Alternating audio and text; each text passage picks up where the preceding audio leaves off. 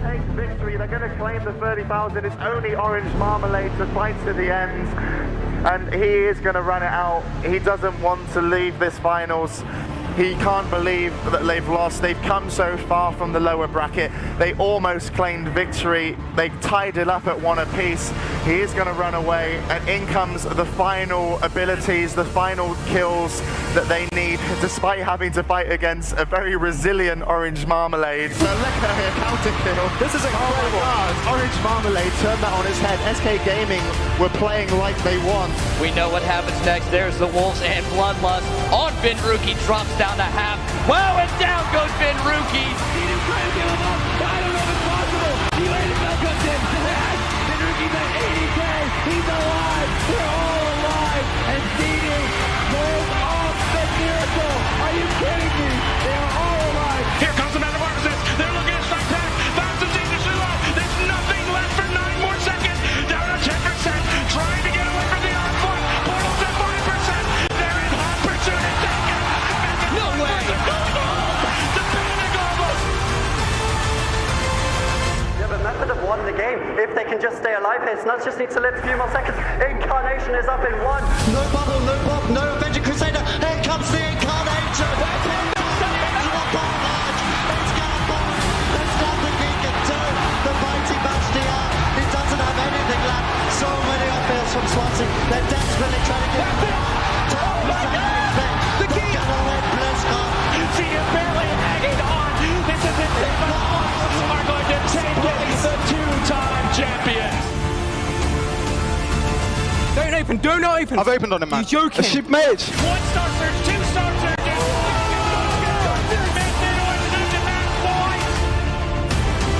Big swap on Rooney though. Pistol stun into cheeks, round into gouge. And they take him down. What was that damage? The game winning gouge coming in from Wad, denying anything from Looney. That was absolutely insane.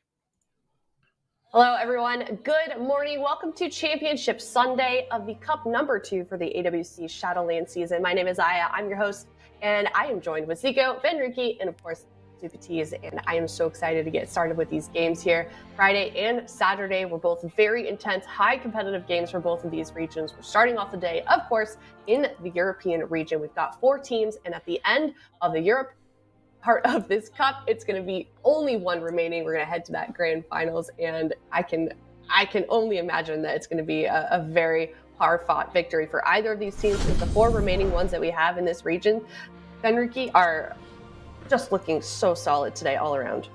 Yeah, I mean, the upper bracket absolutely stacked. You have KUNGARNA, the team that basically won the first cup last week, and then you have MYWAY, the champs from last year. So things may have changed a little bit here. MYWAY with their jungle, I think it's going to be terrifying with double legendaries that have come in for Hunter. So I think this could be a really even match. And then, of course, down in the lower bracket, you have a powerhouse in SK Pieces and Casual Dads. Do not let their name fool you. These guys have come to play. They practice. They put in effort. I don't care what they say. I mean, they have had a beautiful performance both last week and this week, bringing in that rogue destruction warlock composition primarily. I know Alec wasn't here on Friday. Hopefully he's made his return, because I think it gives them a lot more comp options. And I'm really curious to see what these teams kind of bring in the blind, because in that lower bracket, both squads have a lot of options. Yeah, they do. And just talking with a lot of the players too, they're kind of still figuring out what works. We're seeing a lot of maybe devastating comp choices being picked and brought out in the blind pick. We're working against a lot of things here. We've got new rosters, Zico. We've got new meta. And it just seems like a difficult decision that these players are having to face, but also a lot of really good comps coming to the fold. Yeah, absolutely. And the meta is still kind of shaping up. I think one thing that we're starting to definitely notice in the meta is that you cannot sleep on those destruction warlocks. We saw so many Destro one-shots come out yesterday and in Friday. And of course, in our upcoming game here, we do have SK Pieces and Casual Dads. And Casual Dads with Nazarins going to be doing a lot of work. And we did see also SK Pieces Mercy bring in his Warlock. So definitely some potential there for some destruction. And in general, it's been really fun to see the new meta kind of shape up here in Europe as well as in North America. I'm already starting to notice like a couple of differences. In Europe, we're not really seeing any rogue Shadow Priest teams so far, whereas in North America, we're seeing several. Yeah, it's interesting to note that as well. I feel like there's always those couple of key differences that you see between the two regions. So I can only hope that one day we get to see these guys, face off against each other. When we were speaking with, I think it was Chaz, he really wanted to face off against KAWHI someday. But that's neither here nor there. We got to talk about, of course, these elimination matches that we've got coming up. It's SK Pieces, Casual Dads. SK Pieces, they dropped down to the lower bracket on Friday from MYWAY. That sent them down there. And then Casual Dads, like Ben already mentioned, they didn't have Alec. Maybe he's back. Honestly, I'm not really sure. But who's looking better at the moment in your mind, Super Tees? I feel like Casual Dads is like the roguelock priest.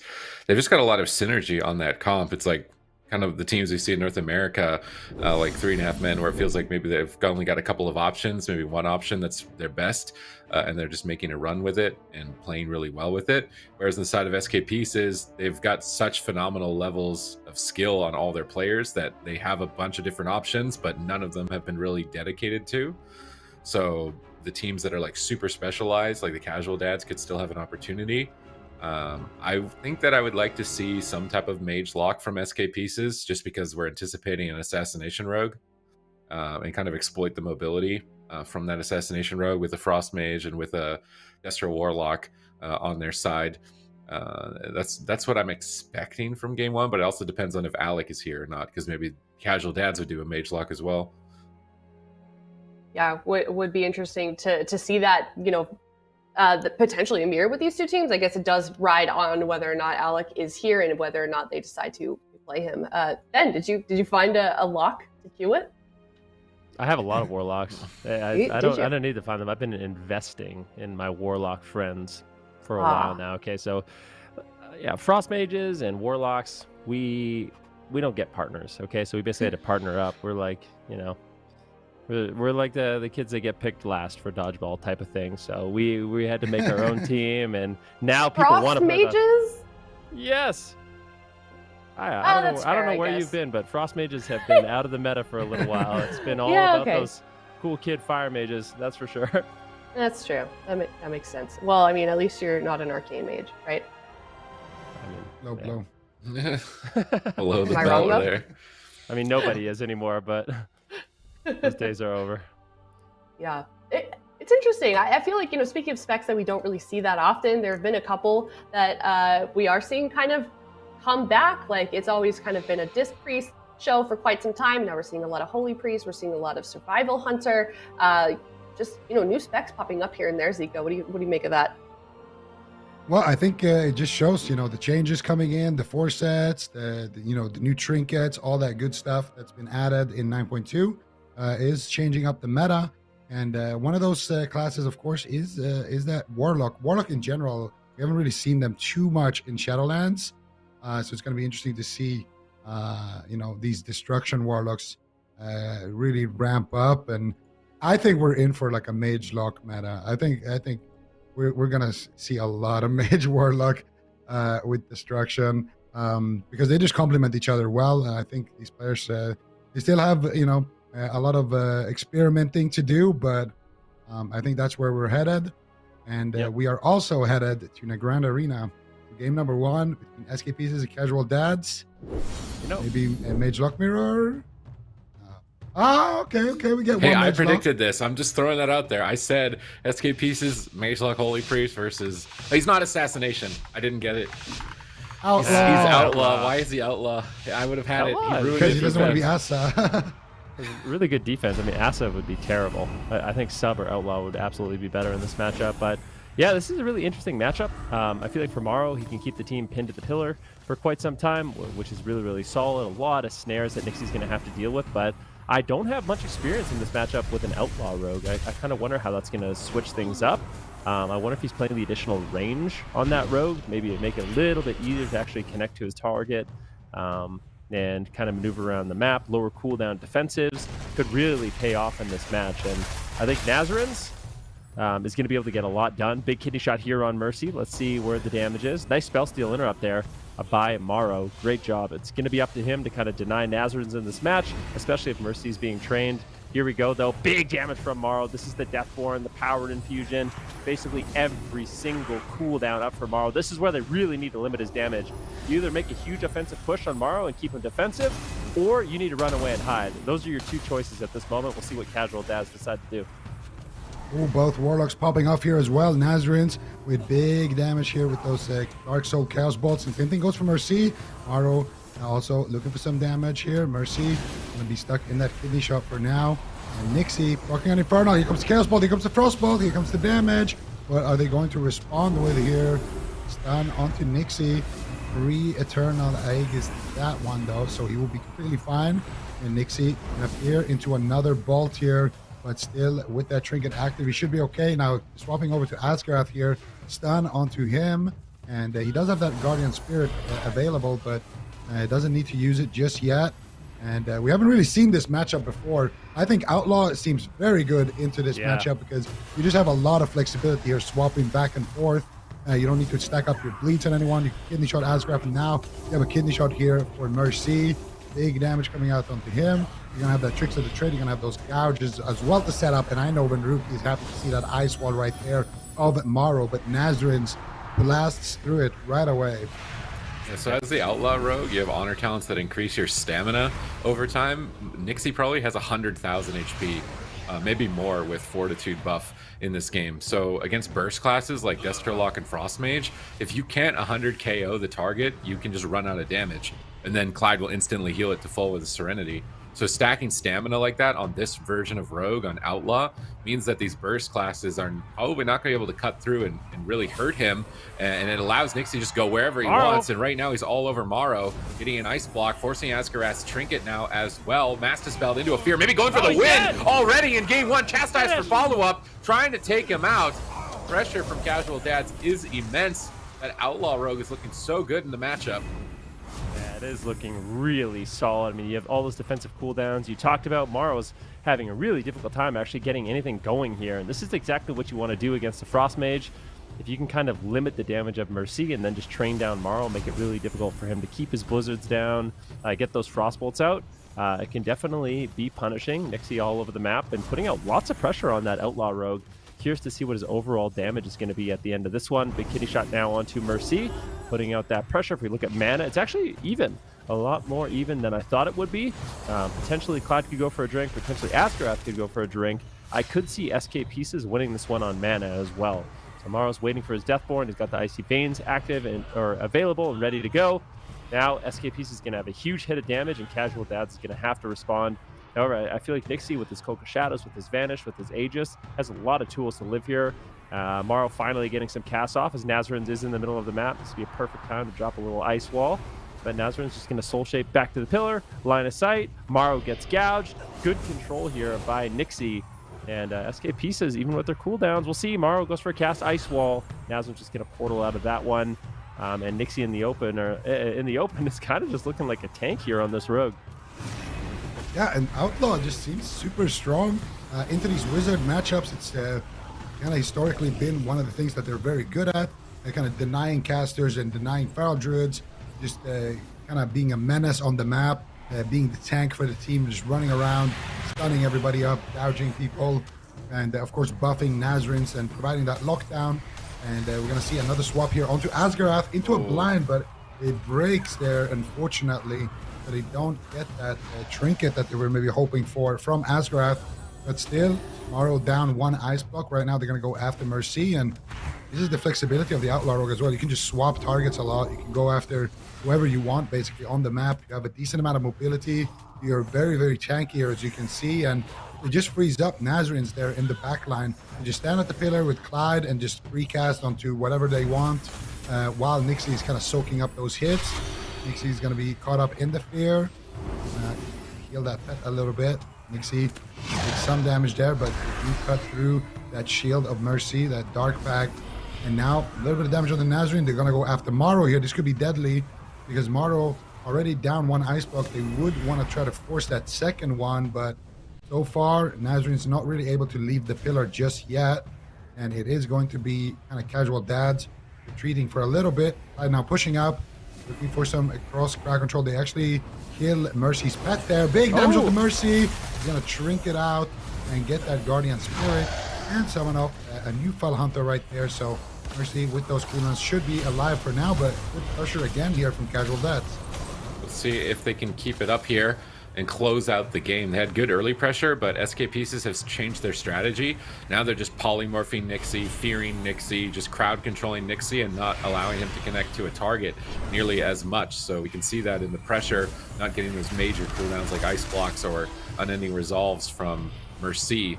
So let's see if they can keep Nixie under control deeper into dampening. They actually used a fully diminished return polymorph. Nixie could get some uptime here as he is marching forward, feinting the Chaos Bolt damage, rolling the bones, trying to get a lot of buffs here, preferably that 5 stack to get as much damage out as possible. That Mortal Coil from Mercy was completely immune on the Nixie. It's a big display there on Mercy's part. Going to lose that.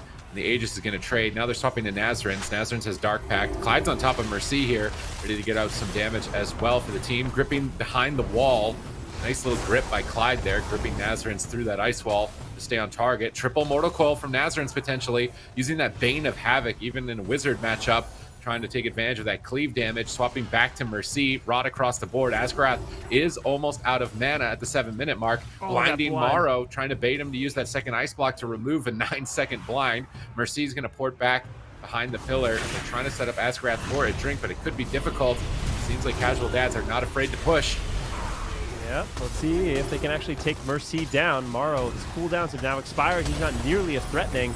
And I feel like this is the moment, potentially, where we see Casual Dads just go after Mercy. Like, Morrow's not going to have those big, scary cooldowns for quite some time. As soon as his Deathborn fades, the Veins is gone. This is where you go after Mercy. Asgrath completely tapped on mana. Like, he has nothing left at this point. Morrow still has 2 blocks. I don't know if going after him is necessarily the best thing to do, but all this control coming in from Nixie, just so powerful, especially into this trinket that Morrow is running. I really like it. He's not going to have a trinket for those full blinds. Nixie can get a gouge on them. It's extended. Big kidney shot here. Luckily, Asgrath has a grip for Mercy in order to stay alive. Nazarene's marching forward.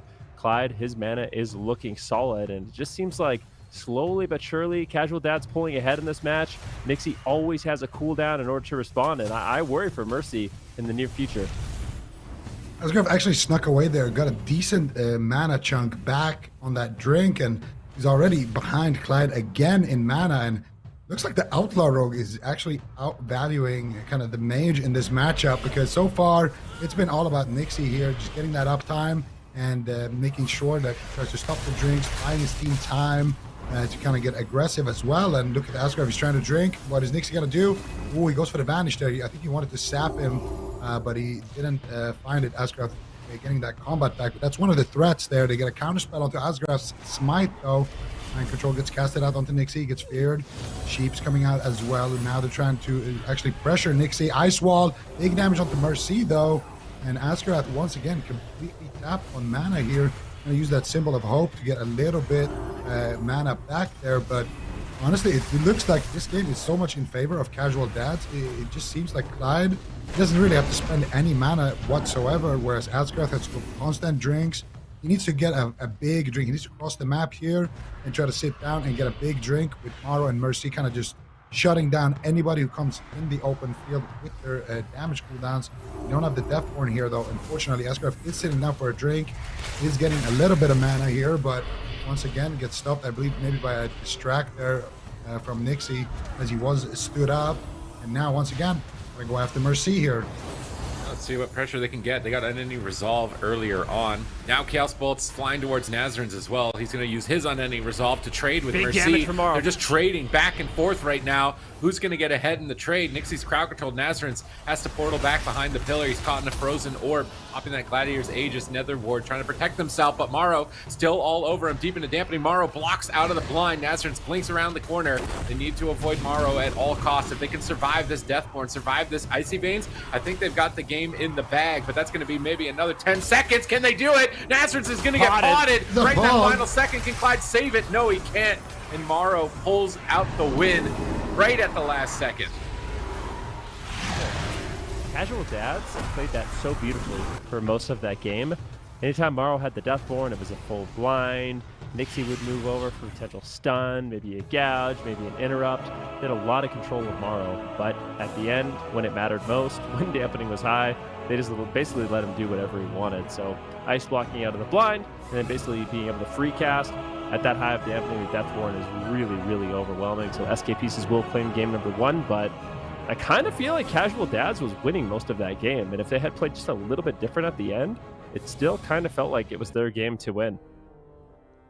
Yeah, I kind of agree with you. I think at the end there, they died through the Guardian Spirit as well. He got potted with Guardian Spirit on him. So not exactly sure what happened there for Nazarenes, but a little bit unfortunate for sure going down like that.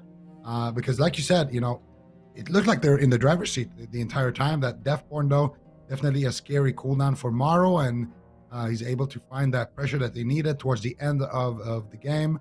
And this is a little bit before that. So they're going after Nazarenes to get good pressure here onto him.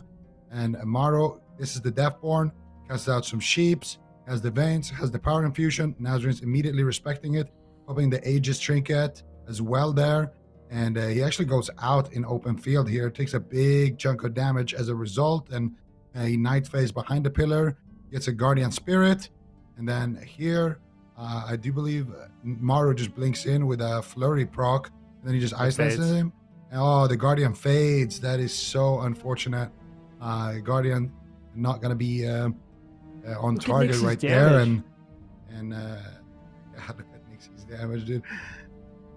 I feel like going out in the open there, after Nazarene teleported, he was behind the pillar, he was completely fine. And then he just went out and just soaked some extra damage, and then Morrow actually got a Flurry proc there as well, and he was able to kind of blink behind the pillar and finish the Warlock there. So a little bit of a misplay towards the end, but that's the thing, man. When you're playing on these big maps and you're playing in deep dampening against Mage Lock, you do one mistake in dampening, it's game over. Yeah. No doubt about that. I feel like in this series in particular, I don't think we're going to see the same comps just play out over and over. Like SK Pieces, they could play Mage Lock here again. They could play something else, like maybe go with the Fury Warrior Fire Mage. It's an option for them also. Yeah, you could play Turbo. Turbo would be a great option. And Casual Dads, I feel like if they had one on the blind pick, it would have been really solid for them.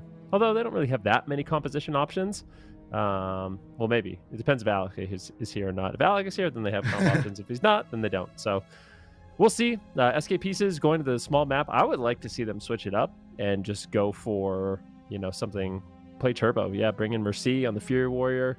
Asgrath can play the Holy Priest, and Zeepai on the Enhancement Shaman I think would be a really good pick into what Casual Dads can run here. Even if they do bring in the Mage Lock. Okay, here we go. Yeah. I was going to say, I think we're going to see Mage Warrior, and I think we're going to see Assassination Rogue come out from Nixie in response to that. I think we see Asa Destro if Alec isn't here. If Alec is here, we might see him tagged in here, but I think, I don't know why, but I have a feeling it's going to be Asa Destro from the Casual Dads. Feeling, huh? Yeah, I just got a hunch. Don't tell me I'm cheating if I get it right. I think it's the same too. I mean, we haven't seen them play Rogue Mage like at all, even though Rogue Mage is so good. So I actually wonder if they're going to compare that. Played it once and lost, I think. Yeah, they insta lost.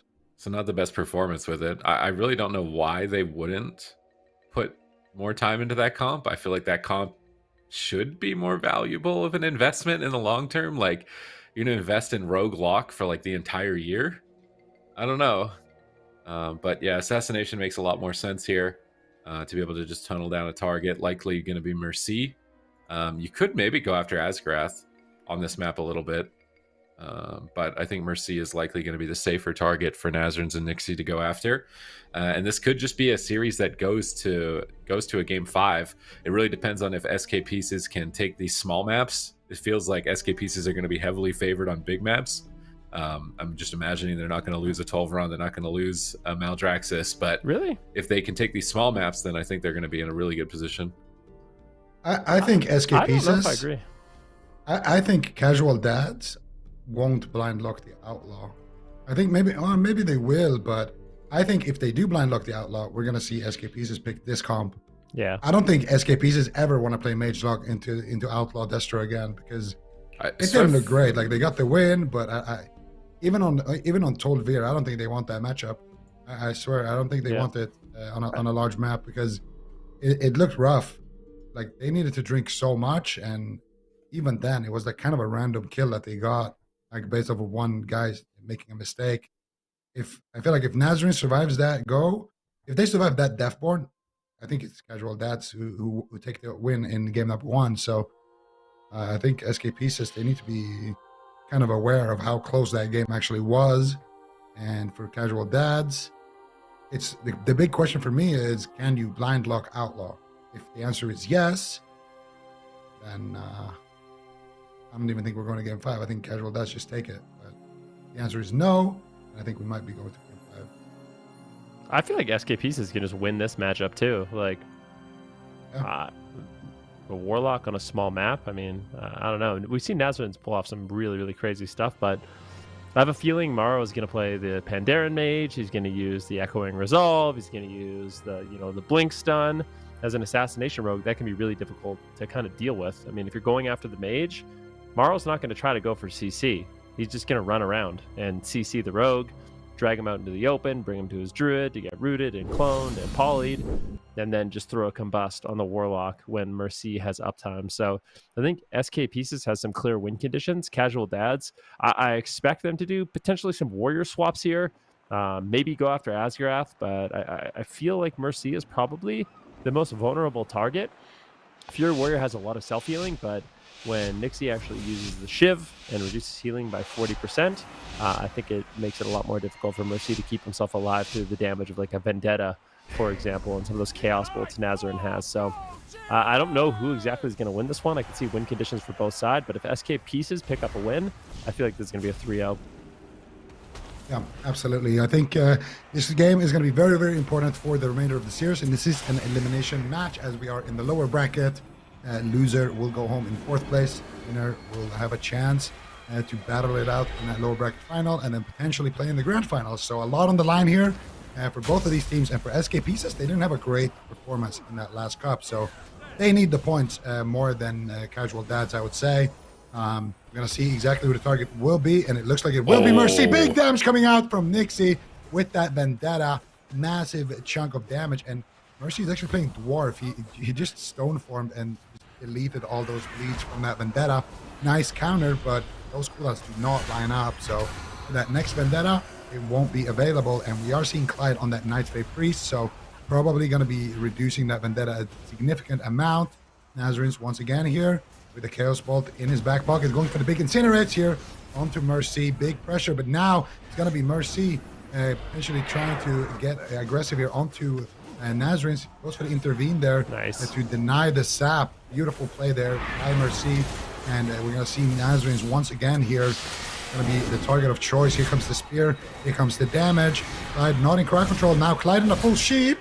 Big hits of damage, but Nazarenes just going to Fleshcraft, walk out of that spear, and just survive scot-free.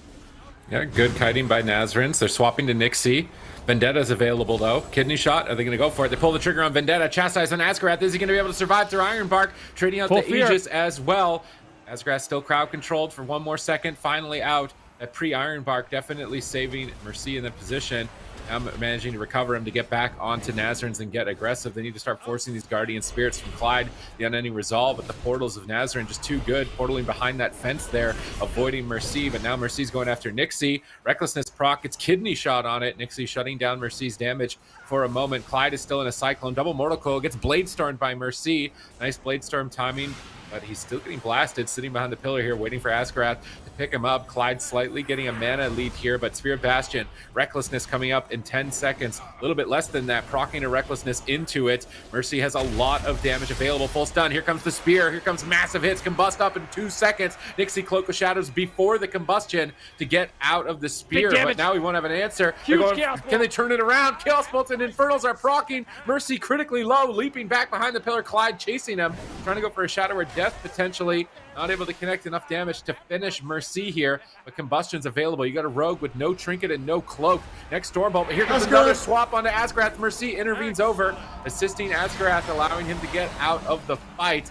This Vendetta versus Combust right now is the scary moment for both sides. Who's going to get to pull the trigger on their cooldown first? Double Mortal Coil from Nazarens, setting up Nixie for the kidney shot, but the Stormbolt is likely available, and if they connect it here, they could just explode Nixie. Are they ready for it? Here's the Stormbolt Combust. Massive hit onto Nixie. They pull Nixie back behind the pillar, get the Guardian Spirit up, and it looks like he is going to be able to survive with the dismantle onto Mercy. Now they have blind, no Trinket on Asgarath. They have a kidney shot Vendetta. Mercy, does he have the stone form available to remove all of those bleeds again? Because if he doesn't, he's likely to go down to this next Vendetta. Yeah, I mean, this is a really scary matchup for both sides, and I think with the melee hitting each other, it becomes really unstable. Huge damage on Mercy right now, the kidney shot Vendetta, but the Iron Bark should be enough. And here's the Spear of Bastion, Stormbolt on Nixie. He does have evasion, and he will trade it out, so... now Mercy just using a Spear of Bastion to kite. He got the major objective, which was that evasion. The next setup on Nixie, he'll have no evasion, he'll have no vanish, and that's when they can really, really try to get aggressive. Morrow can reset his Combustion, get some damage in the stun.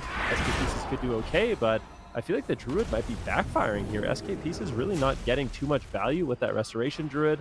I mean, the Cyclones have basically been non-existent. He's running out of mana faster.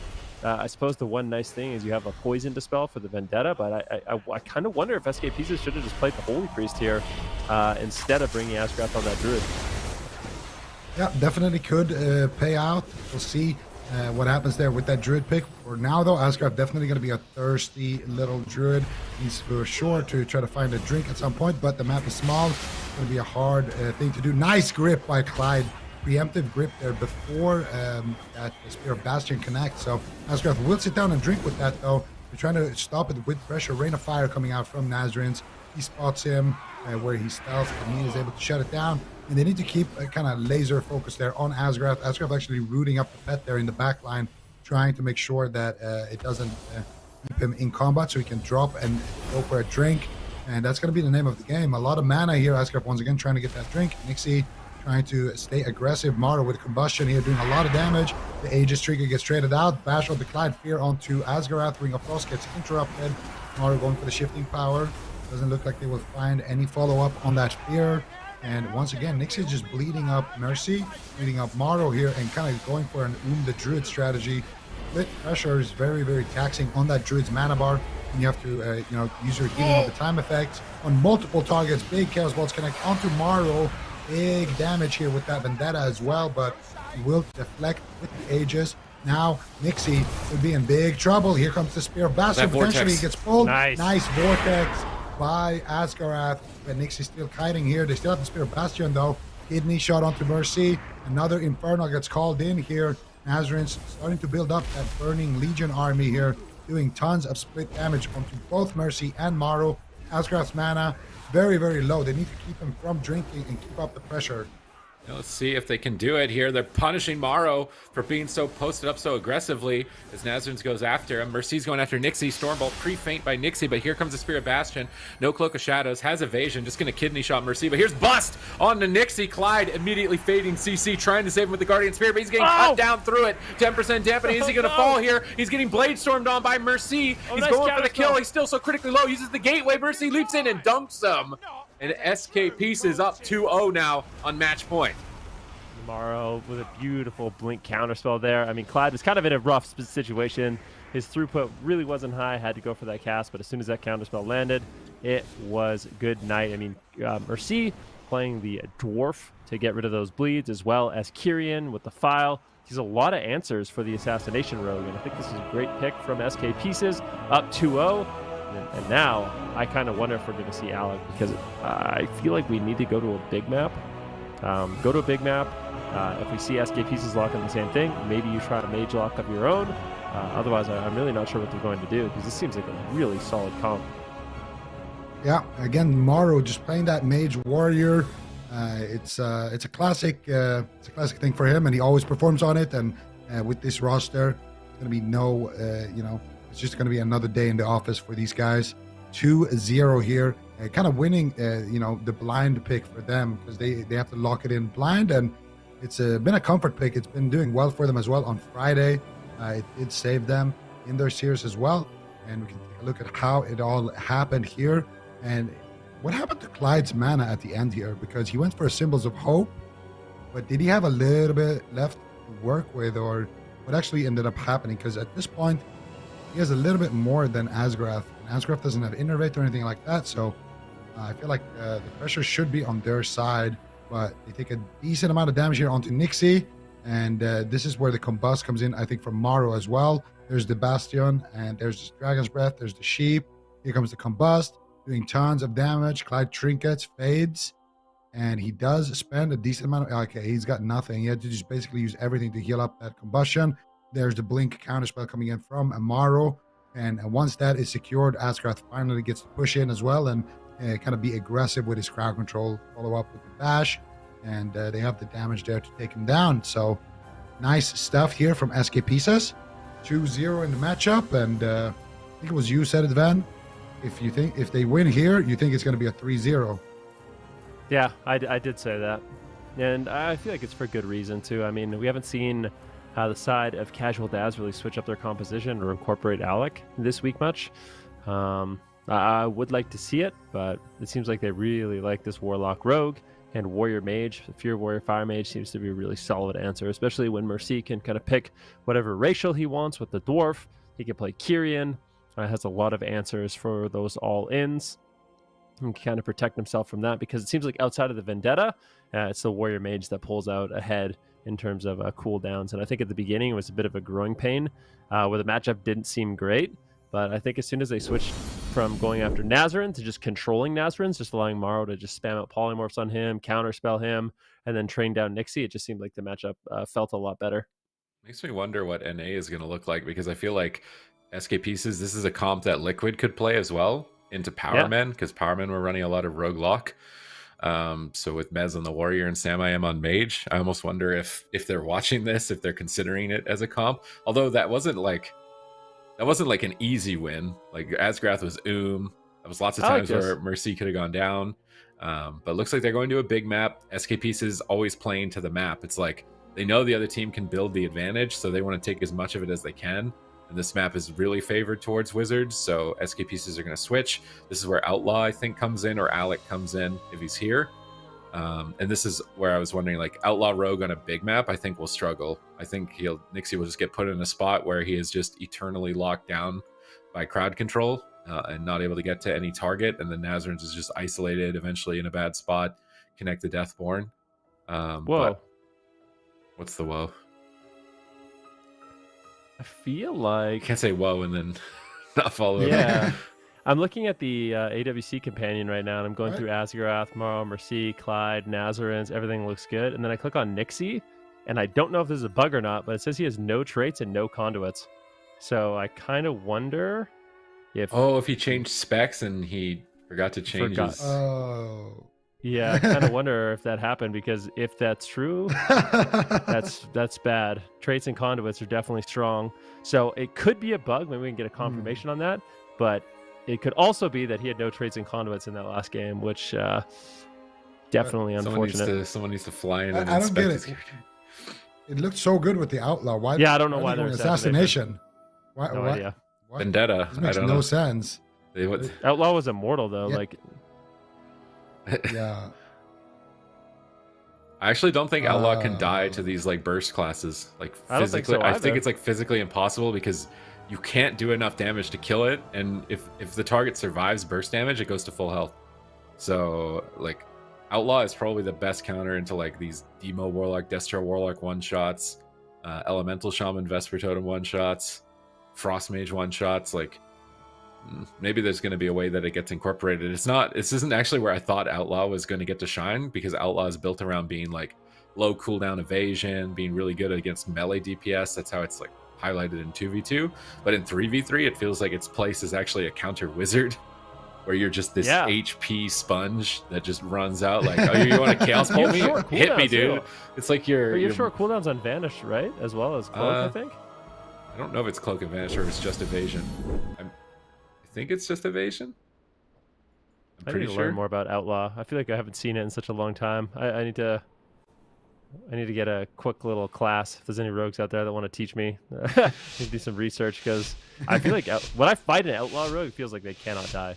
I mean, especially in 2s, but in 3s even, like... So I'm surprised Nixie's going to switch it up. I hope Nixie has realized he doesn't have a soul bind because, I mean, we're in Shadowlands. Let's not pretend ourselves. Traits and conduits are very important in this expansion. Nixie's going to move forward. We'll have to see when the AWC companion does update. Looks like he is going to be going after Mercy very early on, potentially train down the Warlock, but I'm not sure if this is going to work. I think Nixie's going to be a lot more vulnerable on that Assassination Rogue. Morrow right now, here it is, Ice Wall, beautiful Ice Wall. This is exactly what I want to see. Morrow, you make me so proud with this build you're running. This is exactly what we love to see as fellow mages. And Nixie right now is just going to be soaking it up in the midfield, but this is kind of the weakness of the Assassination Rogue. You don't have that much mobility compared to an Outlaw Rogue. You can just kind of Spider-Man himself around the map and have extra range on his attacks and things like that. So we're going to see Nixie now taking a decent amount of damage here. There's a lot of Infernals on the map, kind of walking around here for Nazarins and one for Mercy as well. And we're going to see Nixie now caught up in a stun. Kidney shot onto Mercy though, so nice double stun there, kind of, I guess, a defensive stun onto Nixie. Morrow, thinking back here, looking for some damage with the Deathborn. He connects it. Big hit of damage there onto Nixie, but Clyde is there to deflect it with some heals. And we'll see, I guess, how valuable the assassination will be. Nixie still seems kind of tanky, and he's getting some uptime. He gets gripped there on the kidney shot by Asgrath. So Asgrath is going to be able to shut down some of that damage, and Asgrath already trying to drop combat and drink right there. Playing for the late game, definitely. You can see where the mindset of these healers are. Clyde kind of doing the same there in the back line, but forced to come back in and try to heal as these Infernals are proccing for Mercy. Chaos Bolt, Shadow Step kick from Nixie into Kidney Shot. Morrow still with Deathborn right now, doing a lot of damage here, going for some more Frost Bolts onto Nixie, looking for the Sheeps as well onto Nazarene, but he's avoiding them pretty beautifully. Decimating Bolt, here comes the Incinerate spam onto Nixie. Decent amount of damage from Mercy, but Nixie will survive with that Guardian Spirit forced out on both sides, actually. Big hit here on the Mercy from Nazarene's proccing in that Blasphemy, trying to get more procs as well, but Nixie is a target here off of that Outlaw to Assassination, trying to pull him into bad positions. Mercy gonna port away. Nixie Shadow steps in to connect the Kidney Shot. Nazarene's can't get here. Clyde trying to go for a Holy Fire, trying to punish him for going onto his pillar. Clyde blinking in aggressively to get a fear here, I imagine, on Asgrath. Asgrath pre-fades it and gates away from Clyde. Nice reposition from Asgrath and escaping that crowd control. Now Nixie stunned up in midfield. Clyde trying to go for a really slow casted heal. Gets it, but it doesn't do too much. Nixie's still trying to push in. They proc a Blasphemy. Big hit onto Nixie, almost going down. Local Shadows to immune the follow-up damage. Now an Ice Wall blocking off Clyde. They're trying to power through the Ice Wall with a Holy Fire and Smite. You can just mass dispel the Ice Wall as well, but sometimes killing it feels better. So I guess they're just going to go after it with damage, get rid of the Ice Wall. Nixie should be able to survive. Morrow gets pulled in on the interrupt, out of line, but Nazarene's is pushing in, dropping a Bonza Fell, trying to cleave down the team, punish them for stacking behind the pillar. Kidney Shot in, Mortal Coil comes out, big damage on Morrow, and they get an Ice Block, overlapped with the Ray of Hope. So they do at least secure one major cooldown from SK Pieces, which will allow Casual Dads to stay in it. Yeah, right now, Nixie going to be staying on target. Morrow right now, this is the scariest moment of the game. Deathborn, Icy Veins, this is where Morrow's going to be able to really ramp up and power up at the full blind. I hate this trinket Morrow's running in this situation, especially Nixie. These blinds are just so devastating. You get controlled, and this is where Casual Dads can start picking up some momentum because it doesn't seem like it's all about CC on Asgarath. Just control Morrow, and eventually the Assassination Rogue pressure will kind of pull through, but big Frostbolts, you can see how fast they are. Nixie getting low, doesn't really have too many cooldowns to trade. He uses the Aegis, doesn't have his Necrolord shield for 5 seconds, but it's Morrow that's actually in a little bit of trouble. Nazarene's getting really, really aggressive. Nixie now in the midfield, trying to control up Mercy with a big Kidney Shot. Morrow trying to get the last little bit of damage out with that Deathborn, but Casual Dads is looking really solid with the Assassination Rogue. It's working out a lot better than expected. Still seems really durable, and the amount of pressure Nixie's able to get out is quite immense, but needs to be careful. Big Infernals coming down. Mercy getting a lot of casted damage right now. Big heals finally coming in from Clyde as Casual Dads stabilize. Beautiful pressure now coming out from Nixie onto Mercy, and Mercy will survive here potentially with that Ray of Hope and that Guardian Spirit. Actually, it still doesn't get popped up with those two cooldowns. Morrow now uses Fleshcraft, and he should be okay for now. Did use his Deathborn, did use a lot of his offense in that exchange, so now he's going to need to power up here, stay back, cast out some Blizzards, cast out some Crossbolts. He procs the Deathborn, actually, and we're going to see him here summoning the Ice Wall, and he's going to isolate himself here and hang out in the back line. And Mercy kind of just staying back here as well, trying to get some pressure onto Nixie, and Asgrath is there as well, so everybody just kind of dogpiling on one side, Nazarins and Morrow on the other side, but now finally Mercy and Asgrath will abort that situation there, just get out.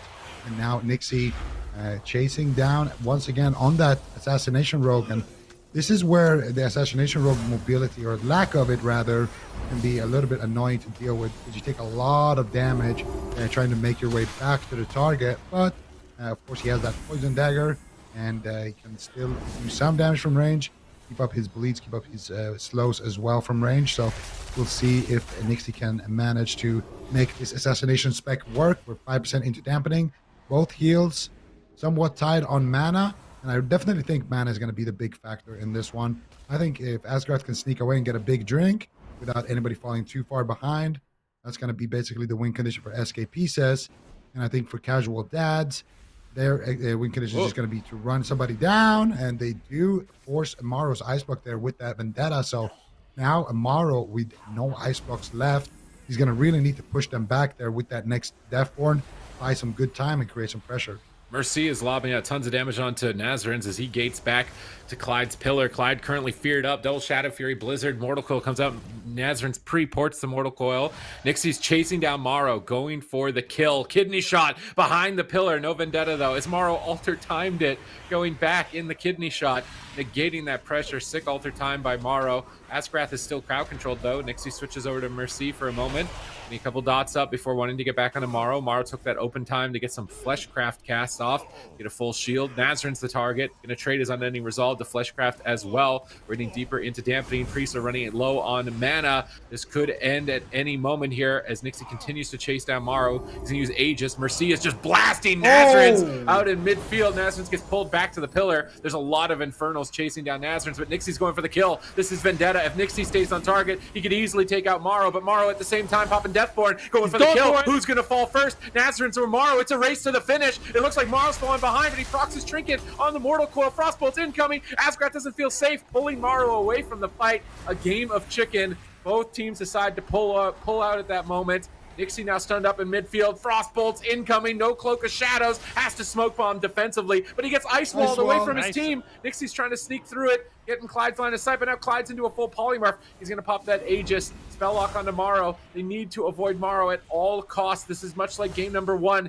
They need to not be reckless at this moment. Avoid his Deathborn. Wait for it to be over before making a push. It's too big of a gamble. The pressure is starting to mount up, though. Nixie's down to half. Chaos Bolts are flying in from Nazarins onto Morrow. Nixie's going after Mercy. Can Nixie stay alive? 15 seconds to Guardian Spirit. Defensive blind onto Morrow. Nixie's at 1%. Morrow blocks it and goes for the kill. 1 Ice Lance, 2. That's it. SK Pieces 3-0.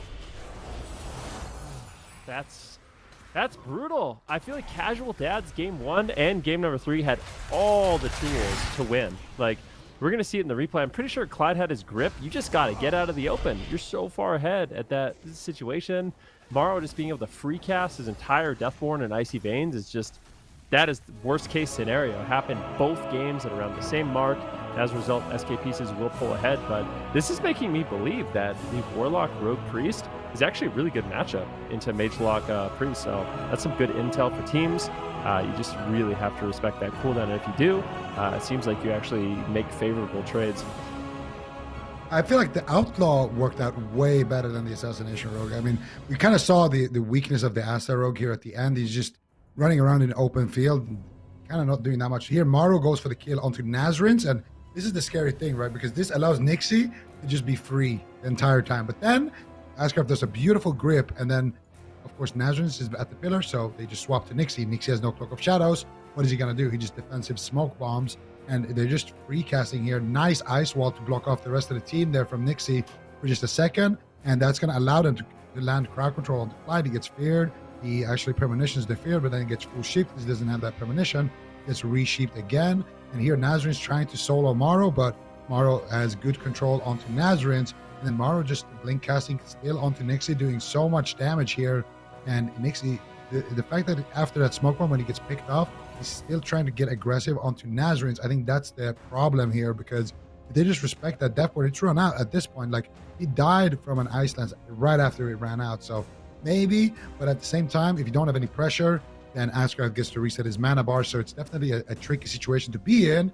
And I think one that you wouldn't be in, you stuck to the Outlaw. I'm a little bit of an Outlaw fanboy, of course, but I do really like to see Nixie play it. So I think in game number 1, it was a little bit of a throw. And in this game, I think some of the weaknesses of the Assassination Rogue kind of just got exploited. You get good offense, way better than with the Outlaw, but at what cost? I feel like the defense that the Outlaw brings, just having a steady tank like that in the open field, it just allows Nazarins to do so much from the back line and just hit whoever is close to him and then kind of advance forward behind his kind of tank line. So I really like the Outlaw more, but you got to give it up to SK Pieces. They played a phenomenal game, and they really played the maps beautifully as well. Game number 1, they picked Mage Luck. Game number 2, small map. They went to that Mage Warrior, and they played it as beautiful as ever. And then here in game number 3, large map, Mage Luck once again, and they made it work.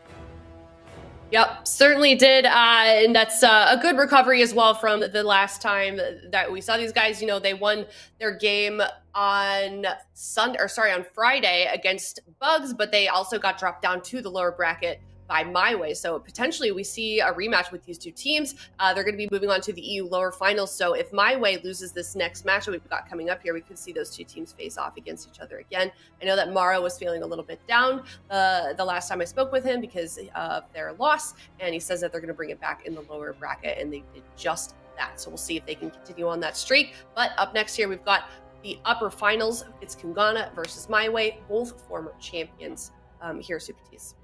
Yep, and it's kind of like a rematch of the EU finals last year. So excited to see that. It's almost the same comps too, if not the same comps. Might have been like an RMD instead of an RMP if my memory is serving me right. So they get to go head to head now in 9.2 with double legendaries and set bonuses to see who's on top and secure that grand finals position. Yeah, we're going to find out soon enough. We're going to head to a break. When we come back, it's the EU upper finals, KUNGARNA versus MYWAY, winner moving on to the grand finals. We'll see you soon.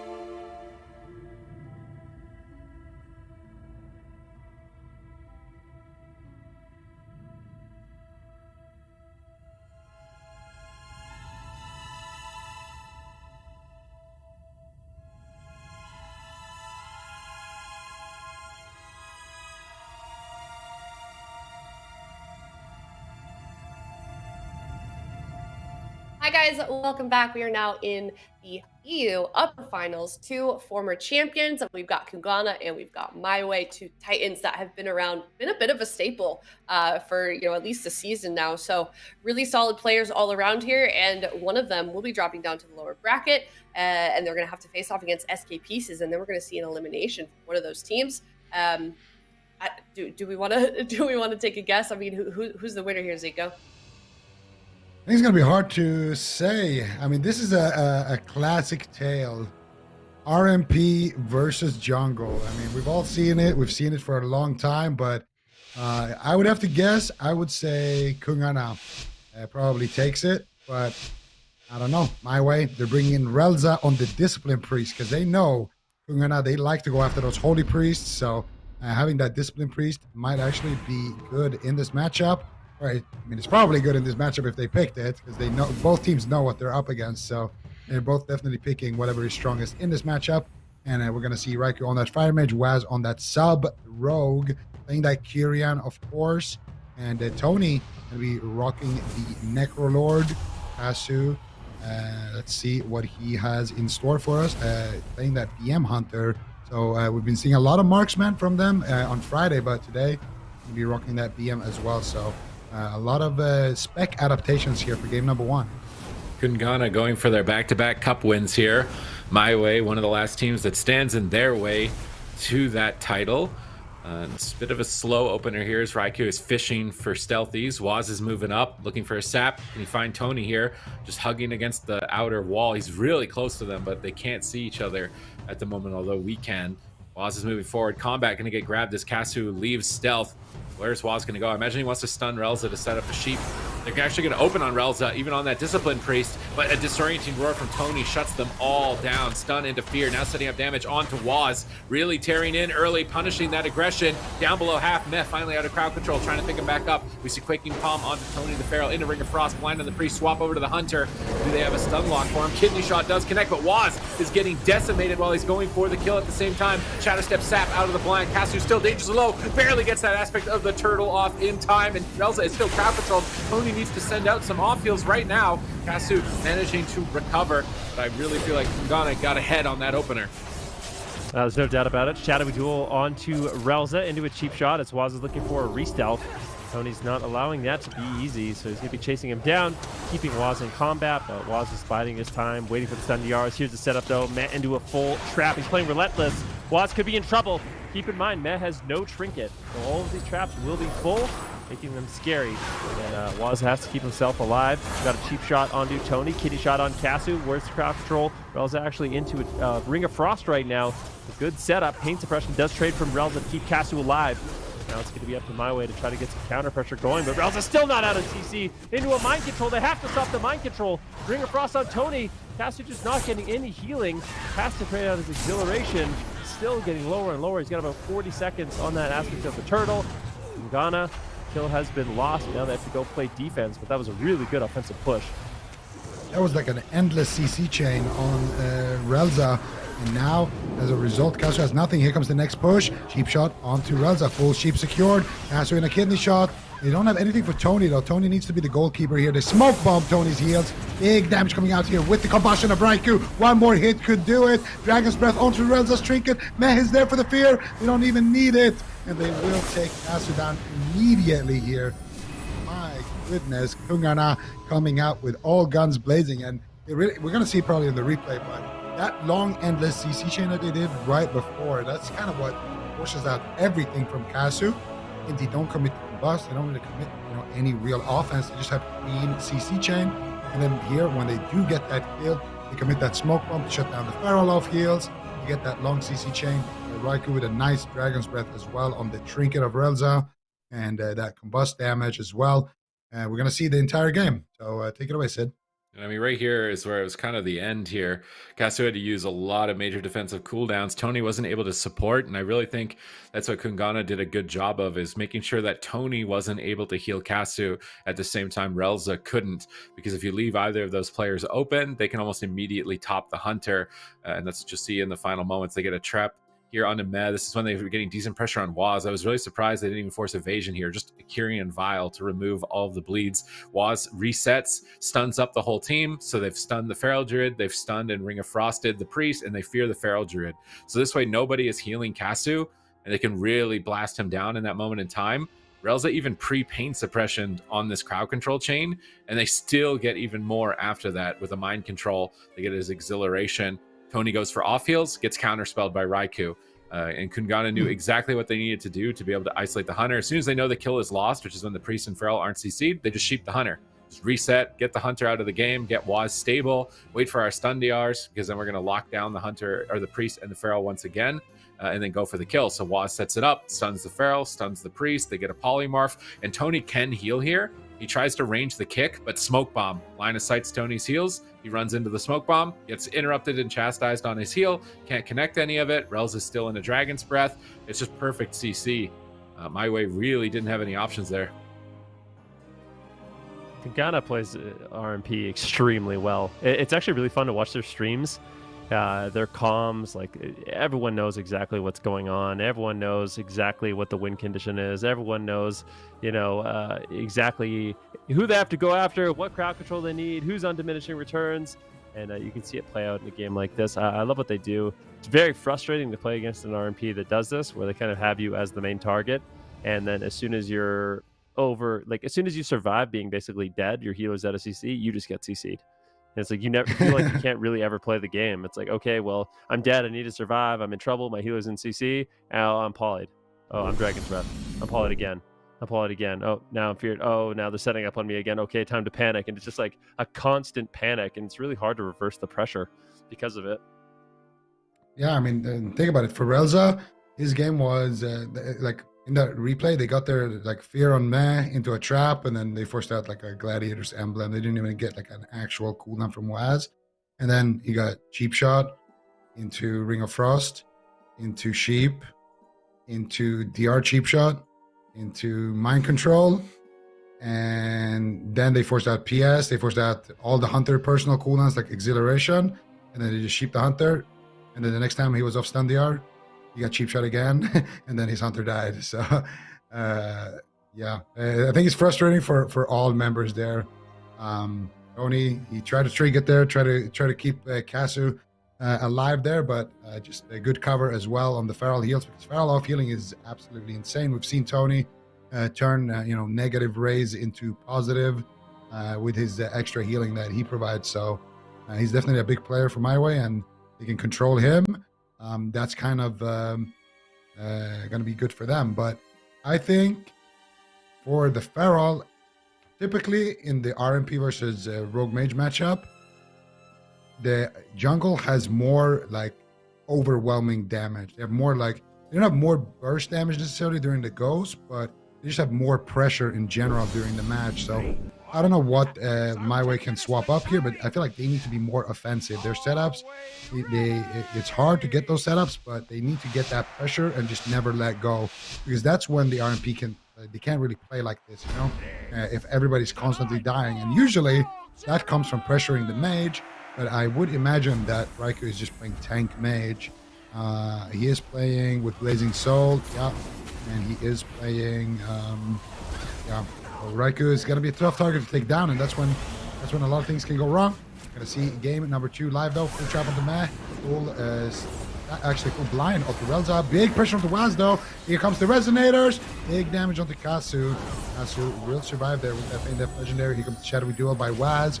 Both of these members are actually taking a lot of damage, but they did get that trinket from Relza or the blind, which was their key objective on this push. They could swap to Relza. Now they're just stunning him up. Follow it up with a fear, chastise on the Feral Druid, but it's actually Waz who's falling behind. Shadow Step into Kidney Shot on Kasu. Tony in a stun lock. They're going to grip Kasu back to the pillar and avoid the connection. Tony's getting bleeds back up onto Waz, getting ready to push him over, but Kasu's just getting polymorphed 3 times in a row. If he's not stunned, he's polymorphed. And they've got perfect control of the matchup. Finally, Kasu out of control. Never mind, Frost Nova out of line of sight of Waz. Tony's trying to go after him. Stuns locks him. Penance coming in from Relza. Kasu finally connects, but Feint is going to trade. Now they're going to Quaking Palm Tony, set up Kidney Shot on Relza, set up cheap shots across the world, and go after Kasu once again. Fear onto Tony. Can't off heal. Double fear by Matt. Oh my goodness. That aspect of the turtle at 1%. Kasu so dangerously low, trying to get back to Tony to pick him back up, and he does manage to recover in that instance of time, but still no medallion on Relza. He's got the pre-paint suppression, but if he's caught in the Dragon's Breath, he won't be able to. Stun into trap on Med. They need to push Waz over here. They get evasion. Can they stun the evasion and go for the kill? Cloak of Shadows, maybe they can kill him with bleeds. He's ticking away. Can they do it in game 2? So close to it, but Battlemaster pops out for Waz. Now he's setting up stuns to win the game. This could be the setup, but Relza paint suppressions Kasu preemptively on the fear that paint suppression is going to keep Kasu alive. Waz now needs to focus on defense. He's going to shadow step back to Met at the pillar. Tony is chasing him down. They know they're on a short clock. They need to win this game pretty soon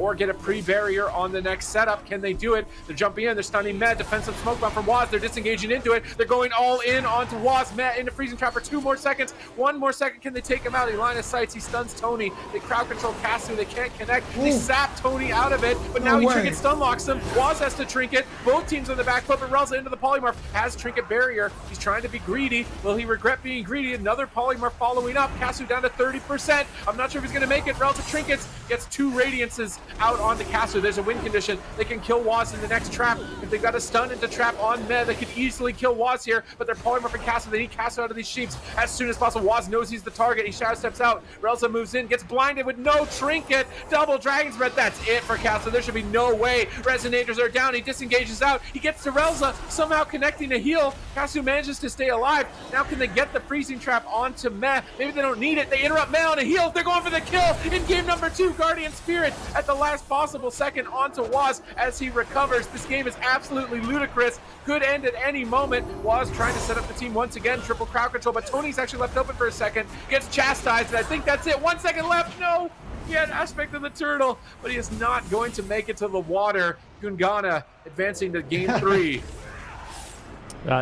Once again, I mean, in this game, to MYWAY's credit, they did a much better job pressuring down Waz. There's a few scary moments where he's barely able to survive, but Waz using a lot of those tools defensively, so using a shadowy duel in order to survive and to slow down momentum, using smoke bomb in order to survive and slow down momentum, and then just having a lot of pre-kiting. Raikou doing a really good job with his polymorphs, his novas, to really make it difficult for Cassie to actually stay on target. But KUNGARNA, just these rinse-repeat setups consistently over time.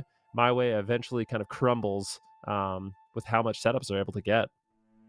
And that was so insane. Right before this happened, Waz was actually the one who was pressured, and he kidney shot Tony into a sap, and then they turned it around and got this setup where they forced out Relza's trinket without actually using the blind. And then Kasu, I think, disengages to Relza here during the blind. I'm not actually sure what happens here. Kasu gets kidney shot, they get the resonator, he trinkets out, and then he disengages.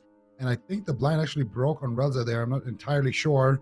And then Waz is going to be in trouble here, and Matt gets interrupted. Matt gets that Guardian out just barely in time, and that's a pre-feint as well coming out.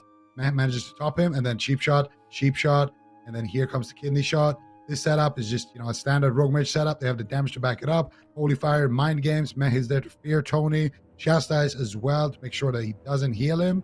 And it's just beautiful to watch how they turned that around, and especially Waz, honestly, in that game, kind of an MVP, especially during that one setup where he defensively smoke bombed. He was basically dead in that setup, but using that kidney shot defensively and then sapping Tony out of it and then starting a counter go, kind of in what was, MYWAY's offensive push, turning it completely around, forcing out the trinket, and then allowing them to get blind onto Relza, which forced out the trinket of the Hunter, which allows them to eventually get into that checkmate with no trinket on anybody and just a clean setup to win it. So KUNGARNA looking absolutely devastating to play against, honestly, on that Rogue Mage. And this is why a lot of people complain about Rogue Mage. It's when a really, really solid team plays it, it's hard to do anything, it feels like. I mean, imagine you're Tony in that match, you're trying to get a kill going, and you get sapped on your push. Like, what are you going to do? Trinket the kidney, trinket the sap?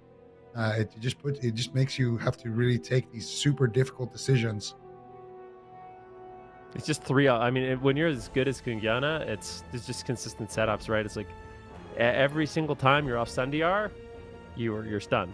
Like, you're stunned into a poly, you're stunned into a fear, you're chastised into a fear, you're full blinded, you're dead. It's really hard to deal with. I mean, to their credit, they're playing absolutely insane, but MYWAY, it's definitely going to be a rough matchup for them. They had a few close calls on Waz, so I'm trying to think about like how they could potentially abuse the fact that Meh is playing Relentless, because I think that's like that's the real opening, right? Like they can go after Waz, get pressure on him, and then just get the crowd control on Meh, some sort of extended chain. That's like get the wheel out of the way with a fear, like trap into a fear and then trap into another fear type of thing. But if Waz plays well with a shadowy duel, it's basically it's an escape. If he plays well with a smoke bomb, it can be difficult to push through that, especially the way he's like moving in and out of it.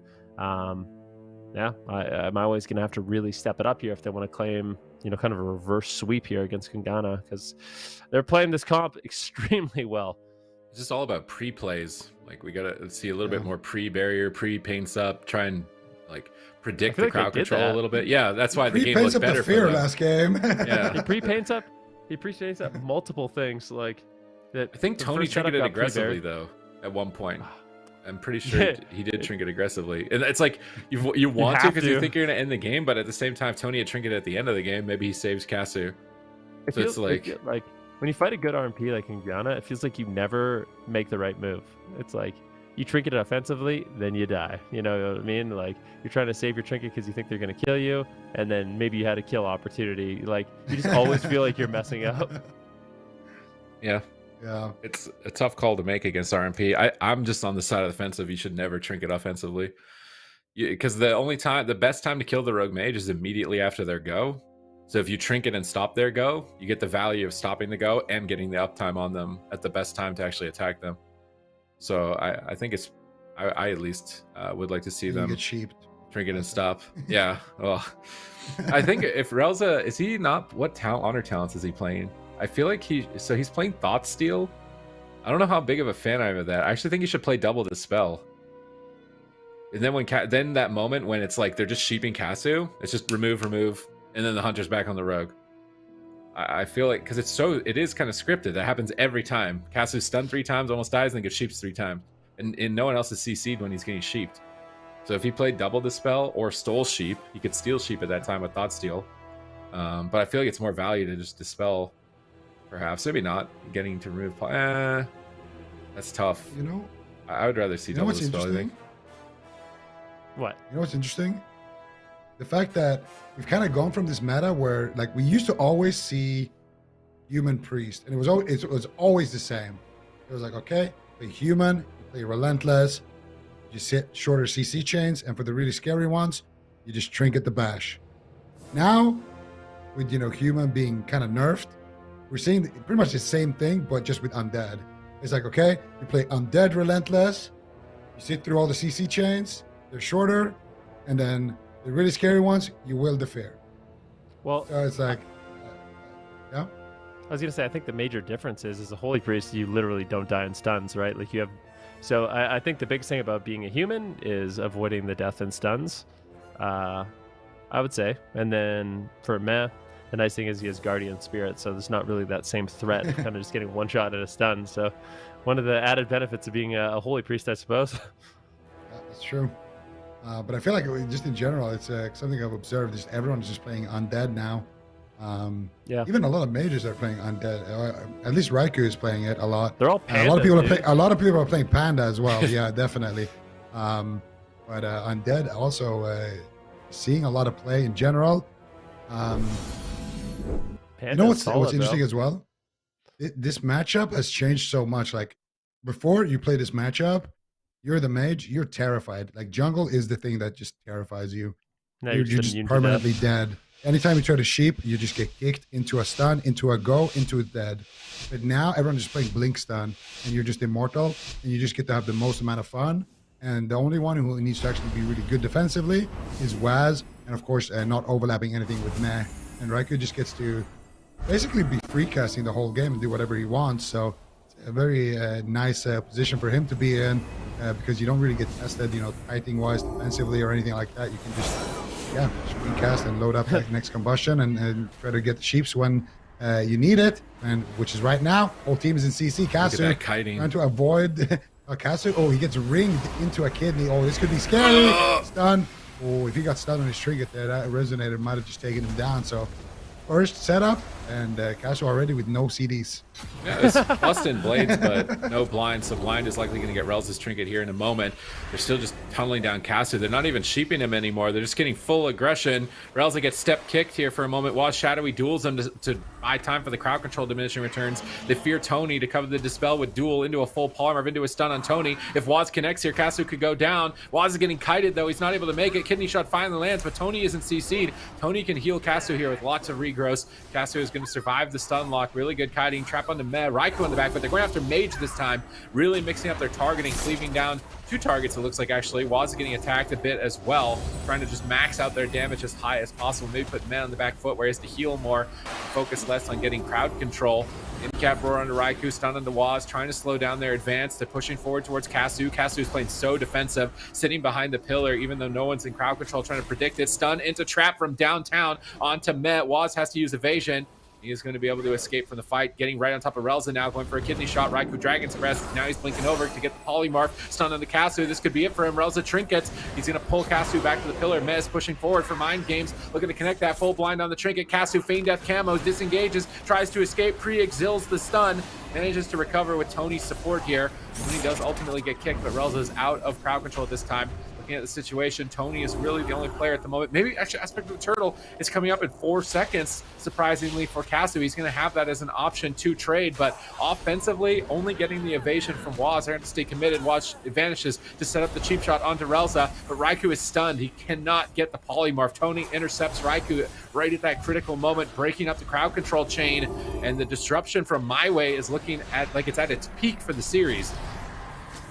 Yeah, it's looking really solid right now. MyWay doing a really good job. Casu, though, now into a full kidney shot. It's just the only kidney shot that they need. He's incredibly low. Looks like he might go down. It's the Aspect of the Turtle back off cooldown once again. The Holy Priest has to be lowering that cooldown, I'm pretty sure, for Aspect of the Turtle. Now Waz is actually in trouble. In Tim out of the fear onto Meh into a full trap. This is the crowd control you want to see. And Waz, no cooldowns. He goes for the shadowy duel. Is he going to be able to live? Throws the TR cheap shot out onto Tony. Can they take down Casu now? Waz manages to defy death once again. That extended crowd control chain on Meh is not going to be enough. Now KUNGARNA is going to be looking for the next setup. How will MyWay disrupt, or will they fall? Big kidney shot. Relza not in CC. Beautiful job there by Tony, slowing down the polymorphs of Raikou. Doesn't look like he's going to be able to land that. MyWay survives another setup. Beautiful stuff, but it did cost him Tony's trigger right there. Casu's no trigger. Casu's in a sheep. Waz is trying to eat the trap here. Raikou's kind of left behind.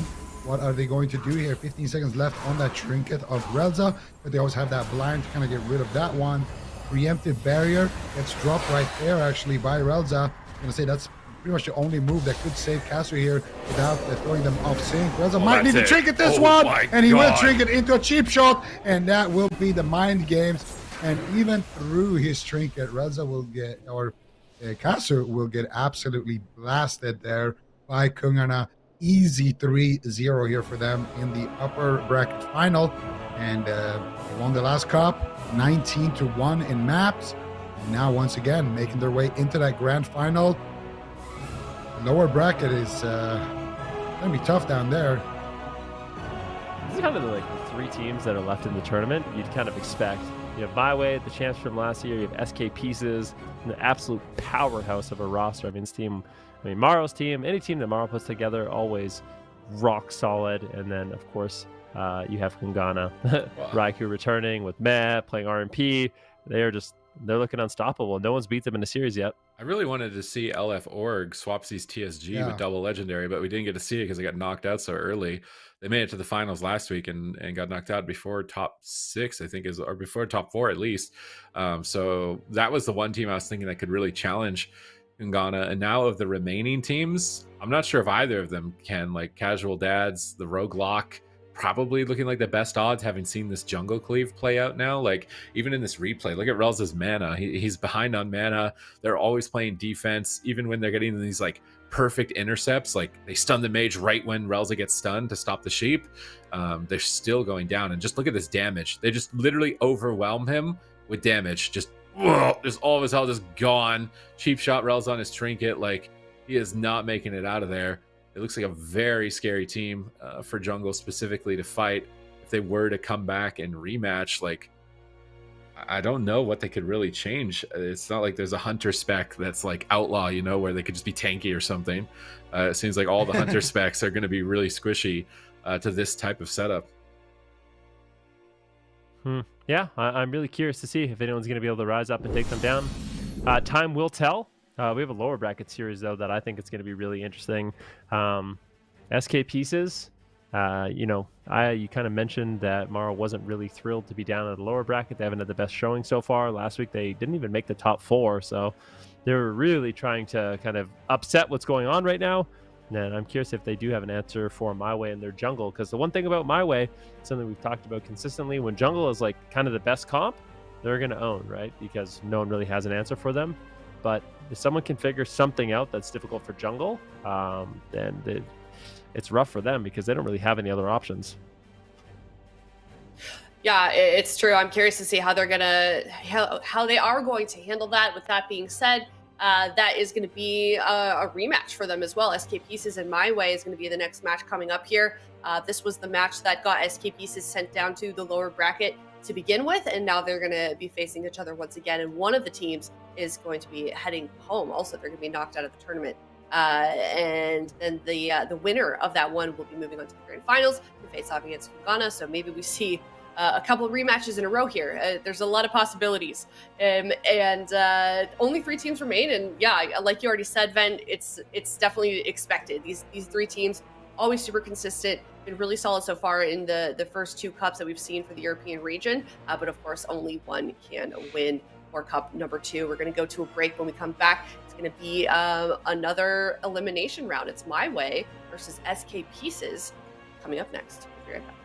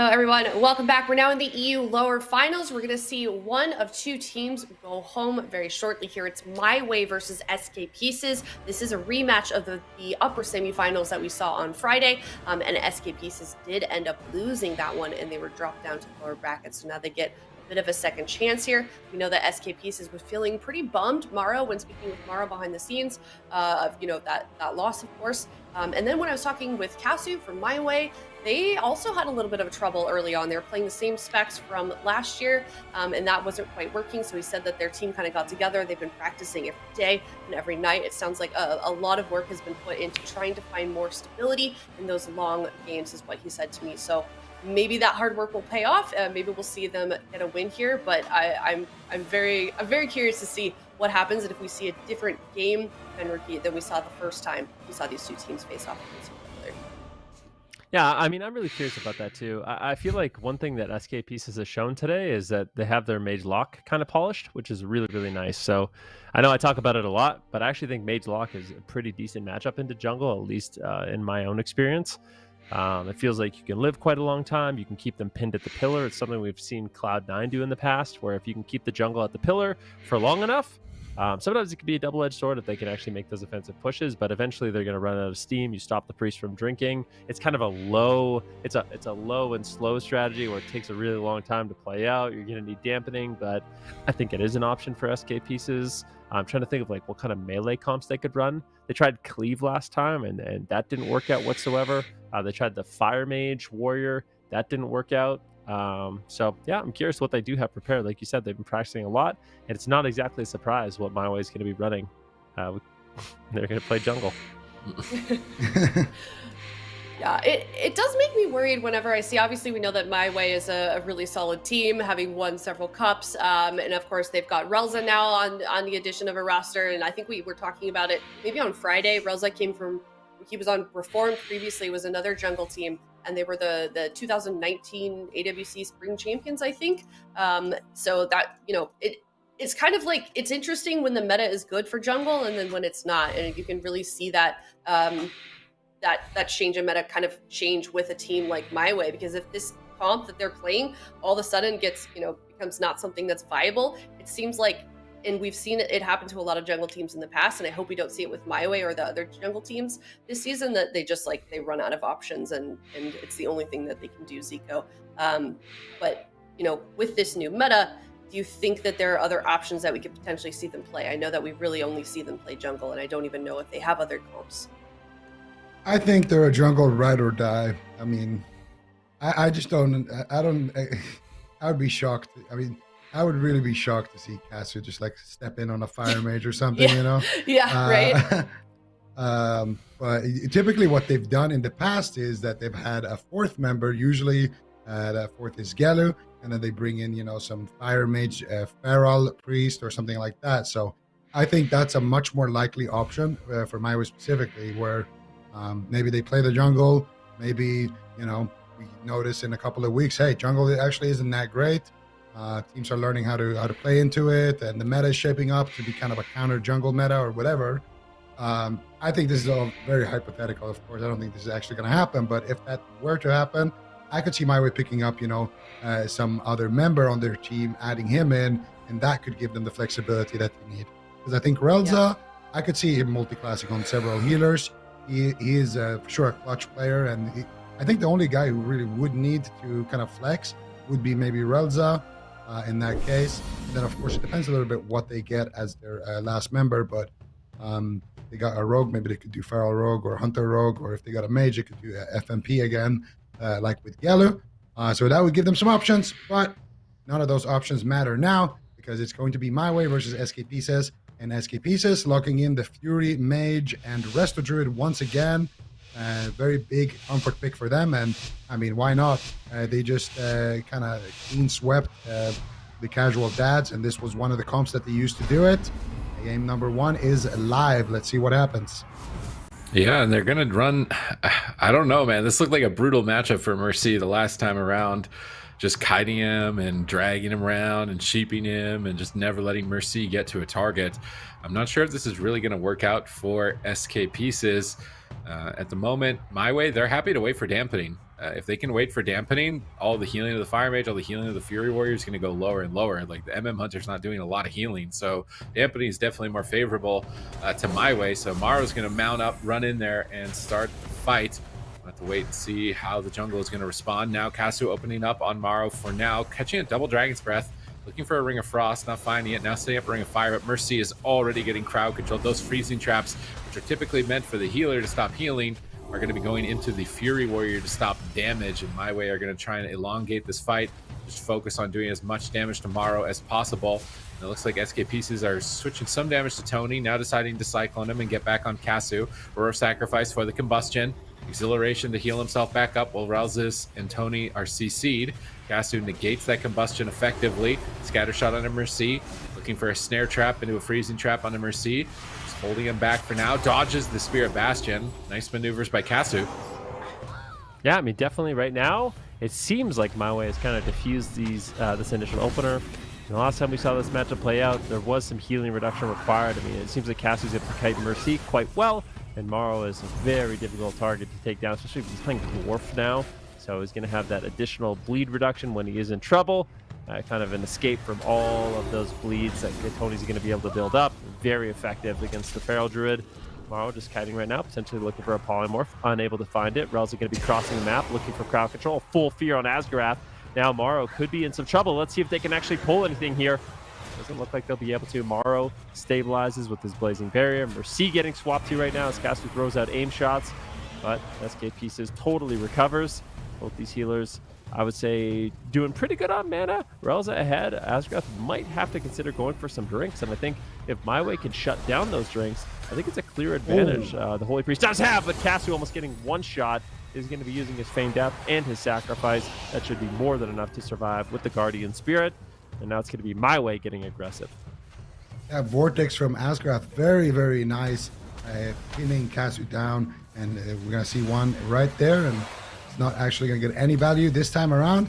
They're actually dropping a little bit of damage onto Asgarath. I like that because it's going to keep him at bay, but right now, Kasu's being kept at bay by that Stormbolt, taking a decent amount of damage there. Mercy popping Recklessness, going all over Kasu here. Beautiful damage coming out, but they do kill up Mercy with that stun into that trap. Chastise stun into a Cyclone onto Asgarath there by Tony. And a full fear onto Tony, full trap onto Relza. 3 versus 1 here for Kasu. What is he going to do? Maro casting out a little bit of damage here. Now stun coming out onto Maro. They're going after Maro here in this situation on the side of MYWAY. Aim shots coming out, and Kasu here needs to try to survive, try to build up some distance between him and Mercy. He's going to scattershot him on that Spear of Bastion. He actually gets sheep. There's the trap onto Mercy as well, and it won't get dispelled. More aim shots coming out, and now they're going to go back to kiting Mercy here. Beautiful shutdown on that Spear of Bastion, and a full, actually a flare coming out there on Asgarath to shut down his drink. Let's see the damage. He was able to get a little bit of mana there and recover it. Now Kasu once again, beautiful Vortex again from Asgarath, pinning Kasu down there for that Leap of Faith, and that will force out the Guardian Spirits. Full sheep onto Relza. Maybe a little bit of pressure coming out here from SK Pieces. They're going for some crowd control. Maru leading the charge here with another Ring of Frost. And they force a big defensive, though. That is the question. Get the Eternal Ages, but he might have wanted to get a little bit more there. Scattershot trap onto Mercy, but this will be outside of that Spear of Bastion rotation, so Mercy might be able to get a little bit of uptime the next time that comes around. Let's see if they can manage to connect those cooldowns. We see a Spirit Bastion swap onto Tony, it looks like, but Mercy is just stunned. He can't connect too much damage during it. Now charging back onto Kasu. Rel's a counterspelled. Tony getting cleaved down to half. Decent pressure out from SK Pieces at this point. Definitely getting good uptime if they can stay on target and maintain that momentum. Relza manages to stabilize. Another scatter shot. Looking for another freezing trap. If Maro could eat these freezing traps and reset his bleeds and soak the CC for Mercy a bit, actually might help alleviate both damage and crowd control. Might be a maneuver that he would look to try in the future, but we can see crowd control coming out from Asgarath, stunning the clone on Tony, removing those feral off heals. Mercy desperately trying to reconnect onto Kasu during that Cyclone time. Another counterspell onto Relza. He's stolen the Polymorph with Thoughtsteal, now fishing for mind controls and mind games, but Kasu is getting low. That mind game's healing him back up with Atonement. Big heals coming through. So not with Atonement, Relza's playing Holy now. mixing it up a bit in this matchup to try and reset those Hunter cooldowns, the True Shot aura, and get more burst damage in a long match. Relza sitting down for a drink. Asgarath's mana in a decent spot. Flame Strike gonna snipe around the corner. Here comes another Spirit Bastion. They're just using Maim Stun on Mercy every time those Spirit Bastions come down. He just cannot connect damage during them. We see another Guardian Spirit on the Kasu, trying to get him aggressive here with his True Shot on Tomorrow. Rapid Fire around the corner. That Blazing Barrier going to absorb a lot of healing. MYWAY likely still need to stay in this fight in the 3 or 4 minutes before dampening is high enough to really dent through Morrow on that Fire Mage. Yeah, it's going to take some time. Definitely durable. Asgarath has been able to get those drinks off, so mana really not going to be an issue here in the near future, as both these teams just taking kind of a defensive posture, and will take that healing reduction to really push through those defenses. Caster right now trying to get away from Mercy is going to be able to do so on that Marks Hunter. Morrow, unfortunately, isn't able to connect just yet. Finally getting in position, throwing out a Froth Bolt, just trying to help out with some snares, essentially bait and interrupt, a mind control on Mercy. These mind controls are absolutely devastating. This is basically just free damage that Tony and Cass are able to get on Morrow, while Mercy's just totally out of the game. Relz is sitting down for a drink, I do believe, but Morrow doing a good job shutting that down with some Flame Strikes. Both these teams just still sitting at 100% health. You can tell how defensive both these teams are playing. Yeah, this one, the last time they fought off, I think their highest dampening game was something around the 60% mark, I think 57%. Let's see if we can beat that. Relza right now in a polymorph. Big damage coming out here onto Tony, actually, but he's just going to soak that up. Barkskin being traded out. He's got that frenzied regen as well. Mercy, lead target here for Tony a little bit. Going to apply some bleeds there, trying to get a little bit of multi-pressure going here. And Asgarath, mana-wise, tied up with Relza, which is good for Relza, because Asgarath in dampening will spend way more mana for Relza, just because Relza's heals are just overall a little bit more chunkier. We're gonna see Kasu here using his Eternal Aegis, and he will be okay for now. Full fear onto Relza. This could be an opportunity to take down Kasu. His Eternal Aegis will fade. The Ring of Fire coming out. Dragon's Breath. Can he get anything more there onto Relza?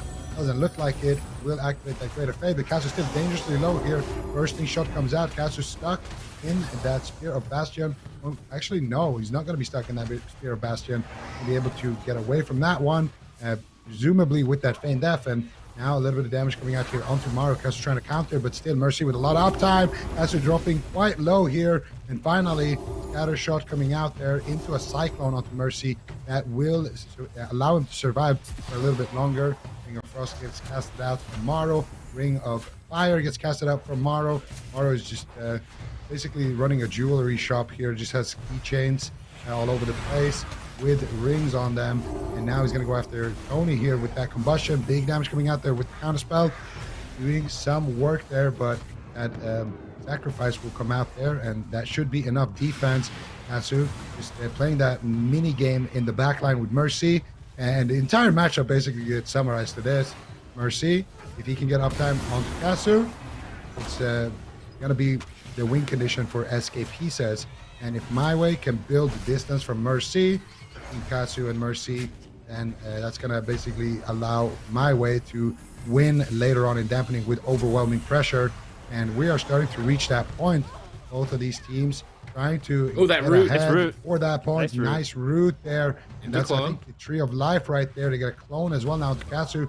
Asgarath there, going for the Cyclone on the pet here, trying to set up for Morrow. There it is. Big damage coming out, and that will force out the aspect of the turtle. So very, very nice stuff here from Asgarath, actually getting his team ahead with one defensive cooldown. And this deep into dampening could be a factor later on. It's kind of reminding me of like a TBC matchup between Hunter Druid or Warrior Druid versus Hunter. Yeah. I feel like Asgarath needs to help Mercy, like charge in bear form, use Entangling Roots more, try and help slow Kasu so Mercy can get back on target. If they assist him, like Kasu's just gonna fall over. Look at him right now. He's just cutting him up. Like there's not really any cooldowns coming up other than the recklessness. Bastion is not even popped and they're almost killing him. They might just kill him through Guardian Spirit. He's down at 1%. If they just get uptime, they're going to kill him. I really want to see Asgarath play more aggressive. There's basically nothing pressuring. They're not using any CC on him. They're not trying at all. They're just looking to dampen. So I think Asgarath could be an MVP player here in the assistance with Mercy and enabling him to connect onto Kasu. You see a Stormbolt on Kasu, like Ursul's Vortex here, or Entangling Root, something to get Kasu pinned down. Otherwise, Morrow is just going to take a huge amount of damage because we're getting high enough in dampening that Fire Mage self-survivability is not going to sustain him anymore. Huge blast of damage as he wraps around the corner. Tranquility healing not looking like enough. Asgrath gets bashed up. Morrow blinking behind the pillar. Defensive Ring of Frost, evasive maneuvers. And now they're switching their crowd control, getting aggressive. They might regret it, though. The last time they played aggressive in this matchup yesterday, or the day before that, they ended up losing it. So I'm not sure if they're going to want to play all-out aggression or if they should keep focusing these traps on Mercy. Now Mercy is getting uptime. Kasu stuck in that Spirit Bastion, trying to escape as it fades away. He's getting chopped. Not many defensive options for him right now. Deep into dampening. He disengages in to try and get aggressive. Relza has to trinket out of Polymorph. Morrow gets blasted. Line of sights Kasu at the pillar. Mind games into Holy Fire. Big damage coming out onto Morrow. Mercy cloned behind the pillar, not able to connect. Morrow just avoiding damage while Mercy is getting crowd controlled. Mercy managing to get out of the Entangling Roots, leaping towards Kasu, trying to go for the kill. Now Kasu getting pulled back to the pillar by Relza, the line of sight. Morrow blinks in aggressively, fishes for double Dragon's Breath. Relza pre-fade immunes it.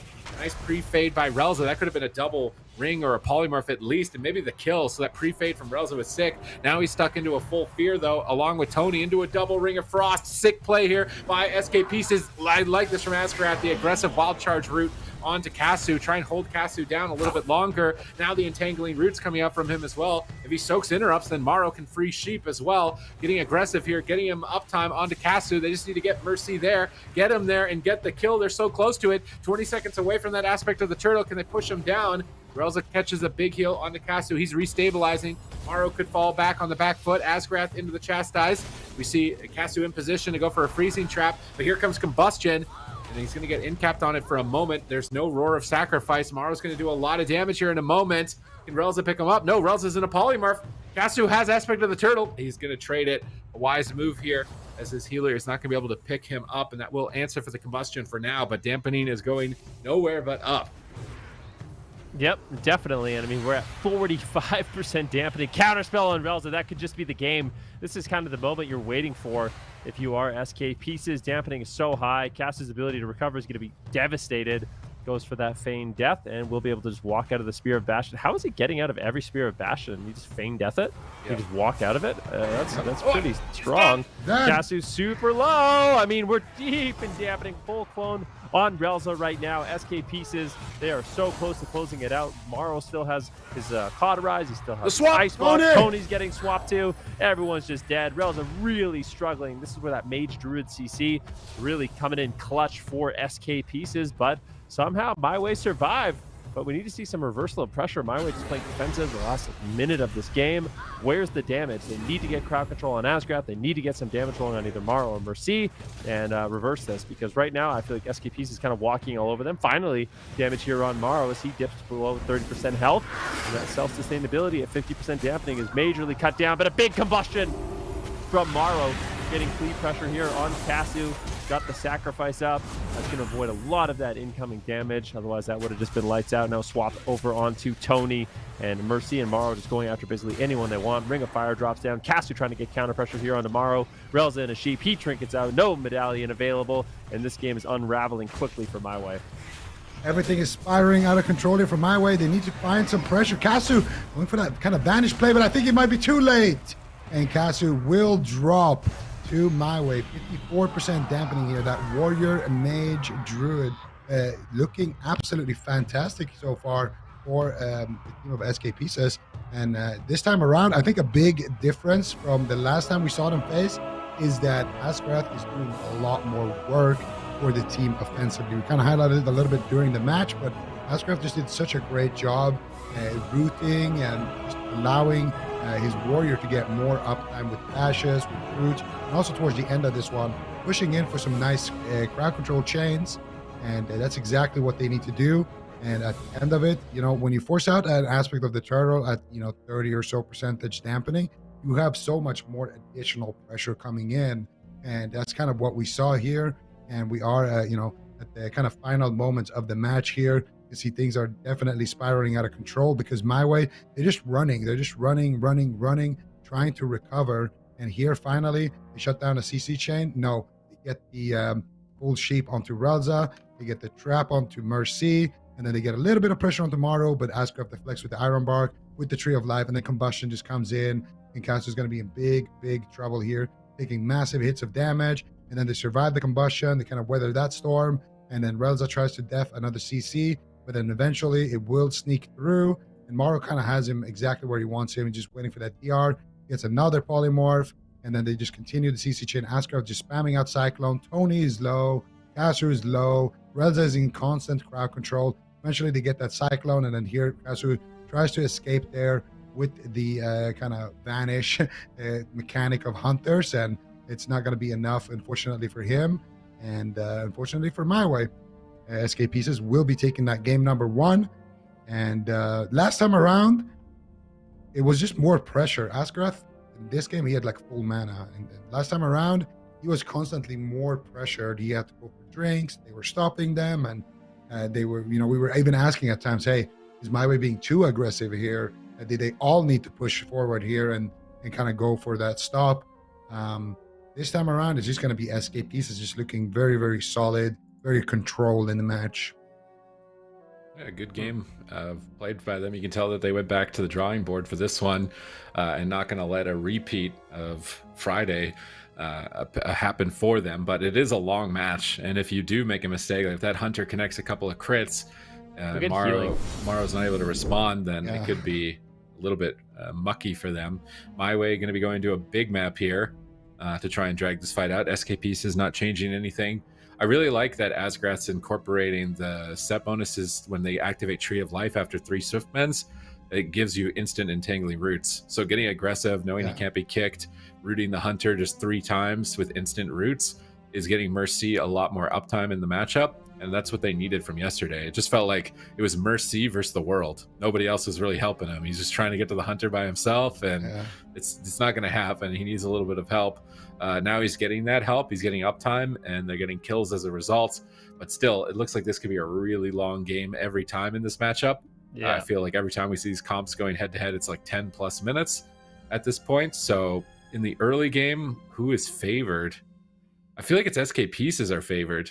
Like if they get any uptime in the early game, they can actually kill Kasu. Feels like MYWAY the whole game. Yeah. I almost wonder if MYWAY need to change something. I don't know what they're gonna change. I mean, maybe they should play Beastmaster or something like that. Like it's more consistent damage. Morrow, I mean, to give you guys an idea, that last game the healers did about, I think it was 3 million healing, and Morrow did about 2 million. So this tank build is very strong. When we say tank build, it's basically the mages picking up Blazing Soul, which is every single time you blink. So if you blink out of a stun or you just blink, you get a Blazing Barrier, which is a very powerful shield.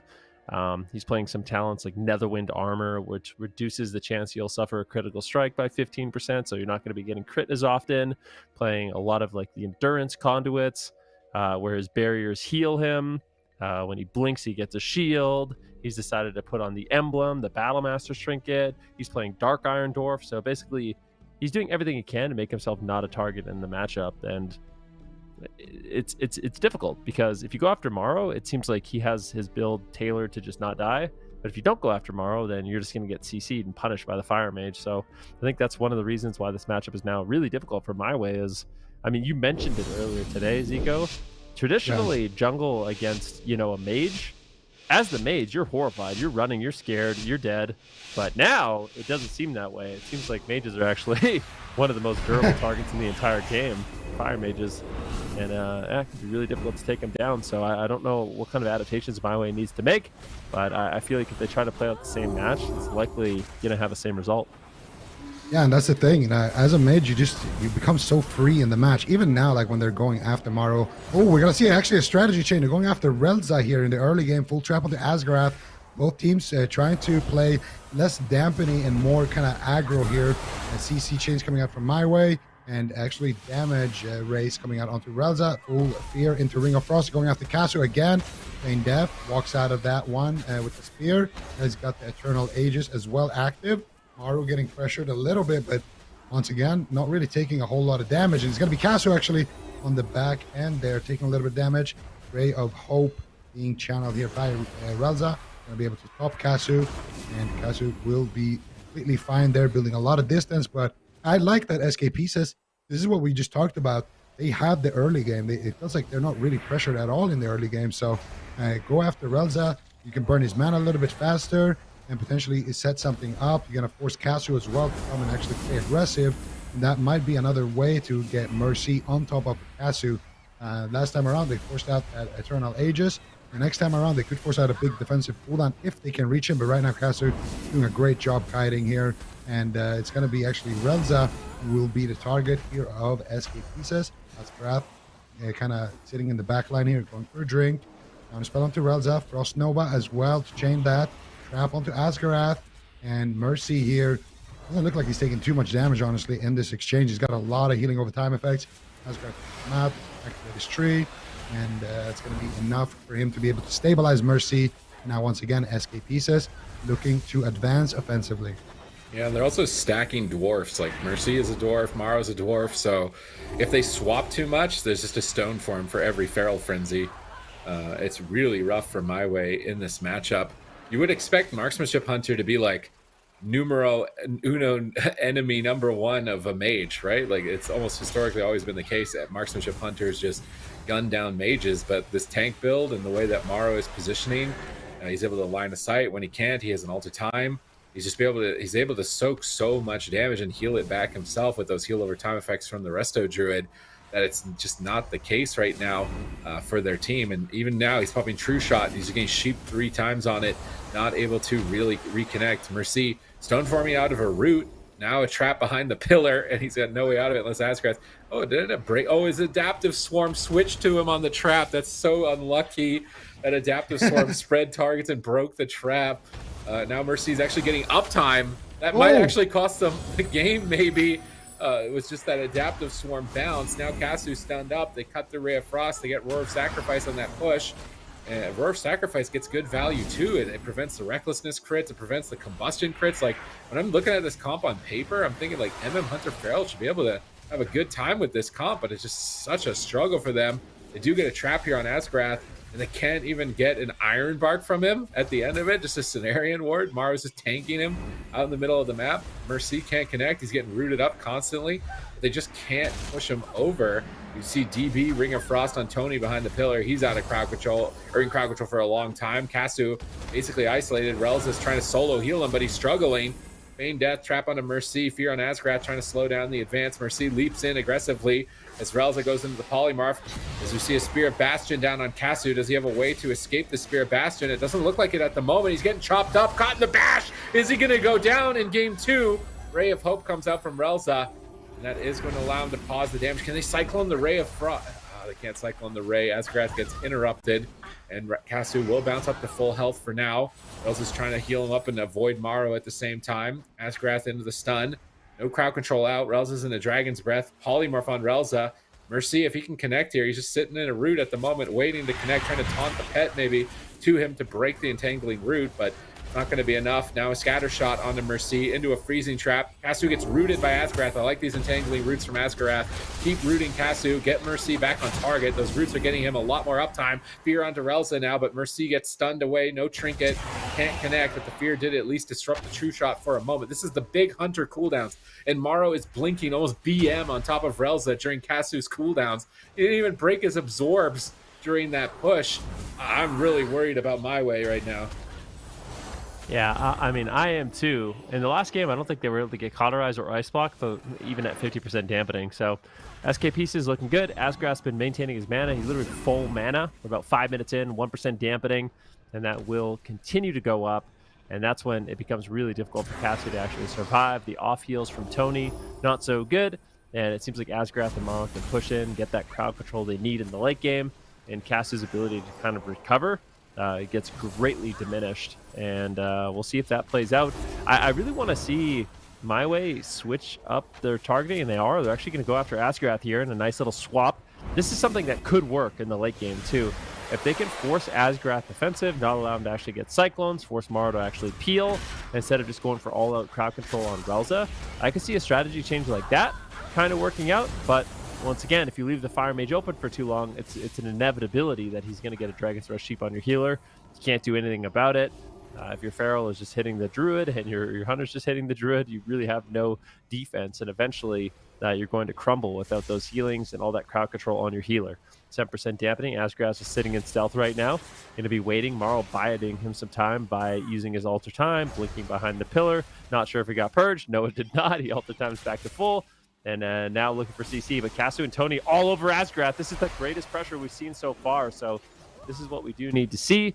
But I think if Mercy comes back and kind of just plays goalie and attacks either Tony or Kasu as they're extending behind the pillar, SK Pieces should still be okay. Absolutely. I do like the kind of all-in the rest of the strategy. Maybe that's what MYWAY needs to do, actually. Maybe in the next game as well. Go to a small map if they end up losing this one and just try to run down Asgrath. Right now, it just feels like all this space that SK Pieces has to work with, it's just so good for them. Asgrath once again in stealth. He had to use Ironbark on that last push, but this is going to allow him to recover his full mana bar. He still has Bark Skin to fall back on. Still has plenty of defense. Ray of Hope gets forced out onto Kasu. Here comes the damage on Tomorrow. Finally, a resemblance of pressure there on Tomorrow, but it doesn't look like they will force much more here with that. And not even going to force out alter time here, actually, from Morrow. Asgrath just going to be able to pick him up. Tree of Life with that set bonus. Doing some work. He's going to root up Mercy there as well. And now Mercy actually trying to get back onto Kasu. Tony is the one who's going to root up Mercy. Mercy trying to get back to Kasu. Full stop there as well onto Relza. Here comes the spear. Kasu gets stunned up. And I would imagine he's just going to feign death and walk out of this one in a second here. There it is. Feign deaths. Walks out. And now Mercy gets mind control there actually for just a split second. They'll have the scatter trap onto Mercy, and there it is, scatter into freezing trap. And Mercy going to be on the opposite side of the wall. They're going to go after Asgrath though. Big damage here. Mind Games gets interrupted. Beautiful counterspell there by Morrow. If they can connect the stun Mind Games onto Asgrath, that could be a win condition for MYWAY. And I like that they're getting a little bit more aggressive, realizing, hey, SK Pieces just wants to dampen us. We're not the ones dampening them. They're the ones dampening us. So we need to try to get some pressure going early on. And I like that. Getting a little bit more pressure on Tomorrow and also pressuring Asgrath here with that strategy change. But still, I am very afraid for Kasu right now with that Ray of Hope. Going even, actually, that Ray of Hope. Cyclone coming out onto Mercy. And a Sheep onto Kasu here. Morrow just allowing Mercy to get a little bit more uptime with that. Dragon's Breath coming out. Potential for a Sheep there onto Relza. But Relza was able to recover just a tiny bit of mana. His mana is still looking good as we are, deeper and deeper into dampening. Let's see if they can maintain it here. Double tap active for Kasu. He's just getting polymorphed. Here comes the Feral Frenzy. They're swapping to Mercy. If Mercy has a Stone Form for this, he can just completely reset the damage. He already has an Iron Bark preemptive on the trap, so I think Mercy is going to take no damage from that swap. You can tell MYWAY are desperate. They're just experimenting, switching onto targets, trying to see if there's an opening or an opportunity, some sort of sign of weakness, but they're not finding it. It's just looking like an impenetrable wall at the moment. Kasu knocking Mercy away, but he feigned death before the spear, I believe, so he might be stuck in this. They're going to bash up Mercy. Stall him from reconnecting during that Spirit Bastion. Guardian Spirit and Ray of Hope going to trade as well. Kasu goes back to full health, trying to get onto Morrow, trying to dent him on that Fire Mage, but he's just so tanky. Now he's line of sighting and polymorphing at the same time. Kasu is chasing Asgrath, flaring him out, trying to stop the drink.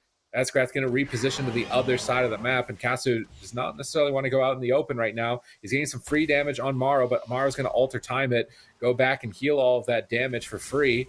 Now Kasu's trying to find another target. He's dropping a snare trap onto the pillar, holding Morrow down for a moment. Tony's running laps away from Mercy, trying to prevent him from connecting during this moment.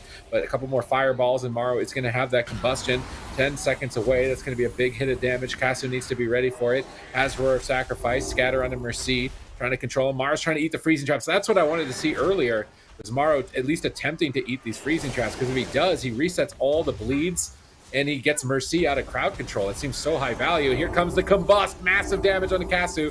Ray of Hope comes in from Relza, gripping Kasu back onto the pillar, trying to restabilize. Ray of Hope doesn't top him. The dampening is getting quite high, and I would say that this is looking worse and worse for MYWAY as time goes on.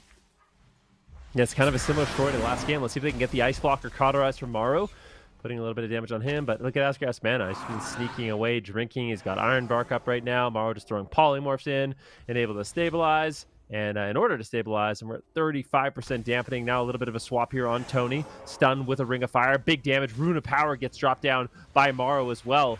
Any CC on Relza could be absolutely devastating. Fleshcraft coming in from Asgrath, avoiding some of that incoming crowd control. Now swapping over to Kasu. SK pieces just all over the map. Big damage on Kasu. Is it going to be the aspect of the turtle? Is getting low. Guardian Spirit trades from Relza. And momentum once again just picking up here for SK pieces in dampening. We need to see MYWAY find a target, get some pressure. Easier said than done, of course, but we need to see Morrow on the back foot just a little bit. Finally caught into a stun, but he gets topped off by Asgrath. Full trap potentially incoming here. Big aim shot. Morrow may have overstayed his welcome. This could be the first ice block of the series. Ring of Frost dropped down. Morrow still low. There's the Cauterize. He's on the run. Winks away, and I think Morrow might start playing a little bit more defensive, potentially even getting a little cocky here on the Fire Mage. MYWAY going to be punishing that and forcing Morrow defensive for the first time this game. Yeah, finally they force a cooldown defensively, but Relza's mana is just completely tapped. Tony's dropping low. Kazu's in a sheep here, and it looks like they still have a lot of answers on the side of SK pieces. Honestly, if they can just keep this up, I think this is their game to lose. Cyclone's coming in. Nice Vortex once again by Asgrath here, getting Kazu's disengaged with that one, and now they're going to reconnect. Mercy gets rooted up here for just a second, trying to make his way back onto Kazu, but Kazu using this big map here beautifully. And Mercy just trying to make his way onto that target. Tony in the back line trying to build up a little bit of momentum here, maybe onto Morrow. But so far, Morrow is looking completely solid. Relza sitting down for a drink, actually getting a little bit of mana there back. And Kazu actually running around in camouflage right now with that classic play that we've seen from Kazu time and time again. He disengages out, then he pops that Feign Death, cleaning off his bleeds, and then just goes for the camouflage. Drops him out of combat as well. And it's kind of a hunter vanish. And we've seen him utilize that to just surviving. It's been beautiful to watch. Relza once again sitting down. Look at his mana. Getting a lot of mana right there. Ring of Fire, Ring of Frost coming out. Mercy getting crowd control beautifully. And MYWAY might have bought themselves a little bit of time here to get back into the game. They forced out the Cauterize. Now they need to try to get that ice block of Morrow. 50% dampening. This is around the time where that last game spiraled out of control, and this is the time in the match where you want to be the team with the pressure. Full trap onto Asgrath. Morrow will survive, but it did cost Asgrath's trinket, and all of a sudden it's starting to look like MYWAY are fighting back. Let's see if they can stay alive. Tony getting critically low. Relza trades out Guardian Spirit, but now that won't be available for Kasu if they can connect to him. Tony is still getting shredded from the combustion. Asgrath proccing his Tree of Life, so he can spam out some roots here, get some big instant heals. He's pre-trank bubbling a freezing trap, anticipating. Kasu's getting a lot more aggressive with these freezing traps. Alter time from Morrow. Dragon's Breath over on Tony. Did he get trank shot on the alter time? Looks like he may have, as he's not blinking back to full health. Asgrath in a fear. Relza trying to connect to mind games, trying to fake out the counter spell. Goes for a Holy Fire. Big damage on Tomorrow. Still has Ice Block, but Iron Bark is up. They want to hold on to it with his Battle Master currently active. Full row of Hots. Morrow should be able to survive, but dampening is quite high. Cyclone's over onto Kasu, trying to slow him down. They're committed to Tony. I feel like this could be a mistake. Tony on Feral Druid is way harder to kill than Kasu with that Bear Form and Frenzied Regen. You also heal yourself a lot more than your allies as a Feral Druid with Conduit, so might regret this swap. They're leaving Kasu open, and they're just getting destroyed. We see a Chastise onto Asgrath into a Freezing Trap. Morrow has to Ice Block. Master Spell around the corner. Morrow still down to half, trying to go for the kill. Mercy's going after Relza in the back line, though. Mercy is going for the win. Stun onto Mercy. Mercy, is he going to find it? Relza greater fades. He's trying to escape. Morrow's going after him as well in game number 2. Holy fall. Guardian Spirit likely to trigger. He's almost going down. Line of Sights gets a Symbol of Hope. Gets a little bit of mana left in his pocket. Trying to recover, but now they're swapping back to Kasu. But they're getting pretty thankful they got off of the Feral Druid. I think Feral Druid is all right for a swap target, but you don't want to stay hard committed to the Feral Druid. There's no block, no Cauterize, though, on the side of SK Pieces. Mind Control and Mercy, they're pulling him out of the fight. Morrow's getting so low, dampening at 60%. Tony is all over him. Freezing Trap onto Asgrath. They drop the Spear of Bastion in desperation to hold him off. Will it be enough? Asgrath out of crowd control for one more second, getting heals. They got Tony low. They got Kasu pinned down. Ring of Fire on the whole team, trying to cleave them. 0 mana on either side at this point. Tony getting swapped to again. Barkskin, Bear Form. Morrow has to blink in. Relza tries to drag it. Death the Dragon's Breath. He doesn't get it. Full Sheep. Tony's low. Is he going to fall here? So deep into dampening, and that will be it. SK Pieces take the kill in game number 2. 63% dampening, but beautiful play. I mean, MYWAY in this game had a lot more pressure. There was scary moments for Morrow. I actually like the fact that Mercy went after Relza. It's a really pivotal point in the match. Relza in a lot of trouble. Kasu and Tony forced to come back, play defensive, And then at that point forward, it seemed like Morrow was fine. He was able to reset his cooldown, get the ultimate time back up, going for the Dragon's Breath Sheep. And at that point, I mean, Tony heals himself for a lot. We know that, but 63% dampening, it's going to be a nightmare for anyone to survive. Yeah, absolutely. And it was a great swap there by Mercy, honestly, because it looked like it was starting to go in favor of MYWAY there. They had good pressure, you know, after they stayed a little bit too long onto Tony. And as a result, Mercy was able to kind of grab that pressure back, pressuring Relza, getting everybody back off, you know, behind the pillar, buying his team like a bit of a reset there, giving Ascraft a lot of time. And honestly, Ascraft played another great game here, just in general. The way he played when he was targeted as well. And we can see that moment right here is that moment where, you know, there was a little bit of a scary situation going on there. And then Mercy just swaps over to Relza, drops him extremely low. And the rest of the team kind of forced to go back here. Tony's back. Casu gets swapped to with Relza being low. And it just buys them a lot of cooldowns here. They get the Guardian Spirit. They get Power Infusion. A lot of mana as well gets burnt out. And it just buys them a lot of time on the side of SK Pieces to come back. Morrow did drop kind of low in this situation, but all through time and in general, just playing that tank build here. You got the trap, but the intervene, very, very strong. And of course, those big heals with wild growth and everything from Asgrath with that overgrowth. And at that point, it's just Morrow faking out the premonition, going for a Shadow Word, going for a Dragon's Breath Sheep into, you know, Tony at this point. Has a lot of self-healing, but not going to survive that one. And SK Piece is going to be up 2-0. I like the strategy adaptation, though, going after the healers from both sides. Like they went after Asgarath on the side of MYWAY, which I kind of liked because it opened up some opportunity for them. I think the problem with that strategy is that the map doesn't allow it. You know, the map is great for Casu avoiding Mercy, but the map is not that great for kind of rushing down Asgarath. So maybe we'll see a strategy adaptation here. Maybe just flip the script a little bit, go to a small map, and sure, Casu might go down on a small map, but they also have a lot more kill pressure onto Asgarath because playing the long game and kind of playing to Casu's, you know, kiting ability hasn't been working out so far for them today. I agree. Just looking at the stats once again, I mean, you could see, yeah, a lot of defense there, and that's why it's so difficult. And this is what I was talking about at the beginning of the series. Like, I don't know if we're actually going to be able to see MYWAY really adapt too much more. They're going to have to rise to the occasion because they don't have any other compositions, but we might see a spec swap. I wonder if Marks really is getting the best value. I feel like we haven't really seen too much survival or beast mastery since the double legendaries. In fact, I don't know if we've seen it at all, except Jelly. We saw Jelly play yesterday and didn't look so good. I don't think so. But that was kind of a rough matchup. Anyways, I feel like MYWAY, they should probably make a change at this point, at least experiment. Backs against the wall. I feel like SK Pieces, they have a really well-crafted composition. And maybe instead of going for kind of the burst of the Marks Hunter, you need to go for some more consistent damage. If you're going to be making it all the way to 63% dampening, just having that consistent damage might really help in the long run. So I think BM or Survival, probably the way, just to mix it up, try it up. And yeah, for SK Pieces, it's pretty straightforward. Play the same comp, play the exact same way you are, and the series is definitely looking good for them. What are they going to lock in? They're taking their time. time. Going to be a nice map here. I kind of like it more because it still gives them that reset ability, that defense, but it's a smaller map where you can actually chase somebody down. So maybe we'll see. I don't know. Will Cassius stay MM? He does a lot of damage with that MM, but maybe I'm kind of feeling a BM. I'm kind of feeling a BM hunter and just send it on Asgarath.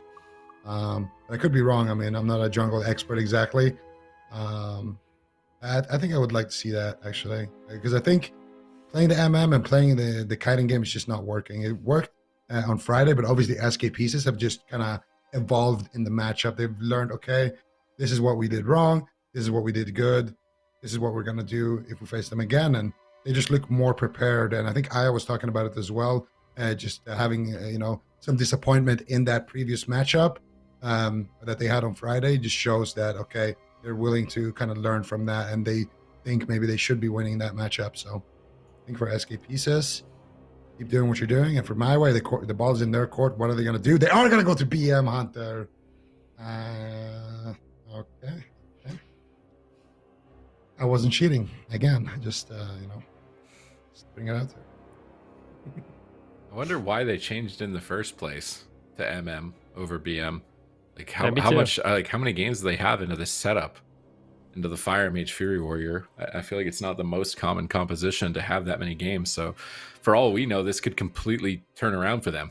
They're like maybe it's a different comp they don't want to play BM Hunter into. But what would that other comp even be? A turbo maybe? Maybe they're afraid of a turbo.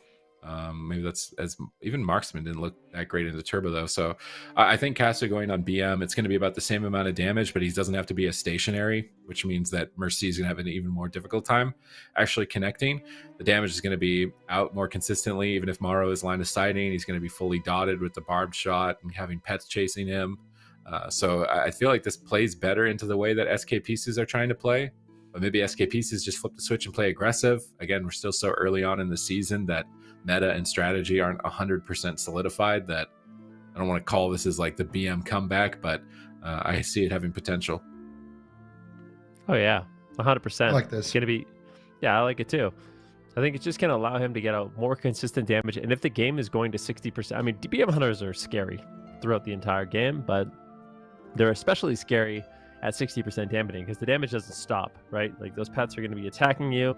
Getting off your damage rotation isn't too bad. Marks is good too. It's very bursty, but it seems like Morrow, when he is in trouble, he just blinks behind the pillar and then the damage stops. Whereas if you blink behind the pillar and there's these ravenous pets chasing you, it becomes a lot scarier, I would say. So yeah, this could completely shift the way this matchup plays out. We could be looking at a reverse sweep here. I think the fact that SK Pieces is up 2 matches gives them a lot of flexibility because they can change their compositions into the BM Hunter if they really want to.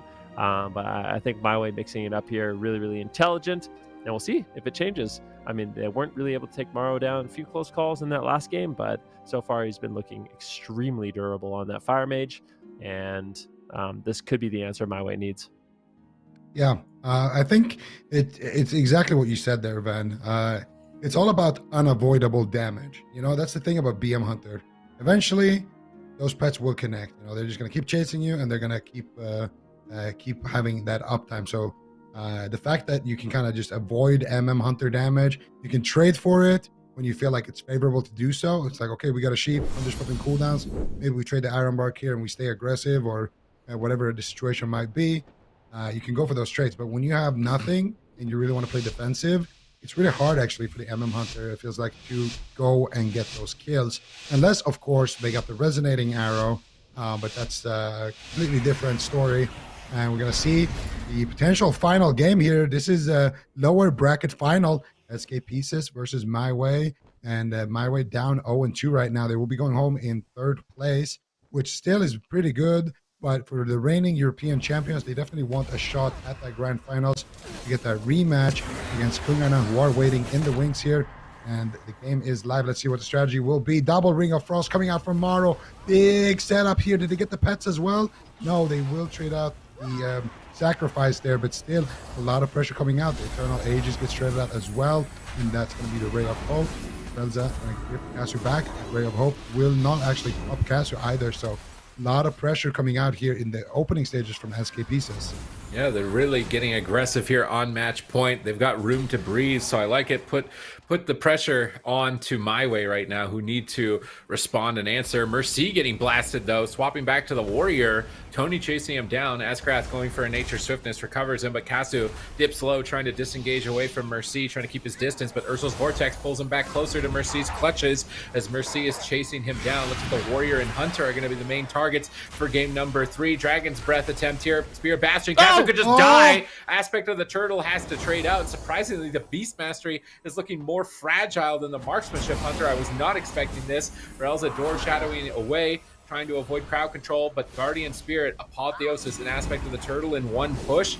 Those are 3 major defensive cooldowns out of SK Pieces' way. I mean, they got those cooldowns really quickly. It's actually looking really good for MYWAY. I mean, they had great pressure on Mercy, but just falling behind a little bit.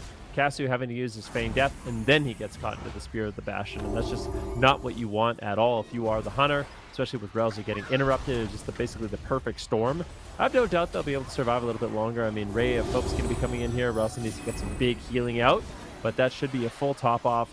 KAWHI is looking to be okay. Relza spamming out the smites, but this damage is just unrelenting here from SK Pieces. KAWHI gets topped off, down to 50% health. Relza gets counterspelled. Here's the Spear of Bastion. Actually misses, I think. Unfortunate for Mercy.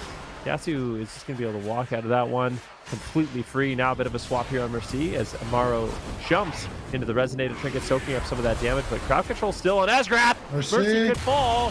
Scary, scary moment. Spellsteal, I believe, actually a Polymorph on Relza will shut down that mind control, and now it's going to be KAWHI on the back foot. Beautiful stuff here. Both teams playing a lot more aggressive here on the smaller map. KAWHI once again will be taking a lot of damage here. Guardian Spirit trades out. Maro looking for the pressure here. Nova and KAWHI actually allowing Mercy to get a little bit more uptime. KAWHI still trying to kite, still trying to do some damage with those BM out the pads. And he is going with that Beast of Wrath right now and that Recklessness from Mercy. So both of these players doing a lot of damage with Mercy right now in the stun. Trinkets out, might actually go down here. Needs to be careful. Leaps back, slows down Relza here. And they do force Asgrath's Trinket in that exchange. So the jungle is looking deadlier and deadlier the more this matchup is going. And right now, either one of these teams could win. KAWHI, not with a lot of defense left here. If they can connect onto him in the next minute, he could go down. And Mercy could definitely also go down with no trinket on Asgrath and no trinket on Mercy. Who's going to strike first? Recklessness procs for Mercy, but he can't find his target. That Ray of Hope will deflect it.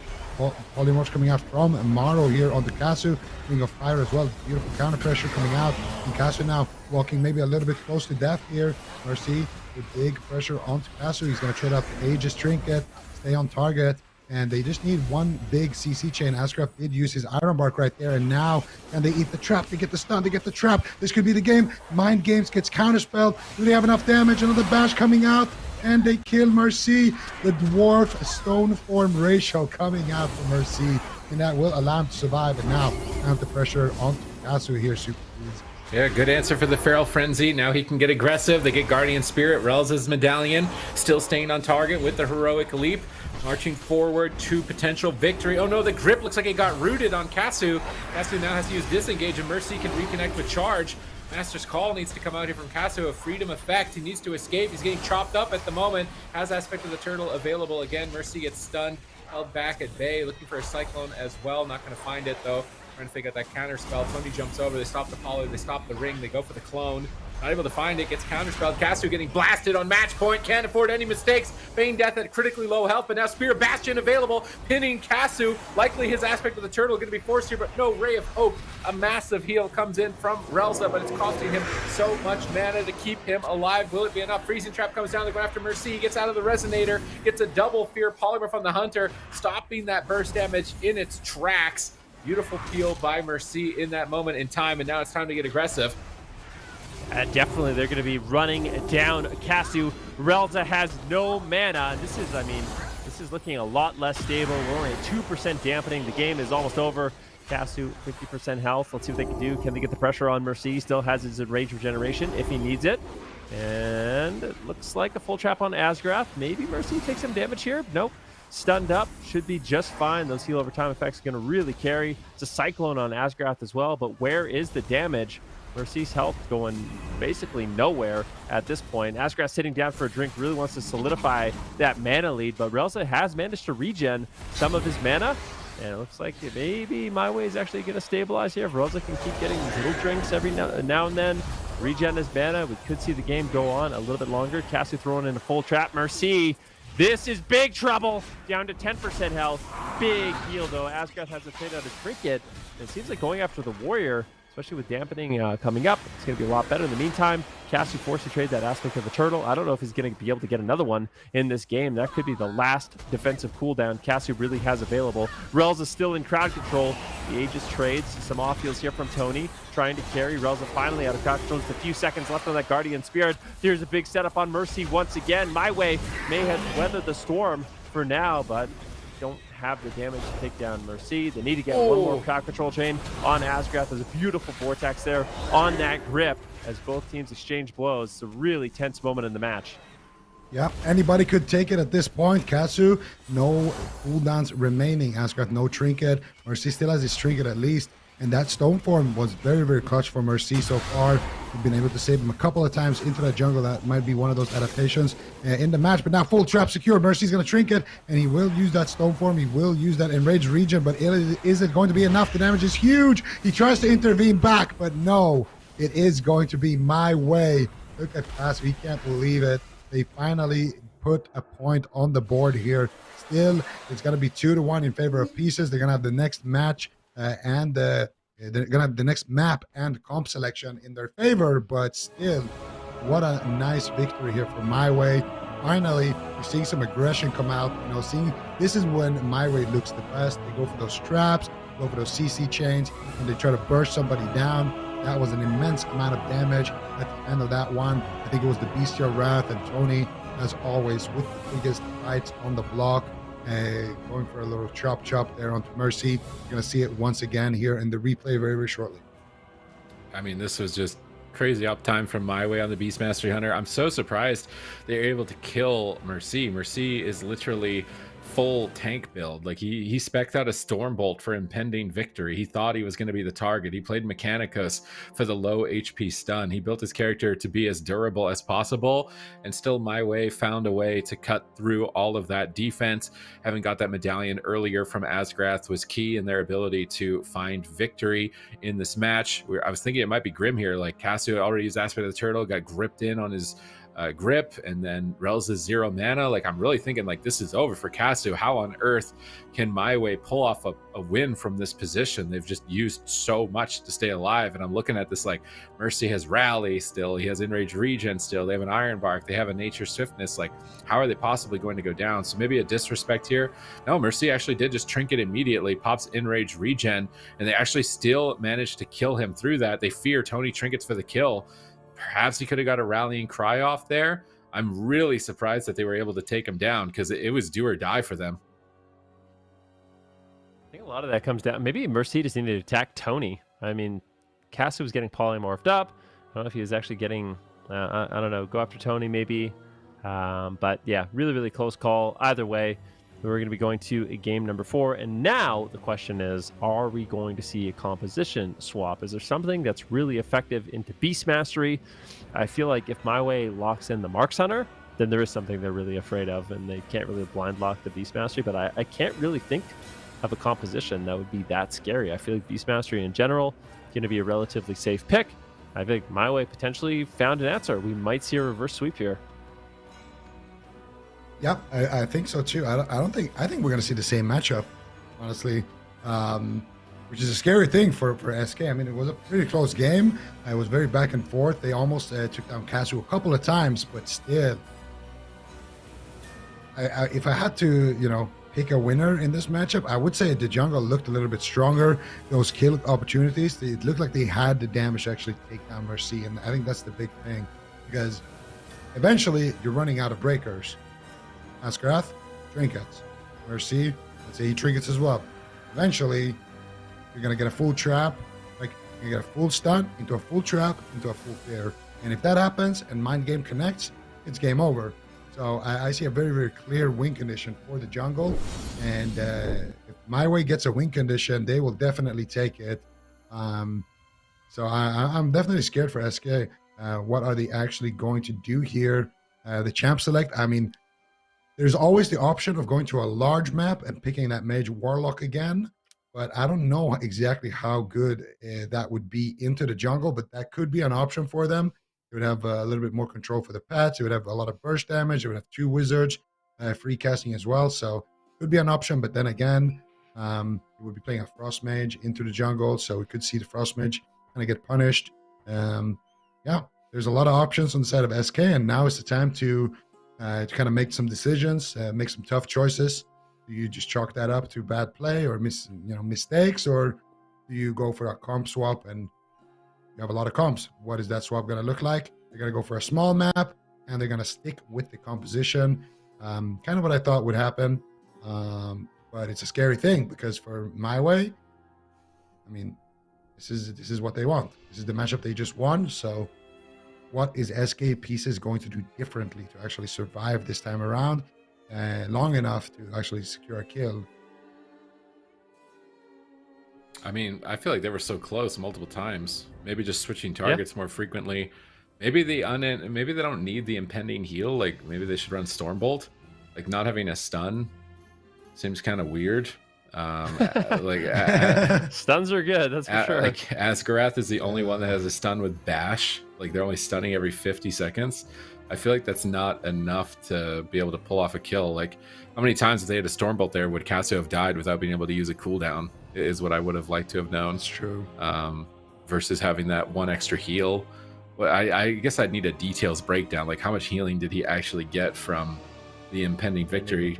Because it heals you, but Stormbolt also stops damage. So it's like, what's more valuable, the 3 or 4 extra seconds of no damage from the Hunter or the Feral versus the heal and then the Hunter and Feral doing full damage?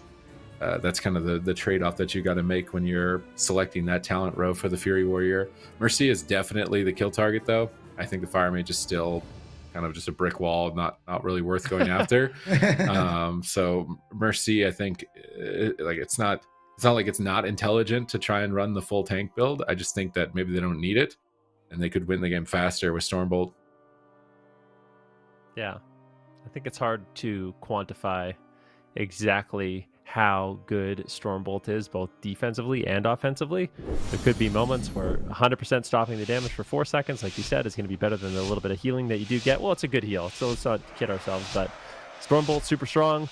I wonder if he's going to be using it. Does Stormbolt show on the UI? I'm not sure if it does, but if it doesn't, then he's not going to be playing it, so no stun. But the small map should theoretically help them get on target. Mar actually switching, so he went Panda. He swapped off the Dwarf, and he is going to be going Panda in this game, so maybe they could punish him a little bit more. That also means that Mercy still Dwarf? Yeah, he is. So I think they've realized that as Beast Mastery, Mercy is going to be the main target, and this is going to give Morrow a little bit more flexibility with the Quaking Palm to actually land defensive and offensive crowd control. So I like the heads-up play from Morrow, switching up, even just min-maxing the ratio that you're playing. Yeah, absolutely. And now we're going to see here, MYWAY, with their backs against the wall. Can they pull up the reverse sweep? Can they make it happen here? Morrow on that Panda Mage, looking for crowd control. So just hiding here, trying to play it defensively. And honestly, I think in the early game, your objective is just to try to force out, a major defensive. That's the best you can hope for, because moving into dampening, you want to have already pre-forced some of those cooldowns. Let's see if they can do it right here with this push to get us trapped into a Cyclone. Mercy looks like he's going to be completely fine here. So far, I haven't seen any Stormbolts get lobbed out either, so I think he is going to be playing that impending doom or impending victory. And we're going to see Hibernate's getting casted out here by Asgarath. Another route here onto Cassio as well.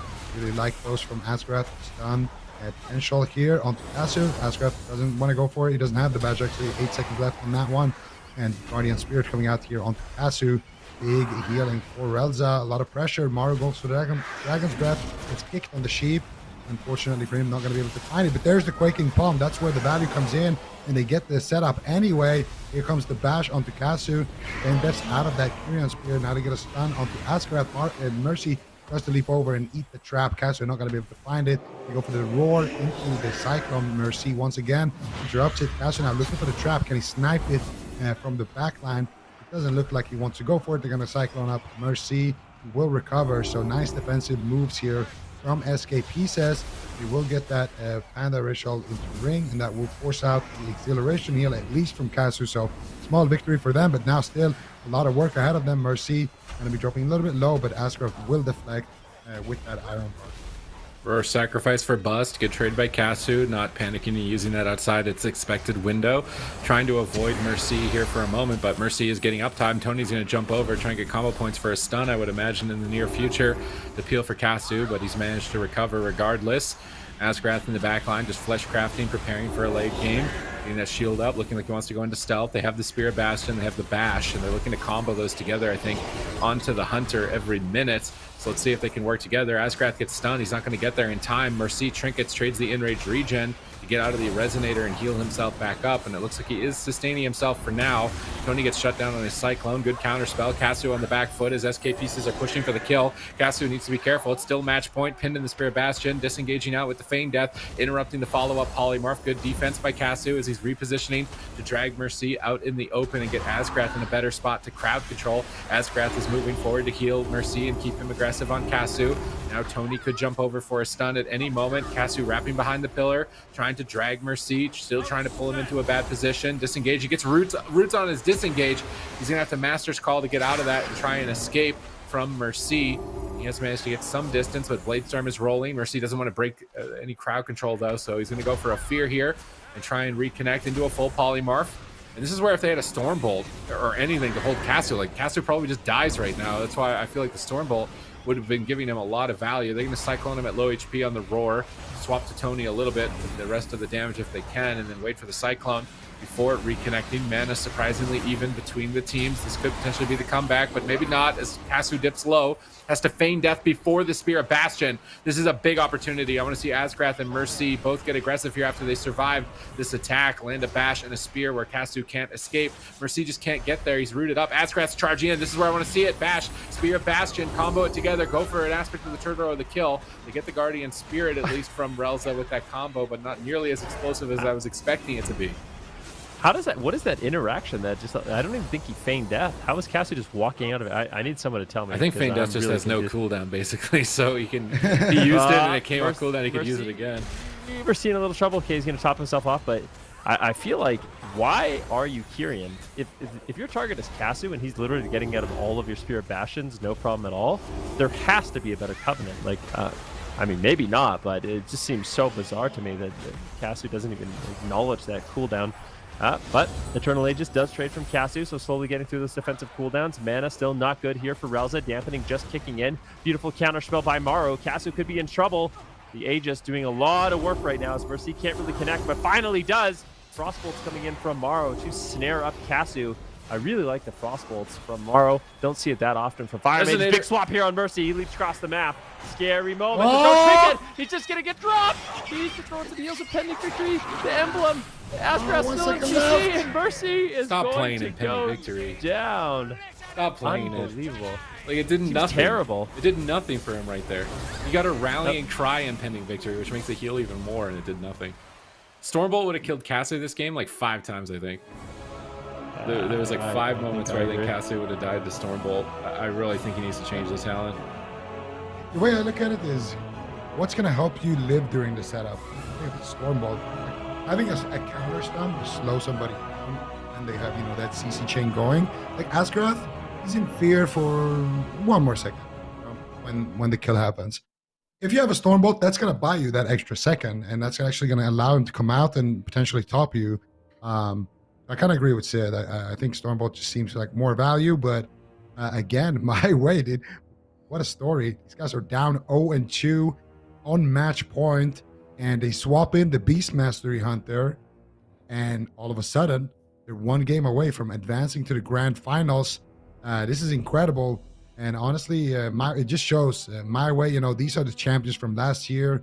Just shows, you know, a lot of experience coming out from these guys, and it shows as well. BM is very, very strong in this matchup. I think they're starting to figure that out. Here comes the Resonators. Here comes the damage. Full trample to Asgard. There's just no way he survives here.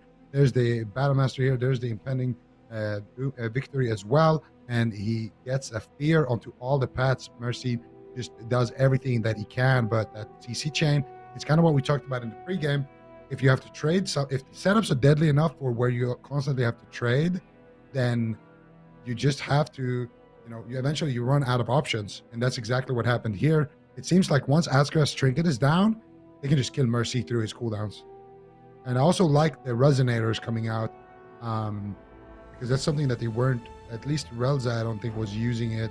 I think Tony's still not using it, and Casu's also not using it. But Relza did swap in a Resonator, and it's giving them a lot of extra, you know, power when they're going for these kills late in the game. So really, really like the small little adaptations that they make, and it just shows how these teams are constantly improving, you know, with SK pieces losing on Friday and then coming here, showing dominance in the first 2 games, looking super solid. in those long drawn out games. But then MYWAY just flipping the script, bringing in, you know, the offense, bringing in the BM Hunter, bringing in the resonators, and all of a sudden things are starting to happen. You know, games are going to 5 minutes, 6 minutes, and they're finding kills. I'm worried for SKPs. Is like, are you going to change your comp, or are you just chalking that up to bad play? Like, well, what's going to happen here? Because that's 2 games in a row now. Mercy has gone down. It's not clear that they've found a target to kill. Like, the closest they came was running Rel's out of mana, but I haven't sat here and been like, Kasu's dead, next go or something. I've never had that moment yet since he's went BM. You play Fury Warrior. Is there a Covenant that would be better here? Because I swear, with no Stormbolt, Spear of Bastion is getting 0 value. It's completely Necro? worthless. Necro would be more damage and he'd be immune to snares during the cooldown, which is pretty good value. I mean, Fleshcraft, it's not really gonna. I don't know if it's gonna be the difference in saving you. His options would be. Damage? What about Night Fae? Night Fae is like one shot. You'd run Signet of Ancient Kings, and you'd go for like a big Ancient After Shockwave. You get like a stun and then blast him and try and one shot him. Problem with that is if Roar Sacrifice hits it, if it doesn't crit it, it's not going to do anything.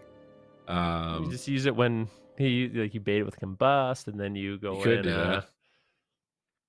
I'm just thinking, because I mean, am I wrong? It really feels like if you don't have Stormbolt, your Spear of Bastion's doing nothing. He's walking out of 100% of them. Like, what? Yeah, it doesn't feel very valuable. What about Venthyr? I was thinking about it too. too. More uptime? Just condemn over and over. Venthyr? Yeah. Don't you get condemn and you just spam condemn? They nerfed the charge execute to have a 6-second cooldown. You could do that with a 6-second cooldown. It's probably maybe still better for uptime, but you have to drop a like. All the honor talents Mercy is playing are like really valuable. They're hard to drop. You probably have to drop Enduring Rage for charge execute, and it's a 6-second cooldown. The Venthyr build is a lot of sustained damage though. So if he can get on a target, it gives you a little bit of durability as well, because then Condemn stops damage or absorbs damage from the target that you're hitting with it. So it gives you a little bit more durability. He could also run Draven, and that way he's getting reduced damage below 40%, and he gets a little bit of extra healing from overhealing. So it might make him a little bit more durable, a bit more sustained damage. But I feel like Covenants for Fury Warrior aren't locked in. I don't think anybody knows 100% what is the best, and hasn't been played out enough. I'd actually like to see a Venthyr, I think, from this. I think the reason why he's picking the Kyrian is for the file, not necessarily for the spear. I think they just want, because, you know, he's picking the dwarf as well. So I think he just wants to have those options to kind of remove all the bleeds. But I would like to see a Venthyr because of more uptime. Even if it's nerfed, it's like still you get extra uptime on the Kasu, and that's really the name of the game. And if they don't go Venthyr, I would like to see a Necrolord, to be honest, because I think Necrolord as well, just having that pre-Fleshcraft on the goes can really make a little bit of a difference in these close calls, because we're talking about, you know, 1 second, 2 seconds to actually get those kills. It's like Sefu's too. Is there like I mean, the way I see this matchup, especially as Beastmaster, I get the feeling SK pieces can win before dampening. Like, maybe against the Marks it wasn't like that, but against BM they have good pressure from start to finish. I feel like Mercy just had a little bit more offense. Maybe they wouldn't need to rely on like deep dampening, you know, surviving for such a long time. You could actually just run them over. Because I don't know the legendaries for Fury Warrior, but you have to be giving up something good. He was playing a damage one earlier. He was playing the one where you rampage, you can proc Siegebreaker on the target, so it's like 15% more damage to the target when you proc it on a rampage. I think he switched it because either the proc would happen and you get rooted and didn't connect with it ever, or it just doesn't proc and you get no value from it. The only other one would be the Signet of Ancient Kings, so when you pop a cooldown like a Bladestorm, it can also wreck you, or it can also avatar at the same time, and vice versa. So he did switch to Necrolord. So he's going to get more mobility out of this. He's going to go immune to snares during the Conqueror's banner. Also buffs Morrow and Asgarath. Like, it's actually a substantial amount of mastery. Asgarath's healing is going to be a lot higher during that Conqueror's banner. The damage from the Fire Mage is going to be a lot higher as well. So it's way better. A little bit of a change up for Mercy, but he's going to lose the Vial. So those Feral Frenzies from Tony, he's not going to be able to remove those as frequently. Yeah, but he's going to be able to chop him up a lot faster, so let's see if he can do it. SKPC is going for a little bit more aggression here. I'm curious to see if he switched up his Legendary too, because, like I said, against the Beastmaster Hunter, it seems like he is vulnerable to the Warrior Fire Mage. Mercy immediately in a lot of trouble. Double stuns come into the trap on Asgarath. Oh! He's going to go down in the opener. This is a nightmare situation for Mercy. No way.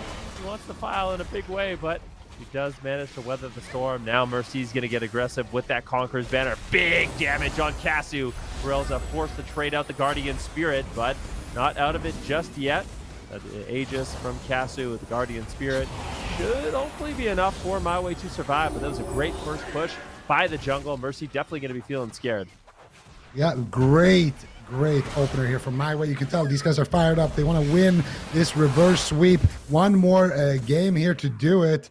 And Kasu in a Stormbolt, so he swaps over to that as well. Big damage onto Kasu here. What he's going to do, Relza in a Dragon's Breath. Kasu, the Exhilaration heal is going to be enough. And they get the uptime. They get a Cyclone onto Maru. Tony deflecting here with some defensive plays. Kasu still kind of low, but that Ray of Hope will keep him alive. The Roar coming in here onto Mercy. They need to get Mercy off of Kasu here. Kasu still dropping super dangerously low here. Maru ripping in. Big damage here coming out from the Recklessness as well, as Mercy looks to make his last stand here. Stormbolt's finally going to connect. There's the Ring of Fire as well, burning Kasu and his little skeleton pets. And now Kasu still at 50% HP, no Ray of Hope. How are they going to respond?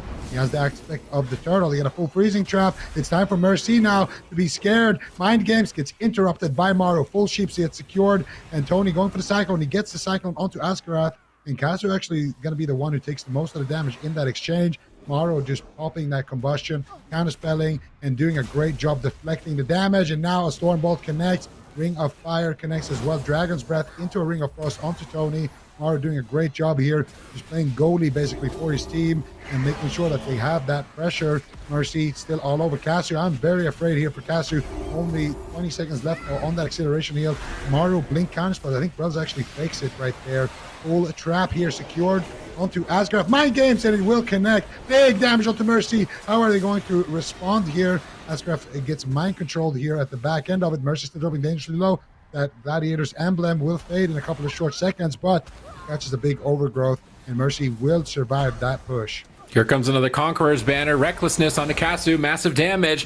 Where's the Stormbolt, though? We don't see the stun just yet. Kasu getting blasted down to half. Polymorph over onto Relza. Mercy blade storming out. Looking to reconnect. Looking to close it out in game number 5. So close. Kasu down 10%. Mercy chopping up. Getting the aspect of the turtle on top of the Aegis. Now Mercy needs to be careful. No enraged regen for a few more seconds. Tony's pushing forward. Has the Feral Frenzy coming up in 8 seconds. Do they have an answer for it? Maybe they don't even need it. They're cutting through it. It's on match point. Oh no, Askrat trinkets into a full fear. Mercy in a lot of trouble right now. Trying to run behind the pillar. He can't get there. Asgrath just in the nick of time gets a Nature Swiftness. Now Kasu on the back foot. Bashed up. Has to break out. Pop the Roar Sacrifice. Disengaging away for his tournament life. He will be knocked out in 3rd place if he goes down right now. Mercy pushing through the pain. Trying to stay on target. Going after this Beast Mastery Hunter. Maru working to reset that combust. Fireball after fireball. Getting cycloned. Good cyclones coming up from Tony. Shutting down that combustion farm. Relza pushing in for potentially the game-winning fear onto Askarath. Landing it. Kasu trying to get aggressive but gets intercepted. Caught into a Stormbolt. Quaking Palm on Relza. Could be the end of the game. Ring of Frost lands onto Relza. Trinket. Ray of Hope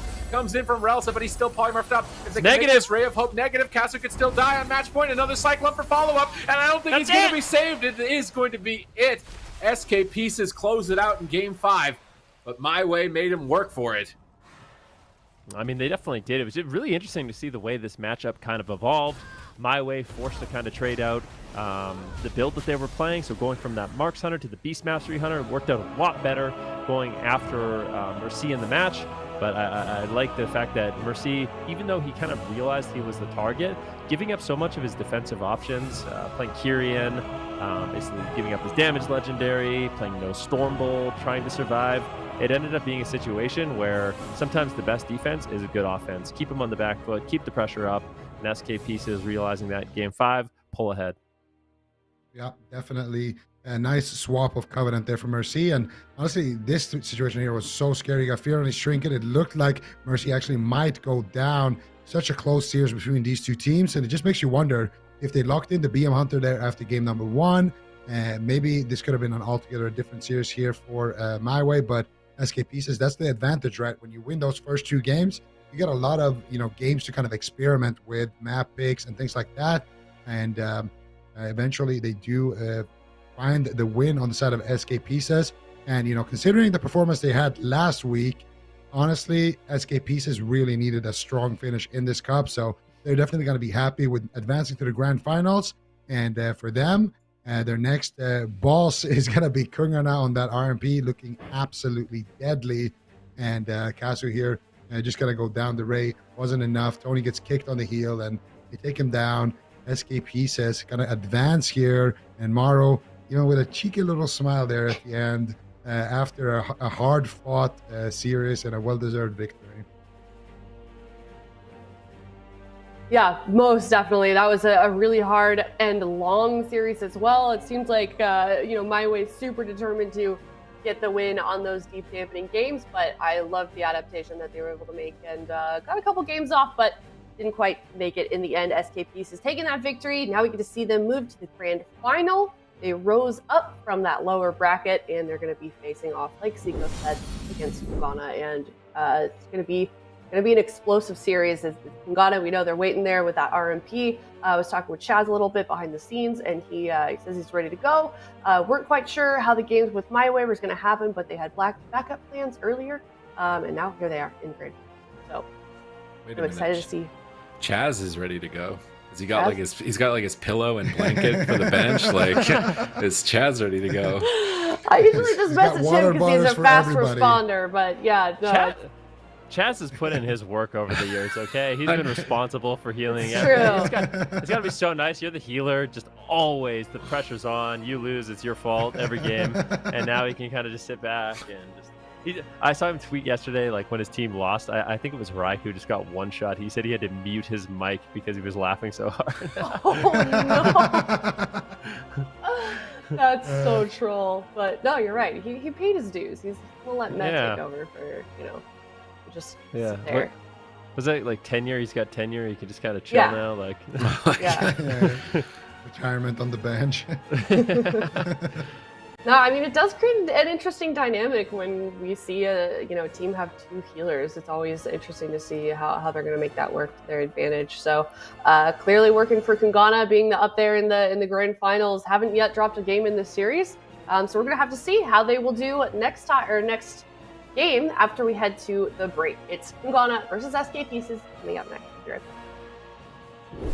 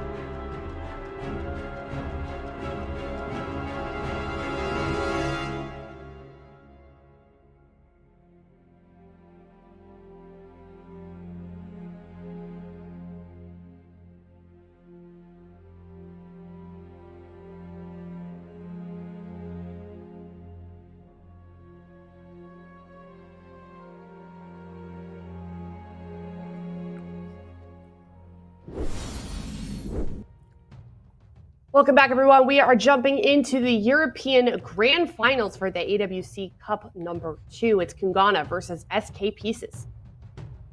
I feel like this is such a... And Kungana with the RMP, and then it's a Zipai and Maro just in defiance with their Ellie Fire Mage. So I think one of the things about this comp that SK Pieces is locked in is it's really difficult to play in as a Fire Mage. So Raikou is going to have a really difficult time in this match. He's got Maro Spell Stealing his Combustion. He's got Zipai purging it and grounding it. He's got Asgarath purging it as well. So Kungana, if they want to get aggressive, it's going to basically be off a lot of the protection of that Combustion. Big aggressive opener here. Maro's going to get Chastise, full sap on Asgarath. Raikou blinking in for crowd control. That gets denied by Maro. And this initial opener really doesn't... It forces the trigger to the wall, which I guess is a decent amount here on Zipai. And now it's definitely going to be susceptible to that smoke bomb.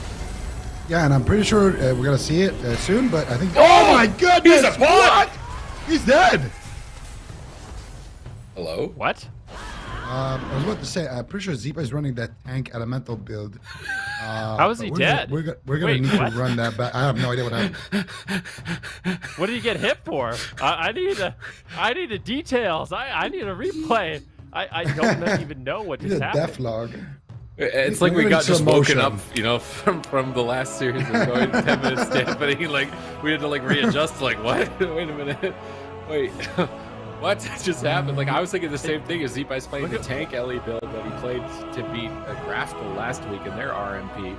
So I was like, they're gonna dampen his mage Ellie. I'm not even thinking this game can end. I'm just getting ready. Like, how are they gonna survive? Is what I'm thinking. I'm not thinking like how are they gonna win. I'm gonna think like how are they gonna live. Getting nice and snug in the chair. Yeah, I was gonna leaning back, getting ready. Like, all right, Zipai is gonna dampen him with some little Earthshield Lego, heal himself a lot, and then they just killed Waz out of nowhere. So I like.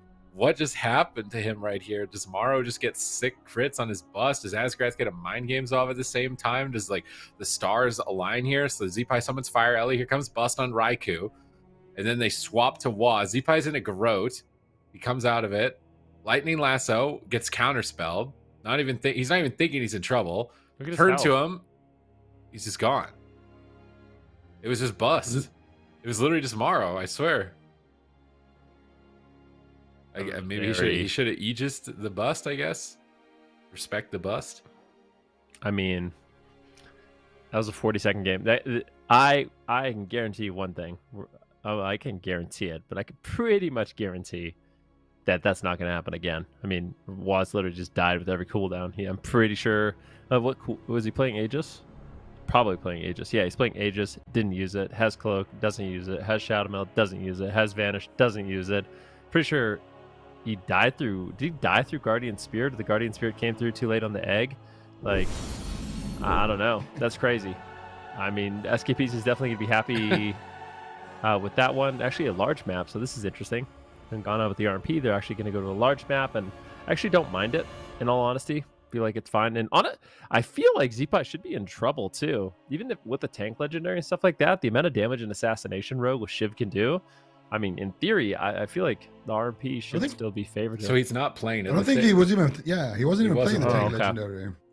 I think it's smart. The tank legendary is not going to do anything. Like you need some offense, I think. So it's good.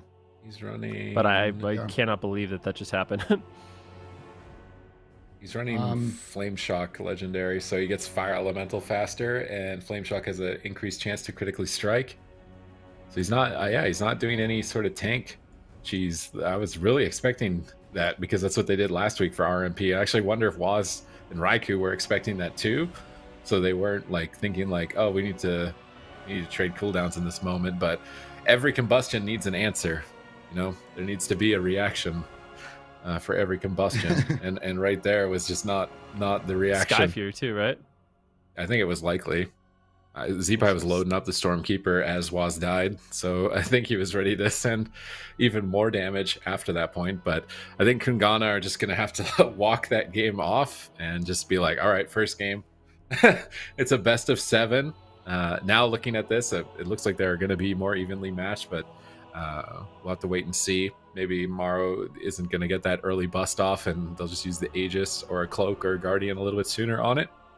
But I'm imagining they just thought they were safe. Like they stopped the Lightning Lasso. It's like usually I feel like now lately I've noticed it's better to actually send your burst damage without a stun.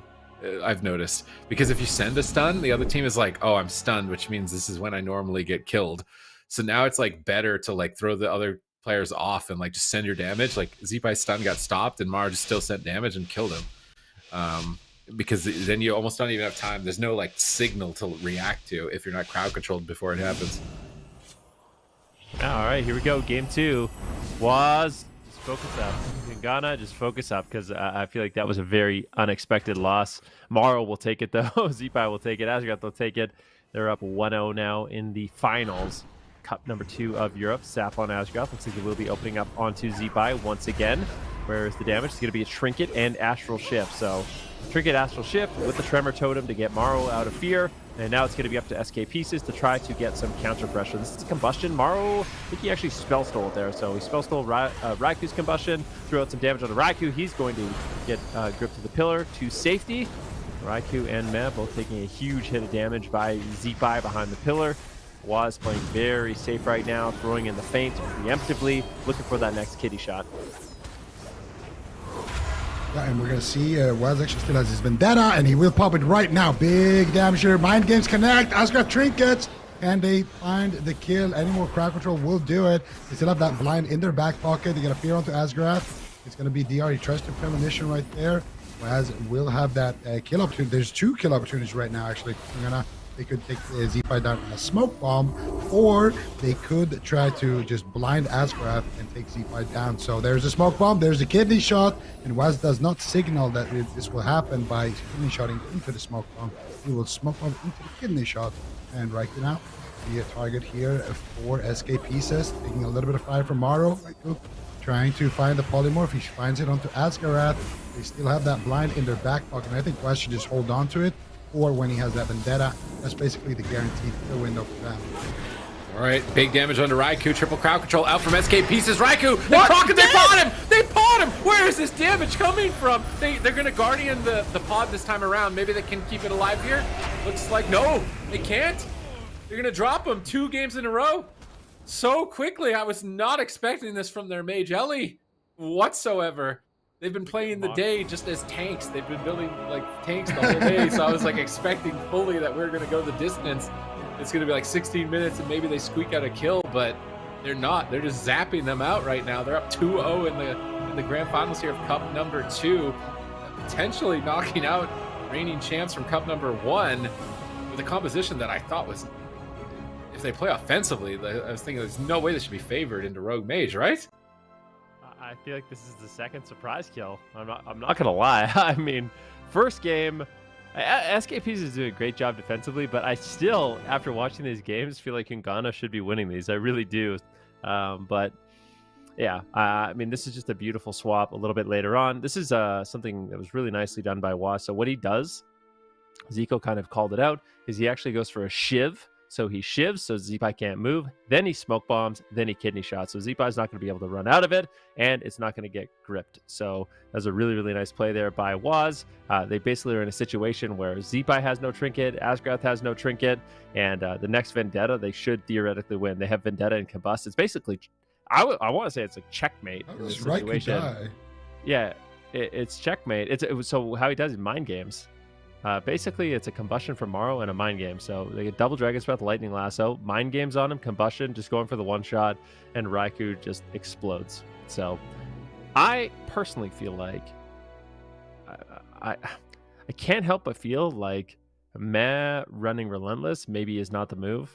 I mean, it definitely could be, but not being able to like escape from those moments that are so devastating and so scary, or Raikou just needs to be like a little quicker on throwing. It's hard to say. It's hard to say, but I feel like this is the second game that was just kind of like, I don't want to say a random setup because they're very nice from SK Pieces, but I still feel like the RMP should be winning these games. Well, think of it this way. First stun, they combust, they don't use Vendetta, Zeepai trinket walls. Second stun, they use Vendetta. Asgaroth has to trinket a poly. Now they're in checkmate. There's blind. Yeah, that's what There's another Vendetta coming up. There's a smoke bomb still available. And a combust. And there's going to be a combust. So all they need to do is just live get the Vendetta back off cooldown, press blind, press stun, win the game. So obviously it's a little bit, Asgraf is going to try to pre-fade and premonition and all that, but in theory, that's all that needs to happen. They just need to get that blind and get that stun, and the game is over. So they have them in checkmate. They just need to live to that point, and they have cooldowns to trade as well. So I mean, you can see the frustration on the player cam as well. Waz, he definitely, I think he agrees with us. It looked like he was kind of frustrated about that one because they had answers. Meh still had a lot of cooldowns to work with. Raikou still had his ice block. There was just one good setup there from SK, and they needed to respect it and trade accordingly for it. And then they could have still probably gotten the win on that next setup. So I think they would agree with us that the RMP were definitely in the driver's seat. And then they just kind of got deleted with cooldowns remaining. Same thing that happened in the first game, honestly. Yeah, first game as well. They forced out the trinket wall. They had the exact same opener. And then he just got deleted before they even did that second CC change. So it looks like very RMP favored this matchup, but so far SK Pieces has been finding some good one-shots, and that's the thing. You can't take anything away from SK Pieces as well. These guys are incredible at playing that Fire Mage Ellie. Nobody else really runs it. The best. But for them, this is a comfort pick, and they're definitely the best at it. I agree. The best and the only ones. I feel like nobody ever plays this composition, so definitely working with a unique strategy and skill set, but triple crowd control engaged by KUNGARNA. They're trying to walk off those first two games, and an immediate wall from Zipai. He actually got that in before having to use the medallion, so that's a nice play there to answer the bust. Now they're going to grip Raikou out. Waz is left out midfield. He's going to Aegis on this combust. He's not going to risk that swap to him that happened in game number 1. He's just going to activate that shield right now, but they're cutting through the shield. They stun Meh. Swap over to Meh. Guardian Spirit isn't going to be enough. Defensive smoke bomb onto Meh. Instant reaction from Waz. He's not letting his team go down here in game number 3. I mean, if you got the cooldowns, you might as well use them. I was actually going to call that out. They went after Waz game number 1, Raikou game number 2. Surprise, surprise. Maybe they go after Meh, but now Zipai is in a lot of trouble. This is the Vendetta.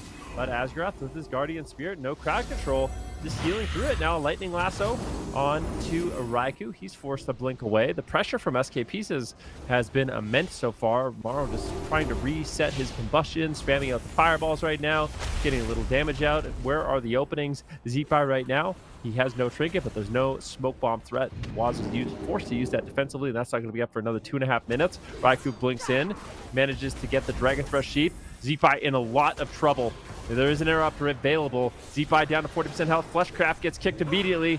Double interrupt potentially coming in. Zipai just so low. The mind games. This is devastating. But Asgrath, he gets out of the polymorph. I'm really surprised to see Waz not committing the blind there. I feel like that would have been perfect. Just blind Asgrath after the polymorph, guaranteed get his trinket, and you're going to be looking good. But doesn't throw it out, and as a result, Asgrath doesn't have to trinket. They got Waz's trinket.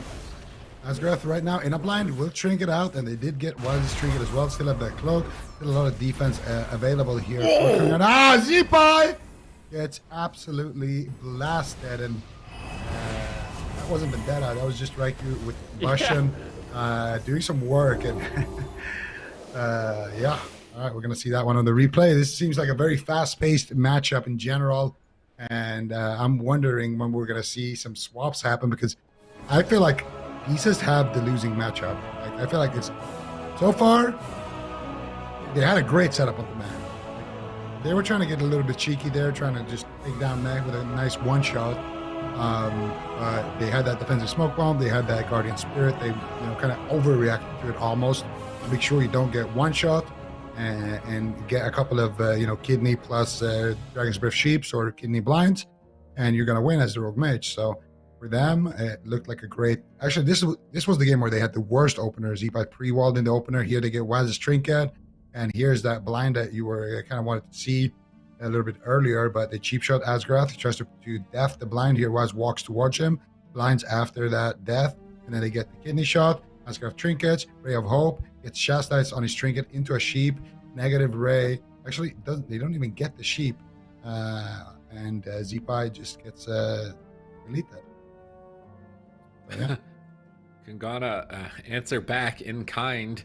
I feel like Maro and Zipai should be happy they got those first 2 wins with this comp, but I feel like they need to change it. I just don't really know what's going to be a better option for them. I don't know if Zibai should maybe kick on the full tank build. I feel like the main reason he's not is maybe because he knows Kungana is just going to purge the Earth Shield. And if that Earth Shield is removed, then you get 0 value from that legendary, both defensively and offensively. That's I feel like that's got to be the main reason he switched that build since last week against Rogue Mage. But I don't know. I don't know if I'm sold on this Mage Ellie for being able to pull off the whole series. Like a couple of wins, maybe. The surprise kills, like there's still so many cooldowns left, and they were probably going to lose those games if those cooldowns had traded for the side of Kungana. Like, I don't know. It feels like if everything follows the script, RMP should win 100%. But even in that checkmate situation we saw in game number 2, Maro and Zipai, Asgaroth, they literally just flipped over the board. Checkmate? I don't think so. And they just one-shot Raikou. So I feel like they could keep locking in this comp. Maybe they don't have anything better. I really am not convinced that Warrior Mage really would be better. But I don't know. The way they win seems kind of random. And the way Kungana wins feels like, okay, yeah, this is... You're going to Vendetta, you're going to get a trinket. You're going to Blind, you're going to get a trinket. You're going to Combust, you're going to get a trinket. Oh, great. There's no trinkets. I've got Combust and Vendetta. Win. You know? and that's just over and over and over. So unless something crazy happens in the match, it just feels like Kungana will likely come back in this one unless we see that, SK Pieces really mix it up. Some surprise composition. I will say this. I feel like there is one thing that they could do. I think they go big map. And into the Assassination Rogue, they play Mage Lock. Yeah, that's exactly what I was just going to say as well. But the interesting thing is that Kungana selected, they selected Tolvir Arena already. And they already played on Ashermans as well. So we've already played on some large maps. And Maldraxxus Coliseum, sure. You still have that in your back pocket. Still Mage Lock there. And Imperial Domain as well. I guess you have that available as well. But that's it. You don't really have. You could still win the series off that. If they win Maldraxxus here and then they get to pick on Empyrean, they could just win the series. Oh yeah, because they won on Tolvir anyway. So yeah, that's true actually. Yeah, they can win the series off that. So they still have. I think Kungana are probably gonna select. If they lose here, they probably select Empyrean Domain, because then there's no more big maps that they can go to. But do they blind lock sub or Asa? They just pick the map and then. Yeah, but if they pick it Pieces does. If SK Pieces locks in, if they pick Imperial Domain, SK Pieces picks Mage Lock, then they can go sub. Sub, yeah. If they don't pick it, then you just go Asa. I see. So that way you get the matchup advantage or you get the map advantage, and then after that you just pick Asa blind lock every time. Like, what are they gonna do? There's no more big maps. Is there no more big maps? Robodrome. Is that big enough? Is Robodrome? I think of it as a big map. Maldraxxus, Tolveron, Maldraxxus, Tolveron, Ashermans, Imperial. So all those will be out of the way. If that plays out, Robodrome's pretty big. Robodrome's not that bad. Is Runes that bad? It's Mage Lock. Not that bad, no. I actually don't even think against sub it's like an automatic loss. It's kind of annoying, but. I feel like if Kungana picks a big map, SK Pieces just play Mage Lock and play Res Legendary too. Like, just have Asgaroth Liberty play the Res Legendary. Gets a lot of value because you're likely going to die. So, gives you an extra life. But yeah, this is an interesting one. So, I don't think this is like a one-sided matchup. I just think SK Peaches SK Pieces is going to be able to kind of control and dictate the match. I mean, Waz on the Assassination Rogue going to be limited on that mobility. So I think for him, it's going to be all about kind of hit and run, go for a re-stealth if you can, go for a kidney shot. And then once your momentum is kind of faded, you really need to respect that Deathborn from Morrow and kind of just retreat. I'm curious to see what trinkets we see from SK Pieces.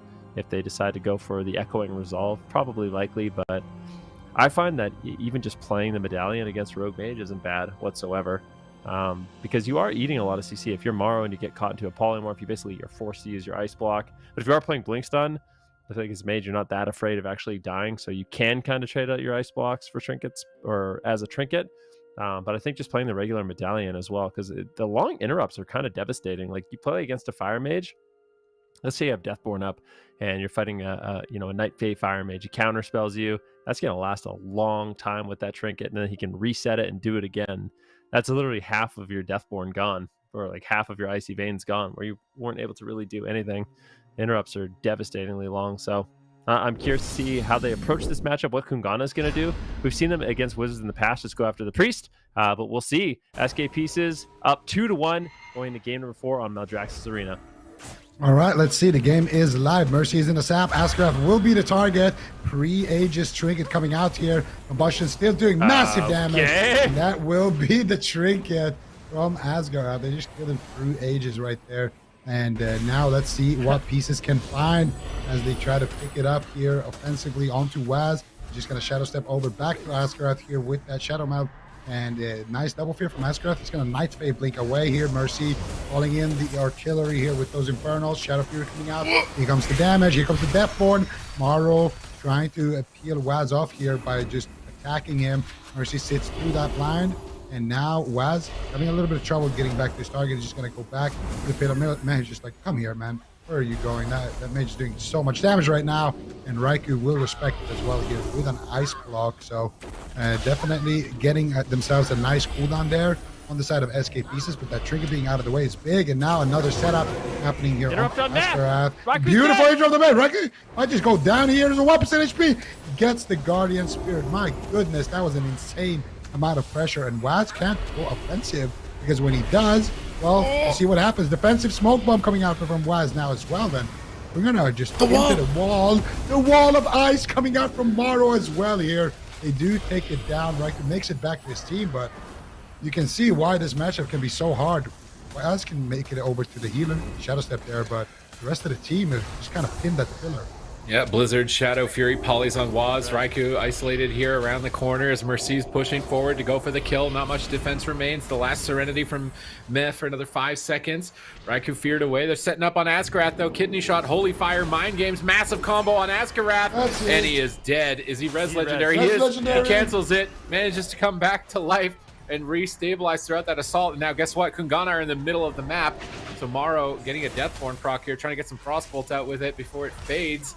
Is he going to be able to connect the damage, though, to find a kill? Doesn't look like it, as Waz is stable. Never mind, he's stunned up. Decimating Bolt Incinerates. Big damage incoming from Mercy here. His Incinerate's not enough to finish him. Waz Shadow steps in aggressively again onto Asgarath. Can they get the trinket here with no cooldowns? Doesn't look like they're going to find the trinket on Asgarath. I like that he's positioned out in the open so that Raikou has to move in midfield to hit him, and then they can just turn around on Raikou. He doesn't have anything. He's blinking back to the pillar. Mez trying to pick him up. Infernal procs. Massive damage here around the corner. Is he going to survive? They really can't afford to lose here. Otherwise, it's going to be a grim last couple of games to try and pull it back. Mez stunned up with Raikou. Raikou interrupted on Polymorph. Mez snared by the Frozen Orb, trying to stay in line of sight, trying to heal his team back up. Waz is going after Asgarath on a solo mission. Can Waz solo Asgarath? He pre-Aegises the Kidney Shot, absorbing so much damage. Raikou can't get there in time. Now Raikou's alone behind the pillar. Is he going to go down? Asgarath could turn around and hit him with a Holy Fire maybe in this position if he's comfortable. Meh is left behind. Meh is so far away. He's caught in a fear. That could be it for Raikou. Big damage incoming onto Raikou. Infernal's calling in. They're going to pod him. They're going to Guardian Spirit the pod. Can they keep the pod alive? Asgarath's going for the kill with Holy Fire. Waz shuts him down, but it's not enough. Raikou will fall. SK Pieces move to match point. Okay, that's 3-1 for SK Pieces. I love the map pick. I love the comp pick. And they were able to punish in a huge way. Morrow playing very aggressive on that mage.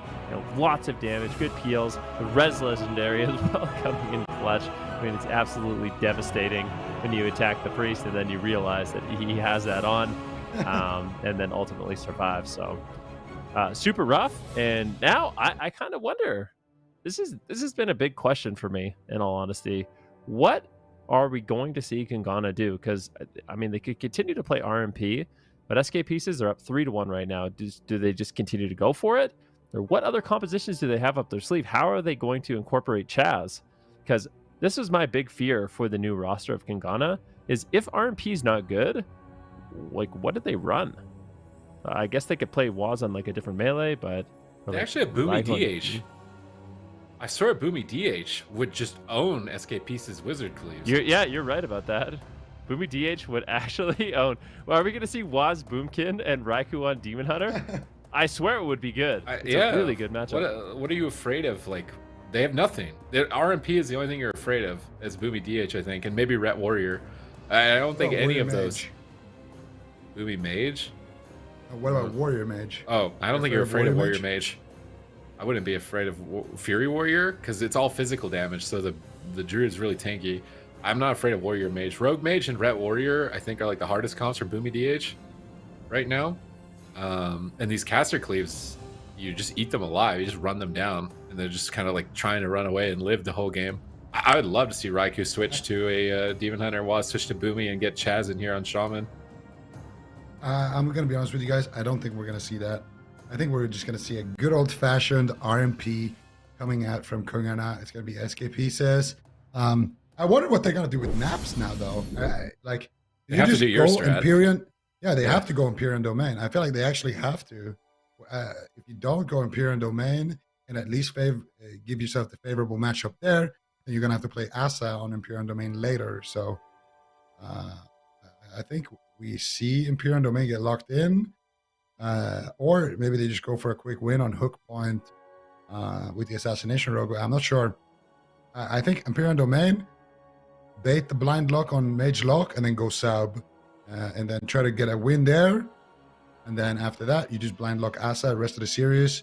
You're going to play on, like maybe Tiger's Peak or maybe on Ruins or something like that. And it's going to be rough, but at least it's not as rough as playing it on Empyrean Domain because those pillars are super small. Like, that's one of the scary things about Mage Lock right now. Traditionally, you just pillar against Mage Lock and it's fine.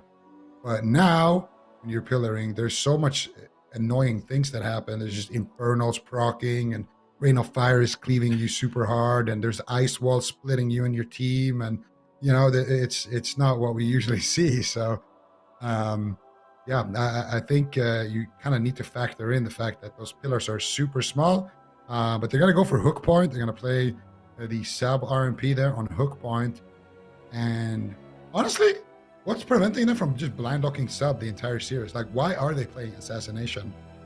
Maybe Mage Warrior. I feel like it's maybe Ellie Mage, right? Yeah, the Ellie Mage, maybe. But is Ellie Mage hard? Yeah, is that really? I feel like it shouldn't be that hard either. Like, why? I feel like it's. I feel like. I don't know. Would you rather be a sub? Would you rather be a sub into Ellie Mage or an Asa into Mage Warlock? Definitely not an Asa and a Mage Warlock. That's miserable. But I'm really curious. I'm really curious how this goes because I still think that Mage Lock can win this one. Like, I think Mage Lock can win against Subtlety Rogue. The one thing we did see was really scary was KUNGARNA. Their ability to take down Holy Priest it's through the roof. But what was really difficult about that large map is Asgrath was just positioned so far away, and Maro and Mercy made it impossible for Raikou to cross the map. Like, basically, for the last half of the game, Waz couldn't land a kidney shot with Raikou doing damage. So that's basically the worst case scenario, where Raikou's just snared, he's too far away from his target to actually get there, not able to assist in the damage. So maybe with the Subtlety Rogue, it's going to be a bit better, but I could still see it being really, really scary if Asgrath positions appropriately. Oh, Venter Raikou. Not worth. Yeah, no. Definitely not. Maybe for KUNGARNA, you just blind lock sub though for the rest of the series. They're gonna have to do some tough choices, but of course, like you said, match point. SK pieces, they might just take it right here. It's match point, and for KUNGARNA, this is the first time we see them test it. And for SK pieces, I don't think if they even made it to Championship Sunday last Cup. So for them, this is the best position that they can be. And I mean, obviously, if they win the Cup, that is literally the best position, but they really need those points. And you never know what happens in the future. There's a lot of strong rosters in Europe right now. LF Org with Swapsy. We haven't seen them on Championship Sunday today. That's how stacked the competition is. You never know with casual dads. They could be bringing it back. MYWAY could figure something out. I mean, they almost figured that matchup out as well towards the end and reverse swept them. So there's just a lot of teams that can knock you out in Europe. And if you can get one of these early Cup wins, it's going to feel a lot nicer going into the rest of the season because you're going to have a decent chunk of points to kind of fall back on. Well, there's class changes coming on Tuesday too. There's Hunter buffs, DK buffs, Feral buffs, Destro buffs. Destro buffs. What else? Prot Warrior buffs. I'm telling you right now, we Prot Warriors are coming. Prot Warriors are coming, Zed. There's Guardian Druids, Prot Warriors. There's a lot more than that as well, I think, from tanks as well. Spinning Crane Kick buff. Okay, yeah, that one. That one's definitely an M plus buff. That's definitely an M plus buff. So Ellie, Z-Pi maybe a little bit happier, 5% more damage. You know what I think could be good is Ellie Destro. I think Ellie Destro could be a nightmare composition. I think that could be the King Wizard that kind of like even dethrones Mage Warlock potentially. We'll have to wait and see. I'm not sold on it just because I played Demo Ellie and it feels like cleaves are really rough, specifically as Lock Demo, Ellie. dude. Yeah, but as Destro, there's not much difference. The main problem with Ellie Lock is the lack of a snare. Like you're spamming exhaustion as the Warlock all game, and you're losing a lot of globals. I'm gonna be completely real with you, man. Like your Elemental Shaman plays Vesper Totem, which I think is probably one of the worst into cleave. Am I wrong? Maybe, but I feel like it's still. I think there's good for YouTube. Exactly. Yeah, you gotta get the one shot clips. It's good for the content. Oh my god! But I'm not hating. I'm just saying. I feel like there's got to be some Ellie builds out there that are really, really strong. But yeah, I mean, we saw some scary things, man. I think Destro is gonna be. I think it's gonna be the spec to beat. I think it could potentially even like dethrone Fire Mage as the #1 caster. I'm not just saying that. I'm not a biased Fire Mage. I don't play Fire Mage, but I feel like Destro's they're looking really strong. And yeah, with those buffs, it's gonna get even better. All right, they're gonna have to adapt, and I mean, if you look at those buffs, you know, you can directly see there's Feral buffs gonna benefit MYWAY. There's Destro buffs gonna benefit, you know, SKPs is playing Destro right now. There is a lot of you know, warrior buffs as well. Again, Mercy playing that warrior as well. So there is a lot of changes, you know, and really depends on what you have on your team. Those changes definitely will be impactful, and we're gonna see here some stats. Mercy, Arms Warrior, playing it 50% of the time. This is across all of Shadowlands. 47% win rate, 71% interrupt rate, pretty high, and 95% play rate. So usually a key member of his teams. And gonna see him as well playing Warlock, Affliction, and Destruction Warlock as well. These are just his top 3 specs. So Mercy, definitely a key member. A lot of multi-classing on his team. I feel like just the fact, I know I keep talking about it, but just the Z-Pi, Mercy, I feel like SK Peace is such a well-rounded roster. It's like the one thing they lack is a rogue, but they basically have pardon me. They have everything else. I mean, they got the cleave setups with Z-Pi and Mercy. They've got every caster variant you could really want. Mage Lock, Ellie Mage, Ellie Lock. Asgrath, obviously phenomenal multi-classer. Definitely a solid team. I feel like no matter what the meta is, they're going to excel. Amaro, that's an insane stat page. Like, I feel like we look at a lot of players and the stat page kind of doing them dirty a little bit sometimes. Like, we know they're great players, but we look at certain stats and we're just like, wait, what? And now you look at Maro and you're like, what? Like, this is a tournament win rate, 70%. How do you feel about balance? Win, yeah, that's, I mean, I actually think Kungana should lock Boomy Dia Sham in the last game, but if they haven't practiced it, then maybe it's just not worth. But that comp is a really good anti-wizard comp. So I feel like that's where that comp could fit. Maybe Boomy will get a better win rate. That, of course, wouldn't be Maro's Boomy. But yeah, that Boomy DH, I really want to see it in a tournament. I don't know why nobody plays it. It's such a good ladder comp. There's one team in North America that plays it. They just haven't been able to get it into top 8. I think it's because RMP keeps curb stomping them before they can get up into the tournament. Like, they need an answer for RMP.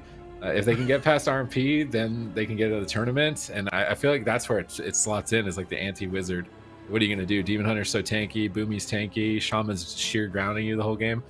That new trinket is also one of the main reasons. I think Resto Shaman is like really rough to play into a lock, because if you shear the lock, you're like, oh, I just messed up. I shouldn't have interrupted him. Now he's immune. We can't do anything for a really long time. So I will say that the matchup against Boomy DH doesn't feel nearly as bad. As Mage Lock last patch, impossible. But this patch, it does feel winnable. So maybe that's why it's not going to be as consistent. That new trinket, like you said, the Echoing Resolve, I feel like it's probably one of the reasons why I think Shaman have fallen out a little bit. It's just not in the past. As a Shaman, you'd be locked in against Wizards. You have the interrupt, the grounding, but now those interrupts just give aura mastery to the enemy casters. It's really, really hard to deal with. Yeah, but we're not going to see any Arista Shamans here. This is game number 5. KUNGARNA, SK Pieces. KUNGARNA right now on match point. Won the last cup, and they do it. Maro and company here looking for that mage lock win. Last game, they were able to take down Raikou. This game, let's see who they're going to go after. Waz now going to be flexing in on the sub-rogue to get him out of stealth. They don't really get a great opener here. Waz immediately tanking a chaos bolt in the opener with the Sheep of Asgraf. Here comes the big damage. Resonators are coming in hot. It's a fade. But he gets a fade. I'm not sure. He didn't use his human trinket, right? I feel like he didn't. So I think Asgraf actually just escapes that one kind of scot-free. And as a result, SK Pieces, they're going to have great pressure. Maro activating his Death Born. Here comes the damage. Waz gets gripped on the Infernals. Infernal Aegis coming out. Asgraf gets sapped there on his Holy Ward, but then finds combat. And Waz not able to do anything just yet. Asgraf going to gate away from his team and kind of reposition over there. Looks like Raikou and Meh making their way over there. Now 3 Aegis on the go here. Asgraf taking once again 0 damage. Raikou's combustion going to net them 0 once again. And Maru is a Deathborn mage with combustion. He's going to be doing insane damage here. And he gets Shadowy Duo because Waz realizes, hey, this guy could just kill my entire team right now. Yeah. Put him out. This looks dicey for KUNGARNA. They're on match point. If they lose this, they're out. Full stun. Met trinkets. Is it enough to keep Waz alive and keep them in the grand finals? They have to win 3 more games in a row. Any losses, they're out. Swap over to Asgrath, stun locking him in the bomb, but not even finding a Guardian Spirit. Asgrath survives the stun lock, catches a big heal. Now Meh in a full fear. Waz on the run. Raikou on the run. If SK Pieces can pin them down, they're going to be so it's such a dangerous situation. Another fear onto Meh. Cataclysm trying to line up thoughts on the whole team, but they can't find a polymorph on the Meh just yet. They're trying to go for a move cast polymorph. They fake Meh's death. They get the full polymorph. They get the stun on Waz. Raikou is interrupted. Decimating bolt incoming. Waz down below half HP right now on match point. Shadow stepping behind Maro, trying to slow down their advance, but it's really offense for KUNGARNA. Where is it? They haven't gotten anything of significance from Asgrath all game. They're going to fear him up away from the pillar, try and get a re-stealth, try and get a reset and find a cooldown with this next combustion. But if they don't, I think this could be it. Yeah, Waz in a coil right now. Let's see what they can do. They're just making it so difficult. Big Infernal Stun coming in from Mercy, and Waz is just forced behind the pillar once again, and this is not the position you really want. I mean, what positioning do you want? You just want to be able to connect to your target, but Waz really has been able to. Steps over to Mercy. Holy Ward on the cheap shot coming in. And now they're switching up their strategy. This is not working out for them. Kidney shot on Asgrath. Raikou gets polymorph. Full sap from Waz. Beautiful sap there. The beautiful ice wall. That's exactly what you want to see. I love that ice wall from Maro. Waz going to be forced to retreat and run away.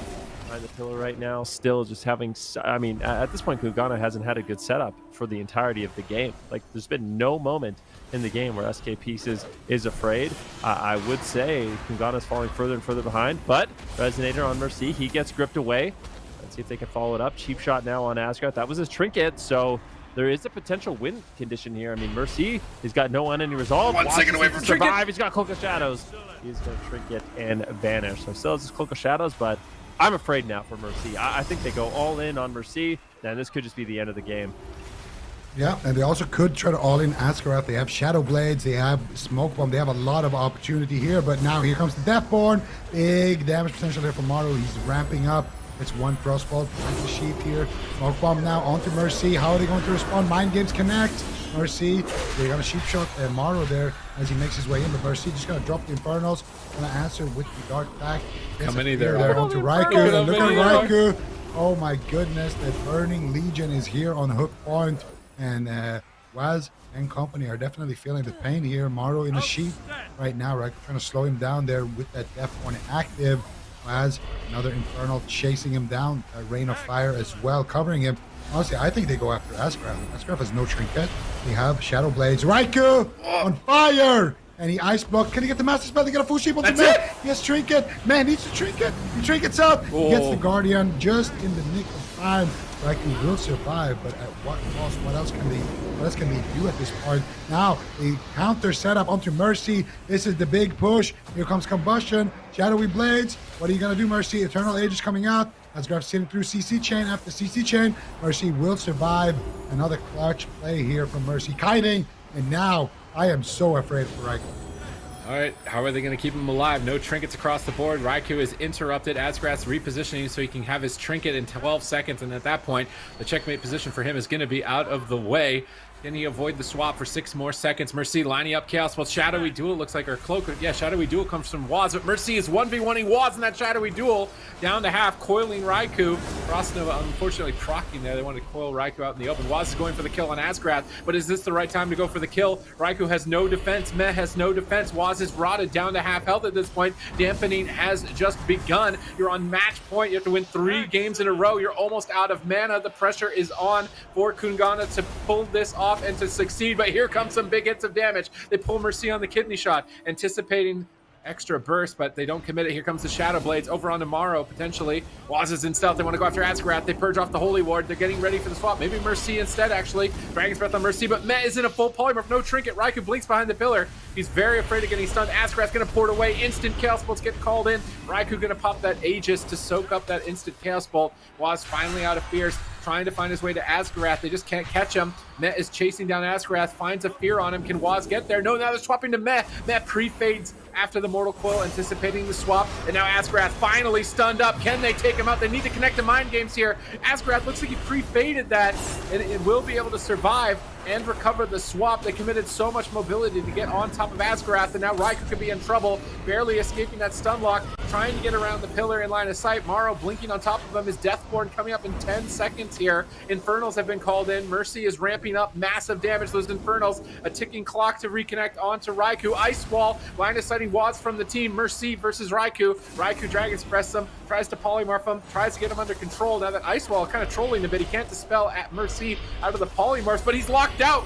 Morrow's going after Raikou. He gets blinded. There's an ice block, but it's his last ice block. Is he going to block the last ice block here? Asgraf is stunned up. How are they going to respond? Mercy double coil, trying to slow down the pressure. Asgraf sits through a stun lock without having to trade any cooldowns.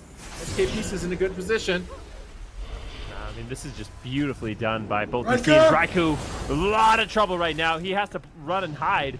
And man manages to connect the Guardian Spirit. This is Deathborn right now from Morrow. He's ramping up a lot of damage, but it's not paired with the Icy Veins, so not going to be quite as scary, but still dampening at 16%. KUNGARNA just one away from being eliminated. SK Pieces, if they can win this game, they are going to be the Cup 2 champs with their Mage Lock Priest. Waz right now, there is 0 cooldowns left. He's stunned up in the middle of the map. Big Comet Storm lands, and he gets crushed. SK Pieces 4-1. That's crazy. What an insane finals here from SK Pieces.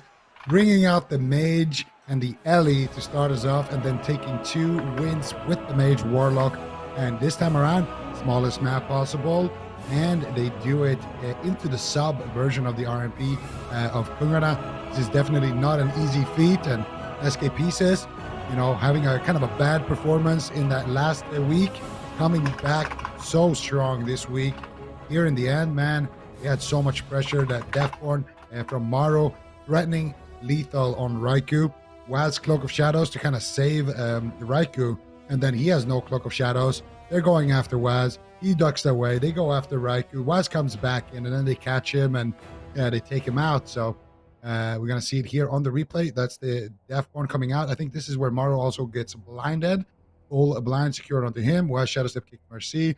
And Asgraf gets set up on here. Raikou doing a lot of damage. They don't get the Mind Games there for Meh. And Asgraf comes out from all of these stuns, basically completely scot-free. Nice Nova there onto Waz. You get a fear onto Meh, into a Sheep. And this is where all the trouble happens. Mercy pops all of his cooldowns. 1 Chaos Bolt connects. Raikou has nothing, so he needs to duck away here. And then they just turn over to Waz. Waz uses his Cloak of Shadows here. And as soon as he uses that cloak right there and that trinket, now they have multiple pressure points. If Raikou is isolated from his team, they go after Raikou. He's going to be dead. He has nothing.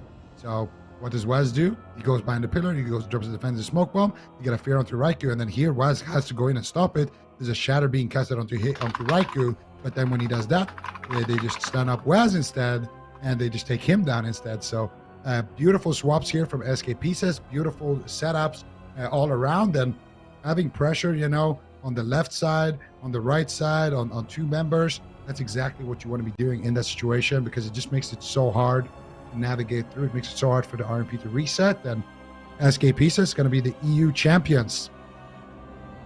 They are. Well done to SK Pieces.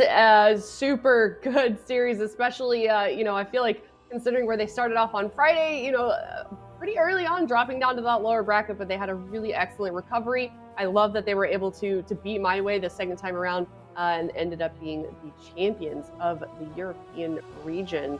I mean, what were the major differences, do you think, between this weekend and last with this team? I mean, the first two wins, I'm honestly going to say, feel like kind of like fluke misplays on KUNGARNA. Just kind of throwing, like they were in such a good position. But when they swapped over to this mage lock, the one thing that looked impressive was their ability to protect Asgarath. It seemed like a lot of the other mage locks were kind of failing to save during the setups on the RMPs. But this time around on Maldraxxus, although the Res Legendary saved him on one attempt, earlier on in the game, and especially Hook Point, they really just stopped and denied every single swap. It felt like there was almost no swaps to Asgarath that were going to threaten lethal, and if there was one, he was going to have Res Legendary for it. So their defense on protecting their priest was really good. Yep, totally agree. I'm looking at the SK Pieces Twitter account right now, and they just tweeted out like a congratulations tweet, and they threw a crown with like MS Paint, it looks like, on Maro's face. That's really funny. Go check that out if you want to follow them on Twitter. But yeah, well done to them. Well done to SK Pieces. That's the second cup as well. So they're going to put themselves in a pretty nice spot for point standings in this region, especially you know, with that recovery from where they ended up last weekend. I think they ended up with 5th. So this will really be good for their record, because, you know, the closer that we get to deeper into these cups, it's going to get, you know, harder and harder to recover from a low placement or low points in general. So that's going to be a good weekend for SK Pieces, and honestly, well done to KUNGARNA as well. Obviously, a really strong team, you know, in the European region too. So now we're going to be moving on to North America.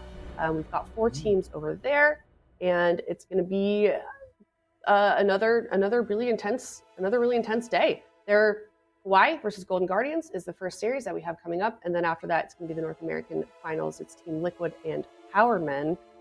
Which series are you most excited for, Ben? I mean, quite honestly, all of them. I want to see Powermen and Liquid. Powermen impressed me yesterday. Thugonomics on the Destruction Warlock, always a real treat. His squad looked really, really strong. I'm curious to see what Liquid has prepared, or if they're just going to get one shot by Chaos Bolts. And then, of course, in the lower bracket, we could see a Shadow Priest Rogue showdown. Golden Guardians, they kind of pioneered that composition, but KAWHI has been, you know, taking a page from them, or we might see the return of Drake on Windwalker Monk. We haven't seen it this season, but he is one of the most frightening Windwalker Monks in the game, and Windwalker Monk in general seems like it is very good into Golden Guardians. Yeah, I'm excited for that as well. So definitely stick around for that. We're going to get to those very soon. Before we head to a break, though, we do have an interview with Maro. I'm not sure if he's here or it's ready. Is he here? Oh my gosh, look at that. Hey, how you doing? Hello, I'm doing good, of course. Just having won. Didn't really expect that, but yeah, obviously really happy. Yeah, you know, obviously a much better time you had around this time around compared to last weekend. What was the difference there? You guys just put in a lot of practice, or was something clicking this weekend? I mean, obviously it's a lot of practice. We didn't really know what to do last week. That's kind of how a lot of teams went into it. So, like I said earlier already, I feel like the teams that had like fewer comms kind of did better because they just played what they're good at, and we didn't really do that. Now this week we did that a bit more. We went back to like kind of playing main classes, playing like only main comms kind of, and it obviously worked out better. But yeah, I think it was like a little bit of luck involved as well, obviously. But yeah, obviously really happy that we won this week. It was definitely a bit disappointing getting 5th last week. Obviously you always want to win, but just getting like top 4 was kind of like the expectation, and then we didn't really meet that. So yeah, really happy that we did much better this week. Yeah, I feel like I speak for a lot of people when I think we were definitely expecting your team to place a little bit higher. It's got to be a little bit nerve-wracking as well when you're just getting picked up by an org, SK Pieces. How has that been? Yeah, I mean that's kind of another reason why I was maybe even more disappointed than I would usually be when we got 5th place last week. They've all been really amazing and really nice to us, and yeah, they've been supporting us a lot. Like anything they can help us with. Pieces obviously helping us a lot on live servers with like legendaries and all that stuff, so we can actually prac. And they've just been really, really nice. I got to meet them as well in Berlin when I was there for the race, so that kind of added like a little bit of extra pressure. So I really want to do well this year, and I think we have the roster, we have the comms. That's why it was also like a bit disappointing. I don't think we should have lost the way we did last week. Yeah.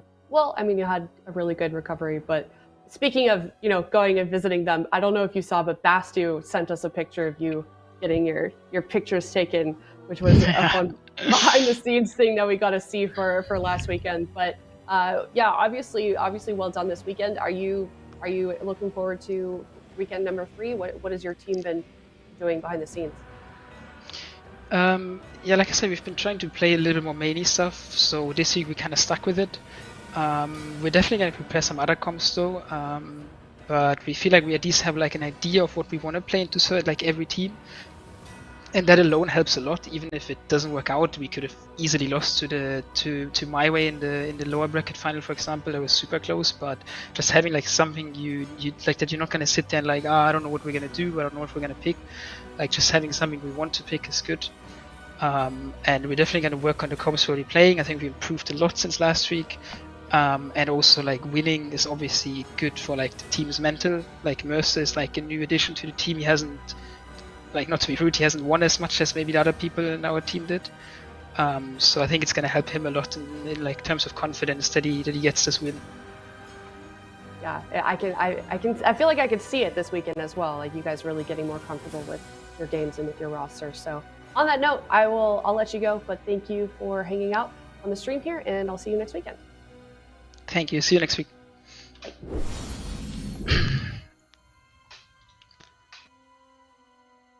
Okay, and that was an interview with Maro, of course, and congratulations to that team once again. So now, like we talked a little bit before that interview, we will be heading into the North American bracket. And I don't know if we can take a look at I lost my window for the bracket, but I don't know if we can take a look at the bracket for what we're going to see in North America, but we can take a look at the matches that we're going to be seeing over there. This is, of course, the European bracket, and we just saw that series conclude SK Pieces being the victor 4-1. But of course, hopping over to the North American region, the first match that we've got coming up is going to be an elimination round. And North America, I mean, Super Tees, it's looking really solid as well. Yeah, I mean, this is the big chance for Team Liquid and Golden Guardians in Cup 2, just the same as SK Pieces, right? I feel like Golden Guardians and Team Liquid are expecting to have a better showing in the first Cup, and now they've got a shot here in the top 4. Golden Guardians have to face reigning champions for like the past 3 years, maybe one tournament they came in second, and they're playing their comp. So, but they might not. I feel like we're probably going to see Windwalker like Venruki talked about from Drake, because Windwalker is just like the kryptonite to Golden Guardians at the moment. So, but it would be cool to see the mirror if it happens, a little Shadow Priest Rogue mirror. But even if that does, Absur's playing Shaman versus Paladin. I feel like Paladin's probably favored. So many counters to the Vendetta that this is going to be tough. Like this, Golden Guardians do not have it easy right now. Definitely do not. So hopefully they've got something planned, but we're going to go to a break and we will see how exactly they do handle it. And when we come back, it's going to be North American matches and more gameplay coming up soon.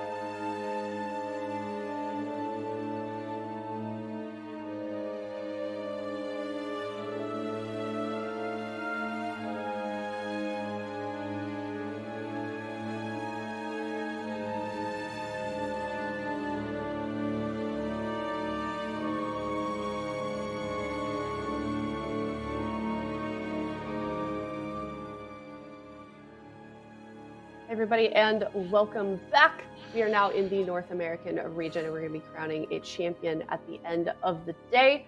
And 4 teams are now playing, and only 1 remain at the end of the day. But let's recap a little bit for Europe. We know that SK Pieces did just win, of course, and we have a fun tweet also that I was mentioning from in the Maro interview that Bastu, the GM, sent me this. That's his drawing. In case you guys wanted to see that. So yeah, lovely art there. All right. Thank you, production, for the collage too. It's really great. But yeah, I mean, this is a team, like, it was interesting. I don't know if you guys got a chance to listen to his interview, but Maro was basically saying, like, something that his team was dealing with a lot last week, that they kind of sorted out just a little bit this weekend, of course, is that they just had too many comps to choose from. How do you sort through that, Ben? I mean, you just got to figure out which comps are the best and dedicate time to those, right? Like, basically the way I would do it, and I think a lot of these players do it, is you have to kind of assess what compositions are in the meta right now. Like, who is going to be your biggest competition? So, like, in the case of SK Pieces, they need to look, okay, well, MYWAY, we need an answer for jungle. What's our best answer for jungle? They figured that out. Okay, KUNGARNA, they play RMP. What do we got against RMP? They figured that out. And then you kind of just got to look at, like, these kind of top 5 teams. I'm not saying other teams don't have good comps or a good shot, but I feel like you have to prepare for your most difficult opponents. And a lot of time they know a lot of the comp options that they do have. So I think for SK Pieces, it really showed that they had their compositions prepared. Mage Lock obviously looking really solid. Ellie Fire Mage also looking solid. The Warrior Mage, and these are just kind of classic. I would say these are kind of classic like Maro compositions. The one thing that's different now, though, is they have a Warlock. Like, this is the first time Maro has actually had, I believe the first time Maro's actually had a Warlock on his team. So having that as a comp option also, you have the Ellie Mage, you have the Warlock Mage. I still think that Ellie Lock could be good eventually, but they have a really, really well-rounded roster. I love these takes that we're getting from you this season, Ben. Do you? Yeah, I'm enjoying it. Yeah, I know. Like, I know I was talking about Frost Mage a lot, but you can see why it's so good. You can see why it's so good. I just feel like there's still so much left to experiment with. I think it's one of the great things about the season. It could be really jarring as a player, looking at all the legendaries you have, all the covenants you have, all the conduits you have, and all the compositions that are available. Okay, now 4 set, and now we got double legendary, and it's like I feel like there's so many things that are still yet to be discovered. Yeah. Especially with these changes coming in week to week. I still think there's some comps that can kind of move their way into the meta. Yeah, I think so too. And we've seen it happen before. It's like the last cup of the weekend, and a team comes up with some crazy new comp that is super strong and can solve a bunch of problems that they've been dealing with the entire season. So looking forward to that. If we see new developments over the season. But yeah, we just took a little bit of a look at where the current standings are with the European teams, and we're getting closer and closer to the end of this. So hopefully things will work out in the end. I'm excited to see who we end up in those top placements, because competition definitely is shaping up. So Let us talk about North America. Like I've said, 4 teams right now. The first round is going to be an elimination round. It's KAWHI versus Golden Guardians. We saw a pretty funny tweet from WizK. Did you guys see the one that I'm talking about? Here it is. I've seen it. WizK from Absurd. I'm very serious. Shadow Priest is awful. Make Warlock. What do you guys make of that, Sympathies? I think WizK responded to that with a screenshot of his Destro lock, I'm pretty sure. Really? I actually think he did, yeah. He screenshot his Destro lock. I think, is that the Peekaboo response? Or is WizK stealing Peekaboo's face? No, that was Absurge's avatar. This is Absurge's avatar on Discord. Wait, why is that his avatar or his profile picture? That's a great question. That's so weird. Okay, well, yeah, I mean, does that mean, do you think we're going to be seeing WizK play that Warlock? There's no way against KAWHI. Yeah, it's maybe not against KAWHI, but just in the future. This week, no. Next week, I probably, to be honest. But it's hard because so much. This is a really difficult thing that the players have to balance. Is Destro Warlock is good with 4-set.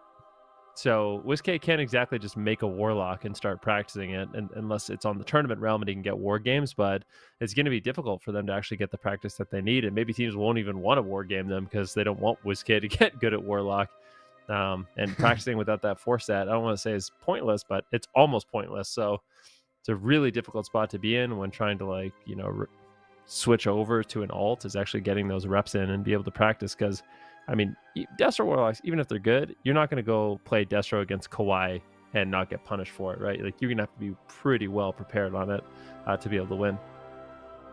Yeah, and we've seen WizK, I think, adopt quite a number of new classes and have pretty good success with it. Jelly Beans, sometimes we see him play other things as well. So, Golden Guardians, it's not often we get to see brand new compositions from them, but I really do love when we see them implement new things. So maybe not the day for that today, but that being said, we are heading into game number 1. It's the Grand Arena, KAWHI versus Golden Guardians. A loser of this is knocked out of the tournament.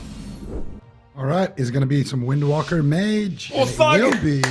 And it's going to be Golden Guardians. Kind of predicting that the Windwalker Mage is going to come out. And guess what? We are going to see Peekaboo on the Outlaw Rogue. And he is playing Venthyr Rogue right now. So this is very, very interesting things. This is stuff that we haven't really seen from the Golden Guardians. We've seen the Thug, but the Outlaw Thug, that's a new one. And we're going to see what they do. Zap onto Drake, blind onto Brain. They're going to go after Drake right now. They get the cheap shot. They get the kidney shot. Big damage coming out here from Jelly Beans. They get the trap as well there. And now Drake, they poke by the light. Doesn't look like they get much else. Let's sweep onto Peekaboo, but on that Outlaw Rogue, it should be pretty tanky. Peekaboo not going to have to use his trinket there. Jelly Beans actually eating a trap right there as well. And right now, they're going to go after Absturge. Oh my goodness. Do they have enough response here? Absturge in a stun, and he will survive, but he did use that Guardian Spirit right there. So KAWHI so far leading in the game, but a very interesting pick coming out from Golden Guardians, and they do have a full trap here to work with. You remember, this is KAWHI's Windwalker Mage Paladin. They won cup after cup after cup, tournament after tournament after tournament with this composition. So this is going to be a fierce fight from them here for the Golden Guardians. Are they ready? Jellybeans popping off with that Bestial Rast. Rallium getting cut down at the moment. Desperately spamming Polymorphs, gets dispelled out. Blessing and Protection, number 1, forced out from Brain. Stralium misses his Dragon's Breath. Absturge dodging it around the corner, dropping a Ring of Frost defensively on the pets, trying to prevent them from connecting, but the pressure on the mage is high. No, Jellybeans Feign Deathing the kidney shot from Peekaboo onto Drake, stalling the damage. Jellybeans survives. They're chasing down Ceralium. The pressure is quite high. We saw Morrow on that tank build of Fire Mage taking no damage, but this Thug Cleave of Golden Guardians is really putting pressure on. Yes, Ceralium's not playing Blink Stun, so that is why they're going after him. They've realized he's not playing Blink Stun. Every single one of these kidney shots is going to be absolutely devastating. Drake looking like he wants to go after Absturge, but Absturge has really handled the pressure well so far in the game. Jellybeans, of course, still has his aspect of the turtle. Drake getting really low. He's caught into a stun. It's going to be the sacrifice, trinket sacrifice coming in from Brain. This is looking good. Outlaw Rogue. We haven't seen this from Guardians in quite some time. Here we go. Big all in on Absturge at the same time. Though Ceralium just can't get there. He's burning down, and Brain is running out of healing.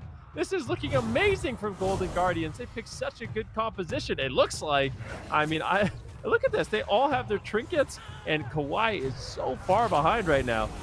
Yeah, and there's just a few more cooldowns. Just that bubble left onto Brain. He might have to use it right now. He's in a full trap. They do get the touch of karma here. Drake needs to be careful, though. They could bust through it, and it looks like it will be enough. Once again, now KAWHI, where's your offense going to be? Peekaboo right now doing devastating damage. They're going to go for Jellybeans to grip him, but Jellybeans, my goodness, has to use that trinket and that aspect of the turtle. He will survive, but that was an extremely close call. That was the Blessing of Protection, though, as well from Brain. And now running very, very rapidly out of cooldowns. The next trap could be devastating. Absturge in a full sheep. Jellybeans going to be the target. He feigned deaths. They're going after him here. Drake and Brain hunting him down, and they connect. Here comes the damage from KAWHI. Do they have anything more to follow it up? There's the War Stomp coming out from Brain, but it looks like Jellybeans will survive. No. Exhilaration coming back off cooldown, and now who are they going to go after? Drake with no karma, no trinket, and Ceralium with no autorize. two open targets here. They're going to go after Drake. Big damage coming in. That's going to be the bubble coming out for Brain right there. And it might not even be enough. Drake's still taking huge amounts of damage here from this bug cleave. And it looks like he will survive. But that was the last cooldown. Combust now onto Jellybeans. Full stun, full sheep. Absurge has Trinket. Will he trade? It looks like Jellybeans will trade out the acceleration. It's going to be enough. Absurge Trinkets. And it will be enough defense here. But now both teams with no cooldowns left. This is anybody's game, Super Bees. Oh no, Brain Sacrifice just came off cooldown. He's got to save now for his team. They still have an ice block. This is looking actually better for KAWHI. Drake Fists of Fury towards Peekaboo, but he's not going to go down on that Outlaw Rogue. They have to go after the Hunter or the Holy Priest. Peekaboo in hot pursuit trying to take out Drake. Drake flying Serpent kicking, trying to reconnect to Jellybeans. Such a slippery Hunter as Brain moves forward on top of him. Big damage with Ceruleum into the kidney shot. Gouge onto Drake, giving Jellybeans time to just pound away at Ceruleum's skull. Cobra shot after Cobra shot. Kill shot range. Ice block forced out for KAWHI, holding on to the sacrifice because he can use that on Windwalker or Mage, so I think it's a smart cooldown usage. Now stun onto Jellybeans, trades out the Roar of Sacrifice again before Combustion. That Combustion could be a threat if Ceruleum can stay alive to that point. Drake is trying to stay on target, grapple weapon over onto Peekaboo. Ceruleum is stunned up. Peekaboo choosing not to Trinket, just trying to max levels without a weapon, but here comes big damage up from Drake. Double Zwen, Fists of Fury flying. Jellybeans Feign Death trying to retreat, but Combustion's coming off cooldown. 8 more seconds, no Roar of Sacrifice. They just got Guardian Spirit as well. Drake moving over to Absurge. They're going to swap to Absurge. He's dead in this leg sweep. If this leg sweep connects, there's no way Absurge can survive. He fears Drake away. Ring of Peace locking them down, but Ceruleum in trouble. They're going to get the kill before they can do it. They're going to KO Ceruleum. I can't believe it. Drake might still go for the kill here. No Guardian Spirit. No, he pre-faded. He immuned the leg sweep amidst all that chaos. Oh my goodness. Like, Absurge was actually dead. If they could get there, Absurge was actually dead. They won that on the cusp of going down. Hey, I mean, if you're a Golden Guardian fan, this is what you love to see. The Thug Cleave, the Outlaw Rogue with the BM Hunter. The pressure that they were able to put out in this match was astounding, quite honestly. I kind of felt like even in the blind pick, maybe KAWHI came out ahead, but this is looking good. A lot of pressure all over the place. And this is one of those specializations we've seen kind of rise to power. I don't think we've seen Outlaw Rogue outside of 9.2. Now with the double legendary, I mean, we saw Nixie play it last week, this week. Now Peekaboo picking it up, and this could be a really solid composition because if Thug Cleave is good, I mean, Golden Guardians are going to be a very scary team.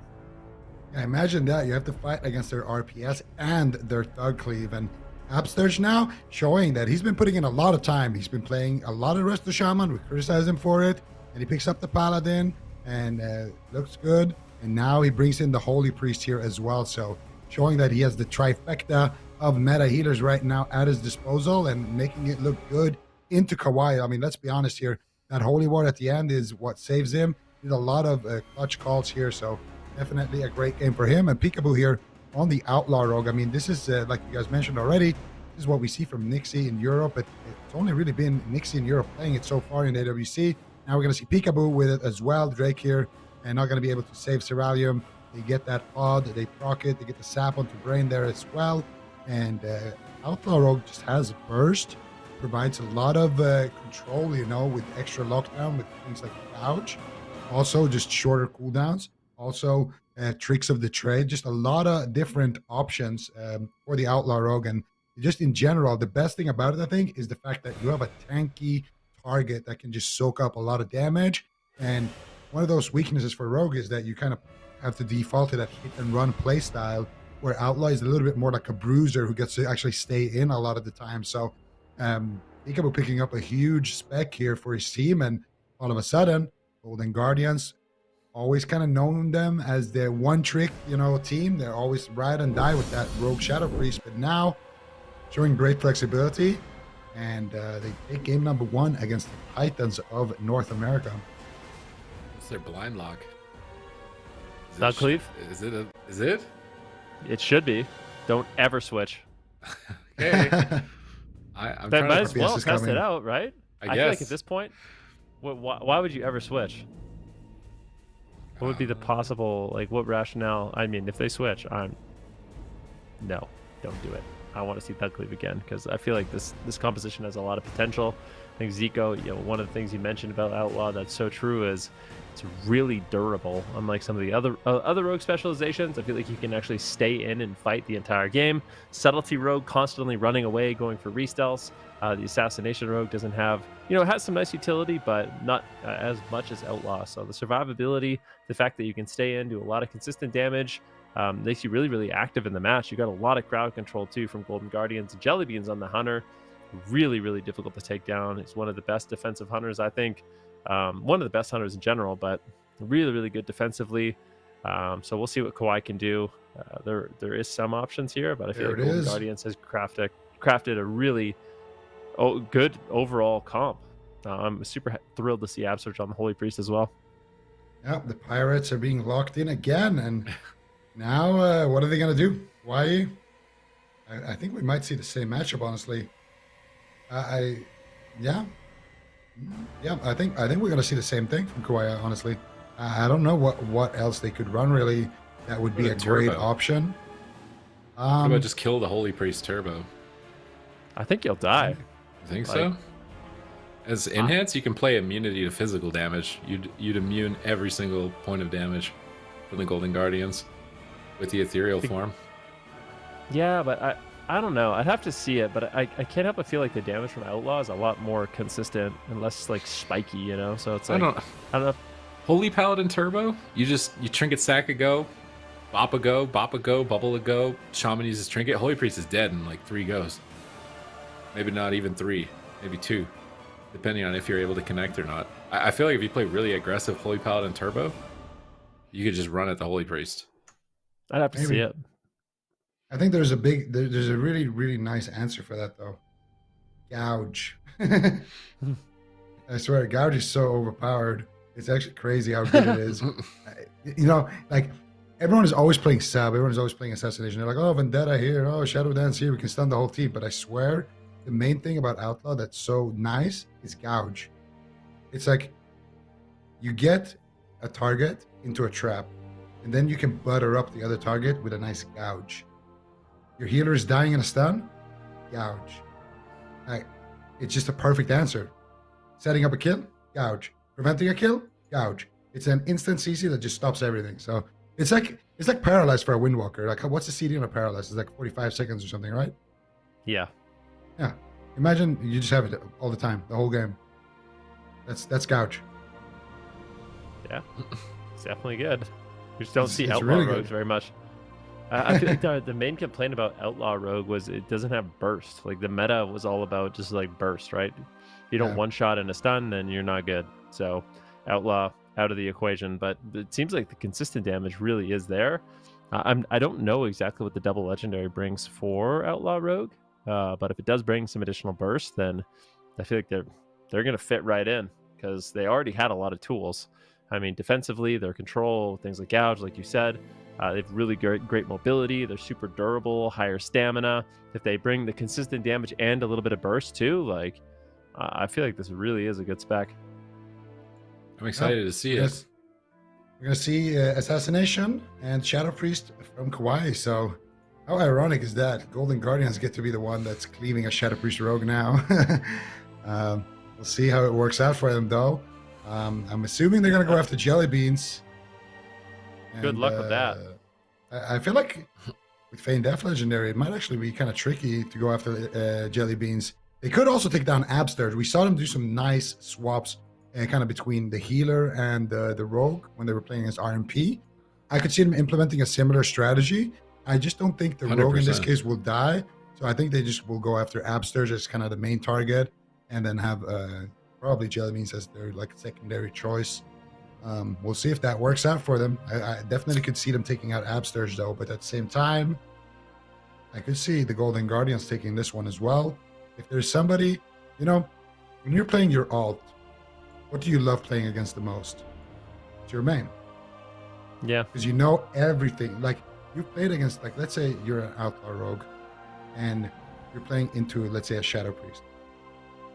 You know every single time, okay, when I'm playing with Wizkid, this is what he loses to. This is what makes us lose.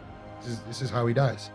So you kind of know those like small little details that set up the win, the things that kind of annoy you on your main you're playing against your own class, it's so nice actually. So I feel like for Golden Guardians, if there's somebody who will know how to play against Shadow Priest Rogue, it's got to be them. So I think they're gonna have this one figured out. And for KAWHI, I think for them it's strategy is clear cut.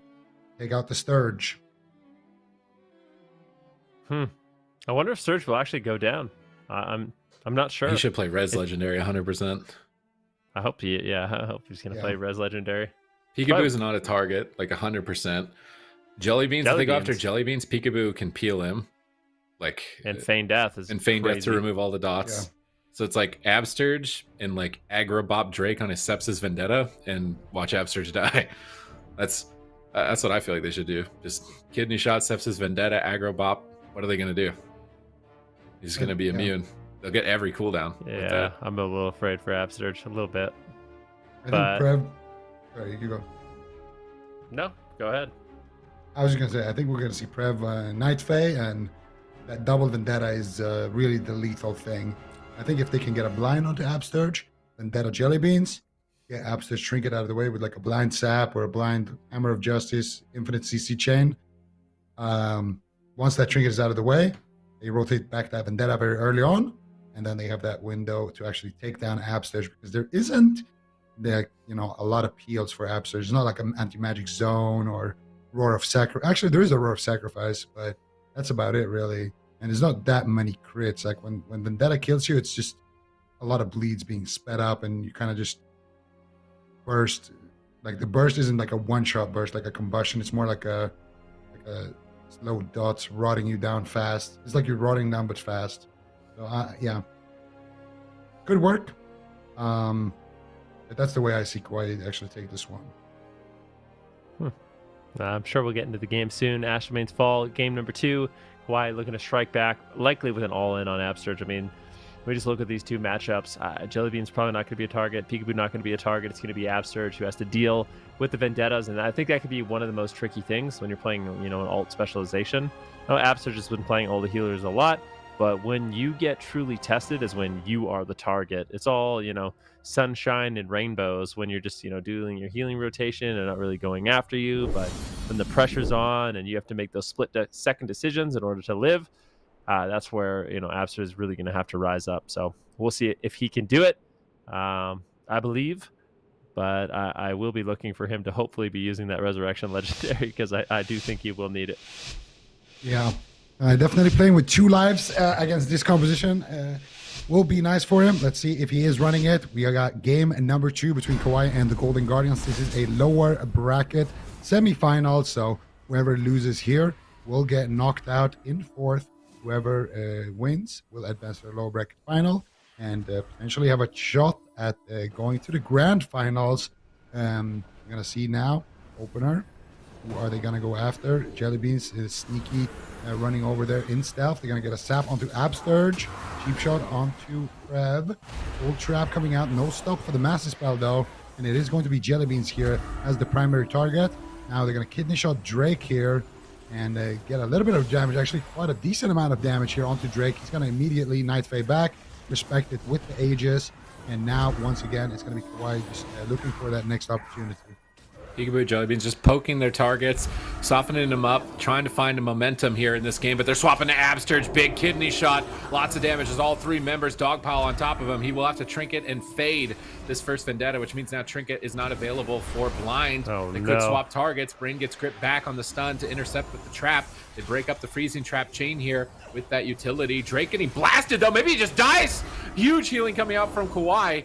They are not anticipating this damage. How often do you fight Beastmaster's Outlaw? You almost never, if ever, will you fight this composition. It does do a great amount of damage, so they're going to force Drake away from the fight. They swap to Prev. I really don't think the Shadow Priest is going to be the kill target ultimately. They can't even dent him here at the pillar, but Drake opens up with the Kidney Shot. They could go for the blind player. They're going to go for blind here onto Absturge or save that and set up with it. Maybe blind Jelly Beans to bait him trinket when they swap to Absturge next. Absturge cannot afford to get too close to the fight. He's trying to get in line of sight here. He might regret getting too aggressive. He's trying to go for a mind control onto the Shadow Priest. Great mind control during the freezing trap. They've isolated Drake. Can they kill him through evasion? Down below half, Brain is sitting through a freezing trap for 1 more second.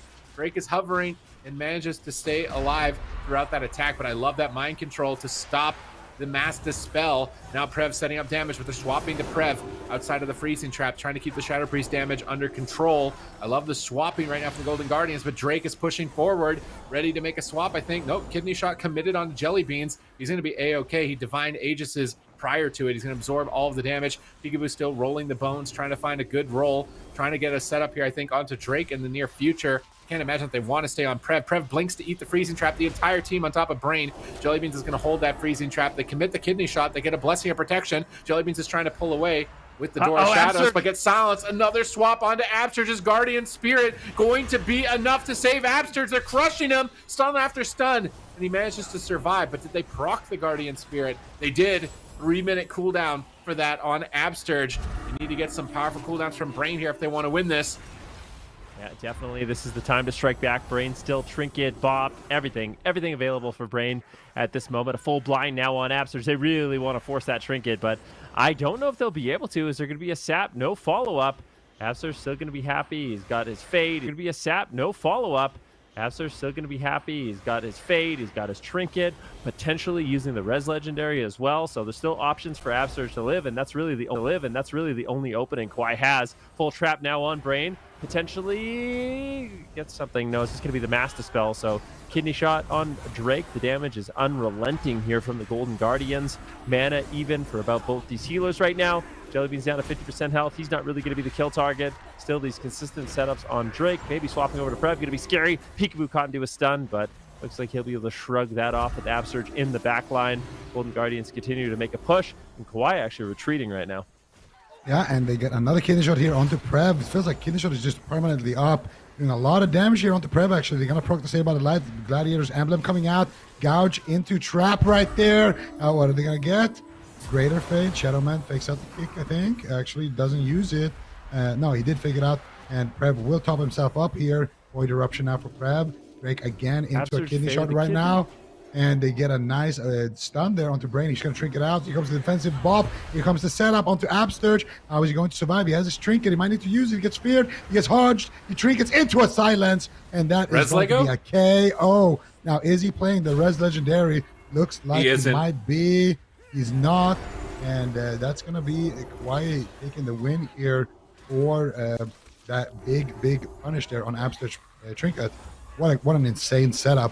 You get that stun, into the stun, and an immediate silence on the Trinket. And that's one of the things that Prev has been really, they can still win?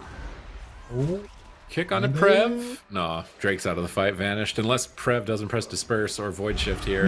Yeah, he has his whole spell, but there's no way. Smoke Bomb.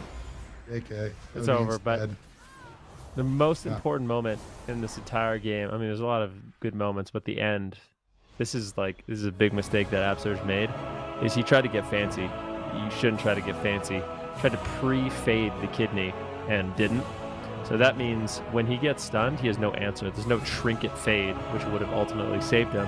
Instead, he trinkets out of the stun, into a new stun, into a silence.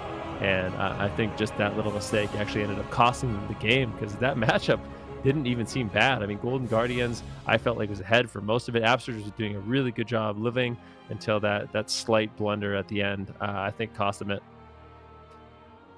Yeah, I think that's the thing what Prev has been doing so well, though. He's been getting the silences on triggers. We saw it as well yesterday in his games, and we're seeing it once again today. It's just been so clutch with that, and that's really, it should be a Trinket, and that should be enough of an answer. And Prev is just there with the silence, and it is at the back end of Absterge right there, making a mistake.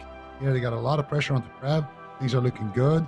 Absterge pushes in, gets a little aggressive here, and the big problem here as well is that his his Guardian is down, on a 3-minute cooldown, because they did proc it earlier. So fortunately for him, he's not playing Res Lego, and that Guardian is on a 3-minute CD. And right now, he's trying to be greedy with the Trinket. I feel like here the Vendetta is committed. You just got to Trinket right away, and there's tried to pre-fade right before that and gets stunned up. And fortunately for him, going to go down. I'm hoping they don't switch comp. I feel like if he changes his build, changes the way that he's rotating cooldowns a little bit, that they could still win with this comp. But maybe they can win the mirror. I feel like it's rough with Shaman versus Pally though. If they decide to go that route, I think just changing the legendary of the build so that bop all in isn't as scary. And I think he did have Ray of Hope at the end. It might have been shaky to trinket Ray of Hope and get silenced and not be able to heal, but I think that kept him alive a little bit longer. Yeah, and they did fade. That's it. Yeah, trinket fade if they didn't pre-fade, and then that would have bought time maybe to get the Guardian Spirit off of cooldown. If they had any CC, I feel like defensively blinding is probably better for them. If they just win and do damage, I feel like they can just end the game. They don't need blind to end the game, and blind's a lower cooldown than trinket, so even if you get an aggressive trinket, you could punish that later when they try and go for a kill. So I'd like to see just more dedication to things defensively from them. Of course, this is like the first time we've seen them play the Thug Cleave, especially with the Holy Priest. They're fighting KAWHI, which are like top tier team, win every single cup every single time that we see them. So there's going to be some growing pains, but it feels like there is potential in this composition. Yep, I 100% agree with that. I just think just slight alterations in their strategy, and it still seems like this is a very winnable matchup for them. I mean, I feel like I can't help but feel like if Absurge had lived there, we're talking about potential 2v3. I mean, it was really, really close. Brain had no cooldowns left whatsoever. He basically traded out everything for that all in. And if they had lived that, then I think KAWHI would have been in a really kind of a nightmare situation. So game number 3, I'm curious, do we go big map? Do we go small map? Maybe a big map would be better. So Absurge has more room to it makes the setups a little bit more obvious, right? Like when the entire team's crossing and Drake's running at you from, across the map, it gives Absurge a little bit more time to, maybe preemptively Aegis, something like that. But definitely, I feel like we see the Thug Cleave again. We want to see the Res Legendary. It's going to give him the most value possible. Even in that situation, he would have just come back to life and likely would have been fine. So let's see what they do. Are they going to go for the Shadow Priest Rogue Mirror, or are they going to be going for the Thug Cleave once again? They've run out of time. Is the Thug Cleave. Yep, going to be the Thug Cleave. And for the Golden Guardians, honestly, I kind of like it. I actually do like this because I feel like the Shaman, there's a big problem. If you play Shaman, I feel like you have a big disadvantage going into the Paladin. And if you play Paladin, you're going Paladin alt versus Brain on his main. So, I don't know. Peekaboo versus Drake. I feel like Drake is really, really solid as well. So, I think the healer difference would be more important. If you think like pound for pound, each member. So I think it could be hard for the Golden Guardians to win that. It's a big gamble, And I think it was Swapsy who said once, instead of playing a mirror, he would rather just play a match where he can just play bad, like at 60% and just still win, So I like that. And I feel like this matchup has those odds. Like Golden Guardians, they probably haven't played a whole bunch into Shadow Priest Rogue Paladin with the Outlaw BM Hunter. I mean, this is something we literally haven't seen from them at all. So unless they were just keeping it in their back pocket the whole time, this is something probably they were, practicing after the cup yesterday. And maybe they have practiced it a couple of times beforehand as well. But bringing it out now, I think there's definitely some small tweaks that they can do. I think Absurge going Res Legendary for sure would be nice, and in general just small little mid-game adaptations. They can definitely bring this to a win. And for KAWHI at that point, you've tried Windwalker Mage, you've tried Shadow Priest Rogue. What else do you have that you can actually challenge with? Because at that point the Golden Guardians are kind of solidifying that this is the comp for them to beat. So I really like that Golden Guardians are staying true to this and sticking with it for at least one more game. Let's see if they can pull it off. Last game was close, and no doubt this one will be as well. KAWHI versus Golden Guardian, game number 3. The score is 1-1. Wing match here for KAWHI. If they win this one, they will have the advantage moving to a game 5 potentially. So let's see if they can do that. All right, here we go. Gate's about to open. Can the Thug Cleave pull it off for Golden Guardians? Beat basically reigning champions for the past 3 years, KAWHI, who ironically are stealing their comp, the Shadow Priest Rogue, from their side. We see Drake moving across midfield. Prev pre-Aegises the opener here, trying to anticipate a little bit of damage, but it looks like they're already cut through it. They blind Brain, but he's comfortably sitting through it. They're not going to get anything with that blind. Again, I think I still would have rather seen these blinds to save Absurge on the swaps. Like, feel like he's really the only target that can go down here. Triple stun lock. Love this crowd control, though, by the Golden Guardians, isolating Drake. And now they will get the medallion, and still a lot of pressure onto Drake as well. An important cooldown out of the way. Golden Guardians with a slight lead. Yeah, Abster just saying as far away as possible, but Jellybean's forced to trade out his trinket. Not too bad, though. It is a Cloak of Shadow, so not the, or it is the smoke bomb, sorry. Not the worst situation to be in. Jellybeans, I think that's more than a fair trade. That was the Vendetta. Peekaboo now going after Drake. Big damage. What is going on? Drake barely holding on. Huge heals coming in from Brain. But in the meantime, Peekaboo and Jellybeans both low. Full blind on Jellybeans. Psychic Core on Absturge. The blind on Jellybeans is a bit bizarre. I wonder if that was a mistake or what they were really trying to accomplish with that. Now Absturge doesn't have to worry about the blind whatsoever. Going to be able to trinket out of any damage.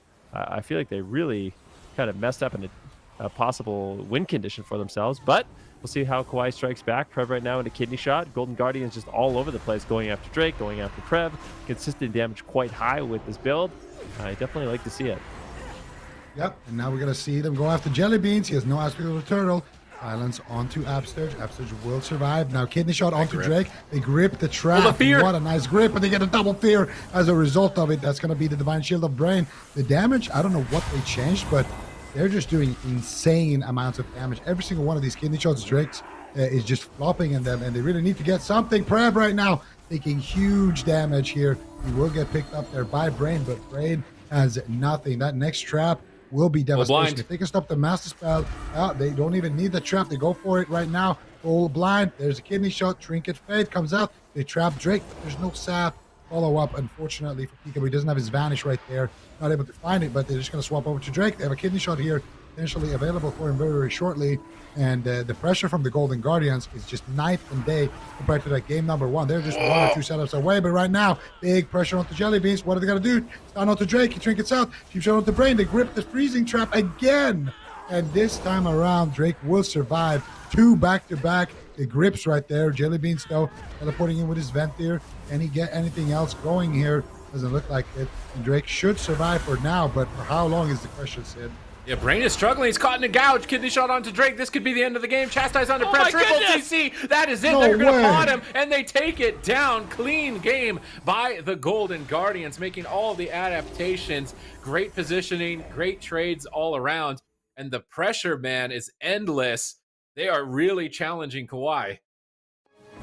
I mean, I actually asked, I was talking to Absurd a little bit last night before I went to bed, and I asked him, you know, how is he feeling about his games tomorrow?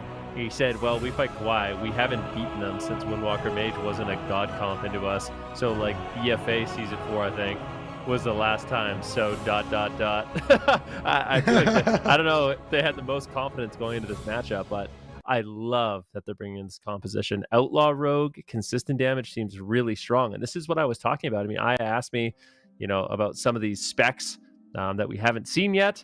And this is potentially one of them. Outlaw could be, you know, rising to power. Outlaw Destro, maybe. But we could take a look at the final few moments of this game. Peekaboo and Jellybeans going to be going after Prev. Making a swap now over onto Drake. And Drake was heavily pressured in this game from basically start to finish. At this point, he's running away. KAWHI in full retreat. There's no bubble. Gladiator's emblem, or sorry, the Gladiator trinket coming up for Brain really, really soon. Here's a full kitty shot. Drake forced to trinket out of it. He's on the run. He's trying to get away. Cheap shot on Brain. Great control coming in from Peekaboo. It's going to be Drake trying to run away out of the dismantle. He goes for Shadow Step here on Absters, just trying to get away from this basically consistent onslaught from Peekaboo and Jellybeans, but he's just not able to. Peekaboo walks over, he gets the gouge that Zico was talking about, that instant crowd control into the kidney shot, into the intim's done, you're an egg, and you get cracked. And Golden Guardians are up 2-1 now, and this is an elimination. I don't think people realize what this means. This is an elimination series, okay? This is the lower bracket, and if KAWHI loses this next game, this is their worst showing ever. I mean, it's not a bad showing. It's still top 4, but I mean, they haven't not gotten first or second in literally years, I think.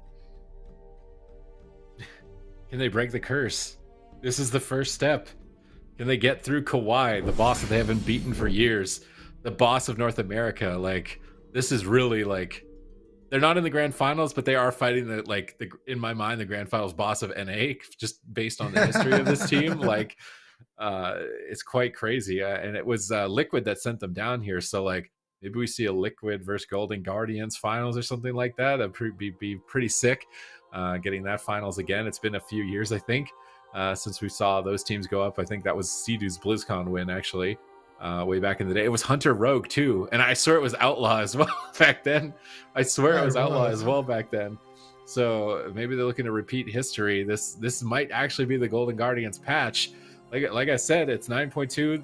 Double legendaries just came out. Players are just getting their hands on all the set bonuses and all these specs. Like, who knows what compositions are going to come from the underworld here that we've never seen, and this is one of them. So KAWHI are going to a big map, which is telling me that they're afraid to go after Absterge, which is telling me that I don't think they can win, because I feel like Absterge needs to be the target.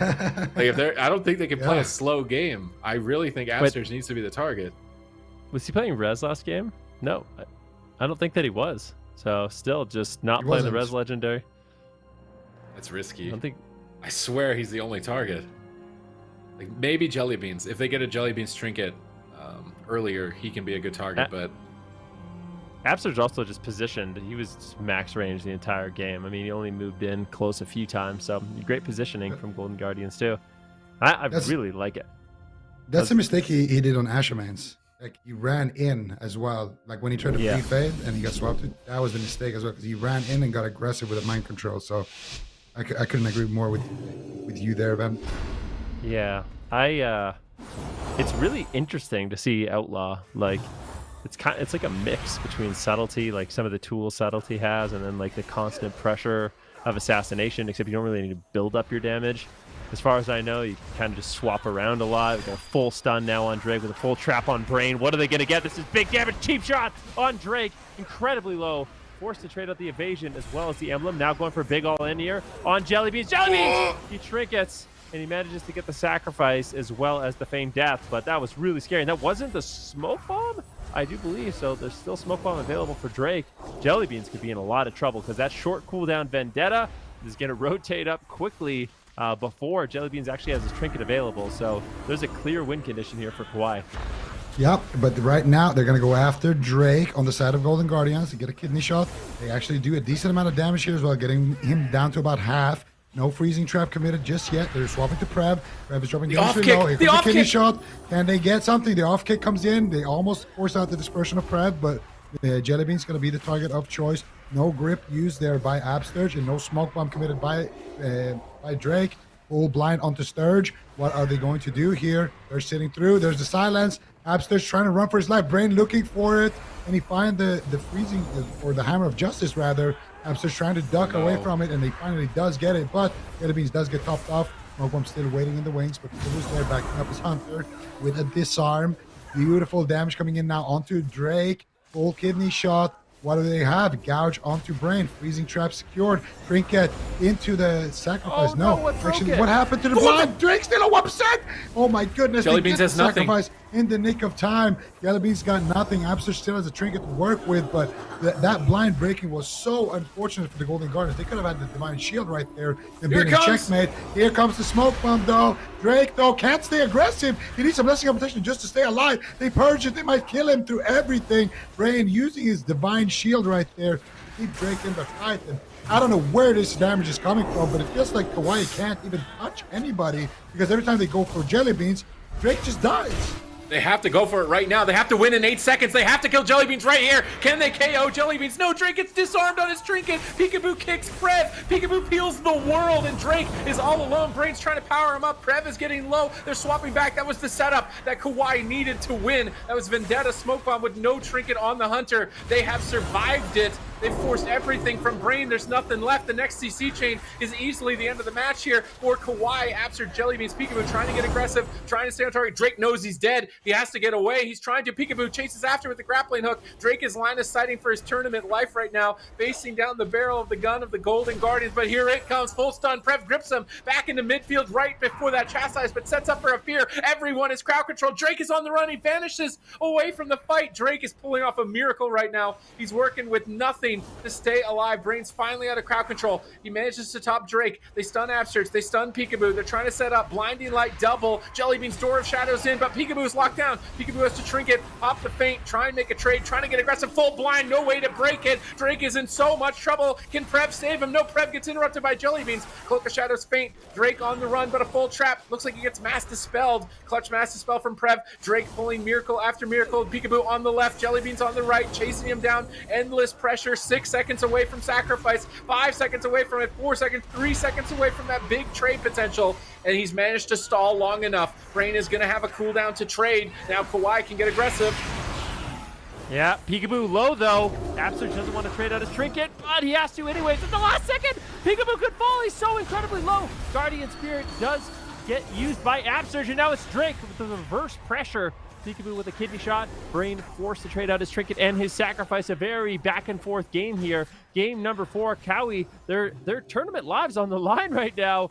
I mean, Golden Guardians, they have so much pressure, so much momentum. Drake's been on the run for the better half of 3 minutes or something like that. It's just been consistent pressure from the Golden Guardians. Great crowd control, but now, look, Absurge with no trinket. He's not using the Res Legendary. There's an opportunity here for KAWHI. If they can somehow get the Vendetta up and go for that all-in, the kidney shot into the Hammer of Justice, into the silence, Absurge could fall. Golden Guardians, they got to make something happen quick, because they could be in trouble if they don't. But Drake is low. Silence on the Brain. He's got no breaks. Any crowd control, and Drake could fall. Peekaboo just can't get there at the moment.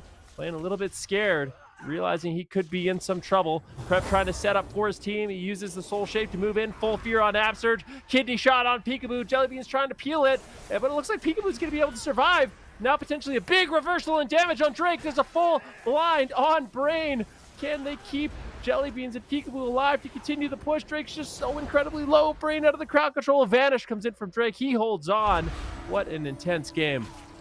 Absolutely insane kiting by Drake to even be alive at this point. But they have no buttons left. Peekaboo right now, he's trinket here to get out of this one. It's Smoke Bomb, it's Vendetta available. And Peekaboo just taken down there, but he manages to trade and he manages to hold on. Guardian Spirit, I don't think was proc there either. Jellybean's now rotting down as well. Feeling the pressure of Prev, feeling the pressure of Drake's Vendetta. Jellybean's moving in. He's very low on HP. It could cost him. He's on 1% HP, but he gets a freezing trap. He gets a heal. Oh my goodness. Jellybean's Feign Death. He will survive with the Feign Death camo. And they do get the blind onto Peekaboo. Drake will survive as well. And now I think KAWHI has done it. Full sap onto Peekaboo. Jellybeans could be the target up next here. What do they have for Absurge? He's playing on the same pillar. Absurge needs to get away from Brain at the situation. Full kidney onto Drake. Full gouge onto Brain. It breaks. And they get a ER trap there onto Brain as well. Big damage onto Drake. But the kidney shot Peekaboo. Peekaboo will survive for this one. But they have that Smoke Bomb threat in their pocket. They will look to do it. But Drake, though, dropping dangerously low. They have the sacrifice to trade with. They have a Blessing of Protection. And they will use the sacrifice right there. Drake will hold on. But for how long is the question, Sid? They're gunning for the kill. I don't know if Drake goes down here. That's it. Brain trinkets. He has a bop. Jellybeans is getting blasted by Prev right now. Feign Death, kidney shot, full kidney shot. Vendetta connects onto Jelly. He's trying to pull evasive maneuvers. He's trying to get out of there. Keep pressure on Prev at the same time. Guardian Spirit trades for Absurge. How did they survive this Vendetta? How are they going to survive it? There's nothing for him here. He's going to get cut down. Peekaboo caught in the fear. Drake on the run. And man, KAWHI, Drake in particular, how is he alive right now? With time and time again, it should have been lights out and their tournament lives ended. But between Brain, Drake, and Prev, they stayed in it here in Game 4. We're going to Game 5. Yeah, we're going to Game 5. We're going to Hook Point. This is where Pirates are going to excel.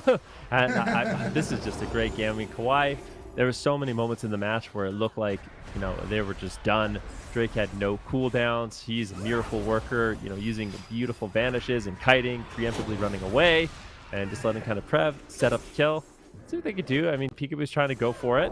Divine Shield from Brain should shut that down. I mean, Absurge's got no mana. I can't help but feel like this is pretty much over, but I mean, maybe not. What's going on? No way. Ref forcing 2v3? trade out the fade. Are you kidding me? Pika Marmalade? Are we seeing Golden Guardians? Pika Marmalade? 2v3 right now? Brain throws in a heal. Damaging's at 18%. I don't know if the damage is there. It's a full blind on Peekaboo. That's going to be a re-stealth into a sap. And that should shut it down. Likely open with a kidney shot of Vendetta. And that'll be the end of this one. But, I mean, if we go to a Game 5, I feel like Golden Guardians are going to be going to a small map. And when Drake doesn't have that same kind of freedom to maneuver around the map, it could get really scary. Yeah, I think the map was definitely a big factor there, Benruki. I think for KAWHI, the map definitely saved them. I mean, Drake did some nice invasive maneuvers, but we're probably going to the Pirates' home field. Probably going to have some home field advantage here for Peekaboo. We're going to hook point most likely, and on a hook point, like you've already mentioned, no option to kite around like that. There's no option to really escape those clutches, the jaws of the sharks here on the side of Golden Guardian.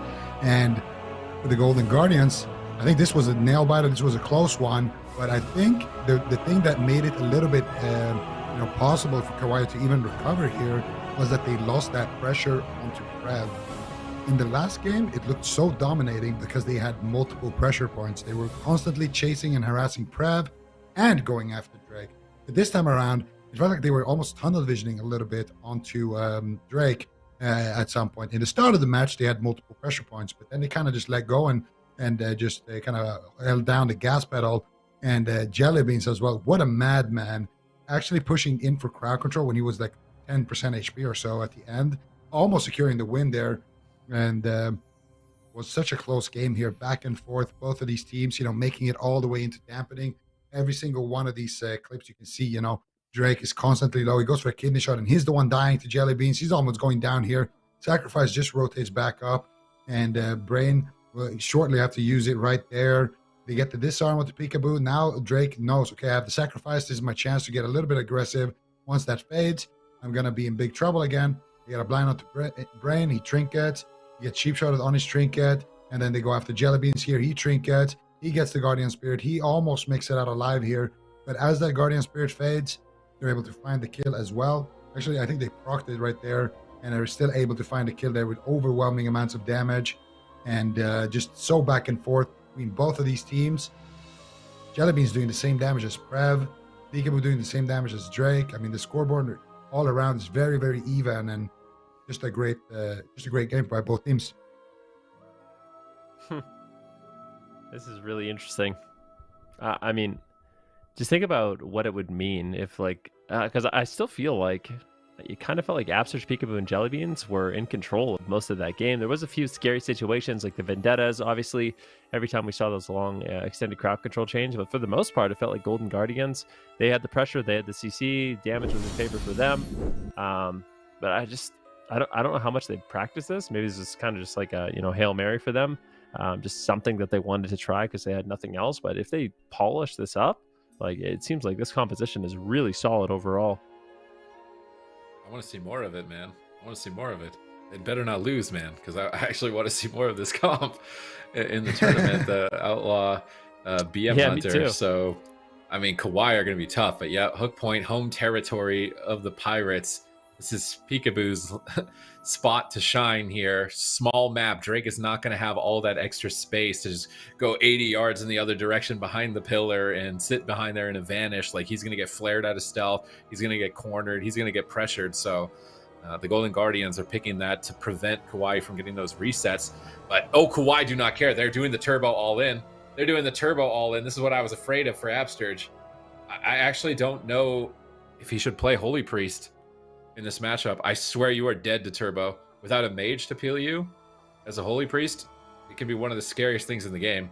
So KAWHI are taking a big risk here by picking an aggressive comp, trying to flip the map in their favor on Hook Point. So Golden Guardians, there's no way to do a Shadow Priest right here. I feel like this has been what's farming What about your Shadow Holy Priest. Paladin Thug? Yeah, I'm thinking they need a Paladin, but Paladin could get tunneled too. I'm a bit worried about Paladin getting tunneled and dying in Hammer of Justice. What can't get tunneled? Yeah, I know, a Druid. I think a Druid Thug actually might be the best. I think Druid Thug, but I don't know how much Absurge has been playing Druid. If I were to pick a comp, I would be picking Druid Thug. Send the Holy Priest Absurge. Okay. You have I mean, he's Gauge on gonna your send team. it. What else is he That's gonna all play? He you can't need. play Shaman. There's no way, right? It's not gonna play. The throughput of Turbo is way too high for Shaman. There's no way. Shaman would be in thing. Shaman would be in thing for sure. I think Holy Priest. Just stick with it. Stick with it. This is a test. I'm kidding. You can go Asa. What? You might be able to go Asa. Maybe. If he I'm worried about him dying if he goes Asa. I like Outlaw. I still want to see Outlaw. Yeah, just I feel like play it has so Outlaw. much potential. Don't change a thing, Golden Guardians. This is a bait, okay? KAWHI don't even know themselves The if this is bluff. gonna work. It's a They're bluff. bluffing. Like, do you have It's time something to for call this? the bluff. You have the home field advantage here. All the pirates in the Sea World are watching right now, and they are cheering you on. Like, this is it, bro. Just go for the Outlaw. Just don't change anything. Whatever you do not bring in WizK into this meat blender. Did you see RPS? I actually don't think it would be bad. I actually think RPS might not. I'm the guy that always says I want to see Jelly Beans, so I actually think RPS might not be that bad. You have so much kill potential on the enhance. I feel like they've got to be debating it. Yeah, they have to be debating it. I feel like you can just run the Fury Warrior over. You can just run. I swear, you can run Turbo over with this. Fury Warrior. Fury Warrior or Shaman, actually. I swear. I'm actually really afraid of hexes here. I feel like Cerealia might be able to land some really clutch hexes on Upsurge in this game. So if they go after Drake and Cerealium's left alone, not. I don't know. This is such a weird situation because in the past when KAWHI played Turbo, Golden Guardians had to play Ret Hunter or they couldn't win. Like that's how it was in the past. But now it's Fury Warrior. It's not Arms. It's not as tanky. It's maybe not as annoying and disruptive. And Shadow Priest cooldowns actually trade really good with Turbo. And if you leave the Shadow, if you try and train the Pally, like the Shadow Priest is gonna kill you. So you somewhat have to go Rogue or Shadow Priest. So it at least alleviates that for Upsurge on healer. This is so stressful. I feel like this is what always happens with the Golden Guardians when they're all just everything is on the line. Everything, it's stressful. Come on, man. Take a deep breath. I'm sure the Golden Guardian fans out there right now, they're like, "What? Really? Like, you're gonna switch it up? Shadow Priest into Turbo? Okay." It's always got to be a game 5. When the Golden Guardians is in an elimination series, it is a game 5 100% of the time, always. Right? If they're gonna win, it's always a game 5. It's like always get to that situation where it's just a nail biter. Are they going to be able to win? Can they pull it off on hook point? Can they take down KAWHI, giving them 4th place finish, which we haven't seen that in years. I actually don't think we've ever seen it from KAWHI, a 4th place finish. So see if they can do it. KAWHI going all in here with the Turbo, Fury Warrior Turbo on hook point. I mean, it's a good map. It's a good comp. I see 2 lines of reality. I see 2 lines of reality right now. There's one line where Peekaboo gets overwhelmed and destroyed, and then there's another line where Drake gets overwhelmed and destroyed. And I'm not sure what reality we're living in. I don't think WizK will get targeted. Even in the past as RPS, it was always Peekaboo that died. It was like a big chain Hex harvest. is going to get high value. Yeah, Hex is very scary. This is what always happened in the past. WizK targeted by the meat blender like 85% of the game. And every time they have Stormbolt, they press it on Peekaboo and try to one-shot him 100-0 with the Sandens. And I think today's just another day in the office for the Turbo. I think they're happy to see this. Are we standing up for this event? I have to. I mean, I can't sit down for this. I thought we called Cerealium the Harvester in one series last year. I swear we called him the Harvester. Like this is game 5. They're locking into the Harvester Cerealium on Enhance here. But there's so many differences now. It's like, what is Fury Warrior going to do? What's that going to bring to the table? You guys are just flexing on me with your standing desks, by the way. I don't have. I'm not trying to. So I just want to show I can stand if I want to, but I choose not to. I don't. So one of these teams has to stand up. Okay, it's game 5. Like this is it. This is the last shot. They're going hook point, full aggro, full send, full zug. Tournament lives on the line. KAWHI has never been. What are they going to be if they lose this 4th? Yeah. This is the worst placing for them in like 3 years. Yeah, just flat out the worst if they lose here. The Golden Guardians, who are going to get to play Shadow Priest Rogue, although we really wanted to see more Outlaw, but they're going to play their bread and butter against Cerealium the Harvester. Has he come to return to harvest the Golden Guardians? Come to collect. Yeah, is he coming back? I don't remember who tweeted that meme, how long ago that was. But yeah, he harvested people with his chain harvest and that ascendance. So He's coming.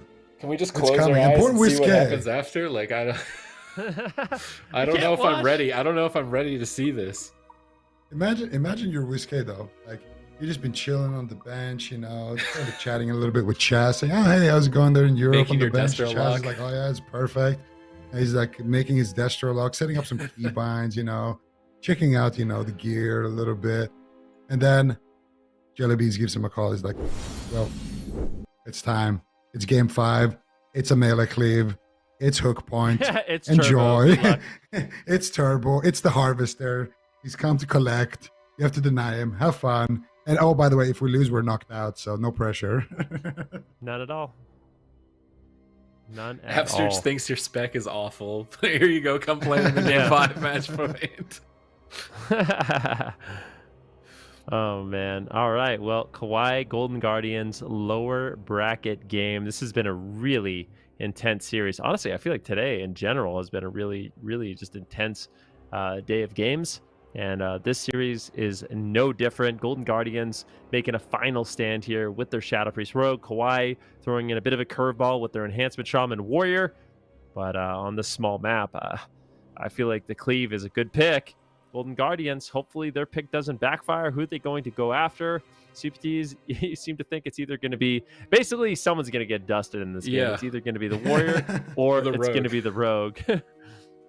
I don't know who. For me, I think it's going to be either Whiskey getting dusted or Peekaboo getting dusted. Oh, you don't think there's any chance for them, huh? I You're really betting don't. against the Golden Guardians, backs against the wall. They're like a cornered wolf. You don't bet against the cornered wolf, okay? They've been in this spot more than once. This is the time for Golden Guardians to shine. Well, we'll see. Super Tees believes in the Golden Guardians. What about you, Van? Quick prediction. I mean, I want to... I want to head, believe. heart, head, heart, head, heart. I mean, KAWHI doesn't lose. They've never gotten a 4th. It could... Is this new? Or is this just one of those series where KAWHI gets annoyed and they come back? It's time and time again this happens with KAWHI. Their backs are against the wall. They rise to the occasion. Golden Guardians, they do the same thing. I don't know who's going to win. I don't want to make a prediction just yet. Peekaboo moves forward. Sap on Australium. Kidney shot on Drake. Kick on Brain into a cheap shot. Peekaboo with 9,000 APM. Getting really aggressive at the beginning of this game. Drake dismantled right now. A big aggressive opener from Golden Guardians. Beautiful start here for the Golden Guardians. What else can they get though? Drake actually taking a lot of damage here, and it's still no enraged region. He still has a lot of cooldowns though onto Brain, and here we go.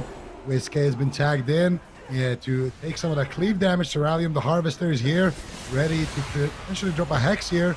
Can he get it? Doesn't look like he's able to actually find it on anybody there. Absterge able to power up with some big heals, and Drake dropping dangerously low there as well. Both of these paladins have all of their work cut out ahead of them. Full Hammer of Justice onto Absterge. Blinding Light, it breaks though. Absterge with a nice sacrifice right there. I think it actually came in a little bit too late there from Brain, maybe feeling the pressure. And guess what? Whiskey is also feeling the pressure. Here comes the Recklessness. Here comes Drake, the Rally of the Harvester, looking for the Hex. Can he find it? He gets Shadow Step kick. But look at Whiskey taking massive amounts of damage. Here's the Smoke Bomb though. Drake getting absolutely destroyed there, but he will activate Eternal Ages. He might go through it though. Big damage coming out here onto Drake, and he will survive for now. But still, the Golden Guardians are looking good. The Cornered Wolf might be able to put it off, Sid.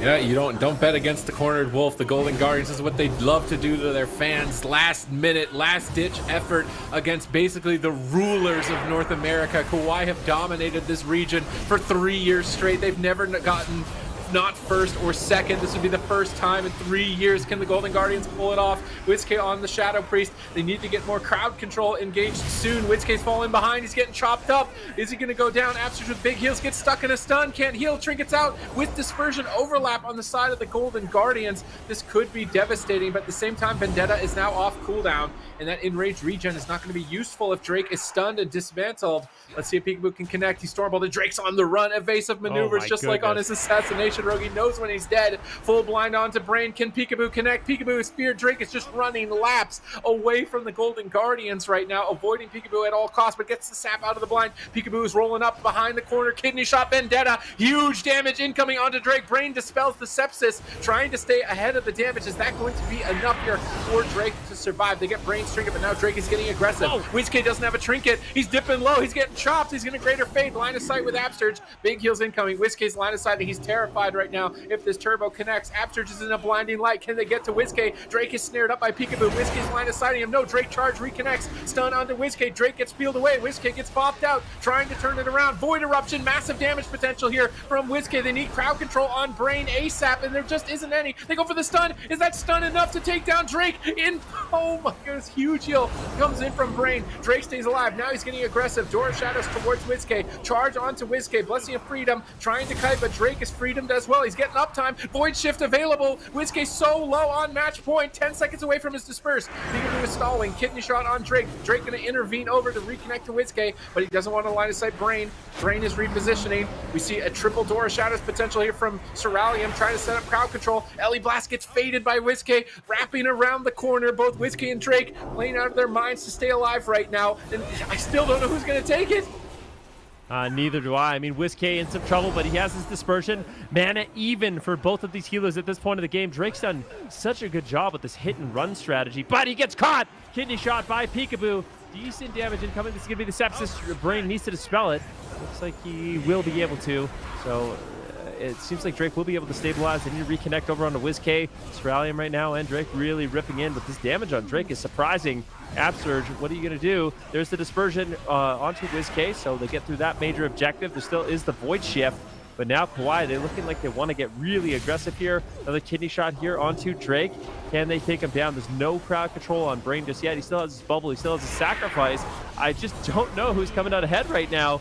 But this is going to be a moment for KAWHI to get really aggressive on WizKid. Gets caught into a hammer of justice. Clothesline there by Brain. WizKid could fall.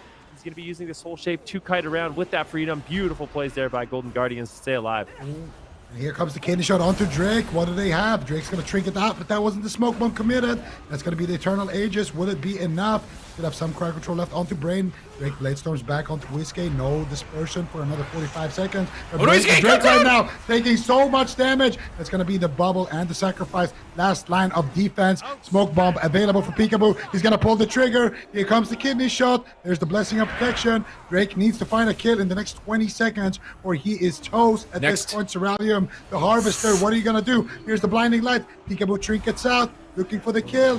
Full Hex being casted by Ceralium. Do they have the damage to take off? WizKid, there's the blind, there's the sacrifice onto WizKid, and here comes the kidney shot. I don't think they have an answer for this one. Drake pre-ages the kidney shot right there. Only reason why he's still alive. Full Hex onto Peekaboo, and that will give KAWHI a little bit of time to breathe, but it breaks. And now they've given up on chasing after WizKid, and they are looking to dust Peekaboo here. Can they do it? He has evasion, creates Cloak of Shadows. Next kidney shot onto Drake any moment now. What is he going to do? Vendetta! Kidney shot, CC onto Brain. That's it! Vendetta is popping. That could be it. Oh. Brain in a full fear. Do they have a Tremor Totem? It doesn't look like it. It's going to be DR'd though, and Drake will survive there with his own cooldowns. But now, what do they have left? They're running out of answers, Sid. Peekaboo line of sighting at the pillar. He's trying to stay alive. He's evasive maneuvers. Blinks away from Drake. Drake reconnects. Peekaboo evasions. A full Hex onto Absurge. This Hex could win the game. They stun Drake, but Peekaboo's in so much trouble. Absurge needs a massive heal right now. He clutches it out, but now he's caught into a fear. Is Peekaboo going to stabilize? He's going for the kill on Drake. Game 5 against the rulers of North America. Drake evading attacks, intervening back to Brain at the pillar. Brain almost 0 mana. Absurge almost 0 mana. Just about 1 minute into dampening. They blind Ceralium. They're desperate to hold Ceralium at bay. The Harvester, can they prevent him from harvesting them? Drake down at half. Brain's Avenging Wrath is up. Peekaboo in trouble. Caught in a storm bolt. No trinket, but Absurge in the backline, powering up with massive heals, keeping Peekaboo stable. WizKid's left open. Leaving WizKid open. They might regret it here if he can get some decent damage out. Mind control attempts here. Trying to control Drake. Trying to get Peekaboo away. No evasions. No trinkets. A bop is the last cooldown. Peekaboo steps in. Interrupts the kick onto the Hex. Drake is going for the kill onto Peekaboo. Peekaboo's going for the kill onto Drake. Who's going to get it first? Absurge trinkets out of the Hex. Gets a big Divine Favor. Stun lock onto Drake. Ceralium and Brain. Psyfiend is down. Drake charges to it, kills it, pops the Aegis. Big trade for Drake. Peekaboo now on the run. That was the power infusion Vendetta. They're not going to get the kill with the power infusion Vendetta. This is devastating for the Golden Guardians. Ooh, nice sap. Peekaboo going for the vanish sap. Potentially game-winning play, but the trinket sacrifice available for Brain. Drake still barely holding on. There's a kidney shot on Drake, or Brain. He's forced to trinket, and he dispels. Drake just so low. Sacrifice does finally connect, but at the same time, Peekaboo's low, but Golden Guardians have way more answers. The next Vendetta is going to be horrifying for Drake. There's just no answers whatsoever. I think Drake's going to go down if the Golden Guardians can just hold on a little bit longer. They trade up the dispersion. Vendetta coming up. It's actually up right now. This next kidney shot on Drake is going to be absolutely devastating. Hex coming in from Cerulean. Drake running away. He realizes the situation is dire, but I feel like KAWHI at this point, they're going to have to hold on for quite some time. Peekaboo moves in. Can he land the kidney shot? Does he want to use it without his team there? Drake preemptively bladestorming the kidney shot, just trying to buy as much time as possible. Can he do it heroically? He goes nowhere into the kidney shot. Massive damage. Drake down to 20% health. How on earth can Brain heal through this? He somehow manages, and now they're reversing the pressure on Peekaboo. Beautiful stuff here. Bob gets forced out. Full hex on the upstairs. Here's a smoke bomb onto Drake. They have a lot of pressure still to work with. Drake with no cooldowns left. Brain with no cooldowns left. Cerulean with no trinket. The next setup could do it. Sacrifice comes out from Absturge. Full blind onto Brain. No answer to get out of this one. Peekaboo's looking for the kidney. Can he get it? Do they have a silence? Do they have Hammer of Justice? Hammer onto Cerulean, but no follow-up onto Brain. They're just going to try to kill him with raw damage. And they do it is the question. Big heals coming out from Brain with that divine favor. Disarm onto Drake. And now it looks like Drake will survive yet another impossible situation. And now looking to reconnect onto Whiskey. 10 seconds away on that dispersion. Full hex secured onto Absturge. What can they get done with it? Kidney shot is back up. Peekaboo's looking for the damage. That's There's the Vendetta. nothing. That's the ship. There's nothing. Drake, how are you going to survive? The Aegis comes out. Heals from Cerulean. Triple blinding light from Brain will keep Drake alive from 1% HP. And I have no idea if he's going to be able to keep this going. Can they find the kill? They need damage. 5 seconds on Absturge bubble. Can they stall for it? That was the kill. That was the Vendetta. That was supposed to close the game. Now they need to do it without it. Full kidney gets bopped, and that's going to be the Siphon gets taken down as well. The Harvester using what he can keep his team in the fight. Full X onto Absturge once again, but Drake is going to be the one running for his life. Drake is behind the fence line. He's pressured. He stuns Peekaboo. Peekaboo pre-feints it before pushing in. Cerulean's on top of him. Here comes another kidney shot. But Brain has sacrificed again. They have enraged regen. KAWHI has somehow survived long enough to get their cooldowns back again. Peekaboo evasions in exchange. Drake is still low. He's dying through enraged regen. Dampening is high. He could go down. This is match point sacrifice at the last possible second to immune death for Drake. Drake is charging in. He needs to keep up his heal over time effects. He has to keep tunneling down the same target, but he's getting overwhelmed. He is getting overwhelmed, and it has been done. A new precedent has been set. Golden Guardians have eliminated KAWHI, rulers for the past 3 years. Oh my goodness gracious. Just watching that game, I am exhausted. Drake, I mean, his defensive plays, KAWHI's defensive plays, absolutely unbelievable. But Golden Guardians, they're persistent. They picked a great matchup. I mean, the pressure on Drake was immense from start to finish. Great crowd control. And Golden Guardians, this is such a beautiful series from them. Backs against the wall. It's really nice to see their team kind of rise up here, bringing in some unique compositions with that Thug. I feel like there's a lot of potential with these guys. Yeah, wow. And we saw it right there, and I can only imagine how well they're gonna do next weekend. These guys are for sure on a roll. We're gonna see them play in just a little bit as well again. But yeah, Vigo, talk me through this. I mean, what is there to say? These guys played out of their mind. Look at like here, Drake, Eternal Aegis on 1%, triple blinding light from Brain. Look at Brain's mana. He's got nothing left. This is so close. They're just trying to hold on for just the tiniest little second. And finally, Golden Guardians, they get that little bit of uptime. But even then, the sacrifice comes out again on like 1 HP. So many close calls. And no matter what, like, you got to give Brain some credit. I mean, a lot of this was Cerulean as well with the off heals. But Brain is a monster on that Holy Paladin. Keeping Drake alive. Drake is kiting, trying to stay alive. But Golden Guardians with perfect offense the entire game. Not afraid to push forward, constantly in the lead throughout the match, always having that void shift in their back pocket, always with some cooldowns to work with. Was a couple of scary moments on the peekaboo, but here he just goes for it. The enraged region, look at that. He gets sacrificed on 1 HP, and Drake tries to leap over, tries to connect here, get some heals out while he can with that enraged region, but eventually it's gonna fade. Eventually the sacrifice is gonna fade. Peekaboo is gonna come out of that stun and be able to finally take the game. And you can see Absterge as well. Look how relieved he is. Look how happy he is. He can't believe it. These guys have been a thorn in their side for the last how many years, and finally they take them out. And honestly, the rest of North America, probably everybody's just cheering right now. Everyone is senior is just like, yes. Yeah. They can bleed. They can die. Oh Yep. my God.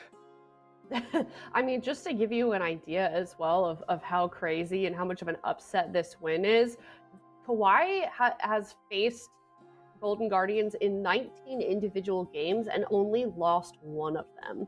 So that, I mean, this is a tremendous victory for Golden Guardians. They are looking insanely strong right now, and we get to see them play again. They're going to be moving, of course, to the NA lower finals. That was the first series. What is happening? That was only the first series. Yeah, that felt like a grand final or something. Like how hard both of those teams fought. Like it's extremely I'm weird exhausted. that KAWHI was even. What? I lost my voice during that game. What is going on? It's extremely weird that KAWHI is America. even down there in the lower bracket to begin with, and now they're going home. And Yeah, I mean, it really is. I feel like the story this week for me going into North America was seeing both Golden Guardians and Team Liquid kind of in that upper bracket, right? Like it was kind of maybe some foreshadowing that they were going to have a good week, and ultimately it was KAWHI that fell to Liquid. They fell to Golden Guardians, but I mean, KAWHI, all these series, they're just so close. Like these games they can go either way, and you could bet KAWHI is going to come back even stronger next week. But for Golden Guardians, I mean, it's been such a long time. You see them all kind of tweeting out ecstatic that this is their first time beating them in over 2 years. It's been 2 years of losing to this team, so I'm sure it's a relief to them to finally pick up a win. yeah, we were talking about it yesterday too, before Golden Guardian series, how dedicated their fan base is, and I'm sure chat is going, absolutely crazy right now. But I think you're right on that point as well, Ven. KAWHI, they're not a team that, we're used to seeing lose. And I feel like when we do see them lose, they come back the next time around with a really solid solution. So I really hope that we can see these two teams face off against each other once again, and we'll see how KAWHI handles it the next time around. But yeah, that being said, the Golden Guardians is moving forward to the NA lower finals. And the next one that we've got coming up, Team Liquid versus Powermen, that is the upper finals. And so Golden Guardians will end up playing the loser of this next match that we have coming up here. But Powermen, we know that Thugonomics was tweeting the bear, and I haven't seen it yet. Subtees, do you think we'll see it this time? I think that they were tweeting the bear because nobody could figure out how to beat Rogue Mage. But now I think people have found Mage Lock, so I don't know if the bear is going to 100% come out or not. I feel like it's not, probably not. Although I would like to see it one game just to see its potential, but I don't think it will. Yeah, me too. I'm just a big fan of the Thug Bear, but we'll have to see. We're going to head to a break. When we come back, it's Team Liquid versus Powermen. We'll be right back.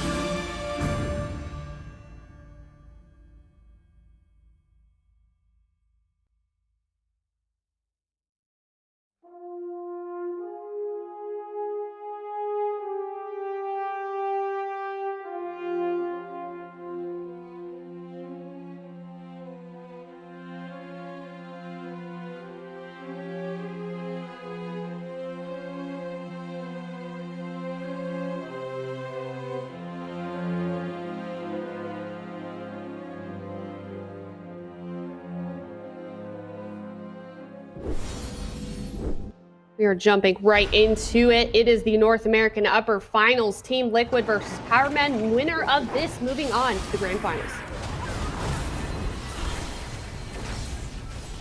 All right, let's see what they do. Team Liquid versus the Powermen. And it's going to be Mage Warlock here with Fire Mage, of course, from Ang. We're usually seeing this one with a Frost Mage. And so far, pressure on from Maz. He needs to be careful. It's the combustion of Ang. Static Field Totem. It doesn't get too much value there, and that's going to be Sam I Am actually using his trinket as well as his astral shift here. So not the most greatest opener. Swapping over to Sea-Doo. Sea-Doo just trades out the fade, keeps his cool, and now back onto Sam I Am here with another stun. But now finally Sam kind of feeling safe here, and he's going to be Ang getting pressured, linking out there. Gets mind control actually by Sea-Doo. Beautiful counterspell by Ang. Sam I Am still taking a lot of damage, and doing a kind of split strategy here. Maz on the Warlock and Sam I Am onto Ang. Not sure if that strategy actually is going to work out, but it's definitely an interesting one. All right, let's see if it is going to work out here. Double Mortal Coil Succubus from Thugonomics. Crowd controlling Sea-Doo in the backline. Chaos Bolt's flying in. Sam getting decimated in game one. Powermen overpowering Team Liquid. I feel like it's a huge mistake in this game for Team Liquid to go after the Fire Mage and leave Thugonomics alone. Like, if you want to limit damage, you go after Thugonomics. If you want to maybe limit crowd control, go after the Fire Mage, but Thugonomics being left alone, I mean, he basically just blew up their entire team. Absolute devastation.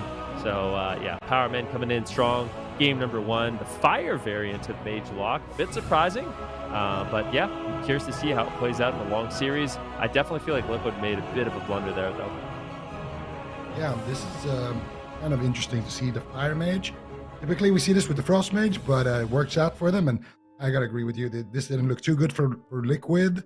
Maybe they were actually built to play against the Frost Mage. I'm not really sure what they wanted to accomplish here with this comp, but they basically came out, instantly had the trade Trinket Wall, and they went back. Thugonomics just free casting here onto Sea-Doo. You get a nice little swap onto him, and then Thugonomics just gates back here, just being such a annoying little Warlock there in the back line. Now the Chaos Bolt goes through, hits Sam I Am. Ang here, blinking away. Nova coming out, gets a nice counterspell there onto Sea-Doo as well. And then here, look at Thugonomics, Incinerate, Incinerate, Incinerate. And then he gets gripped actually, loads up a big Fear into Chaos Bolt, I believe, is what actually ended up securing the kill. And what did they actually get onto Sea-Doo? So they get a Succubus onto Sea-Doo, and then Chaos Bolt, double, and then Decimating Bolt, Incinerate, doesn't even go off, that combustion as well. That was actually a really nice play by Thugonomics with the Succubus. Just getting a clean CC chain for free, basically. We saw Chan actually do this a lot last season. So it's nice to see people utilizing that Succubus still to potentially get some game-winning plays like that. Yeah, a little something interesting. I don't know if people know this. Succubus is actually buffed in 9.2. So it used to just, the Succubus would seduce you and you just be stuck in place. But now when a Succubus seduces you, you actually slowly walk towards it. So you can actually like drag healers out of line of sight behind a pillar. You can drag them into the open so they can get crowd controlled even more. You can make some really interesting plays with it. I get it because you're seduced, so you're like, like, yeah, you're being drawn charmed to the target. Yeah, that's awesome. I feel like I remember Thugonomics playing Succubus even back in like old days of arena tournaments, like one of the only locks, because it had that whiplash knockback. You'd pick it on like Blades Edge Arena and knock cleaves off the side of it, and that was like the only way we Warlocks were winning cleave matchups at the time. I feel like he's been playing it for a long time. I mean, name a more iconic duo, Succubus and Warlock. I mean, back even in like the Drake Dog days, like that. It's really nice, having that instant crowd control. And some of the other utility that Succubus has had over the years, super solid. Looks like we are going to be going to hook point, which indicates to me Team Liquid's going to be looking to cleave. And Powermen, they're going with the Fire Mage. So Fire Mage, it's going to be Aang on that Fire Mage. Thugonomics on the Destro Warlock. And then, of course, Tuna on the Holy Priest. And then Team Liquid, what are they going to run? I feel like they're going to make a change. I think we're going Windwalker Death Knight. Although, Windwalker Mage. Windwalker Mage, you think?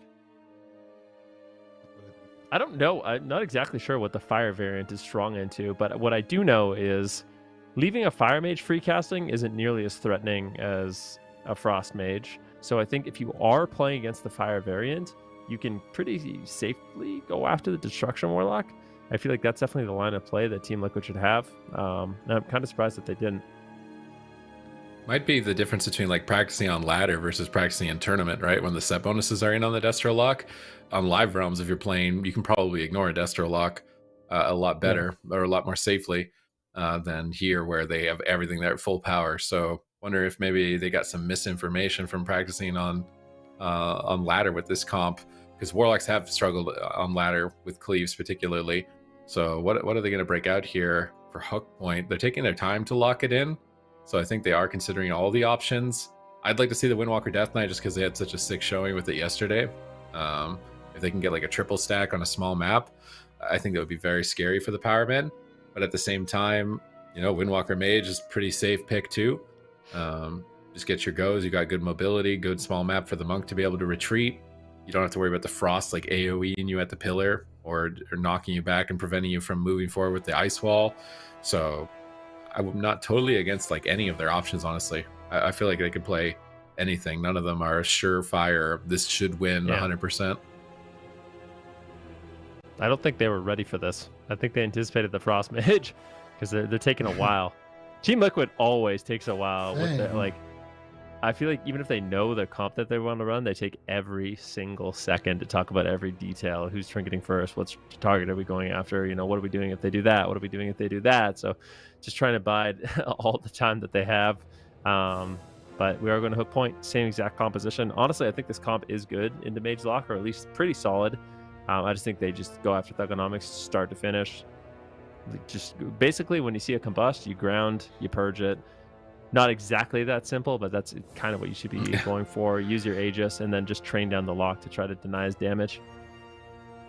Yeah, we'll see. I'm not that big of a fan because I feel like the enhancement shaman is just kind of easy to take him down. At least it looked like it from that game number 1, but maybe they are changing some things up and it could just be as simple as shutting down Thugonomics a lot more. But I think there's a very solid way to win the game. If Aang gets to play aggressive and just goes for, you know, Dragon's Breath Sheeps, helps a combustion, it's going to be the same thing that we saw in the last opener. Sammy has to trinket, and they're always going to have Tuna with those stunts as well in the back line. So I see it's still a pretty solid win condition for Powerman, but of course having that uptime, having, you know, this map to work with, and potentially also just having both Sam and Meds going after Thugonomics should be a big difference. They could also even just go after the Holy Priest, but we'll see what they do. Going after Aang right now, both of them. And they're actually just going to try to shut down Thugonomics here and just actually commit here onto Aang. Let's see what they can get done. That's going to be double Infernal. Big damage coming out here onto Samayan in that Mortal Coil. They're taking a decent amount of damage. Combustion is rolling onto Maz. Going to use that enraged regen. Should be enough defense for him. Samayan still didn't have to use any of his big cooldowns, but neither did Thug and neither did Aang. So small victory so far. Power. Oh, Mez stunned up again in midfield. Sidu trying to stabilize him. I don't think they were expecting this much damage coming up from the Powerman, but finally they've recovered. They're back on Aang. He's blinking into the back line of his team, and Sam and Mez don't seem like they want to push forward just yet. They're just killing the Succubus, actually. I think they just finished the Succubus. So Thugonomics will have to look to get another one in the near future if it did go down. No, they're health funneling it, trying to heal the Succubus, trying to prevent it from going down, because that's a key crowd control onto Sidu to execute for a kill. But Sam is just getting blasted while Mez is killing the Succubus, and I think he might regret this. Yep. And Sam is going to go down while Mez is busy trying to deal with the pet. Well, the lock pet's dead. He did his job. The lock pet is dead. Unfortunately, Sam is also dead, and Power Men are on match point. So there's Trade a offer. clear difference. Trade You trade offer. You kill my Succubus. I kill your enhanced shaman. Do you accept? Yes. But Yes. I was gonna say one clear difference I'm noticing between Frost and Fire, and it's actually it's really strong from the Fire point of view, is with the Frost Mage, a lot of your damage is AoE, right? Like you're constantly cleaving down, you're dropping blizzards, frozen orb, comet storms. But in this match, Aang as Fire is getting a lot more control. So actually getting these long polymorphs on Sea-Doo, not breaking them, and that's what we're going to see. I think Sea-Doo trinkets, I don't know exactly what he trinkets out of, but he ends up in a full polymorph, and that's where Sam I Am kind of just gets dropped. I mean, the damage is surprising from Powerman. This composition seems really good into Team Liquid. Yeah, absolutely. And I'm not sure like how Thug is doing it, but he's getting a lot of just free reign. He's just getting a lot of, Chaos Bolts off, getting a lot of damage off. And we're going to see what exactly Sea-Doo did trinket here. So everybody stacked up behind the pillar and going for some damage. Ring of Fire comes out, big hits. And I think Aang actually blinks in. I think he triggered the Seduce maybe. No, Dragon's Breath. Okay, he triggered the Dragon's Breath into a full sheep right there, but it was kind of late right there. A little bit unfortunate. I feel like Thugonomics is just devastating these games, to be honest. Like, Thugonomics damage is just through the roof. I mean, Aang not doing bad either, of course. The Ring of Fire is really nice. It's a really nice talent, especially if you're playing Wizards. You get to reset it with Shifting Power. It gives you a lot of consistent damage on the Fire Mage, which is something you typically lack.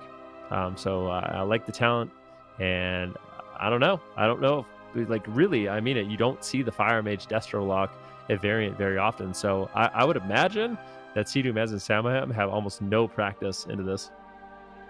Feels like it. Feels really shaky, whereas Thugonomics is just blasting people 100% comfort for them, getting crowd control on the whole team. I was expecting like Turbo to live for a long time with the off heals from the enhance.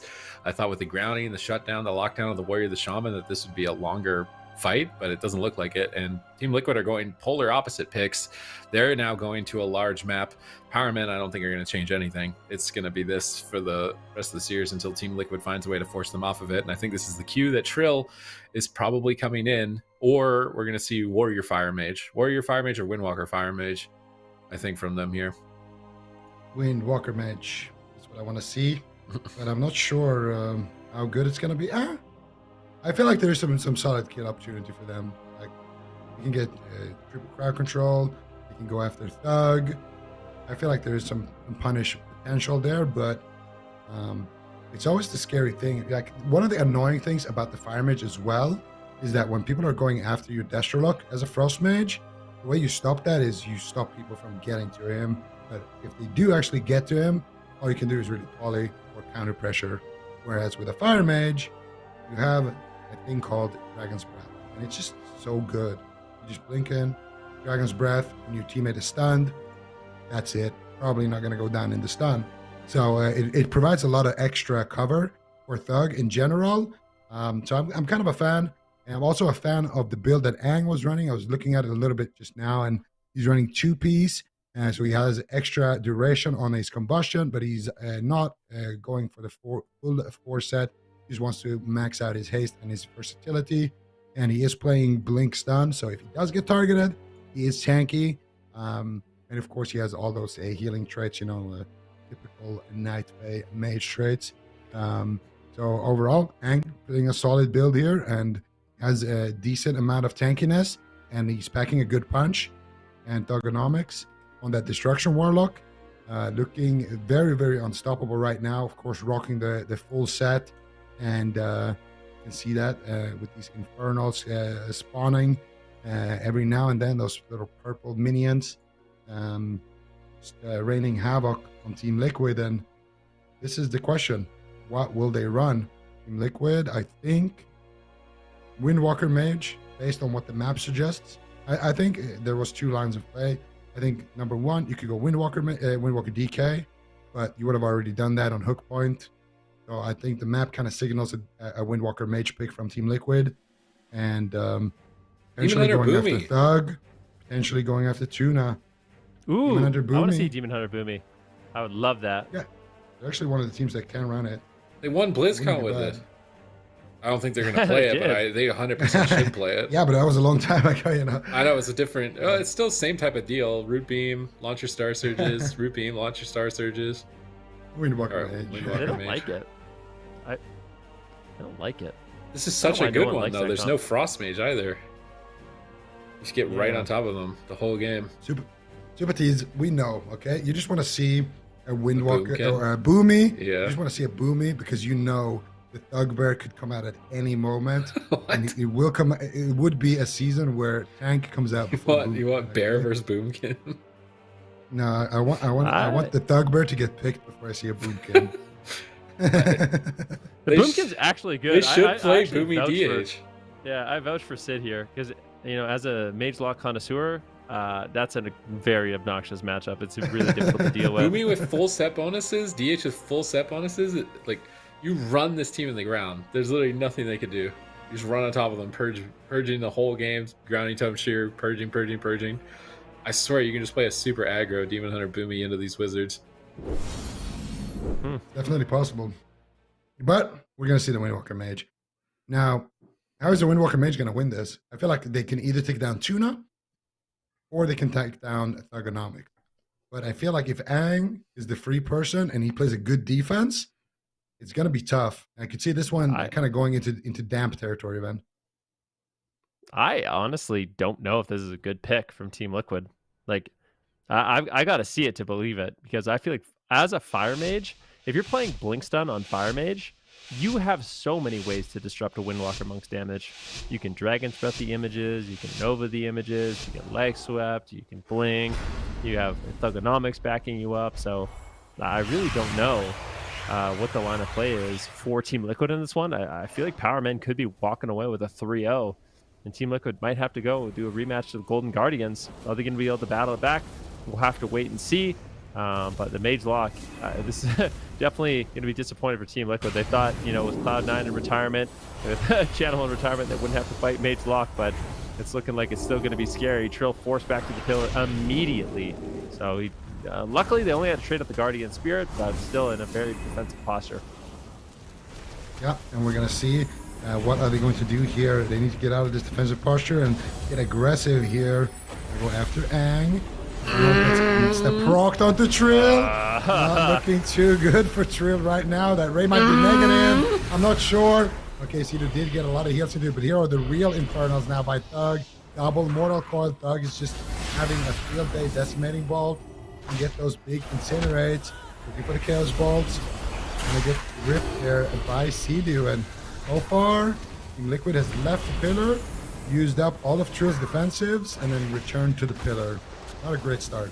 Not a great start at all here, especially when you're on match point and you're going to get sent down to lower brackets. So big Infernal procs again onto Trill. Massive damage. Portaling out of line of sight. Cedu's getting cleaved down. Sam is getting cleaved down. They've got them cornered at the pillar. Infernal's AoEing them, costing Cedu a lot of mana to recover. Thugonomics just ramping up Soul Shard after Soul Shard to proc those blasphemies and get even more damage out. Trill finally getting the target onto Aang here in midfield. Nice stun on the Fist of Fury by Tuna, though.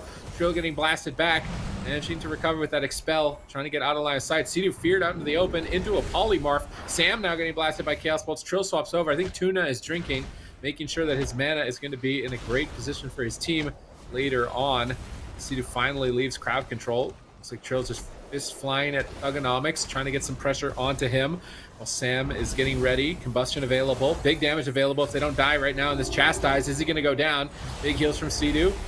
Chaos Bolt's still flying in, though. Trill's going to have to line of sight. They can't get aggressive, but they have a lot of damage available when they can get there. Yeah, let's see what's going to happen. I mean, right now, Team Liquid has just been pinned at the pillar for quite some time.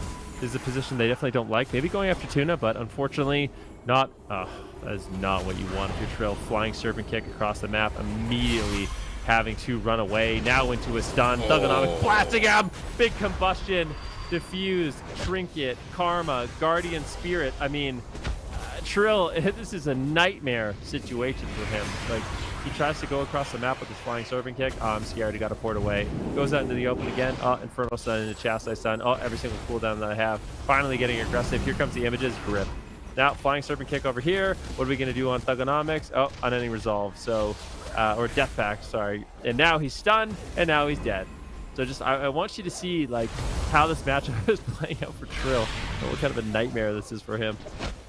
Yeah, Trill definitely not having a great game so far, unable to connect onto anybody, and it's a lot of it is also because of the map. Like, look how far he has to go out in the open field. Like right now to touch Aang, he needs to cross 2 screens basically. So it just becomes really, really hard for him to actually do anything. And the matchup, still MIM and Sea-Doo at the pillar. Oh, they're gonna try to mind control Aang to the pillar, but he does get dispelled out of that one. Trill now moving in. Here comes the Bone Dust Brute, gets stunned on it. Here comes the combustion. Here comes the damage. Here comes the Infernals. Big Ray of Hope. Eternal Aegis. There's no way he goes down through that, but Ray doesn't do too much. He gets re-stunned, and he might triple Infernal stun, triple Shadow Fury. They proc the Guardian. They get a Fear, and Sea-Doo actually trinkets out, gets full sheep potentially, and never mind, it was a Ray, but look at Aang. What is going on here? Aang getting absolutely blasted. He's on fire. Cauterized triggers, and that's what happens when you piss off Trill. He gets back at you, and now forcing out the entire spellbook here of Aang. But Thugonomics could just clean out the game here. No cooldowns left on Team Liquid. 3-minute Sea-Doo on that Guardian. 0 cooldowns left for Sea-Doo. How are they going to actually close this one out? If they don't, though, those cooldowns will return faster than the ones of Aang. I think you swap Sea-Doo with this next bust. Stun coil, no spirit, no trinket. Unless he's running Res Lego, which I really doubted in this matchup. They're proccing Infernals. I'd love to see them swap to Sea-Doo right here. Coil him off the pillar and then stun him off the pillar. I think that would be the best way to go about this. Maybe even play a bit aggressive, like Thugonomics gates on top of them. They want to bait them to go on Thugonomics right now because he has cooldowns and Aang doesn't. So like fearing Sea-Doo here off the pillar, setting up a swap to him, I think would be so sick, but Thugonomics is just not finding the fears. They're going on Trill again, and there's more than enough answers for Trill. He's not going to be going down. Ray of Hope from Sea-Doo, big heals incoming. Damage from Thugonomics though. Trill still should be careful to trade if Thugonomics pops off here. Trill popping the Zwen, trying to go for the win here on match point. Can he turn it around? Tuna getting the Guardian Spirit up onto Aang. He's going to be able to soak these hits pretty effectively. Sea-Doo still with no trinket. They could swap to him, but they're just committed onto Trill right now. Sea-Doo wills out of the fear. Trill gets blasted. Karma has to trade for him. Trying to play the slow and steady strategy. Dark Soul available. Infernal procs onto Trill. Is he going to go down in the stun lock through Karma? Sea-Doo's trying to pick him up with the Apotheosis. Here comes Bone Dust. Trill going for the win. Bishop Fury flying. Aang blinking away. Trying to kite. Double Dragon's Breath. Trying to stall, but Trill is still right on top of him. Will he be able to sustain and stay alive with Trill's pressure? Fears onto Trill. Trying to buy time. Aang blinks again. Trill in hot pursuit. Sea-Doo caught in the fear. Potential turnaround as they got through the Aegis, but it looks like Aang is the one who is in more trouble at the moment. Big heals coming out from Tuna. Just in the nick of time. Now Sea-Doo into the Mortal Coil, into the Ring of Frost. Decimating Bolt getting set up here on Trill. Trill on the run, creating the diffused magic for the Dark Soul. Sea-Doo still feared out in the open. Aang trying to stall, trying to pull away from Trill and not let him connect. But it's a long time to stall. That ice block still 2 minutes away. Yeah, I mean, it is quite some time, but I feel like if Aang doesn't just run in like he did when they forced every cooldown, he should be okay. I mean, he committed a lot. He does have his soul shape coming back up, his shifting power, so that ice block is going to be a little bit faster than the 2 minutes that are displayed if he can get those off. And right now, Sea-Doo's mana actually not doing too bad. I really expected Tuna to be able to drink more in the match and actually recover that mana, but Team Liquid not allowing that to happen. There is a paralyze. Oh, what are they going to do? Swap. There's a leg sweep on Tuna, but Immortal Coil on Trill denies the damage. Big damage from Thugonomics. He's really trying to punish at the same time. Tuna, good fall. He's got the Guardian Spirit. Look at these Trill may have overstayed his welcome. He gets the touch of Karma. 1% health behind the pillar of Flesh Trap. Sea-Doo trying to get there. Great punish by Aang and Thugonomics. Absolutely insane. They get Sea-Doo's Trinket, and they get Trill's Spellbook right there. They proc the Guardian too, and I don't know how safe Team Liquid would feel to leave this particular pillar right now. Aang's Ice Block coming up in just a short 30 seconds, 15-second window where Tuna doesn't have a Trinket. If they go for it right now, they might have an opportunity to get a kill, but that window is fading. The Infernals are proccing here for Thugonomics, and the clock is running out. Bone Dust Brute is proccing as well here for Trill, but what can he do with it? It doesn't look like he can actually go after anybody. His Zwen is just getting feared off in the back line. Thug is actually farming Decimating Bolts on it. We can get those big Incinerates. Goes for the Immolate here, goes for the Incinerate spam. Here we go. Here's the damage on the Trill. How is he going to survive? And as the Ice Block has the Ray of Hope here. And I do think that Ray is negative right now. They get a sheep on the Tuna. Aang will respect the Ray.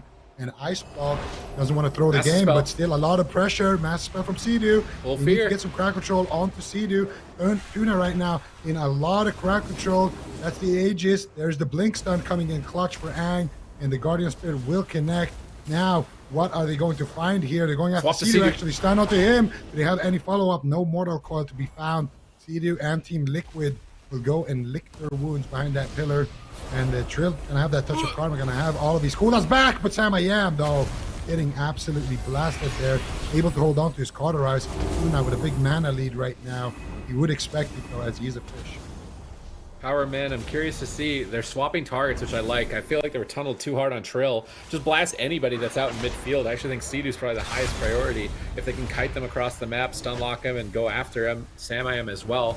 Just max out the damage. Sea-Doo's almost tapped on mana. Tuna has room to breathe. Look at this. Infernal proc, AoE damage and dampening. How is Sea-Doo going to recover? They're on match point, facing getting knocked down to the Golden Guardians. Can they stay alive, stay on target? No block for Aang. Trill is going for it. Gets Mortal Coil, gets dispelled. He's trying to stay aggressive, but he's getting blasted. Is he making the right choice? He trades Karma and Diffuse, but he's still hesitating a bit here to go after Aang. Can he stay? Sam's getting blasted now. Trill is going for it on Aang. Leg sweep connects onto him. He alter times, going back and blinking away from the Fist of Fury, trying to polymorph against Dragon's Breath. Aang is trying to stall right now. No block for some time. He's getting ported away. He ports Trill off of Aang with the Shadow Rift. Thugonomics playing a really cheeky talent there in his honor build, but Trill reconnects anyways. Sea-Doo is full feared with no trinket. Sam I Am is getting blasted down by Thugonomics. Chaos Bolt after Chaos Bolt.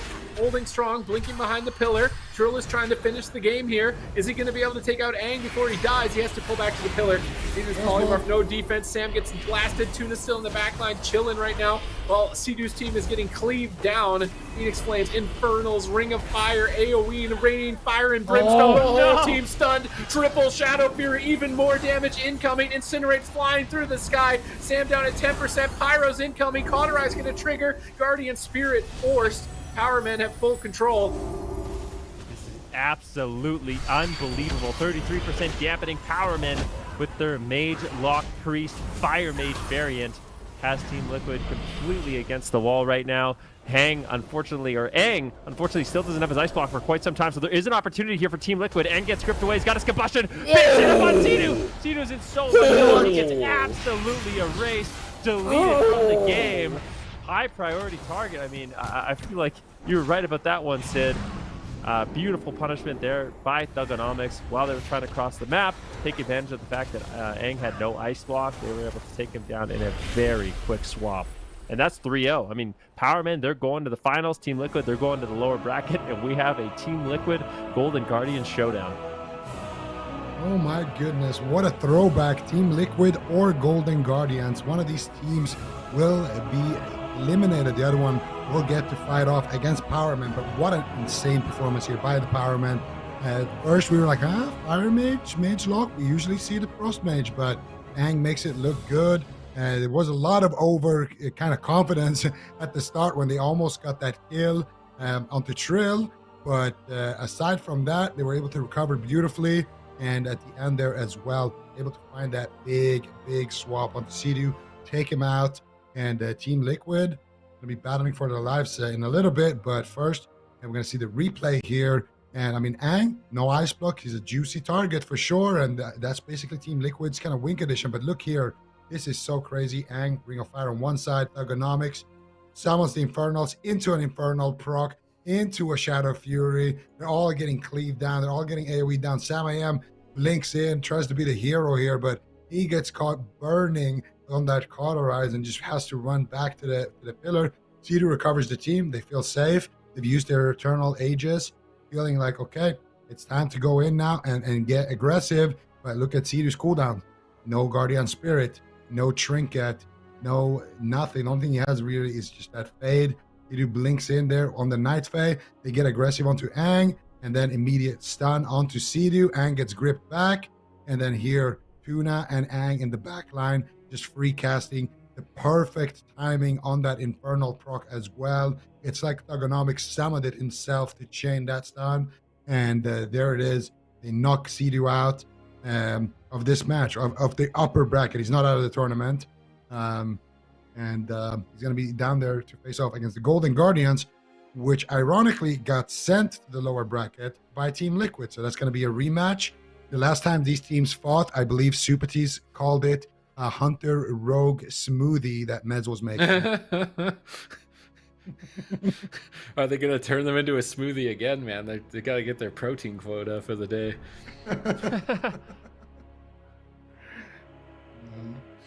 Yeah.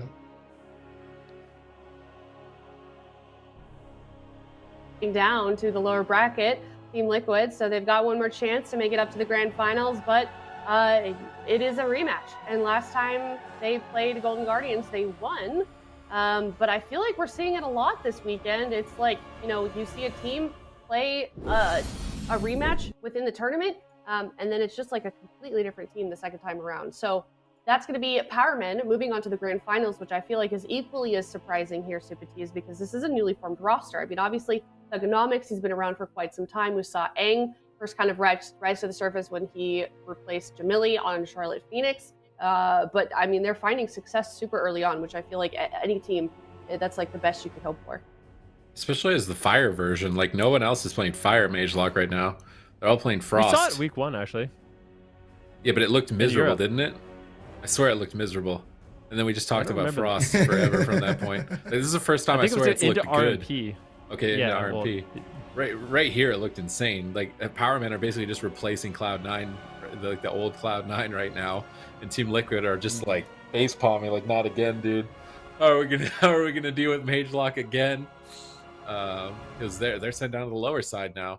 They are fortunately fighting a team that they kind of owned yesterday, so they're looking likely to have a second chance. But if they do get the second chance, I really want to see Boomy EH from them. At least a game of it. I just want to see it at least. Yeah, I would love to see that. We really haven't seen, I feel like, a lot of Boomkins at all this, you know, in the last 2 cups.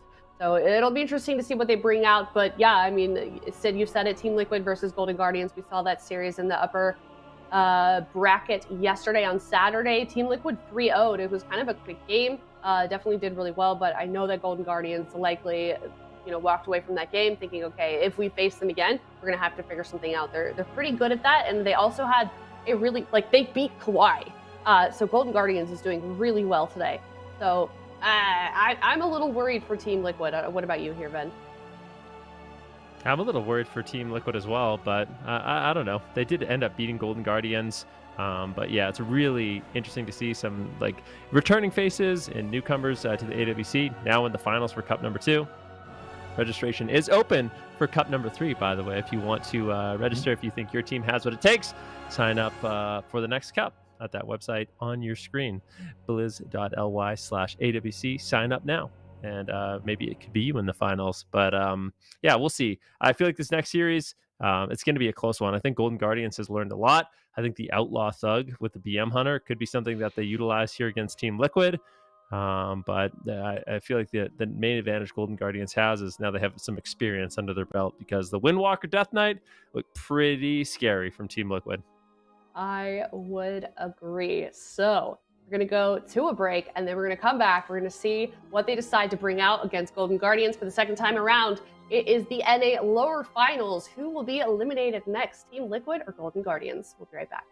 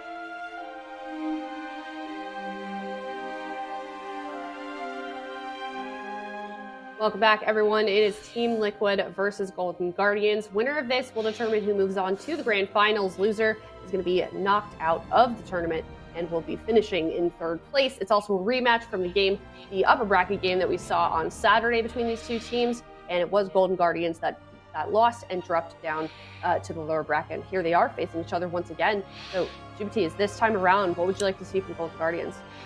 I mean, last time it wasn't just lost. They got like owned, crushed, destroyed, like every single possible combination of those types of words. Like it wasn't even close. Like it was not even close yesterday. So this swap over to Outlaw, is it going to be enough for them?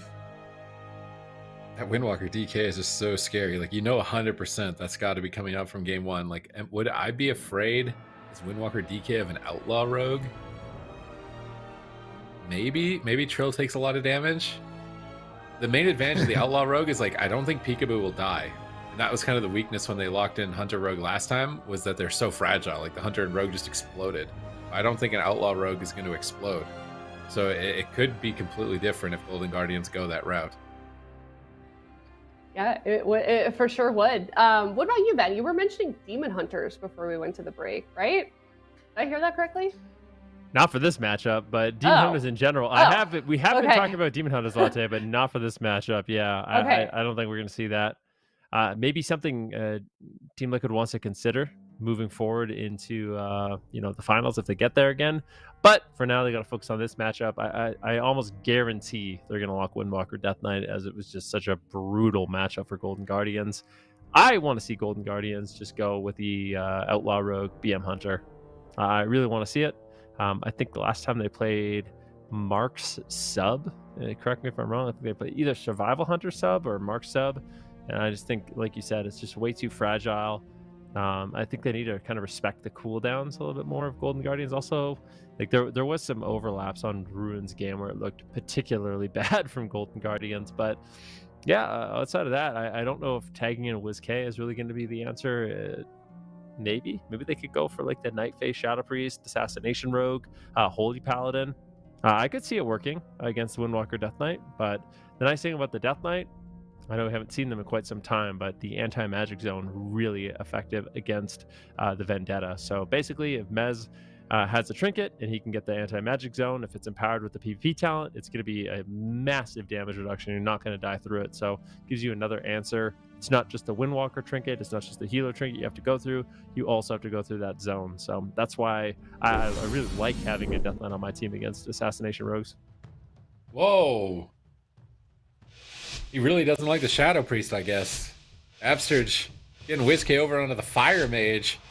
Going to be playing some Fire Arampala into the Windwalker Death Knight of Team Liquid. Interesting. Wow. Yeah, I mean, it's definitely interesting. Like I said, WizK, we've seen WizK be successful on the Fire Mage in the past. We've seen him successful in a lot of classes, but how much is he practiced and prepared? Looks like they are going to be going after Trill. Immediate blind on Sea-Doo. Sea-Doo just trinkets. He trinkets Guardians. Did they break the Guardian? No, they didn't just yet, but big damage on Trill. And now Mez and Trill are going to run the pain train here onto WizK if they can land the stun. Potential big damage incoming. Dragon's Breath onto Trill. Unfortunately, it does miss. And now WizK is going to be the one that's in trouble. They need to get that freedom off as soon as possible. Another kidney shot on Trill. Looks like he will likely be able to survive, just porting out of that, essentially detoxing himself, and he's going to be okay to fight again. All right, let's see it. WizK on the mage. First combustion did net them Sea-Doo's trinket. Let's see what they can get with that next one. Here comes the triple stun by Mez. And double Dragon's Breath actually by WizK to kind of try to control that situation a little bit. Kidney shot onto Trill. And a decent amount of damage to follow it up, but nothing to force out any major defensives. Vendetta coming back up in about 15 seconds. At combustion as well, going to be coming up in about 10 or so seconds. What can they get done? Absterge in a leg sweep. WizK's taking massive damage. Here comes the triple leg sweep by Trill. The chill streak. WizK blinks away from the rest of his team, so that chill streak gets 0 value. In the shot onto Sea-Doo. They're going after Sea-Doo. He has no trinket. The anti-magic zone coming in here from Mez. Is it going to be enough to save Sea-Doo? It looks like it will, combined with that Guardian Spirit. And now once again going after Trill. And Trill actually going to use that Eternal Aegis. Should be completely fine. Double blinding sleep. Here comes the double fear from Sidu as well. They're just focusing Whiskey here on the mage, and so far doing a decent job with it, but he still holds on to all of his cooldowns to get that anti-magic zone. And they got that trinket, but now Sidu's trinket is going to rotate back up. They need to try to force it maybe with some crowd control and pressure onto Trill. Sheep secured onto Sidu. Where's the follow-up? Whiskey looking for it. He gets it. Mez not able to find the kick there. And now we get another CC here with that Hammer of Justice. Peekaboo ducking in and out. Doesn't want to get caught up in that leg sweep from Trill. Trill is in a stun right now, pre-Aegis. And it looks like Trill actually will be forced to use that touch of karma. A lot of pressure coming out here from the Golden Guardians, but the Team Liquid has all of their cooldowns still to work. Let's see what they can get done offensively here into WizK. Decent damage right now, lasting him out, but not enough to finish him. Peekaboo grappled on his weapons at the moment, not able to connect just yet, but finally Kidney Shot has been found. Here comes Combustion. Sidu's ready for it. Here's the Guardian Spirit. Grip in from Mez. Double Blinding Sleet onto WizK and Upsurge. Peekaboo's trying to stay away from the cleave. Doesn't want to get caught in that blender of Mez's grippy hands, and that doubles Swen, a very scary threat at the moment, chasing down WizK as he Dragon's Breasts them, trying to stall, trying to get distance and recover, but having a tough time. Kicked on his shifting power. Here comes Storm Earth and Fire. Dragon from downtown, sniping Absturge for crowd control into a mind control. Insane CC chain between Mez and Sidu, but not enough to finish WizK. Now Trill on the back foot, getting gripped back to the pillar, away from Peekaboo and WizK's clutches, but hammers are down. Vendetta is still ticking. Trill managing to have his dots removed. That sepsis looks like it got dispelled. Trill will slowly but surely recover behind the pillar. Still clutch plays from Team Liquid. Yeah, and we'll see if they can continue these plays or if they're going to succumb to the pressure. 3.5 minutes have elapsed in this game. Another big kidney shot here on Trill, and anytime he's in the open, he's afraid. And I mean, there's no karma and no defuse. City's going to have to keep him alive with no Guardian Spirit, though. Definitely a bit of a nightmare situation. Turning their attention now onto Peekaboo. Maybe a bit of a strategy change here by Team Liquid. Trill just wants to stay by his portal. I mean, it's still a risky situation, but now that he has the karma, the Fort Brew, the trinket, it's buying time for Sidu. Sidu actually drinking, so great job by Trill, kind of maneuvering in and out, but always in like a safe location. So Sidu is actually able to recover some of his mana. Now look at Mez, he's perfectly set up Absurge and Peekaboo in the situation. Peekaboo forced to trade out the trinket and the evasion. He could just die through it though. A lot of incoming damage. Finally a kitty shot here on Trill. Where's the CC on Sidu though? He's got his Holy Ward up. They're unable to remove it, and just sitting in the back line, healing the cleave. Looks like Team Liquid are going to be able to hold on. Yeah, and they were able to force out 2 trinkets though with that setup. So nice offensive push there by Team Liquid. They're gonna need a couple of more like that. I think at this point, try to focus getting those setups onto Absturge and Peekaboo, and then just hit WizK in between the stuns. And once again, they're gonna grip Absturge back in. They're gonna get WizK and Peekaboo here. Potential for a triple for Maz. Big setup. WizK's gonna blink out. Gonna be the target of choice. Trill though, he's the one losing this exchange right now. WizK, alter time, gonna go back in time, uses the soul shape, should be completely fine there. Here comes the kidney shot onto Trill. Do they have any damage to back it up? Doesn't look like they have enough. Peekaboo holding onto that Vendetta, but Peekaboo dropping dangerously low here. They need to trade. Absturge is in a paralyze. He has the blessing of protection. He has the blessing of sacrifice. Can't be too greedy, and he will trade out the sacrifice there to keep Peekaboo in the fight. See if they can stay alive a little bit longer. They're ahead on mana at this point, but Peekaboo's cooldowns are limited. Leg sweep available for Trill. See if he can connect that along with Mez in the near future. Pillar Frost up, but now another kidney shot onto Trill. Grip double blind, but WizK is pumping damage onto Trill. Sidu has to make a trade. That wasn't even the combustion, it's just the Vendetta, but now Peekaboo getting ripped apart! And Team Liquid take game 1. Wow, it seemed like a much better answer from Golden Guardians, though. They had some really convincing damage onto Trill. Sidu was almost completely capped on mana by that final setup. I mean, it's such an explosive amount of damage, especially the Windwalker Monk. Trill utilizing that 4-set, I do believe. And when that 4-set is active, it's going to empower your abilities in a huge way. And that's where you can see these kind of one-shots happen. It's hard to kind of track. Overall, I feel like Golden Guardians did a pretty good job shutting down Team Liquid, but Team Liquid just pulled ahead with their consistency. I think Sidu getting to drink that one really important moment where Trill was kind of maneuvering in and out of the fight, making sure he was always safe, but kind of it was like a fake, where Sidu had just a moment to breathe, drink for a sec, recover about 40-50% of his mana, put them in a good spot for the long game. Yeah, and that's the thing. Finding those drinks can be a bit tricky against Rogue Mage, but they're able to do it. And Whiskey on the Mage actually didn't look too bad. There's a few things I didn't like about it. I feel like in general, his combustions didn't actually get too much value. But we'll get to that in a second. First, we're going to take a look at the replay here, of course. And here, Trill taking a decent amount of damage here. And Whiskey popping off a little bit here in the back line, looking for the crowd control. And then here, get a paralyze onto Absturge. This is where he has to use that sacrifice. Peekaboo trying to kite, Peekaboo trying to survive. And they get him so low that Absturge just depresses it, trades it out there outside of a setup, unfortunately, but kind of had to do it. Was a little bit of a scary situation there since Peekaboo didn't have any of his own personal defensives to work with. And then, just a few short seconds later, they just wait for that double setup, double grip blinding sleet. Trill almost getting sent there, but once they get that double stun and the chill streak started bouncing, Absturge with no, divine shield sacrifice combo just has to divine shield and go for a big heal. Not able to find it in time. Peekaboo gets dropped, and Team Liquid takes the lead in the match. Now, I want to see Whiskey actually get a little bit more value on his combust. Like in the start, for example, he kind of came in a little bit late, a little bit after Peekaboo, and then busted. I would like to see him go for those big combusts on a solo setup. I don't want to see them use Vendetta and combust in the same setup, because if they do, there's just infinite rotation. It's like, okay, they force out Seedu's Trinket, they blind him, they Vendetta combust on Trill, perfect. Seedu Trinket it. Now you swap to Seedu, Vendetta combust, oh, well, anti-magic zone. And then the next Vendetta combust, you do a Trinket again, and Trill has his cooldowns again. So they need to desync the cooldowns defensively of Team Liquid if they're going to play with this Rogue Mage. So I actually want to see them kind of bait cooldowns. We know Whiskey, he's playing on his alt here. He's really, stretching himself here to try to help out the team. So if you can get Whiskey's combust, you kind of beat the bait cooldown. You just pop it in the start when you have the blind. They see blind, they see combustion, they think, okay, great trade. Then maybe with Peekaboo's Vendetta, you can try to close out the match or force out that second anti-magic zone or whatever big cooldown.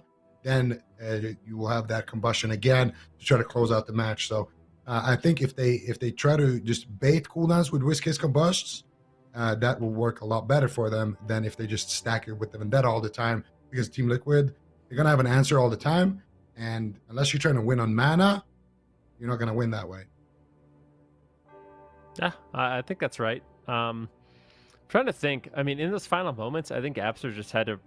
A lot of the time against the Frost at night, when they get those kind of perfect setups, right? When it's like a blinding sleet, the leg sweep happens, the chill streak's going to start bouncing. So the best thing you can do is get ahead of the damage. You can't be, bubbling when everyone's already 20% health. It's got to be like an immediate bubble into a Blessing of Protection, or just an immediate bubble to just immune the bounce, right? Because the bounce is a significant portion of that damage. I think just like being a little bit quicker with these perfect setups that Team Liquid has is going to make it so they can't get that kind of unbelievable damage that where everyone is just dead immediately.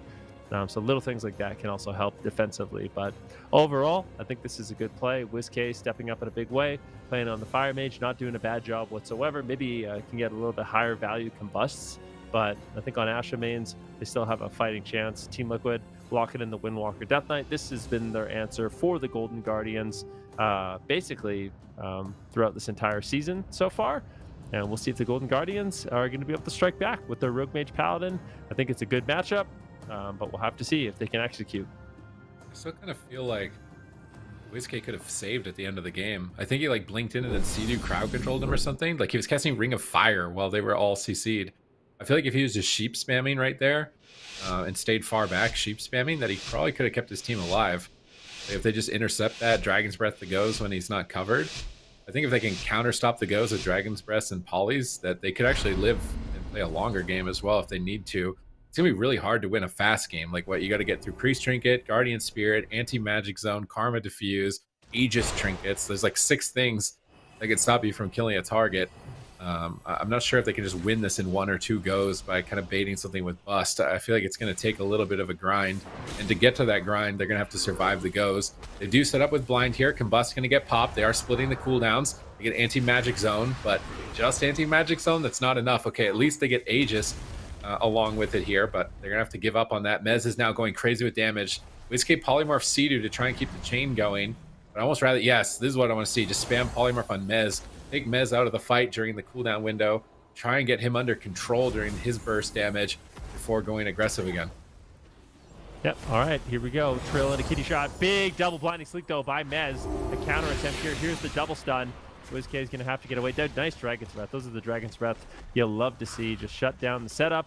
And I think even though, I mean, that was a sacrifice, so Absur's staying ahead of the damage in a big way, trading up the sacrifice preemptively. Now Trill is the one under fire. This next kidney shot could be devastating. There is a smoke bomb available. Is it going to be the smoke bomb? Doesn't look like they'll commit just yet. Absur's rolling over, looking for crowd control onto Sea-Doo. Unable to find it. He gets gripped away into a double stun. Mez really setting up the team on that Frost Death Knight. We're not seeing too many Death Knights in play, but Mez is here, really convincing that this Windwalker Death Knight is a solid competition. WizK's on fire. Peekaboo's just dying. Golden Guardians is definitely in a defensive posture right now. Trill still has all of his defensive cooldowns. Yeah, and Trill gonna walk out of that kidney shot on a decent amount of HP. No, he will port back to Sea-Doo here. Doesn't want to throw the game. Sea-Doo's gonna be able to pick him back up here. And now Team Liquid thinking about where to launch that next assault. Absurd actually sitting up for a drink there. Peekaboo right now has Mez on top of him. Double blinding sleep. This is where Whiskey needs to blink in. Make that stun. Go for the Dragon's Breath. There it is. And then go for the Nova. Ring of Frost potentially here. Try to save Peekaboo. Try to mitigate that damage. Get some cross CC set up as well. Peekaboo taking massive hits still. Using, it doesn't have his evasion now. Using his Vendetta offensively here. Trying to bust through that touch of Karma. And Trill will trade that diffuse magic. Should be enough defense here from Trill to stay aggressive. Sea-Doo going to be completely fine here in the backline as well. And should be able to pick up the rest of his team. They have that threat of a smoke bomb though. Peekaboo loves to do those late smoke bombs as well. So definitely if Kidney is starting to look a little lethal, he might just drop it. Need to be careful for that. Trill does have his trinket, but he needs to respect it. WizK getting gripped around, teleports back there. Nice alter time from WizK as well. And now they're going to connect to him. He's going to use that Dragon's Breath, gets the freedom, blinks back, trying to build some distance here, trying to reset that combustion, and he has it available. He's going to pop it, and it's immediately going to trade that anti-magic zone. And now, if they can wait a little bit and go for that blind play, maybe they can actually force out Sea-Doo's trinket, and that would put them in a situation where they have Vendetta, Sea-Doo doesn't have trinket, and they don't have anti-magic zone, which would be a winning condition here for the Golden Guardians. So that blind really needs to get a trinket, needs to get huge value. But first, setup coming out from Team Liquid. Nice Dragon's Breath though. WizK realizing he needs to blink in. He needs to stop everybody here during these setups if he's not a part of that blender combo. And he does beautiful job here. Let's see what they can get done though. There's the leg sweep. WizK blinks away. Shield streak will not bounce. And it should be enough defense here for the Golden Guardians to survive. But for now, WizK still taking massive damage here. Getting crane kicks proccing. Who gets disarmed. Absurd looking for the CC on the Sea-Doo. They do get Sea-Doo's trinket there with the blind. And now they have that win condition that we're talking about. No anti-magic zone. Bust up in 19 seconds. Vendetta available. They could swap the Sea-Doo and send it. All right, let's see if they can set it up. Right now, they're getting Cleave Triple Dragon again from Mez. High value Cinder Ghostas here in game number 2 as well as number 1. Their offense is solid, but they got to get ready for that hit. They could all in on Sea-Doo at any moment here. Are they ready for it? Trail Portal's behind the pillar. Peekaboo is rolling up, trying to get aggressive with Freedom. WizK is Chains of Ice, though. Abster's is wrapping around the left side. Cheap shot on Sea-Doo. I don't think they're going to kill him in a cheap shot, but they're holding on to the kidney. They're trying to. Can they dump him here? Killing him through the Guardian Spirit. Getting his Aegis and his Greater Fade, but that was a Vendetta bust. So close. And they don't get the kill, which means it's going to be a big reset here. Cooldowns for Team Liquid for quite a long time. They at least do proc his Guardian, actually. That's a 3-minute cooldown. So if they can reduce that Vendetta, reduce that bust, I mean, maybe just stay alive right now. Worry about that. Big damage. Ice Block going to be forced here. I don't think Sea-Doo's going to risk going for a Mass Dispel. He's going to pull back behind the pillar. He still has no Trinket and no Guardian Spirit if Peekaboo can make a swap, but they're going to have to swap in with no Ice Block and no Cauterize. It's a really risky position.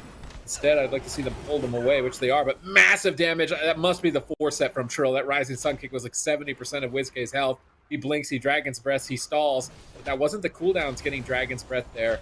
The next time they send them, it could still be very scary. Ring of Frost defensively by WizK, trying to escape with the Soul Shape. Grapple Weapon onto Peekaboo. Sea-Doo needs to line of sight for 24 more seconds. Sea-Doo needs to not be a part of this fight for another 20 seconds. Can he afford to? Kidney Shot committed to Trill. He pre-diffuses the Kidney Shot. Sea-Doo's in the Hammer of Justice. Trill should be able to survive with that play, rolling now over and porting behind the pillar while Sea-Doo is polymorphed.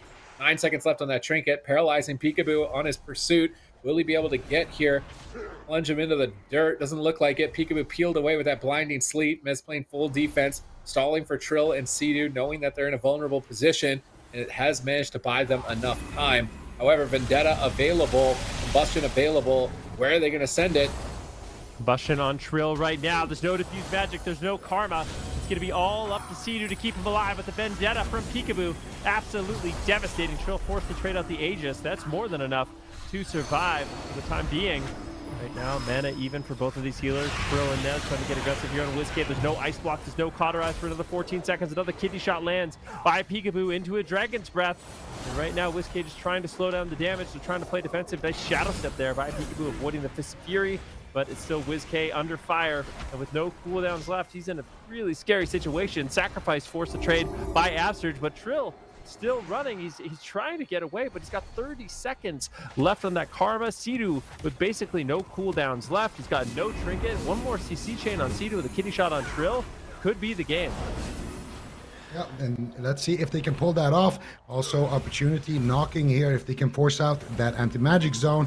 They have Combustion and Vendetta, so a lot of opportunity here, a lot of offense for the Golden Guardians, but at the same time, WizK only has that Cauterize really to work with. Absurge with no hand of sacrifice could definitely be an opening there for Team Liquid. Both of these teams very evenly matched right now. Trill and Sea-Doo realizing the danger they're in. No Guardian Spirit for 8 more seconds as well. They're gonna leap over. Here comes the leg sweep, and they won't really get too much right now. So far, WizK though might have misspoke. There is the Hand of Protection coming out there by Absurge onto WizK. Should be enough to keep him alive. And now it's the Golden Guardians' turn to launch an attack here. They have all of their offense. He has no trinket. Mez has an anti-magic zone. What are they going to do here? Absurge is actually drinking right now in the back line. Sea-Doo's mana is looking good, so I don't think mana is going to be a factor this game. It's just going to be about who can one-shot somebody. And right now, I think Trill actually is the best target. I don't think they can go after Sea-Doo. They could do a bait go on to Sea-Doo to get the anti-magic zone, but I don't think that they will get too much else out of it. So maybe just try to split up that Combustion, that Vendetta that they have available, and go for a reset. That anti-magic zone of Mez being such an annoying cooldown to deal with. He goes damage, and that's going to be the Combustion traded out there for the anti-magic zone and the Guardian Spirit actually by Sea-Doo. So now they have blind Sea-Doo, and then they have the Vendetta to potentially KO Sea-Doo. This time around, no Guardian Spirit to deflect it as well. That blind needs to force out a trinket from Peekaboo. He could also smoke bomb Trill to force out his trinket, and that way set up a kill window. Let's see what they do. Here comes the setup though from Team Liquid. The shield streak's bouncing. Big damage coming in. WizK has his Ice Block again, and Peekaboo will just faint here, walk that one off, and WizK with the alter time will survive. Look at Absurge's mana. You got to drink. He's so far ahead. They're ready to drag this into dampening if they have to. Oh no, Absurge is running in place in the back line there. Absurge. We see Team Liquid stalling for a second. We see his camera working, so obviously the game thing, I think. Saw him running in place. We have to wait and see if he can come back, because he's actually putting his team in a good position for the late game, getting his mana back up to full. I mean, obviously, like, Team Liquid don't have to wait, so I don't really blame Sea-Doo just sitting down for a drink at least to make sure that his mana, if they are going to wait, like, because they're not expected to. Here at 9.5 minutes in game number 2, it was looking like Absurge is playing a really good defensive game. It's not easy to survive against Team Liquid on this Windwalker Death Knight. Offensively, it looks like a pretty tough wall, though, to break down. Every time it's just an anti-magic zone, a trinket, a spirit, an Aegis. There seems to be almost always an answer from Team Liquid that Golden Guardians haven't found a way to get through. So maybe in dampening, the Death Knight becomes a target. We saw that in previous seasons where Death Knights weren't really targets before dampening, but once you did, they were way more stationary and you can kind of go after them. So I would actually maybe like to see that if Absurge is able to get back in here. It looks like he is back, so they're going to be able to play this out. I'd actually like to see them now going after Mez, and they almost immediately target Mez. Are you listening to me here? Golden Guardians, they get a kidney shot him, but now he's gripped in, double blinding Sleet. Oh no, the Dragon's Breath from WizKick. Maybe it's enough time. I don't know if it's going to be. WizKick getting crushed again here. The damage from Mez is absolutely out of this world. Absurge has to bubble. Peekaboo pops evasion. They're still getting cleaved. WizKick's trying to Ring of Frost the pets, trying to get them off. They're going to kidney shot Mez again. Try and stall, but Trill's going for the kill. Popping that Fist of Fury. Absurge Ring of Feast on a heal. Peekaboo is still low. The opening is quite high. Absurge trades out Sacrifice. Still just trying to recover from the aftermath of Team Liquid's assault. And it's not over yet. Peekaboo still almost in touch of death range. Finally getting a big heal there by Absurge, recovering, but we are at 37% dampening. That was all of Team Liquid's cooldowns. Can they get some damage rolling? It's going to be Smoke Bomb on Mez. Grapple Weapon from Trill. Beautifully done. That's going to slow down Peekaboo and allow Mez to survive and continue an offensive push here. T2's mana good. Absurge as well. Still looking healthy at about 40% dampening. Trill, I mean, he's got no trinket, but he does have his Karma and Diffuse, so as long as he can live the stun, if Sea-Doo and Mez can help heal him in the stun, but here it is! Oh, double blinding Sleet! Are we gonna get a life sweep? Trill might just fall! Big damage! Peekaboo! Peekaboo! Big Whirling Dragon Punch, Fist of Fury combo. Feint is doing work here to keep Peekaboo alive. Trill trades out his Touch of Karma, still low. This is the combustion, not out of it yet, but Peekaboo is on the run. He needs a freedom, he needs something. Trill is chasing him, a full kidney shot lands, he gets clothesline. But I still think Peekaboo is going to be the one that's in far more danger for the time being, unless there's CC on Sea-Doo. Can WizK double Dragon's Breath triple? Can he get the Ring of Frost? Gets interrupted. Can he get the Polymorph? Gets interrupted. Nicely done there by Trill and Mez playing defense, but the cheap draw lands once again, gets denied. Mez, the MVP. Beautiful Syndra Ghost again by Mez, getting 3 members there, but now Trill in a lot of trouble here. He's going to get gripped by Sea-Doo. That's a blind. Sea-Doo immediately respects it with a trinket. There's an anti-magic zone as well still in play here for Mez. And honestly, I agree with Sid. I think at this point, if you're the Golden Guardians, just tunnel Mez. I feel like Trill is not going to die right now. Still has decent amount of cooldowns to answer with. And now they're going to go after Absurge. No Divine Shield. He has nothing. What are they going to do? Absurge, he survives on 1% HP. He gets that Divine Protection off. Gets the Battle Master. Big knock onto Absurge. He's in touch of death range. And Trill will take him out. And Team Liquid will go up 2-0 in the match, or in the series rather. And you also got to give them some creds. Absurge having a bit of technical difficulty there. And, you know, everybody just pausing the game, waiting. It's not a required thing to do here. If the gates are open and they kill you, it counts as a win. So Team Liquid definitely showing a lot of sportsmanship as well in that one. That Ring of Peace at the end of the game was crazy. Like, I want to see the replay. I think Absurge is going to get away. Like, straight up, if that Ring of Peace didn't hit him, he was out of range of the slappy hands of Mez. He was actually going to be able to get away, but that Ring of Peace bounced him right back into it, and then there was no escape at that point. So I'm really anticipating this replay. Although these comps, I don't feel like Golden Guardians should play this again. It really doesn't feel like there's any significant opening for them, and if it's going to be this long of a slugfest, maybe there just isn't a better option for them right now, but it just doesn't feel good offensively. There's never a moment where I'm like, this is checkmate. The team is dead. It's over. Feels like there's almost always an answer. And right here, Absurge has no trinket, no bubble, no bop, so he has no way to escape from a stun lock. So as long as Mez can get Absurge next to a target and next to Trill, then they can get a leg sweep. They can go after him, and there's nothing he can really do about it. So Mez is just setting that up right now by Chains of Icing Absurge, gripping Peekaboo, A-Bomb living Absurge, blinding Absurge, and then they actually disrupt it. Peekaboo gets away from the stun, but it just doesn't matter at this point. A-Bomb limbs pulling him in, and this is where he survives with Battle Master at 1%. I'm like, oh my god, Absurge is going to get away. He's going to get away. Boop! Nope, you're not getting away. Just knocked right back into death. Knocked right back into the blender. And this is going to be now match point for Team Liquid. Really difficult situation to be in if you're WizK, Peekaboo, and Absurge. They did have a mana lead, so hopefully, not too tilted from that one. I don't know if they should switch comps. I don't know if there's something better. It seems really appealing to after Mez, latent dampening, but I'm still not convinced that it's the best thing to do. It's just really hard to say. I mean, that setup, when they finally re-engaged it, I think it was like 30% dampening. It was kind of a little bit of a reset.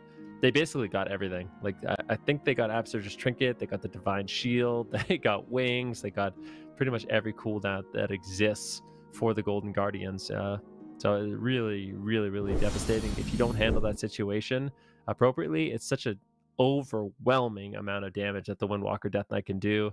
He's playing Kyrian. Is he playing Kyrian? He might be playing Necrolord. Is he playing Kyrian? He's Necro, Holy Pally. He's Necro. No. I mean Trill. So yeah, Trill is actually playing Kyrian. He's playing Kyrian. When he pops his Zwen, he gets Bloodlust. He's using double images. It's basically an extended like 30-second go where you're committing everything as the Windwalker Monk, but your damage just is unreal. So if you don't handle that right, you're gonna have to trade out everything in order to survive. But yeah, match point for Golden Guardians. Do they make a change? Are we going to see the Outlaw Rogue, or is it going to be WizK on the Fire Mage for the third straight game? Outlaw time. Send it. Send it. What else do you have to lose? Yeah, just send it. What's the worst thing that can happen? You get cleaved. You're getting cleaved no matter what. Like, may as well see if it works. With the Outlaw Rogue, your survivability is so much higher on the Rogue. Send in a BM Hunter. You got multiple pets to try and soak up the kill streak. And then Jellybeans can focus on staying at range rather than stacking up for the cleave, because I think they played survival the last time they tried it. I'm thinking they're just going to do Rogue Mage Paladin, and they're going to say, all right, no technical issues. We were ahead on mana. We could have won with pressure or something, is maybe what they're also thinking moving into this. But this makes me think they could send an Outlaw Rogue on this, but I would doubt it. I think Golden Guardians are going to ride or die on this Rogue Mage. I think the Rogue Mage is good. Like, I think the matchup itself isn't too bad for them, but I think it requires kind of a mage main, to be honest. Like, when the main moment in that match where I'm thinking, okay, Golden Guardians actually can win this, is when they did that one swap to CD where they proc the Guardian. That swap just wasn't clean, and a big reason for that is because the mage wasn't the first one to get there. A lot of the time when we see these healer one-shots, the first person to get there is the mage, linking in, getting a Dragon's Breath, and then the rest of the team kind of having a little bit of time to connect during that Dragon's Breath on the priest and kind of dogpile on him, or getting a Dragon's Breath sheep when they're going after somebody else, and then that person runs away, or Trillion maybe, and he ports away, and then everybody else just turning on the priest. He gets a resheep to buy that time. And this time around, it was just like a cheap shot into a DR kidney, and it just didn't feel like the lockdown was clean enough, because damage-wise, they had more than enough damage. They just needed a longer lockdown to be able to proc the Guardian, then do the damage from that heal that you get when you proc it, and basically killed Sidu, because he's not playing Res Legendary as well. So that was the main moment in the match that I was looking at, where I thought, okay, Golden Guardians can win this. And of course, before the DC as well, Absolute was able to sit down for a drink. Sidu's mana wasn't looking too good. So the matchup doesn't feel that bad, but it feels like it's just so tough for WizK, because he needs to know how to survive, he needs to know how to land crowd control, he needs to know how to heal, he needs to know how to get good value on his combust. He basically needs to be a mage main to be able to do all of these things. And not only that, he needs to be, somebody who's played a lot of rogue mage with Peekaboo. So I feel like when you're going up against Team Liquid on, what I would consider is their bread and butter composition, like when I think of Team Liquid, it's always that Windwalker DK. Of course, they play other things as well, but this is the thing that they play that impresses me the most. Every time when I see it, I'm thinking, nobody does that better. No way, they just did that. I was actually thinking about it. I was like, he screenshot his Destro lock. I think Jelly's played Mage before. What if they win? What if they can? I think they can. This comp is so good, especially into this. They can win. I swear I actually think they can win. They're like, wait, didn't the Power Men just own with this? Just smash this them. Is like... This is something. So we'll see. I mean, I like that.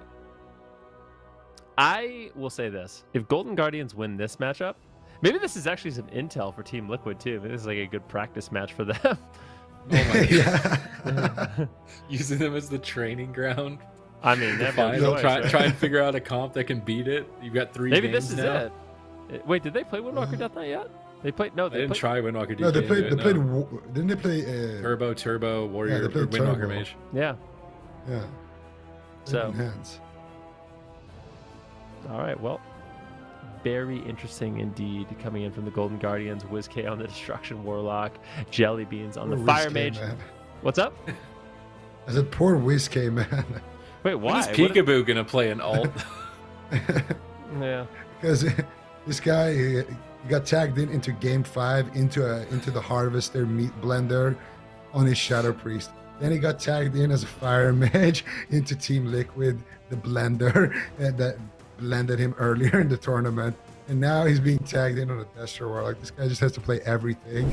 And Jellybeans on the mage too. Oh. Uh-oh. Time to return. Uh-oh. North America screamed in pain. It might not just be North America. I mean, I think Is he going to do it though? Or is that just a bluff? Is he memeing? If there's going to be like a Hall of Fame for, a player, like Chan's definitely going to be in it. I feel like he should anyways on that Destruction Warlock.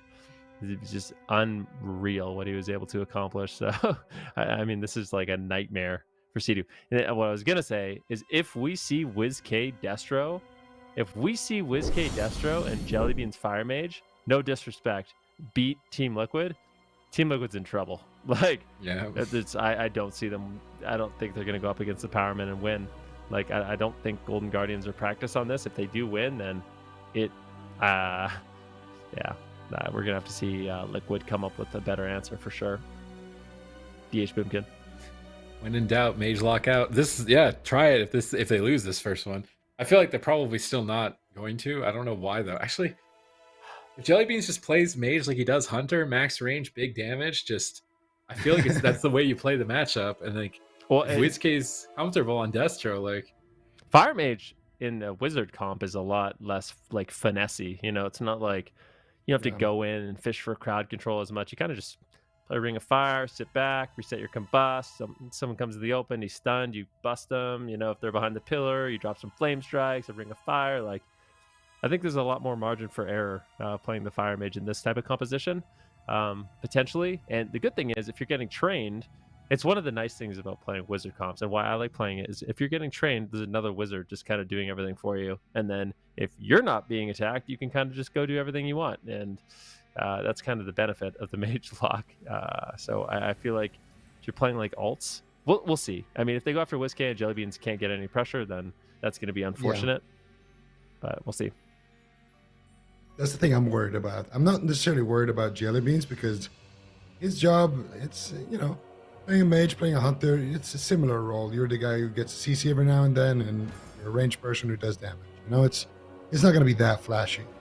But Wiz, I'm a little bit worried. We've seen him on the Warlock last season, and to be fair, they picked up some big wins with the Destro Rogue and WizK. He's played it, but it's a little bit different right now. With the foresight and everything, I don't know how much he's played it in general this patch, so I'm a little bit worried. If the blender decides to tag him in, that could be a problem. Just to be honest. Well, blender versus mage lock. I feel like Liquid, they always take like, I mean, maybe the Golden Guardians is setting up right now. It's always like the Liquid games, they always use every moment to discuss, exactly what's going on. It takes a while to get into the games, but yeah, we'll see. Golden Guardians playing Mage Lock, where they need to set up their characters for this. That could be part of it, yeah. Like maybe there's the last minute change, maybe it's the wrong covenant, and make sure he has a soul bind. I think earlier it actually was confirmed Nixie just didn't have a soul bind in that game, and still did top damage on Asa Rogue. So yeah, definitely want to make sure everything is set up here for both sides. They're facing elimination. They're desperate. They're pulling out the Mage Warlock here in the last round, having seen it just own Cloud9 Cloud9 owning them in the past, but Mage Lock just smashing Team Liquid. Like there was no hope. That last series looked really grim for them. So taking this composition, I think, makes a lot of sense. But are they experienced enough at it? Can they play it out against Windwalker Death Knight, the blender? Like, this is the best Windwalker Death Knight in the game. You're doing day one Mage Lock.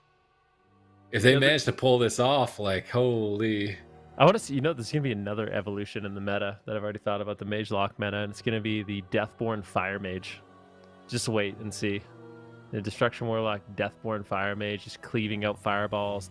As you cleave out the fireballs, it resets your combustion 3 times as fast, and you build up a massive amount of spell power. I swear it's good.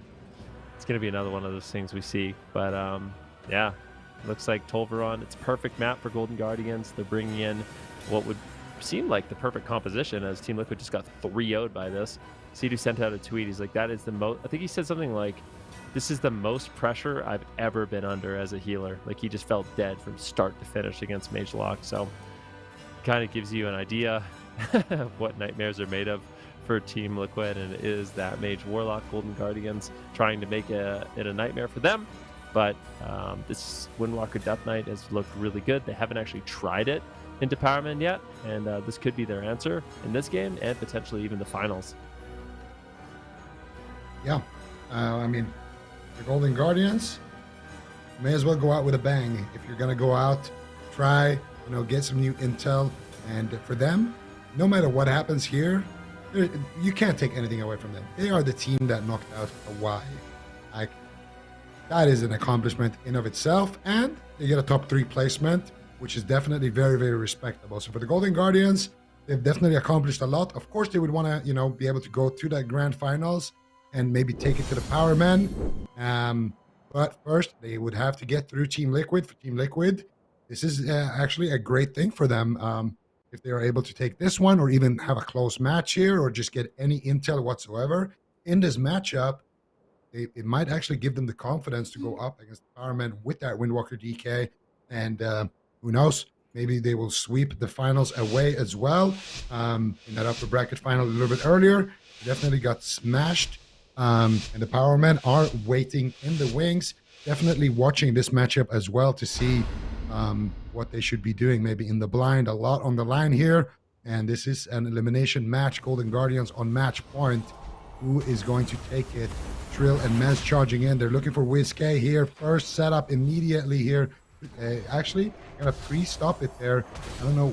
WizK calling in his Inferno very early on, and there is the anti-magic zone getting traded out by Mez. Double blinding sweep onto Jellybeans and WizK. Here comes the sweep. Jellybeans gonna blink out there. Not gonna get too much pressure here actually onto WizK. WizK gonna be able to use that demonic circle and gateway, and now able to survive here. He gets gripped behind the pillar though. Absters and the Holy Priest has a little bit of work out of him. He grips him back, and it looks like WizK will survive at least that first attack. Now we can counter pressure Trill. Yep, Chaos Bolt's flying through. No real significant cooldowns, just the anti-magic zone, which is more than fair for Dark Soul and Combust on the side of Team Liquid. They're getting good uptime on WizK here. Abster's going to stun Trill, try and pull him away, but I'm not sure how long WizK is going to be able to tank this damage for free. Grip, double dragon, almost triple. Absterge dodges it in the back line. Mortal Coil's coming up from WizK to stall their advances here. Trill rolls back over to reconnect. Looks like that was the ray of hope as well from Absterge. WizK lining up a decimating bolt, trying to find these incinerates now. All these incinerates going to hit for a large chunk of damage. Cho getting polymorph. Chaos Bolt's now flying out. They're going after Mez, but Mez can easily death strike this burst damage. I don't think Mez is a good target at all for this comp, at least pre-dampening. Yeah, I agree with that. Trill, though, getting a little bit of trouble. Fuse Magic is going to trade. WizK gets stunned behind the pillar. Beautifully done. Jellybeans, though, saving the day. Now Ring of Peace behind the pillar. WizK just can't escape. Absurge does have a grip, so he can grip him out of there if he needs to, relaying his gateway if he needs to. And WizK, surprisingly, has seemed pretty durable so far. He has traded out the Unending Resolve. Instant stun. Now onto Trill.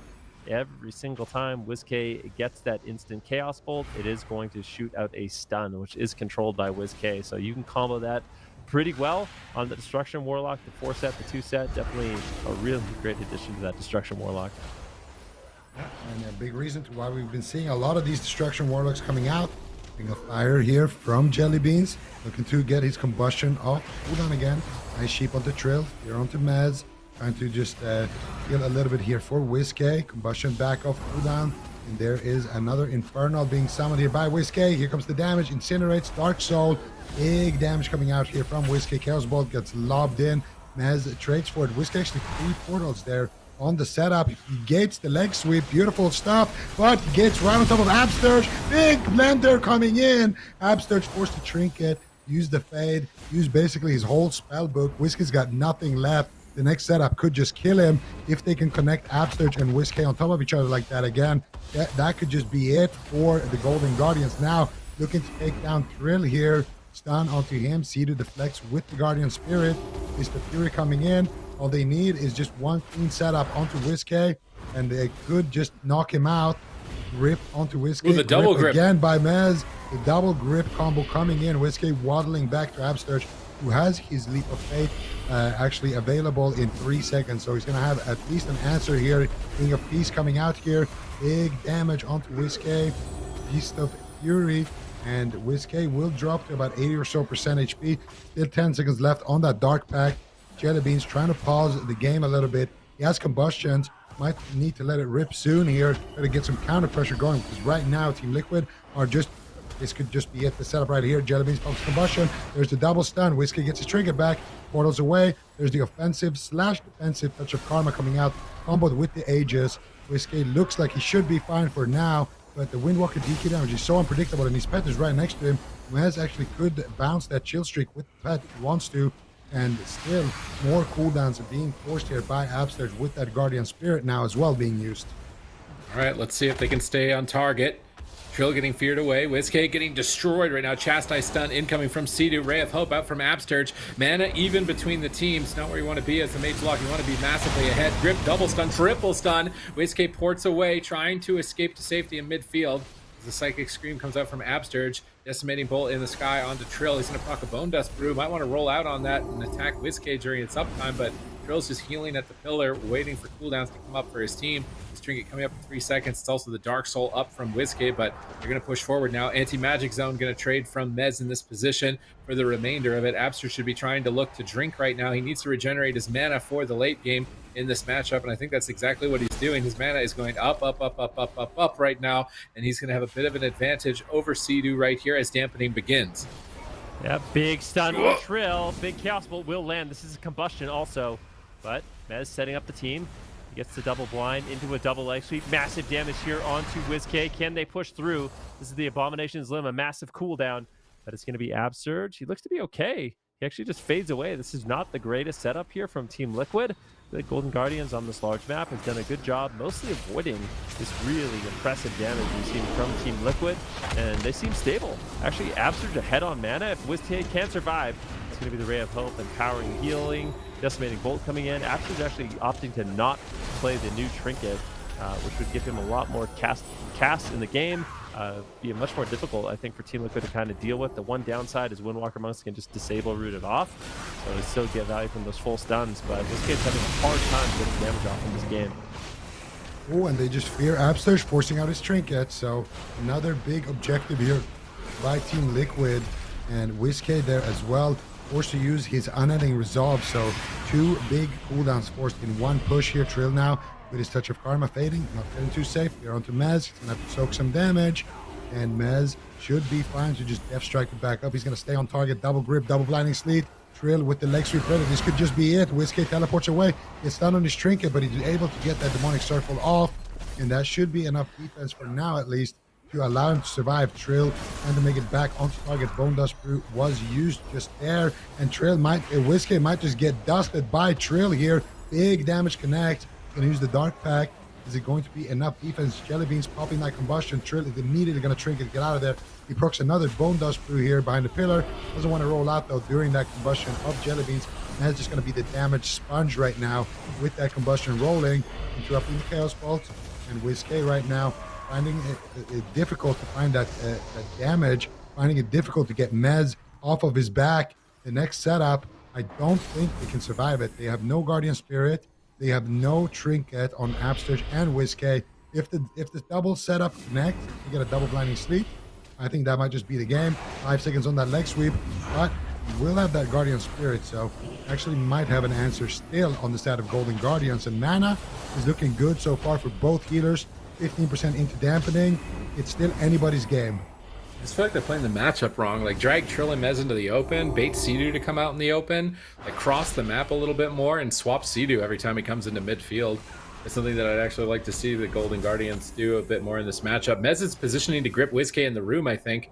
At least he was moving over there for some reason. Not sure why. I thought he was going to double grip him, but Infernals are getting called in here onto Mez. Here comes the Abomination's Limb leg sweep. Oh, that Ring of Peace intercepted the life grip. They can't pull Whiskey away. He's going to portal. He gets gripped again by Mez. He's not going to be able to escape. He double Mortal Coils. Is he just going to go down? Massive damage on match point. Triple Dragon once again. Paralyzed on the trinket by Trill. They're chasing down Whiskey on match point and close it out. Team Liquid 3-0.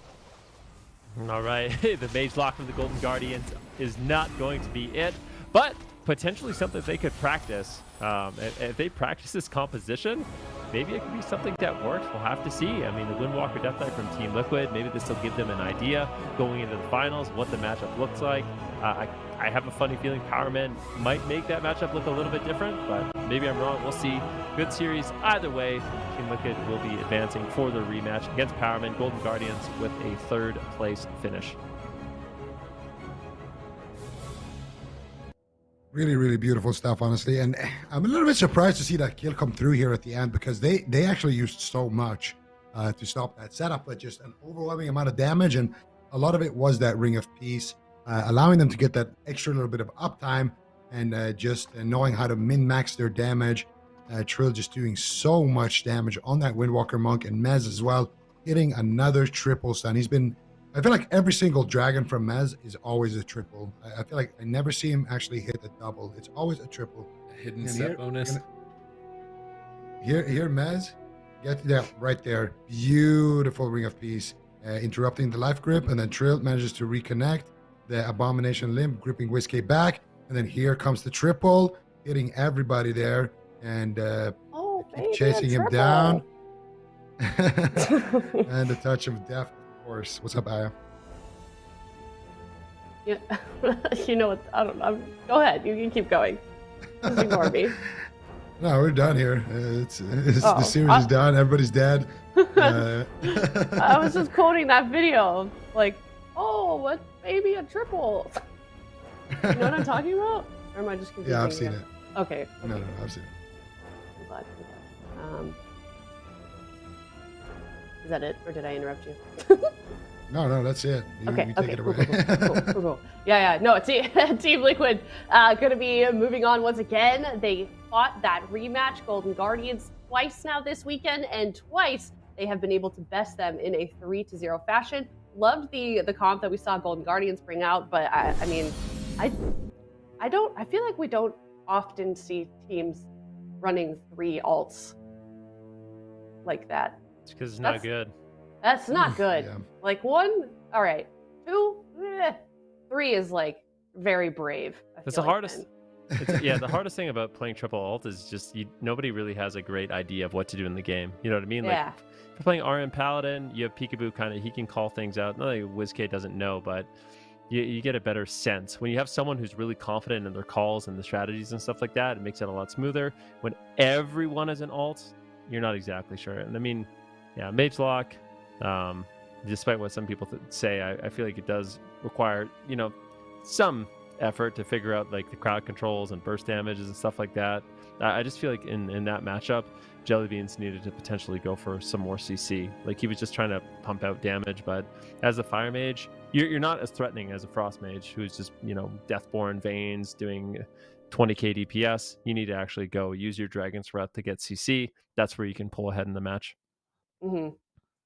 Yeah, obviously that's a good comp, and we have to give them props for trying. I do wonder if that's something we're going to see them try or down the line, or maybe they're just like, yeah, we think we're going to win, so we may as well try this one comp. I mean, I have to imagine that takes a tremendous amount of practice to be able to successfully implement especially against a team like Team Liquid. So maybe we see it again. Who knows? But that being said, Golden Guardians, they are knocked out of the tournament. Team Liquid will be going up against Power Men for the grand finals, and that is the third. That's another rematch for them. We know that Team Liquid lost earlier to Power Men 0-3. Now here they are again.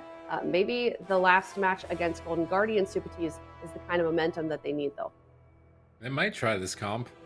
I mean, Power Men, I think, are going to have better strategies than we saw Golden Guardians. Probably better execution as well.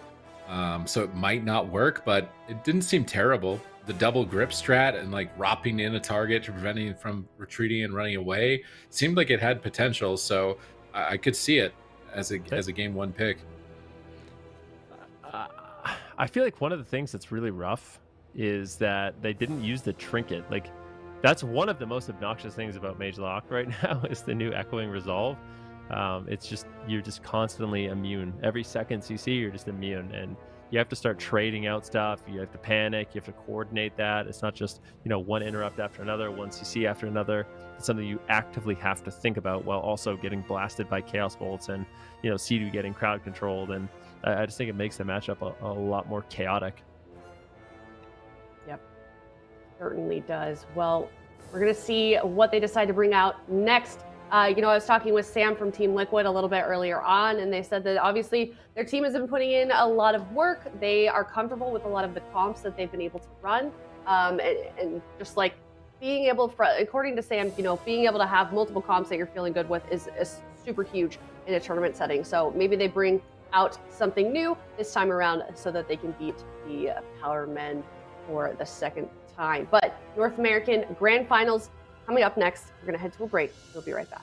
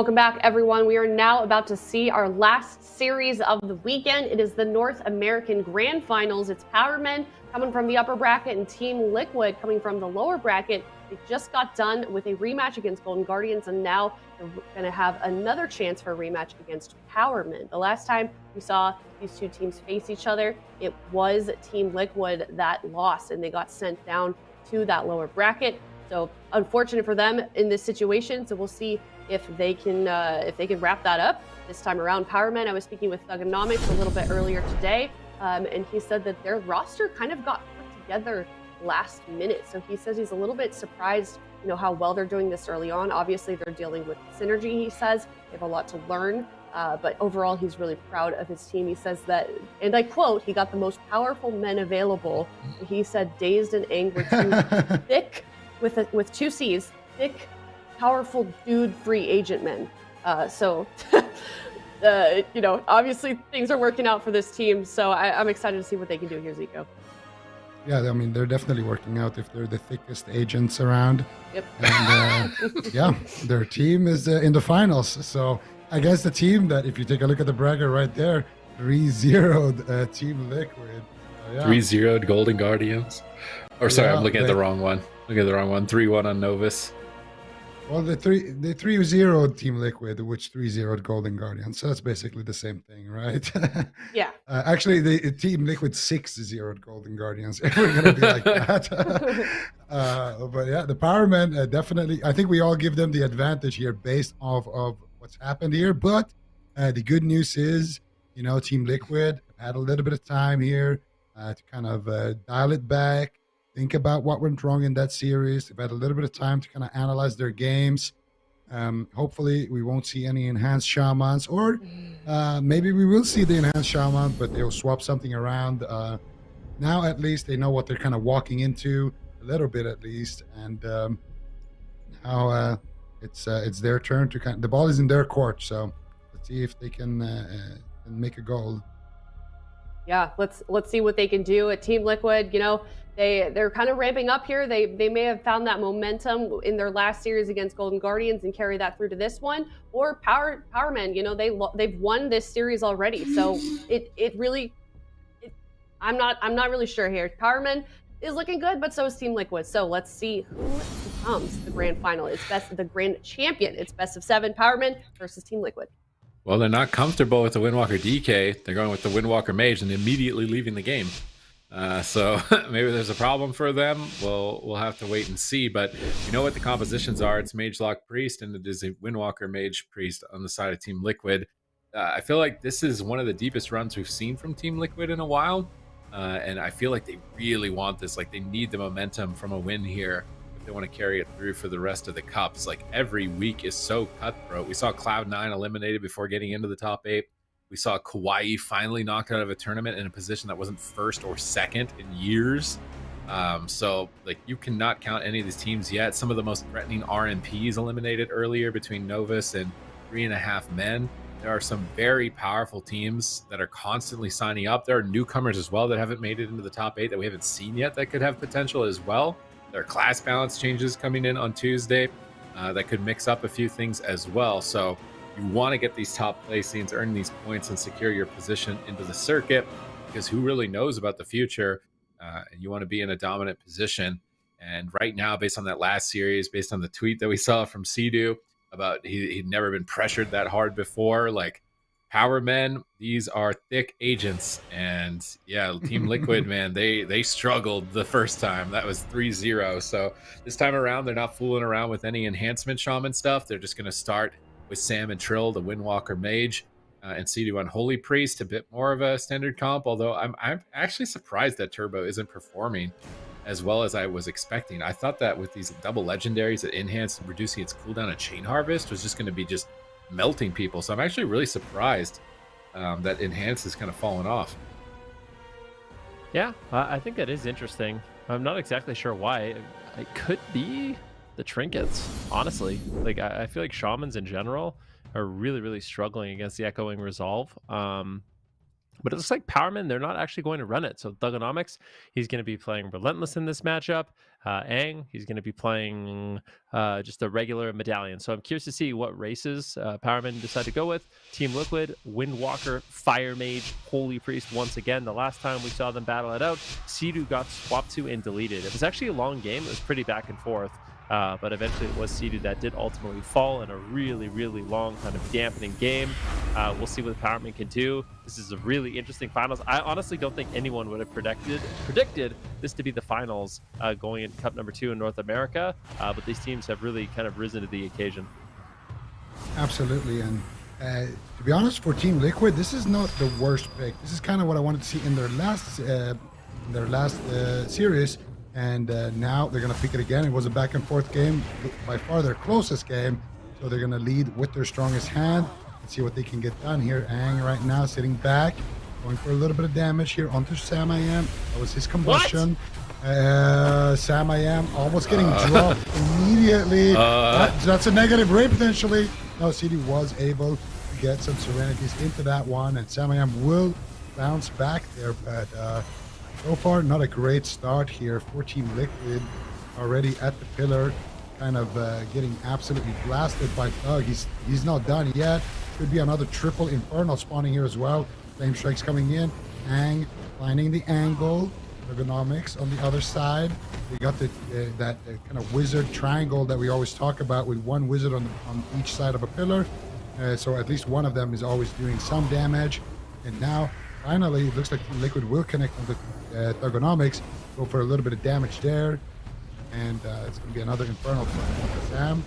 Something tells me that Sam is not going to be able to stay out here in the open field for long. He actually blinks forward, goes for the Dragon's Breath into the Sheep, and that Shimmer, so he could be a target as well in the matchup. And still stealing Sam I Am's combustion. You get a fear onto Trill, and here comes the damage. One. Oh, the second one gets counterspelled. Beautifully timed there by Sam I Am. Trill able to teleport away before that one hits, and as a result, won't force too much. They're swapping up to Sea-Doo again. He's the target that died in their previous series. Sea-Doo will survive as well, and Team Liquid looks to regroup. I like what they're doing here. Force Trill out in the open, go Trill. That forces Sea-Doo out in the open, and then swap Sea-Doo. I think that is kind of the main win condition here for the Mage Lock. If Trill doesn't overextend, getting targeted down again, has to trinket out while Sea-Doo's in a Polymorph, Fleshcrafting Mountain the Pillar. They're going to switch their attention to Sam. With a fear now on the Sea-Doo. Tuna is regenerating mana in the back at symbols. Trill is rolling up, getting close to Tuna, looking for a paralyze. Maybe they're trying to go after Sam. And they punish this here at this moment in time. Sea-Doo's trying to go into midfield. Is he going to regret pushing out in midfield right now? He's not getting punished for it. Sea-Doo crosses the map right on top of Tuna. Tuna greater fades and tries to cross back. They need to punish Sea-Doo for being out in the midfield right now and swap to him. He actually just gets a full fear. Thugonomics has to run away. Tuna pre-Guardians this with Dark Pact. I can't see him dying through Dark Pact and Guardian at this moment in time. Tuna moves in there. Death, the Ring of Frost. Thugonomics playing that Shadow Rift. He can actually teleport Trill to his port to peel him off of himself and potentially teleport somebody in the middle of the map as well in the future. The talent that I literally just tried yesterday on my Warlock. It's actually very fun. It's actually very fun to play with. I'm curious to see if he can actually win the game with it. He used it there, I think, to peel Trill off of himself at that moment in time, but it basically gives you an extra gap closer. Instead of you moving, you're going to move your enemy away from yourself. What do you give up for that? I feel like Destro, I have to look as Destro. He has Demon Armor and Nether Ward, so I don't know what the third talent he's actually giving up to play that, but super clutch talent, forcing Trill away, and during those all-ins could be really, really strong. Aang under fire right now. That is going to be the altar time. It does get stripped off. In the meantime, Trill getting caught into a stun, a little bit of damage going out onto him. As once again, Team Liquid is forced back to the pillar, but one thing I'm noticing about this game, it seems like Team Liquid is playing this one a little bit more confidently. I don't know. Oh, no. It's on fire. It's on fire. The ice block. Oh my goodness gracious. Thugonomics is able to just get out so much damage. Counterspell comes in from Sam I Am, but just these small moments where the Destruction Warlock can fit in just a little bit of damage with those Chaos Bolts, the Infernal procs. Yeah, it can be really, really scary. Now all of a sudden Team Liquid, I don't think they're going to be able to play as confident. I was just talking about Sam I Am. He's pushing in, he's getting crowd control. Looks like they have a lot more pressure, but now there's no defense, so it's really difficult to make that kind of offensive play. Yeah, and Sam isn't playing Blink Stun, he's playing Shimmer. So for Sam, he has his trinket if he gets stunned, but that's it. After that, he's got nothing for at least 2 minutes. So Sam's going to be in a world of trouble if they decide to swap to him, if he does play aggressive. But right now, going to be Trill getting gripped back to the rest of his team. Another Infernal proc, another day in the office here for Ergonomics. Dropping the Cataclysm on one side, Ang on the other side. Trill leaving the pillar, getting stunned up. Here comes the Decimating Bolt, Holy Fire, Incinerate spam coming through. Sidu's going to be able to deflect with the Ray of Hope. And Trill now getting Mortal Coiled. Ang in the Sheep actually misses his Dragon's Breath right there. Now they're going to swap over to Ang, and he will use his every map for himself. And if I'm not, Ang literally didn't just blink right there. I'm pretty sure Ang also isn't playing. Blink Stun, Ergonomics though, taking huge damage here. Just swapping to Sidu. Sidu with the combustion. Sam I am with the combustion as well. I would have actually liked to see that one onto Sam. Tuna in a resheep. Sidu looking for the fear. Finds it onto Tuna. And Ergonomics, what he's going to trade, Unending Resolve. Is that going to be enough? I think he actually rifted Trill out of the game right there. Sent him behind that pillar. He doesn't get dispelled while he was in that sheep. That's pretty clutch. And now we're going to have a situation where the teams are essentially swapping side in the match here. I have Siamayam and Sidu taking the opposite side, and Tuna and Ang kind of blinking back here. Actually, Ang blinking forward for the damage. Trill caught up in a stun. Not going to use his trinket right there. They did get Samayam's trinket earlier, and now they get a nice full sheep here on Sidu. The result, or the Aegis, comes in for Trill, and that should be enough to survive for him. I mean, they're just surviving right now. They are far from thriving. They're just trying to keep their heads above the water. They're almost drowning. They're like paddling water. They're running out of energy. They got to turn this around. This might be that opportunity with a fear on Tuna. Tuna trinkets into his stun. Is Guardian Spirit going to be enough? Can they cut through it? Can they finish Thugonomics here? He's going to go down. And Team Liquid have managed to pull it off. That really did feel like an upset. Most of this game, I felt like Powerman had the control, but now the offensive plays of Team Liquid are going to net them a kill. Yeah, beautiful offensive plays. It was a great push there. They got crowd control on Tuna's trinket. He really just wasn't able to connect the heals. There's no mobility left for Thugonomics, or he just wasn't able to use it. And yeah, Trill eventually is going to power up. And that's the thing. I mean, as a Windwalker monk, when we saw them play on Ashermains, it really looked scary. But as a Windwalker monk, if you do have your Diffuse, you have your Touch of Karma, you have your Fortifying Brew, you have your Aegis, that's a lot of defense. And it's not the longest cooldowns on those. It gives you these really long extended goes where you can actually push in and feel confident you're going to be able to survive. You see right now, there's no Unending Resolve with Thugonomics, that long 3-minute cooldown. There's no Guardian Spirit also. So Trill has all those defensive cooldowns available. And I think this is where they just decide, hey, we need to stay in the open as long as possible. A little bit of a scary moment here as Aang does get the double Dragon's Breath into a full sheep on Sidu. But after this, I think it's kind of just go, go, go for Team Liquid. He places down his portal. And I think it's at this point where Thugonomics really just can't get away. I think he decides to port, and after this portal, he's nowhere near his gate. Actually, he is. He's right on top of his gate. I thought his gate was on the other side, but yeah, he unfortunately isn't able to actually get to his gateway. He sits this full stun, and the Dark Pack gets shredded through immediately. Tuna trinkets out of the stun, I think, into a polymorph. And it's Thugonomics who ultimately will fall. The Touch of Death, I do believe, goes through the Flushcraft. It was almost enough to keep him alive and connect that Ray of Hope. But a good push there by Team Liquid. They're up 1-0. Yeah, and we can see Thug was able to do a lot of damage in that match. And yeah, both of these mages, I think, let me check here real quick. Pretty sure Samayam was playing Blinkstun and Aang was not playing Blinkstun. So, or Aang was playing Blinkstun and Samayam was not playing it, sorry. Other way around. So I'm playing Shimmer. And I think he honestly kind of has to. And I think he just needs to be that playmaker. He needs to be that aggressive mage. And that last stun that we saw go onto Trill before this happened, because that's the thing about Mage Lock. You can't always just rely on trading cooldowns. Sometimes you just have to shove your offensive CDs, force the enemy team back to the pillar with your damage. And I think the problem for them was that they actually went after Trill. I would have much rather seen them CC Trill a little bit there, when they already forced the Cauterize, forced the Ice Block, and they forced a Trinket of Samayam. And he's standing there casting Poly. So if you can get an interrupt onto one of those, you can get a nice clean combustion without Samayam shimmering away behind the pillar. And that's going to give you a lot of pressure. Maybe some cooldowns from Sidu and Trill by himself. You never know because it's Trill, but most likely won't be able to actually, take a lead and force some big cooldowns like that. So I think for Thug, not really able to kite there with his trinket was a big problem. And also they just weren't able to kind of punish the fact that they actually forced all the defense from Sam a little bit before that last moment. So for Powerman, maybe we'll see a Frost Mage come out. But they could potentially just run the Fire Mage again, and I don't think it's a horrible matchup. Or they could just do this. Okay. Okay. Jinx. Okay. All right, Roguelock. I don't think they Okay. can blind block Roguelock though, because I think there's a lot of cleaves that would really enjoy Roguelock lunch. But for this specific matchup, Roguelock lunch.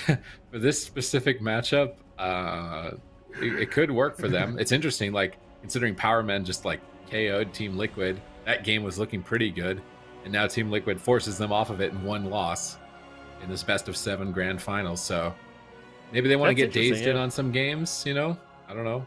Maybe he's like, I think I can carry this or something. Maybe he's raising his hand in protest to try and get himself into the matches here.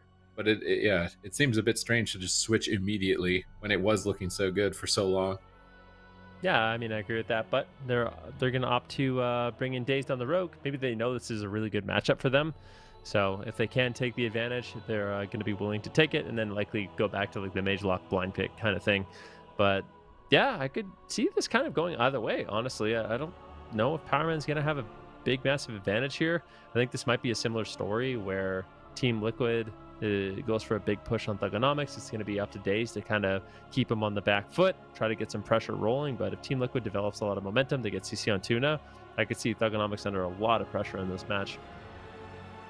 Yeah, that's the thing I'm kind of afraid of. Like, I feel like it's going to be a bit of a race. They're going to go after Trill.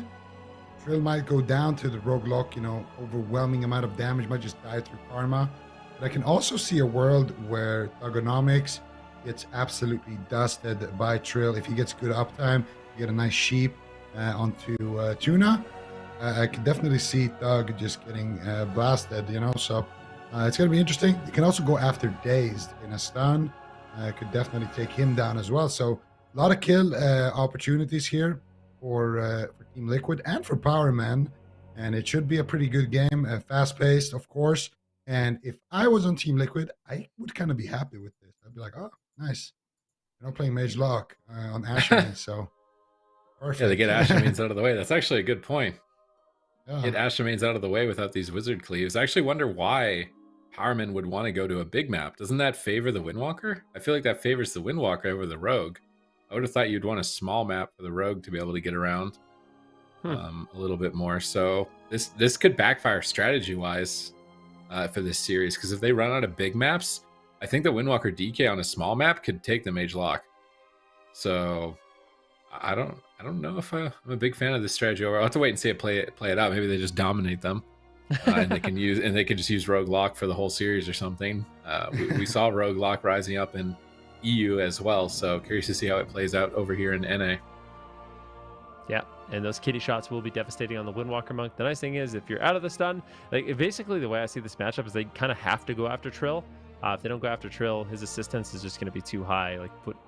Honestly, I feel like Windwalker Monks are really good into assassination rogues until you're the one getting kidneyed. But if you're not getting kidneyed, you have grapple weapon, you have detox to remove all of the poisons, which can be really obnoxious to deal with as the assassination rogue. You have paralyze, so lots of answers to slow down the damage during the kidney shot. All of those go away when you're stunned. So I think for Powerman, their target is obviously going to be Trill in this one, I would say.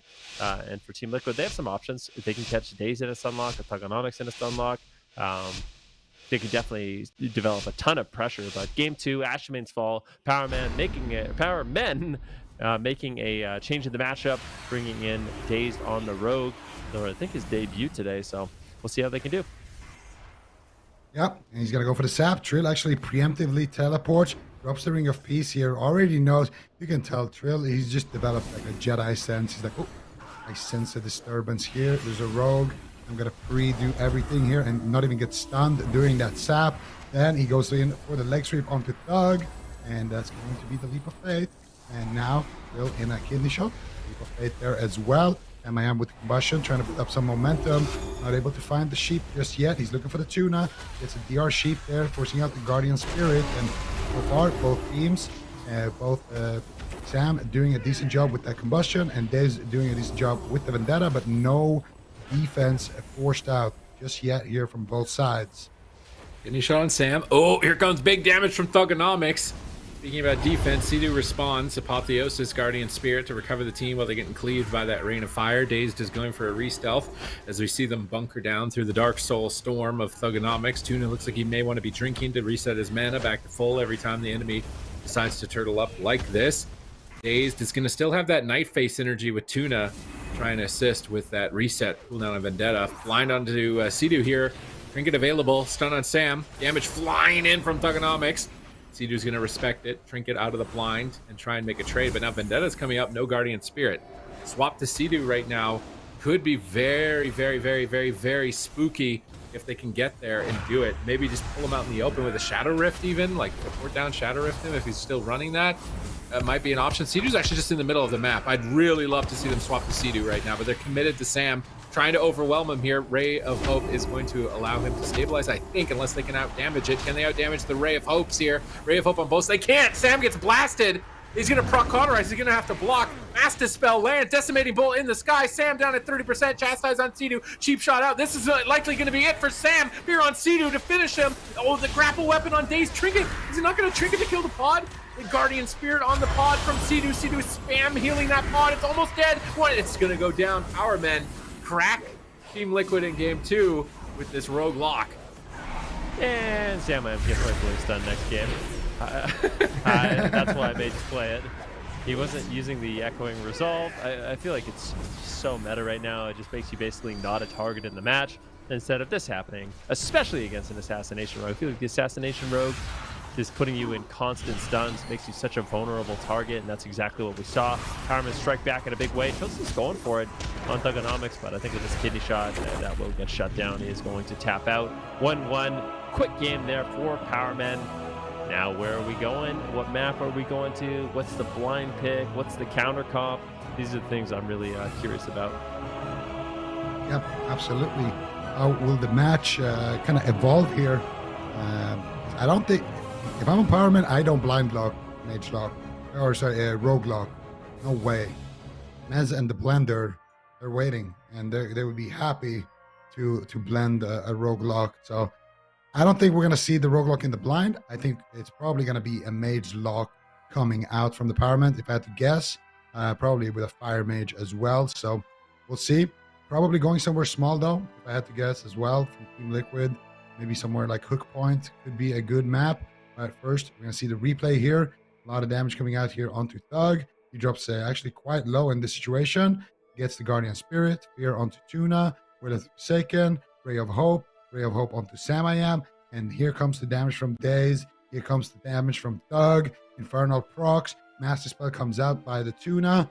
And Counterspell onto Samayam. Cheap shot onto Sidu. Garroth onto Sam. And Vendetta. And here, I got to agree with Sid. Like, easy trinket. Literally won the game. But Daze, he doesn't need it. He knows he's going to kill the pod without using his trinket and just save his trinket for next game.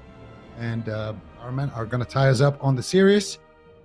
I think we're going to a small map, and I think we're going to see Mage Lock on a small map. Honestly, if you play Windwalker Mage on a small map against Mage Lock, though, is that good?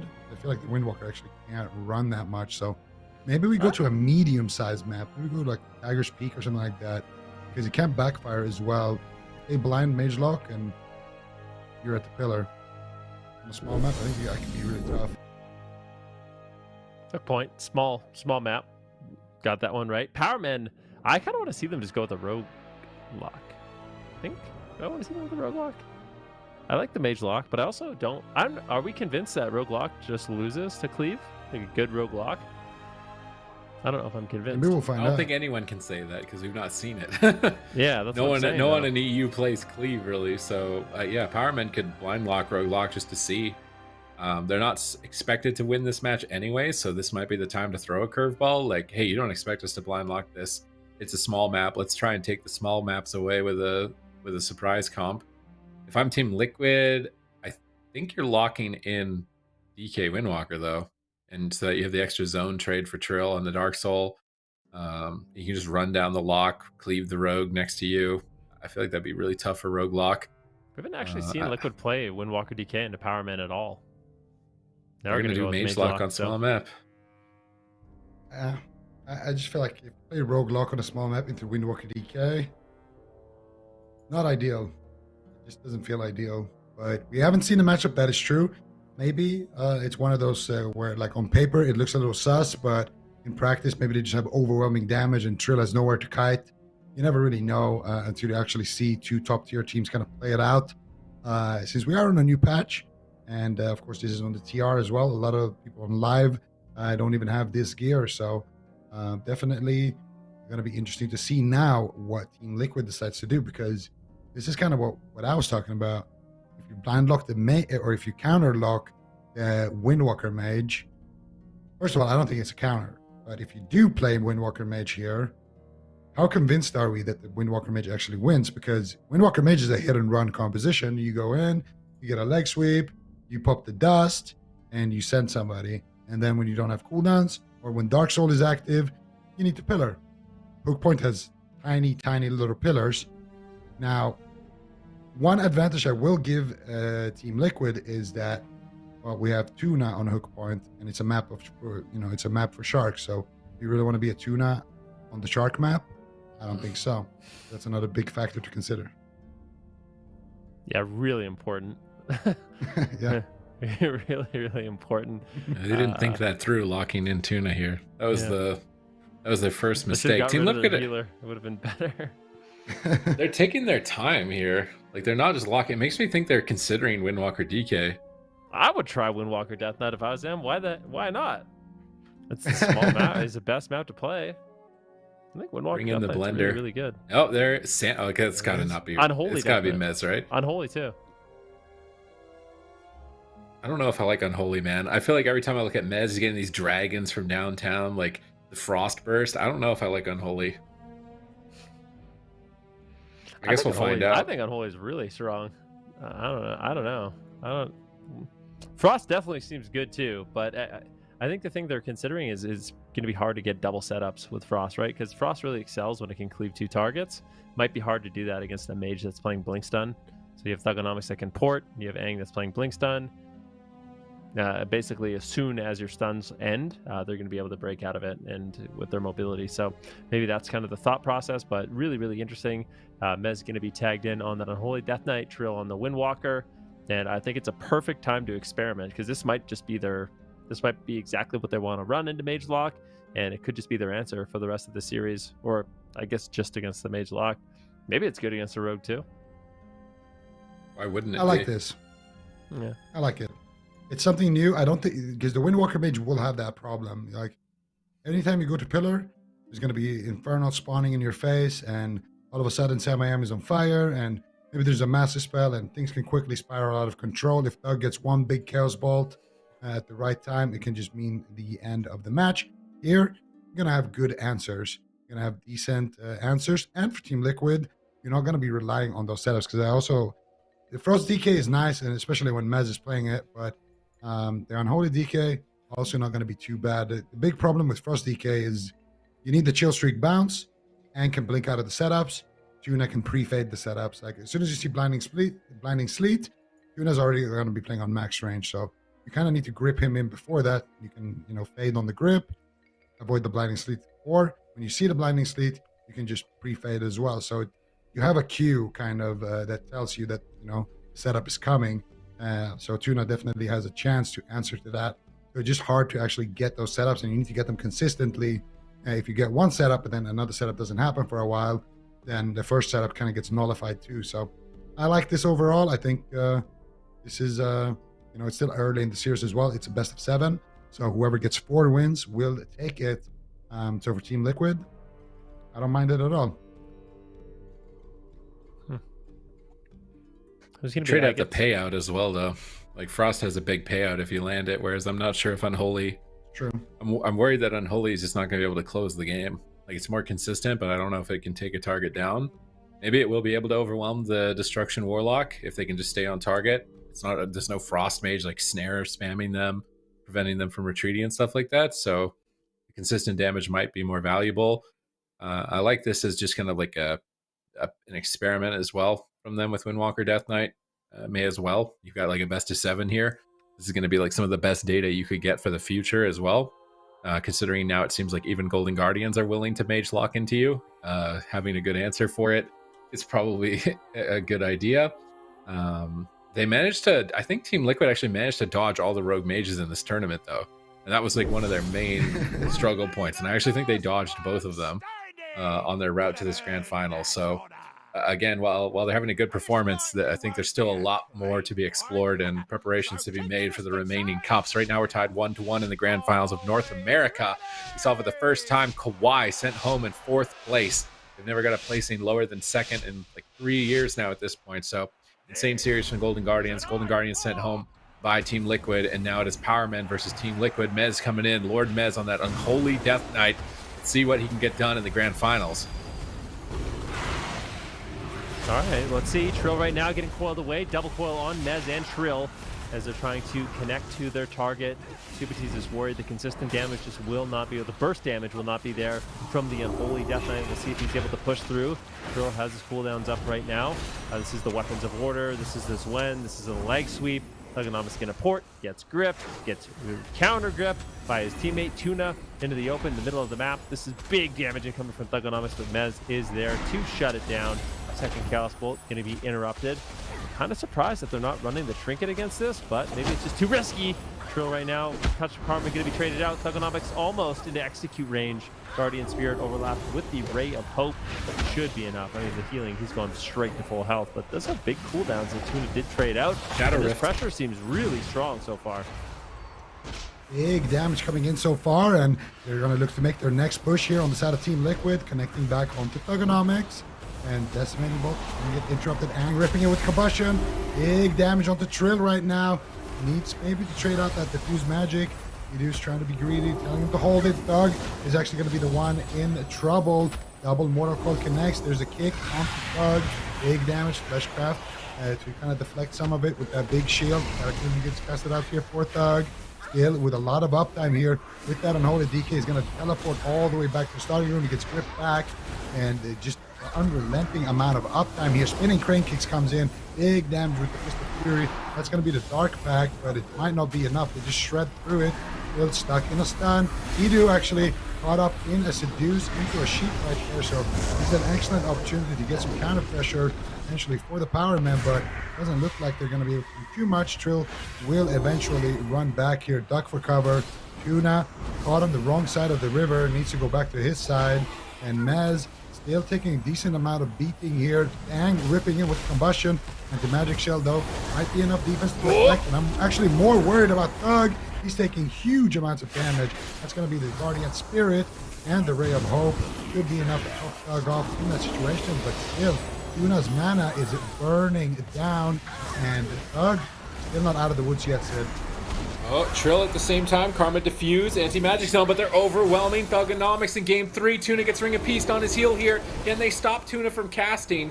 Going for Symbols of Hope, trying to reset some important cooldowns. Can they buy time for Thugonomics? Anti-Magic Zone getting so much value. This could be it for Thugonomics. Tuna getting gripped into the fight. Trading out Dark Pact, Hellstone, trying to portal away from the engagement and get some distance, but Tuna is burning mana so quickly right now. He's going to be out of mana in no time if Mez and Trill stay on target. Here comes Weapons of Order. They grip Thugonomics. Can Trill reconnect here? He's rolling over. Silence, interrupt onto Tuna. Trying to reconnect. Trill ports away though, respecting potential damage as Mez gets cracked by a Chaos Bolt. He's going to trade that Aegis Death Strike off of the Infernals and recover, soaking that hit for Trill. And now Trill is rolling forward to play for the win here as they chastise Tuna. They stun up Thugonomics. Thugonomics ports. Here comes the Combustion though. Is Trill overextending? Guardian Spirit comes out from Sea-Doo. Trill looks like he's going to be recovering as he's making his way to Thugonomics, but maybe a bit hesitant. Thugonomics gets gripped behind the pillar. Tuna's trying to reposition. Is he going to be able to get there? Thugonomics gets bounced out of line of sight of Tuna again by the Ring of Peace. This repositioning strategy from the Windwalker Death Knight is sick, but Ray of Hope does ultimately connect, although not too effective. Thugonomics constantly in the back foot. Decent counter pressure though onto Trill. Sea-Doo has to Trinket Fade to recover. Double Mortal Coil from Thugonomics. Trying to find an opportunity. Just trying to get some distance, but he just cannot get away from the onslaught. bringing out the Dark Pact. This can easily Death Strike all this damage that just got put onto him. Shutting down the Decimating Bolt. Tuna is completely out of mana, but Sea-Doo is in a Seduce at the moment. They want to get aggressive, but they don't want to throw. They swap to Sea-Doo. No Trinket! Miracle swap from the Power Men, catching Sea-Doo. And unless he's playing Res Legendary, no, he's not. I think that's it. I think they're still trying to play it out, maybe in a 2v3. I think there's no way he's playing Res Legendary in this matchup. I can't believe it. It was over for the Power Men. 0 mana left on Tuna. Thugonomics is just running for his life, but they saw that opportunity and took it. Now the best map for Team Liquid is out of the way. I can't help but feel like that was literally just all Thugonomics. Like, Aang had his combustion, he didn't use it. I don't know if he actually contributed to that swap. I think it was actually just a Seduce into a one-shot. Like, I want to see exactly how that one played out, because you were right, Sid. I mean, that game was looking extremely good for Liquid. If Sea-Doo didn't die there, at that point, Tuna was almost completely tapped on mana. Thugonomics didn't have any resolve, and Trill and Mez were just all over Thugonomics. The ring of pieces in this game were really, really nice from Trill. Thugonomics trying to get into position. He gets gripped away into a leg sweep. Then Tuna moves over. He ring of pieces him out of line of sight. But luckily, Thugonomics is there to get the Ray of Hope just in the nick of time in order to survive. And now I do believe it's Sea-Doo who uses a Will of the Forsaken. So it's a polymorph on Sea-Doo. I think he trinkets here is where he actually trades out his trinket, potentially keep Trill alive, because he didn't have his trinket when they got swapped to. So I'm trying to see exactly when he used it and if he really needed to. Yeah, there it is. So there's the trinket, and that's the opening. Thugonomics, Dark Soul in 35 seconds. I do believe it's ticking down rapidly as well. So we'll see, because I think it was a Dark Soul swap. If it wasn't, then that's a miraculous amount of damage. I think it's, yeah, Aang had his combust as well. So it's going to be in around like 20 seconds, 30 seconds, something like that, where we see Sea-Doo. I think he actually gets seduced into the open. So I think the Succubus actually drags him out in the open. And that's that new kind of technology from the Succubus I was talking about. Look at him. He gets dragged out into the open. Here it is. Thugonomics, he's going for it. Let's see where the damage is, because Thugonomics, I think it's just all Thugonomics. Yeah. And a fireball. You fireballed him. I mean, he had combust. Why didn't you use it, Aang? Come on, like. That was. That was no Dark Soul as well, by the way. So, that's unreal. That was I'm pretty sure. Was that a double Chaos Bolt there by Thug? You got the first one, and then it was an instant blaster. It was a double. Yeah, it was an instant blaster there as well. So it was a triple into an Infernal proc as well. And they actually didn't use Dark Soul or Combustion there. They just had an opening because Sea-Doo used his trinket. And that was a swing match. So that's a very important win here for the Power Men, powering up in the series. Getting some thick damage there in that game, pulling off a miracle, but they steal away the best map now for Sea-Doo's team. And they also take the swing match because they lost game number 1, right? Yeah. If I'm not mistaken. So that was actually a really important win. They get best map out of Team Liquid's pool, and they get the swing match. So if it's like a comp bouncing thing or a map selection thing, it's now going to be in Powerman's favor. So Team Liquid are going to have to go back to the drawing board. Like, do they play the same thing? Do they just chalk that up to like luck because it was looking so good for them? Does Sea-Doo play a Res Legendary instead? Because his mana was really good. It wasn't as if he really needed too much throughput. And these are the final Chaos Bolts. So yeah, there was like less than a second between them. Thugonomics lined that up. He's utilizing all that new tech, all the set bonuses, the new Succubus tech, pulling Sea-Doo out just a couple inches away from the pillar, and then just blasting him out of the game. Like, that was some, what do you want to say? Like, this is like textbook Destro play for 9.2 right now, if anybody's looking to make one at the moment, in my opinion. Yeah, I mean, it seems really scary. That wasn't even the Dark Soul. So maybe this is something Power Men realized they can do. Liquid picked the big map. Yeah, they picked the... Okay, this is for Power Men. They're like, okay, I like this. Windwalker Mage. Yeah. We're going to Windwalker Mage. We'll see Windwalker Mage, potentially, but I feel like this is something they could look for. Like, the swaps on Sea-Doo seem absolutely devastating. You get the Chastise Stun into the Infernal Stun with double Chaos Bolt. If Aang can contribute damage, I mean, the sky really is the limit right now. It's a lot of damage. Carmen kind of defaulting back to this composition, and I mean, this is a perfect blind pick for this map. I'm actually kind of surprised that Team Liquid gave this to them, because I don't think Windwalker Mage is like a free win against this whatsoever.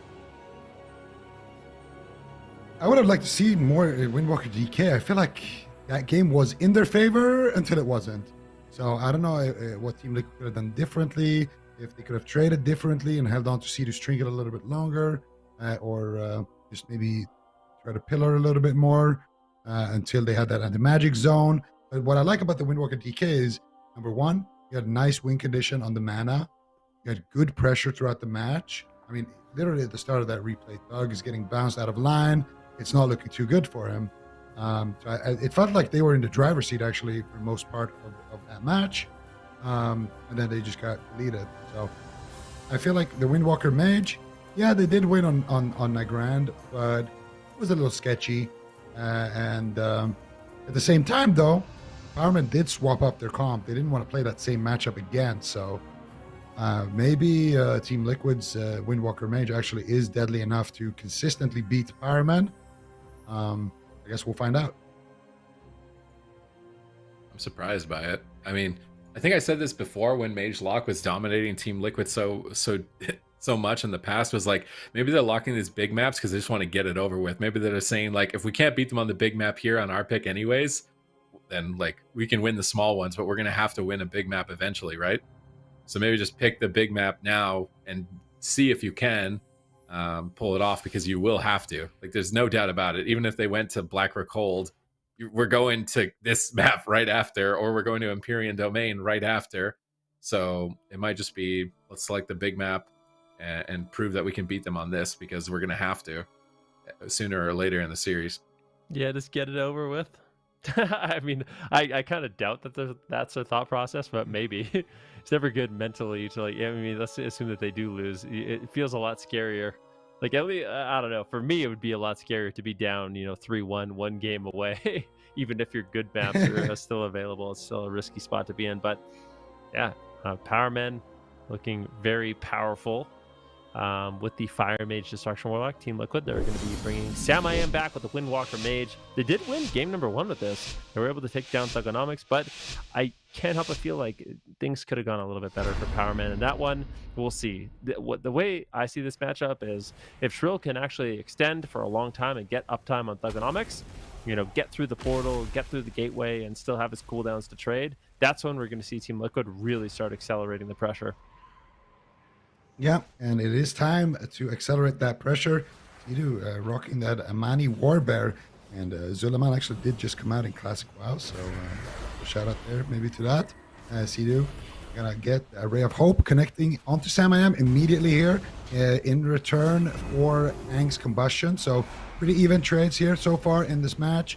Trill using that Diffuse Magic. Samayam gonna be blinking back full shape towards his team. And already they're utilizing that map, kind of having a nice pillar to go to, unlike on Hook Point. But Samayam still taking a lot of damage from Aang. Full Sheep gets secured. Belloc connects. Big damage from Thugonomics. 1 Chaos Bolt connects. Aang gets Ring of Frosted right there. Tuna gonna grip Thug. Overextended a little bit. Here comes the Duster. Big spinning crane kicks onto Thugonomics. That Ray of Hope should be enough though in a return trade. But they cut through it. The Guardian Spirit might actually proc on the Thug. Takes huge amounts of damage, but he did not proc it, but he had to trade. His unending resolve. Tuna gets counterspelled. Big damage on the Trill. Stuck in that Ring of Fire. Trinket, Karma, and Thug might just die right here, right now. Tuna Trinket's out with no defense available. What can they get done? They sheep Samayam here, trying to shut him down from CCing the Tuna, and Tuna will escape out of CC. Should be able to pick Thugonomics back up. Doesn't have too much heals to work with though right now. Has 1 Serenity left there to use. He does send it, and Thug will survive for now. Symbols of Hope trying to channel back some of those important cooldowns. Tuna resetting some of his cooldowns there as well, and it should be enough to survive. But that was a great push from Team Liquid. Yeah, if they can keep it up here, they could close the game out, and this would take one of the biggest maps away from the Power Men. So facing down their opponents on their best maps here, trying to turn it around. Trill stunned up though behind the pillar. Aang blinking in, trying to find Polymorphs, not going to find it. Paralyzed on Tuna, setting up for damage. Thugonomics ports away from Trill. Trill's chasing him down, trying to reconnect. Infernal proc on him, decimating both Thugonomics, baiting Trill out. Trill had an escape plan though for this portal back here behind the pillar, managing to escape Thugonomics' clutches. Now Chaos Bolt's flying into Sidu out in midfield, and I still think he is the prime target. No Trinket, no Guardian Spirit. If they get any, that's it. That's it. That is it. Power Men move to match point, unless... Is he playing Res? Is he playing Res? I'd have to look. He might actually be, I think, this time. I feel like he They should at left. this point. They're so far ahead. Is that like, oh, goodness gracious, power, man. These Sea-Doo swaps are just absolutely devastating. There's another one of those games where it just felt like Liquid was in control. They had so much pressure on Thugonomics, but just out of nowhere, a huge swap on Sea-Doo. These Infernal Stuns are devastating, absolutely devastating, and they're going to pick up a win. Unfortunately, the map pick backfires there for Liquid, and Powerman up 3-1, one away. Am I missing something here, or like how does the proc actually work? Is it just you do damage and then it procs, or do you actually get No, to you like control aim it? You control it. You spend 10 soul shards, then your next chaos bolt's in instant and summons the Infernal Stun. Yeah. Okay. Because I was gonna say it like they're always perfectly timed. Yeah, out of that the is because you stuns. can Like, control it. Yeah. okay, I was gonna say, I was like, what is this RNG? Like, how does that even happen? He needs to make a warrior I'm in so GBC confused. if he's got this RNG. I definitely need to make a Destro where I can play around a little bit because Thug actually was getting shut down in the setup on his Chaos Bolts, but then he summons his actual Infernal. Sea-Doo trinkets. And then Oh no. You do trinkets, you get a sheep, and here comes Chaos Bolt number 1. Then they fear him. Oh no. Chaos Bolt number 2, Ring of Peace. Stun, Instant Chaos Bolt. into instant Chaos Bolt into Infernal proc stun. So it's like That's how it works. yeah. Once you shoot, so as you shoot an instant Chaos Bolt, that's when the Infernal comes down. So anytime you see a purple Infernal, it's because of an instant Chaos Bolt. Okay. So instant Chaos Bolt is basically like it's a mace stun, you know. That's perfect. But yeah, another perfect swap onto Sea-Doo, and I mean, you gotta wonder here, like, what do you do at this point? Do you just get rid of the Holy Priest and trade in a Holy Paladin and play the same comps, or like, what do you actually do at this point? Because Sea-Doo keeps getting sent on these swaps. He keeps trinketing to save his teammates when he's in a CC chain, and he keeps getting absolutely deleted. And here we can see it. Madness of Ajak here is one of the set bonuses that they're rocking. And we can see there's a lot of effect information on the here. screen. There's a lot of there's a lot of text here, but it's the set bonus though. It's not actually the legendaries that is making this. There we go. Okay, so 4 set destruction when Chaos Bolt or Rain of Fire consumes a charge of Ritual of Ruin. You summon a blasphemy for 8 seconds, and it consumes a charge when you have an instant. Yeah. Okay. You just have to Makes spend sense. 10 soul shards, and then your next one is going to be instant. So that he banks that and chain stuns it with the rest of the other stuns, and then you get the added damage of the Infernal as well. There's conduits that increase your immolate damage every time an Infernal hits a target as well. So there's like when there's multiple Infernals, that's when you start really getting overrun. But yeah, these set bonuses are really good. I think this is the main reason I haven't gone Destro on mine yet on live, is because the vault is not being friendly to me. And I only have 1 piece of tier on my lock. But yeah, if I get 4 pieces, I'm thinking I might make one after watching this. I mean, why wouldn't you? It looks like the most fun thing ever. Looks perfect. Might have to Just, might have to give it a go. I have to give it a little taste test, to give it a little test drive.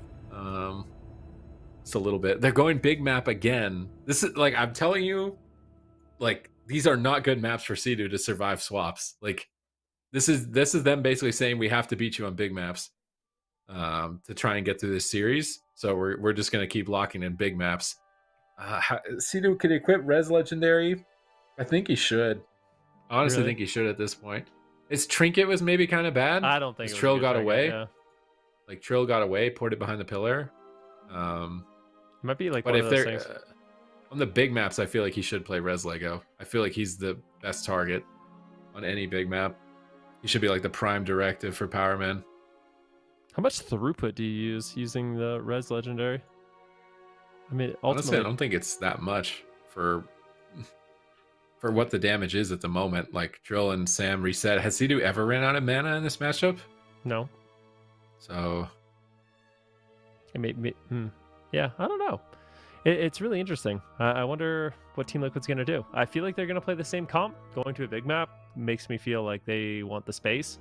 Unfortunately for them, they can't overlap. And it could be one of the situations where Chill is like, who knows what their communication is like. The trinket was not good.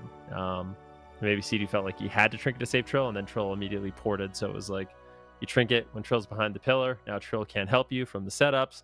and it's a little too late, to come back with the Ring of Peace after the Chaos Bolt Fear has already landed. He has the instant Chaos Bolt available. It's really, really rough. But like I said, Team Liquid in that game, they were looking really good. Trill had a lot of uptime on Thugonomics. Samiam was doing a great job getting big combusts with crowd control on Tuna. So I don't think that Team Liquid is out of this one, but they got some difficult games on their hands. Yeah, they definitely do. And the thing about, maybe they are doing the Super T strategy of, okay, well, we need to win an Empyrean domain. I'm not sure if that's what's happening, but if that is what's happening, there's still big maps left. So even if they do win here, it's not like they've eliminated all the big maps. There is the sunniest map in the game is still available. There's still a lot of different options here for the Power Men to work with. And even on not the biggest maps, like even on something like Tiger's Peak, I think that's plenty of space for Doug to kind of round and survive some of these attacks. Robodrome is great. Yeah, Robodrome, another. I don't want to concede that. I don't look at Robodrome as a big map. I don't even look at it as a medium map. For me, Robodrome is like a little bit somewhere in between a small map and a medium map. But yeah, definitely still a lot of options. Powerman leads 3-1 here. A match point for Team Liquid. This is the grand finals in North America, and it's been the best showing so far for Team Liquid and for the Powermen, which is a newly formed roster. And let's see what they can do here on that Mage Warlock. Let's see if they can take down Sea-Doo again. Can they take down Trill? Are we going to dampening? What is going to happen here? We did see Team Liquid win their one game with this composition, so at this point, anything is possible. Mind Control coming out here onto Aang. And let's see. They're going to go after Thug. This is the first setup. Here comes the damage. Here's the Brew coming out here from a Trill. And that's going to be an immediate unending resolve. A lot of cooldowns actually being traded here from Thug. Trading out his Dark Pact as well. And, we'll sit through that CC chain. And that's a decent win here for Team Liquid. They're just going to go back and try to reset now. All right, triple Infernal Stun here by Thugonomics. Dark Souls up, they're trying to run. Can they stay out of line of sight? These small pillars, another Infernal into Shadow Fury, cleaving them down, decimating Bolt. Aang on one side, Samiam getting decimated, blinks away from the pillar to try and not get cleaved with his team, but they are just all sitting ducks at the moment. Will they be able to survive? They're shooting fish in a barrel right now for Tuna and the Power Men.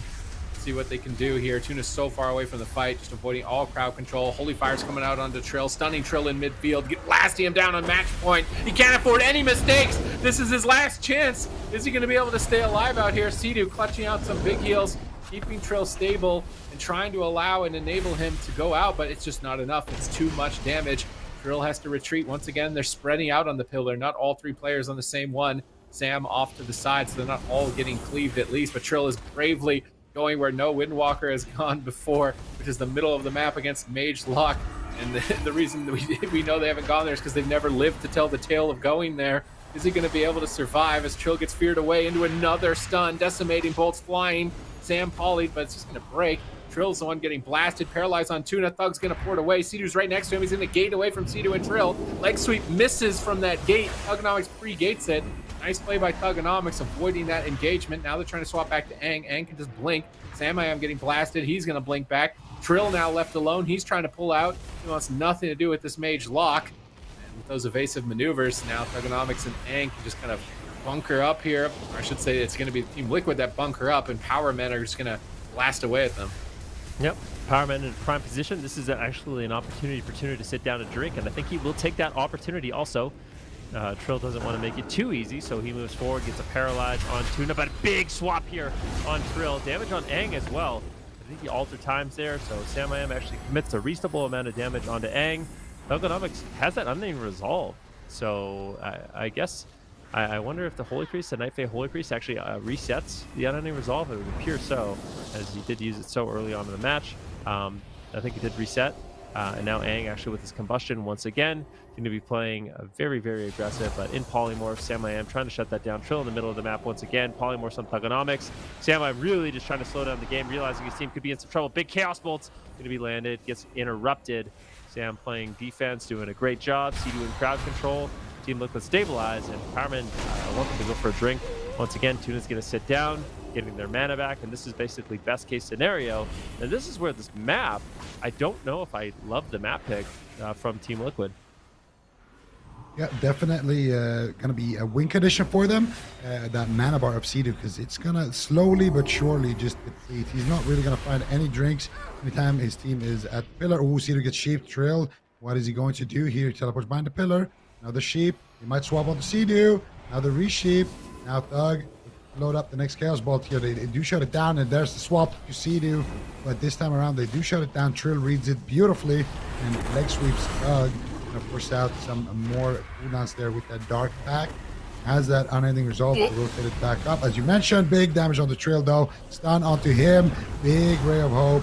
How is he going to survive? He's going to use diffuse magic there as well. And that should be enough for him to survive. Now once again, we see the wizard triangle. Thug on one side, Hang on the other. Ring of Frost is down. And the potential here for big damage. While Tuna could sit down for a drink. And Sea-Doo won't be able to have that same luxury. All right, let's see if they can keep them in the stranglehold. Oh my god, the damage that just comes out. Trill can't have any fun. He's just not allowed to touch anything. Finally deciding to move out, paralyzed, but Thugonomics and Aang, they reposition. Aang pre-gates the go and avoids the stun, I think. Actually, no, the stun isn't up just yet. Trill could connect a lot of damage here. Aang trying to retreat. Sea-Doo grips Trill back on top of Aang. They're trying to go after the mage. They've opened up Thugonomics, though. Are they going to regret going after Aang? Trying to punish him here. Can they land the leg sweep? Polymorph's coming out onto Trill. Sea-Doo trying to dispel him as soon as possible. Dark Soul. Trying to get him, but here comes Dark Soul from Thugonomics. Is he going to be able to survive? Trill is going for the kill. Trying to find Aang, but Aang now turning around. Trill is stunned in midfield. Tuna's recast smites right now. Resetting another stun in the near future. Chaos Bolt's flying in on Sam. He's trying to boldly stand in Thugonomics' line of sight. Getting feared away by him now. Incinerate's flying towards Trill as he's feared off into the corner. Trades out the Fort Brew Expel. Trying to recover and stay on target. They're committed to Aang at this point. Tuna and a Polymorph looks like it's going to get removed early. Gripping Aang back to the pillar, but it might not be enough. They grip into a double sweep. Mass Dispel on the block by Sea-Doo, proccing the Cauterize. Guardian Spirit trades out from Tuna. A massive blow up, but it might be too little too late. Big damage coming up from Thugonomics onto Sam in the back line. Is he going to survive? Blinks to the pillar. Alter time at 1%. Is he going to be able to hold on? Dragon's Breath misses. Cauterize triggers. Guardian Spirit is going to be activated by Sea-Doo. This is a race against the clock right now. Can Team Liquid stay offensive? They do! And they net the kill. Trill goes for it. On match point, putting another point on the board, 3-2. I mean, we've seen some death logs today of what Destruction Warlocks are able to do, but I swear Trill just did 80% of his health in one button with that Rising Sun kick. That was a massive kick to the face, and Aang will not soon forget that. Team Liquid battled it back, and they put another point on the board. Still, 2 left to go. Powerman still only need 1 more, and this is the prime position. It's a kind of a weird spot right now for Team Liquid because we're likely, I don't know what map we're going to go to exactly, but if Team Liquid locks this composition in, they're likely going to be met with the Assassination Rogue Destruction Warlock, which didn't go so well for them last time. Now, basically, Team Liquid, in order to win, they're going to have to win 2 times on their opponent's map and comp pick. Yep, it's a tough spot because, you know, this isn't the only comp the Powerman is running. Like you mentioned, we could go, honestly, we could go to a large map and see the same matchup. We could go to a small map, and what are you going to do? If you lock in Windwalker Mage, they're going to lock in Mage Lock. If you lock in Windwalker Mage, actually, if you lock in Windwalker Mage, they can just lock in a Rogue Lock as well.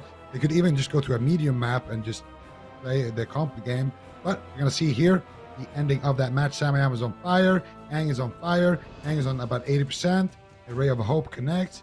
Aang is going to be completely dead on that Ray of Hope because Trill, actually really big fan of what Trill is doing. He just pops his Aegis to be able to get aggressive. He just pops it with his offensive cooldowns so they can't just pop Dark Soul or anything in combustion and just force him back. He just pops it so he actually gets a little bit of uptime, and he does a great job with it. Massive kick to the face. He sweeps the leg, and that's going to be Team Liquid now taking 1 back. So 3-2 between Powerman and Team Liquid. We have a series on our hands compared to, you know, the upper bracket final that we saw, which was just a 3-0 wash for Powerman. And now we can see the damage as well. Trill and Sam actually kind of tied on damage there. Sea-Doo and Tuna not too far away, and the only real outlier on this scoreboard is of course going to be Thug on that Destruction Warlock. He's doing massive cleave damage with those Infernals. Very scary. Huge value here. I'm curious to see what map we go to, because if they lock a small map, Tigers. so a neutral map. I was gonna say if they locked a small map, then the strategy of Team Liquid would make sense. But otherwise, I feel like they were literally locking Powerman's maps for them. So this is like a neutral map. Now Powerman can say, okay, we're gonna rogue lock if they want to here. And they've got 2 games to wiggle around with as well, even if they lose at the rogue lock. But they owned at the rogue lock on Ashermane's Fall, I think it was. So I'd be surprised to not see Powerman not lock that in again here. They know they can avoid the Windwalker DK for the rest of the series if they need to. So yeah, rogue lock coming in from the Powerman. Match point. What are you going to do, Team Liquid? They got crushed in this matchup earlier in the series. So they're trusting in this. They're trusting in Sam, Trill, and Sea-Doo to deliver 2 more wins. 1 more win for Powerman. Grand Finals North America. Who is taking it? The number 1 position. There's already been so many upsets, I feel like, in North America. And just even in the top 8s of both regions, there's so many more teams now. And lots of teams coming in that seem like last minute. Like Powerman is a last minute roster. This is like, hey, we talk on Discord every once in a while on Q a little bit. You guys want to play in the tournament? Yeah, okay, let's go. All right, let's just go farm Team Liquid. like some of these teams are just coming in off the ladder, right? Like you got Novice knocking Cloud9 down to the lower bracket. You got 3.5 men eliminating solid teams. Like this is kind of a new generation of WoW teams stepping up into play at the moment. So competition is leveled up. It's very exciting to see. And I love all of these different compositions that we're seeing so far.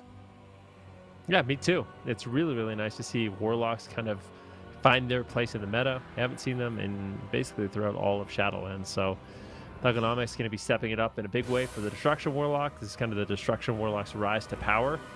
We'll see. I mean, if Powerman can win this, the last time these 2 teams did battle with this was just a few short games ago on Ashermane's Fall, and it was Sam I Am who ultimately fell. He's under a lot of pressure, consistently getting kidney shot and just dropped with Chaos Bolt. So I kind of wonder if Sam's going to change up his build. In Europe, it was pretty standard to play Blazing Soul and the Blink Stun, so I wonder if Sam's going to go with that kind of line of play, throw in the Echoing Resolve, make him a little bit more annoying to attack, because you can just basically blink out of every single one of those kidney shots, and then he's also immune to any sort of follow-up stun or kick immediately after. Now, I think that's probably what we'll see from Team Liquid as an adaptation. But then, of course, you do give up some crowd control from Sam I Am. You don't have that shimmer, so it's not going to be as flexible. But Powerman just 1 away. I hate to say it, but I don't think anyone expected them to make it this far, potentially winning Cup number 2. But they are making a statement. Powerman really putting on a performance for us here. Team Liquid trying to battle it back. They need 2 in a row to not be eliminated and actually take the win here. It would be a massive win for them as well. Definitely want that momentum in the early stages of these cups. All right, let's see it. Powerman versus Team Liquid. Can they do it? They tag in Daze. They put Ang on the bench. Rogue, Lock, Priest. Will it be enough here for the Powerman, or will Team Liquid bring us to our first finals, actually, that goes to Game 7 of the season? A lot on the line here. Of course, both of these teams want to win. Team Liquid so far with their best performance this year, only on the second cup, of course, but they're getting knocked out pretty early on in that last cup. They've definitely redeemed themselves here during this weekend, but can they go all the way? That is a question. Teams are taking a little bit of a minute here, find that opening. Who will they go after? Dazed doesn't look like he wants to actually go in for a sap. Ergonomics gonna relay his gateway and go for just a cataclysm. Maybe just start AoEing them off that pillar. They don't even want to go for like a sap opener, because last time Trill did such a beautiful job with the preemptive kind of kiting. He dropped the Ring of Peace, he teleported, he did a lot of preemptive moves, and that sap really didn't amount to much in that last opener. So you can tell that Powerman want to play this one a little bit differently, not even prioritizing going for that sap. Everybody's in combat right now, and let's see who the target is going to be here. This is good for Thugonomics. He gets to spend free soul shards and build up to that 10 stack while nothing's going on.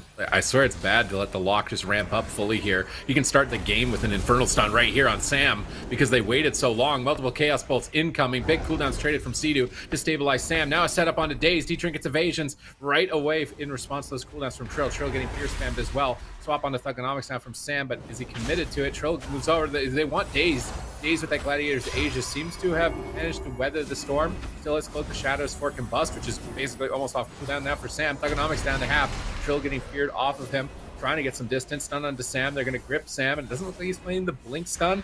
If he's sitting these kidneys, I would have imagined he'd want to blink out of every single one. But Thugonomics now the target. Sam the target here. It's both melee go after the enemy casters.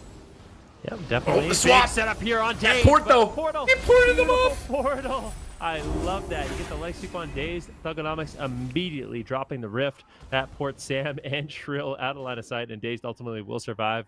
Really, really interesting honor talent. We don't see too many people play it, but I think it has a high skill cap and a lot of potential. Potential setup here onto Sea-Doo. He's got no trinket.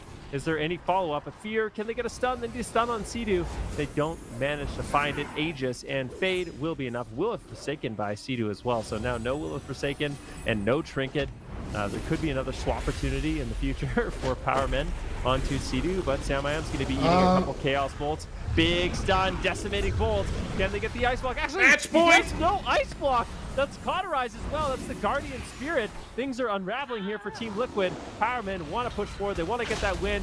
Big setup here on Daze, though. He might get dropped. Game 5. He gets absolutely destroyed. We're going to a Game 7. Oh, Game 7. Yeah, we're going to Never Game happens. 7. Never happens. Wait, I gotta update this. Game 7. 3-3 here. All right, so Sam I Am almost going down, and then all of a sudden, Daze with no trinket gets absolutely obliterated by Trill on the Windwalker Monk. Trill honestly solo carrying the damage in that last game, and in this one right now, Sam I Am was just basically running for his life. They're trying to recover, and Trill just takes matters into his own hands. Sea-Doo with a beautiful stun there as well to back him up on that leg sweep. And this time around, they don't have that rift teleport everybody out. Doug was getting aggressive himself, and unbelievable. Team Liquid might actually pull off this reverse sweep. I can't believe it. They're one win away, man. And the Windwalker Mage is looking good in this matchup. They managed to weather the early aggression from the Rogue Lock and just get that stun lock at the end of the game with good offensive crowd control. So this is really well played from Team Liquid overall because they got crushed the last time these teams met. There was that Shadow Rift. Thugonomics ports Trill. It was maybe a bit overkill just because the cooldowns were already used here on Dazed by Tuna. Like he trinketed as well, I think. So that actually might have cost them the game. Like the Shadow Rift looked cool, but maybe it wasn't necessary. It was overlapped with a bunch of other options. Here they swapped to Sea-Doo, Kidney Shot, Coil, Ring of Peace on Chaos Bolt into Interrupt. Now trying to off-heal with Vivify. Gives them time to get the Aegis off to soak the hit, as well as the Fade. And then Sea-Doo will survive the swap here. So really good peels from Trill in this replay to stabilize him. And now they've got the winning formula. There's no trinket on Rogue, no trinket on Priest, but Sam gets blasted almost before they could get to it. They go through Guardian Spirit. They get cauterized. They almost evaporate him. Like this could have just been the end of the tournament right there. Big heal comes in from Sea-Doo at the last possible second. And they're just waiting. They got leg sweep, Zwen, Storm Earth, and Fire. Trill is just waiting to get to Dazed. You can just completely KO him here. And Dazed knows that. He's trying to run away, but he's running out of space. And here comes the Bone Dust out from Trill. Leg sweep, Dragon's Breath. Thugonomics is way out of position. Can't help anybody here. Holy Fire lined up. Sea-Doo's ready to stun Dazed out of this. Another Bone Dust. Every cooldown from Trill. There is no way that you are surviving this. And they got the swap. They got the kill. It was close. They almost went down multiple times prior to it, but it's got them to a Game 7. Game 7. Absolutely insane series. I mean, this is a long day of WoW games. It's been a lot of really crazy series today, but Team Liquid and Powermen, this one has been absolutely phenomenal. And now I kind of wonder, are they going to play the same comp? Because I really do believe if Trill didn't get that Ring of Peace, the game was over. It would be completely different. Powermen would have won that. It would have been Chaos Bolt into Chaos Bolt on the Coil. It was a Coil into a Kidney Shot, Chaos Bolt, and I think it would have been lights out. But Trill coming in clutch with the Ring of Peace, with the interrupt, completely shutting that down. And that's why we are where we're at. And yeah, I mean, both these teams have one more chance. It is do or die. One team after this game will be walking away the champs, and one team will be sad in second place. But it is going to be, of course, okay, Powerman going Tolvaron, so big map. Both teams like big maps, so looks like we are going to be going to a big map. I think this is just so Powerman have options. Like, if Team Liquid try to get fancy with anything, then they could lock in the mage lock comfortably and have a big advantage. But on this map, it's still not too bad. I wonder if there's anything that they can do to try to keep Daze alive a little bit better. If there's any like talents he could change, I don't really think so. He's Necrolord and Orc already. I don't think I don't think Sephu's would really be that good. So he's just gonna have to get peels from Thugonomics, and they could definitely win this one. I wonder. Mage lock. Okay, then make a change. I actually don't mind it. I don't mind. feel like the setup, their mage lock is what got them here. Rely on it all the way. I think this is the right call for Powerman. Their rogue lock has been looking good. It got them some crucial wins, but it just looks too easily for Team Liquid to play around. All they need is one sheep, one stun on the rogue, and that's basically gonna force out trinket. And when there's no trinket, you have that clean win condition.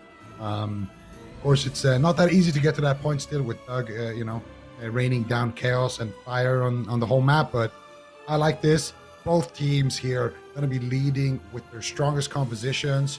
Team Liquid, that Windwalker Fire Mage has been crucial for them this weekend. Powerman, same thing for that Mage Warlock. And I just love to see it. Game 7 in North America, the grand finals. And the day is going to start off just as crazy here, or end just as crazy here as it started with that Golden Guardian series that we watched earlier on. And North America has just been delivering so far. And this is going to be a really, really intense finals here for Team Liquid. Can they pull it off? They were down 3-1. It looked almost hopeless. And now, all of a sudden, they look a little bit reinvigorated. All Sidu has to do is, maybe we'll see the Res Legendary, but even if he doesn't, just never, ever trinket outside of a swap. Like, I like what they did in this game. Just have Trill use all his cooldowns. Have Sam block to save him. Just use everything except Sidu's trinket, because once that is down, we've all seen what happens. Stun, Infernal stun. It was going to happen in that game too. New Infernal stun. Yeah, he's just about to get blasted. So if he can say, but in that game it's a bit different though, because it's a rogue. He kind of has to trinket for the blind, I feel like. So it depends a little bit. But in this matchup, if Sidu trinkets anything but a swap, he's dead. And if he's not playing Res Legendary, that might just be how they lose this one. But for Team Liquid, that's what they kind of need to navigate around. But it's really, really hard for them. Tolvair, the biggest map in the whole pool. You're going to need to balance the offense and the defense perfectly. Trill needs to find that offense, find that pressure with the Eternal Aegis trinket. If he can't, then they might just rot at the pillar. They might just go to dampening. Anything is possible. The final game of North America for Cup number 2 is live, gentlemen. I really think Sidu is going to be tested. Can he position well? Is his team going to prepare for when they swap to him? That's the main weakness of these large maps. So I'll have to wait and see. They're going after Tuna. What? They're going for a healer all in game 7? They're just YOLOing it. They're taking the full risk. They get Trinket, they get Guardian. Maybe they kill him through it, and they keep pushing. Goes for a defensive here, but they left Thugonomics open. They left Aang open. Here comes the punishment. In combustion on Sidu. Guardian Spirit ripped out immediately as he ducks for cover behind the healer. Now, are they going to continue to do this? Are they just going to dogpile on Tuna every stun lock, make a swap to him? This could be a winning strategy. They got the 2 main key cooldowns out of the way, that Spirit as well as the Trinket. And they still hold on to Sidu's Trinket. They still have a bust now as well. If they can get to Tuna, they could definitely decimate him, but big damage coming in from Thugonomics. Sam blinks behind the pillar. Frostnova's no, swap to Trill. Trill has to be evacuated back to the pillar. They're trying to recover from that attack on Thugonomics, but that wasn't even Dark Soul. Wasn't even combustion from Aang. They still hold those in their back pockets. They're cornering Sam, they're cornering Sidu, they're cornering Trill. They're trying to protect Tuna. They're trying to keep the pressure up so that they can't push on top of him. Yep, this is exactly what they need to do as well. Thugonomics and Aang, they have to play defense. Going for it. If Tuna gets paralyzed, if we see an in cap from Trill, if he can somehow land it, It looks like he's going to be able to cross the map. Tuna is just running. He is hiding. Trill just cannot get there. He's getting feared. There's a clear win condition right now for the side of Team Liquid. They can smell it. All they need is to get him in place. Tuna is trapped. Right, he's dead. He's ready to go. Big leg sweep. This is a beautiful ring of frost. The Shadow Rift. The Shadow Rift. The Oh Rift. my goodness gracious. The Rift potentially keeps No Tuna way. alive. Beautiful play there by Thugonomics. And I feel like Powerman, although a really devastating start, that was such a clutch play. Tuna and Powerman played that out beautifully in order to survive that really devastating situation. Absolutely insane recovery. Thugonomics highlighting that talent right there. Shadow Rift doing work right there. Tuna was for sure about to get chopped right there. He's about to get canned. And now Sea-Doo getting swapped to Chaos Bolt connects. Sea-Doo will trinket, but that was not the Dark Soul of Thugonomics. And they reset it with that Night Play. That is the question here. If they can, that might just be it for Sea-Doo as well. They stun him up. What are they going to do? They go for the Ring of Frost. Double here, actually. Ang trying to spell steal that combustion there from Samuel. They blocked the save. Sea-Doo, big damage. But the stun was still DR'd there onto Sea-Doo. Definitely pulled the trigger a little bit too early, but they force out Samayam's Ice Block. They force out the Ray of Hope. They force out Sea-Doo's Trinket. And it is not looking good right now for Team Liquid. All right, let's see if they can keep it up here. Can Powermen close it out? They're in a solid position. They've got Infernal coming up soon. They've got them pillared so far behind. Tuna can drink. They're going after Aang, trying to get a little bit of pressure out onto the field. Sea-Doo going for mind control. Mind controlling Aang back into their territory. Potential Ring of Peace leg sweep. Maybe they go all in on Aang. They're mind controlling him into a Ring of Frost, trying to lock him behind the pillar. Can they kill Aang with that mind control? Beautiful setup. Aang blinks back into center field. Soul Shapes back in the line of sight. Gets stunned. Gets gripped on the stun.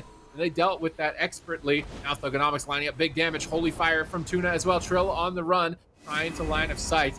Any mistake here, even just an extra Chaos Bolt slipping through, could cost them the entire tournament. Everything comes down to this game. Yeah, it certainly does. Aang on the right side of the pillar, dropping a Ring of Fire. Thugonomics, Dark Soul Infernals. Dark Soul, this is the most damage possible. Sam I Am, like a hero, runs over, gets the Dragon's Breath Sheep on Thugonomics, slowing down the damage, but a big stun on Trill and a combustion force out the Trinket Karma. They get Trinket and Karma from Trill. Thugonomics wasn't even there, still has a little bit of damage left. Can he get a Chaos Ball with his Dark Soul? Might just shred Trill. He does get the Aegis off. Thank goodness gracious for Liquid. That new Trinket really paying dividends here against Mage Block. Team Liquid's behind the pillar, and I don't know if they're going to be able to recover from this. Yeah, and Sea-Doo is going to have his Trinket back up now. That super scary moment is a little bit less scary. MIM is not playing that blink stun though. Aang is just blinked out of that leg sweep right there, but Aang's taking massive damage. He's on fire. He gates away. He's on the opposite side of the map. Tuna finally going to connect here with some big heals. He gets They have locked. hope. Tuna gets Guardian locked. Spirit. Tuna gets locked there on cast. It might just be on cast. It might just be over. The block comes out. Sea-Doo, can he get the master spell? They're swapping to him. He doesn't want to get locked himself there. And Sea-Doo will get the master spell now. And they take him out. Trill, though, with no cooldowns left as well, needs to be careful. It's a bit of a race here. Trill has the Guardian Spirit. He has the Aegis. He's pushing forward. Aang with combustion. And they take him down. That is the question here for Team Liquid. They need to get the offense going here. And Aang just needs to stall for his team. Tuna's in a full sheet. That might just be it. I don't think he can survive. Sea-Doo's pushing in. Can they get the full fear? Tuna, what are you going to do? Aang has nothing. And he will potentially fall. Touch of Death comes in. And Trill and Team Liquid will be the Cup 2 champions in North America. What a crazy series. I mean, what a great performance from Powerman and Team Liquid. They have to be super excited about that. I mean, winning the second cup. I don't remember the last cup that they did win. So, I mean, this really is big for them. They practiced a lot for this one. You can tell they put into the work. This Windwalker Mage Priest looking really solid. The Windwalker Death Knight as well. And we'll see. I mean, Thugonomics might try to stay in the game, but at this point, I mean, if we see Team Liquid just sit behind the pillar, get all their cooldowns, I feel like there's almost no way Thugonomics can kill. There's still a little bit of way. He's got Dark Soul. Infernal's coming up in 42, so they obviously don't want to give up. There's so much on the line, lots of points, prize money in this game number 7. But yeah, a really well fought series by both these teams.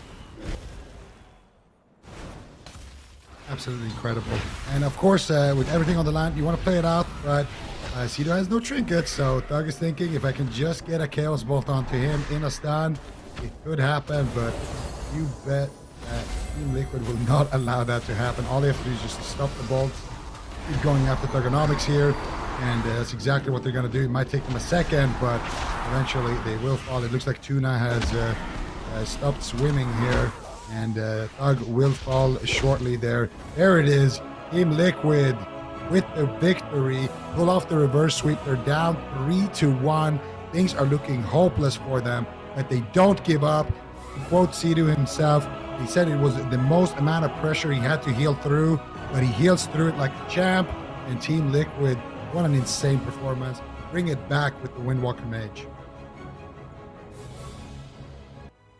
I mean, it's absolutely crazy to me that they played 3 games in a row, and the third one they were able to turn it around and have a rematch and actually win the team that beat them earlier. But here is that 7th game. I can't believe the damage Trill did. Like, he just solo carried like the last 30 seconds of this game. He killed Aang through Caught, Block, Guardian, Trinket from Priest, and then still killed him after that. Like, Trill worked for this, man. Like, he went in on Aang to be able to close this series out. He just smashed it. And I mean, Thugonomics kept playing at the end because why not, right? It's game 7. May as well see what can happen, but it's not going to work out for them. And we do have a Cup 1 champion, Team Liquid, overcoming all of that pressure. This has been a composition that has like stomped them time and time again. The Mage Lock has just been their kryptonite, and they finally beat it. I mean, this is the day of upsets, really, right? Like, Golden Guardians beat KAWHI. That's never happened. Sidu never beats Mage Lock. That never happens. So, like, this is like a completely different tournament year so far, at least from the second cup.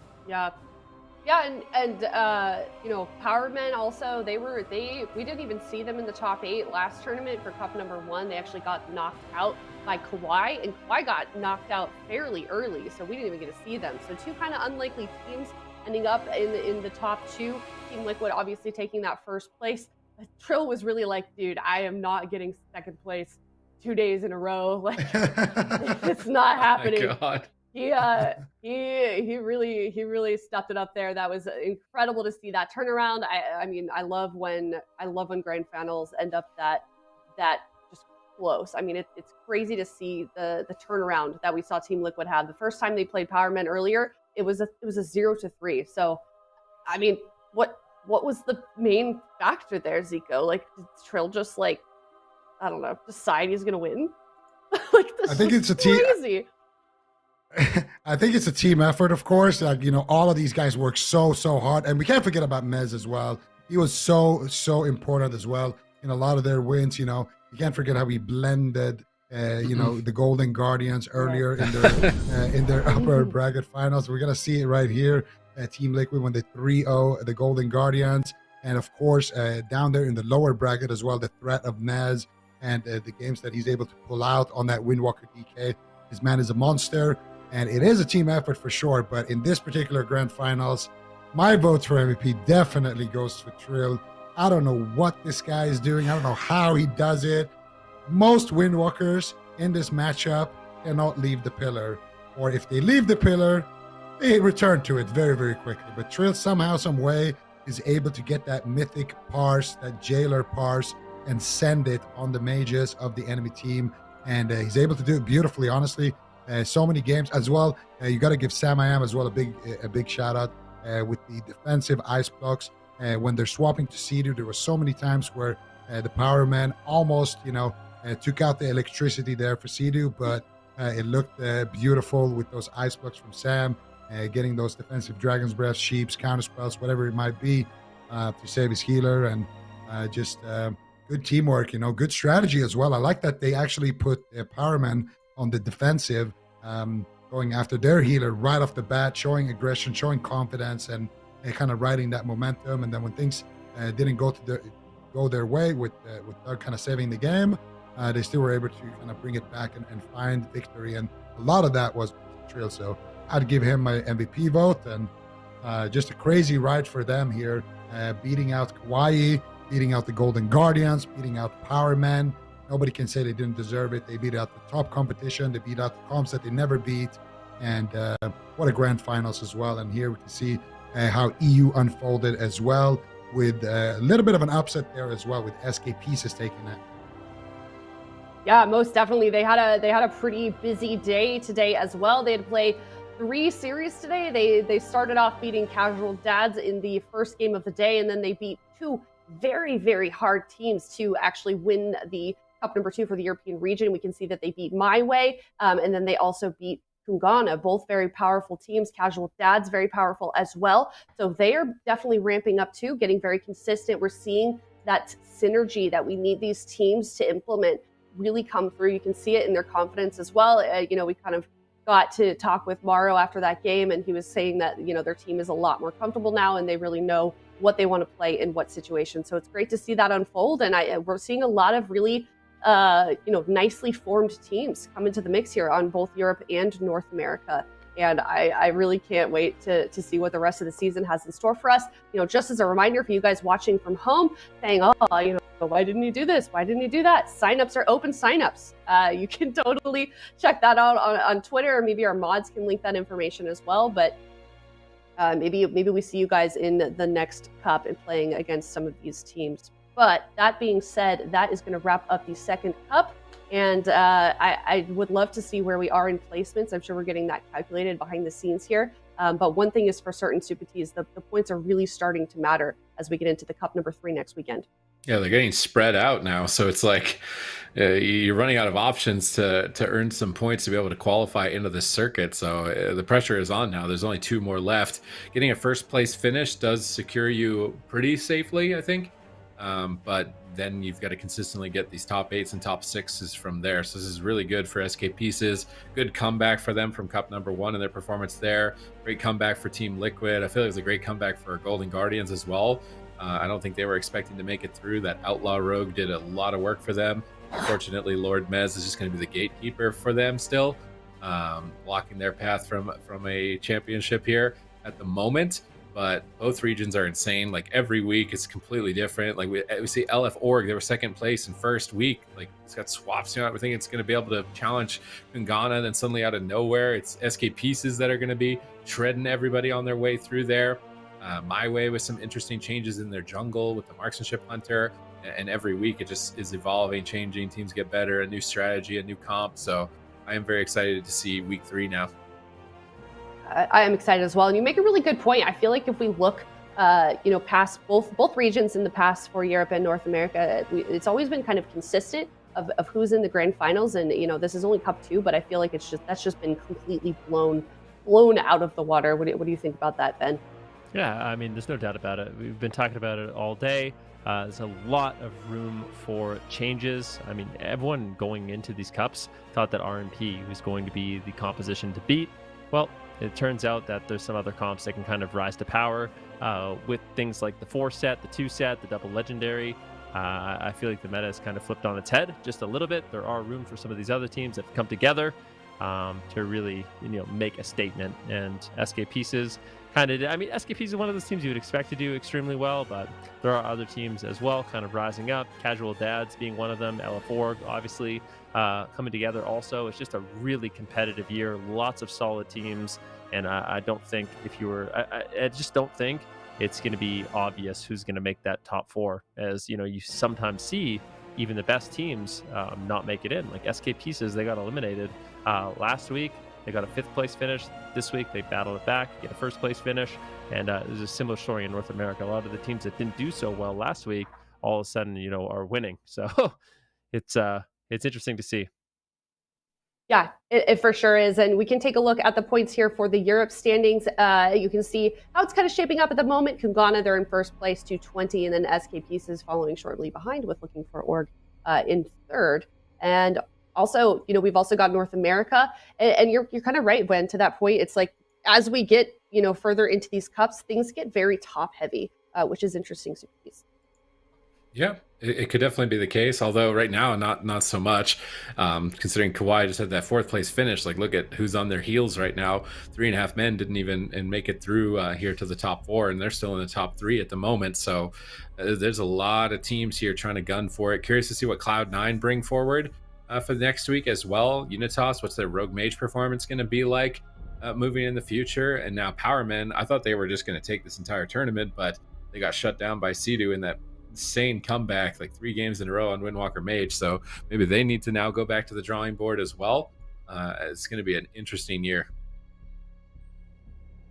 Okay, so exciting news as well. We have Trill for an interview, so we're going to be able to talk with him in just a couple of seconds once we get him queued in here. Are you here?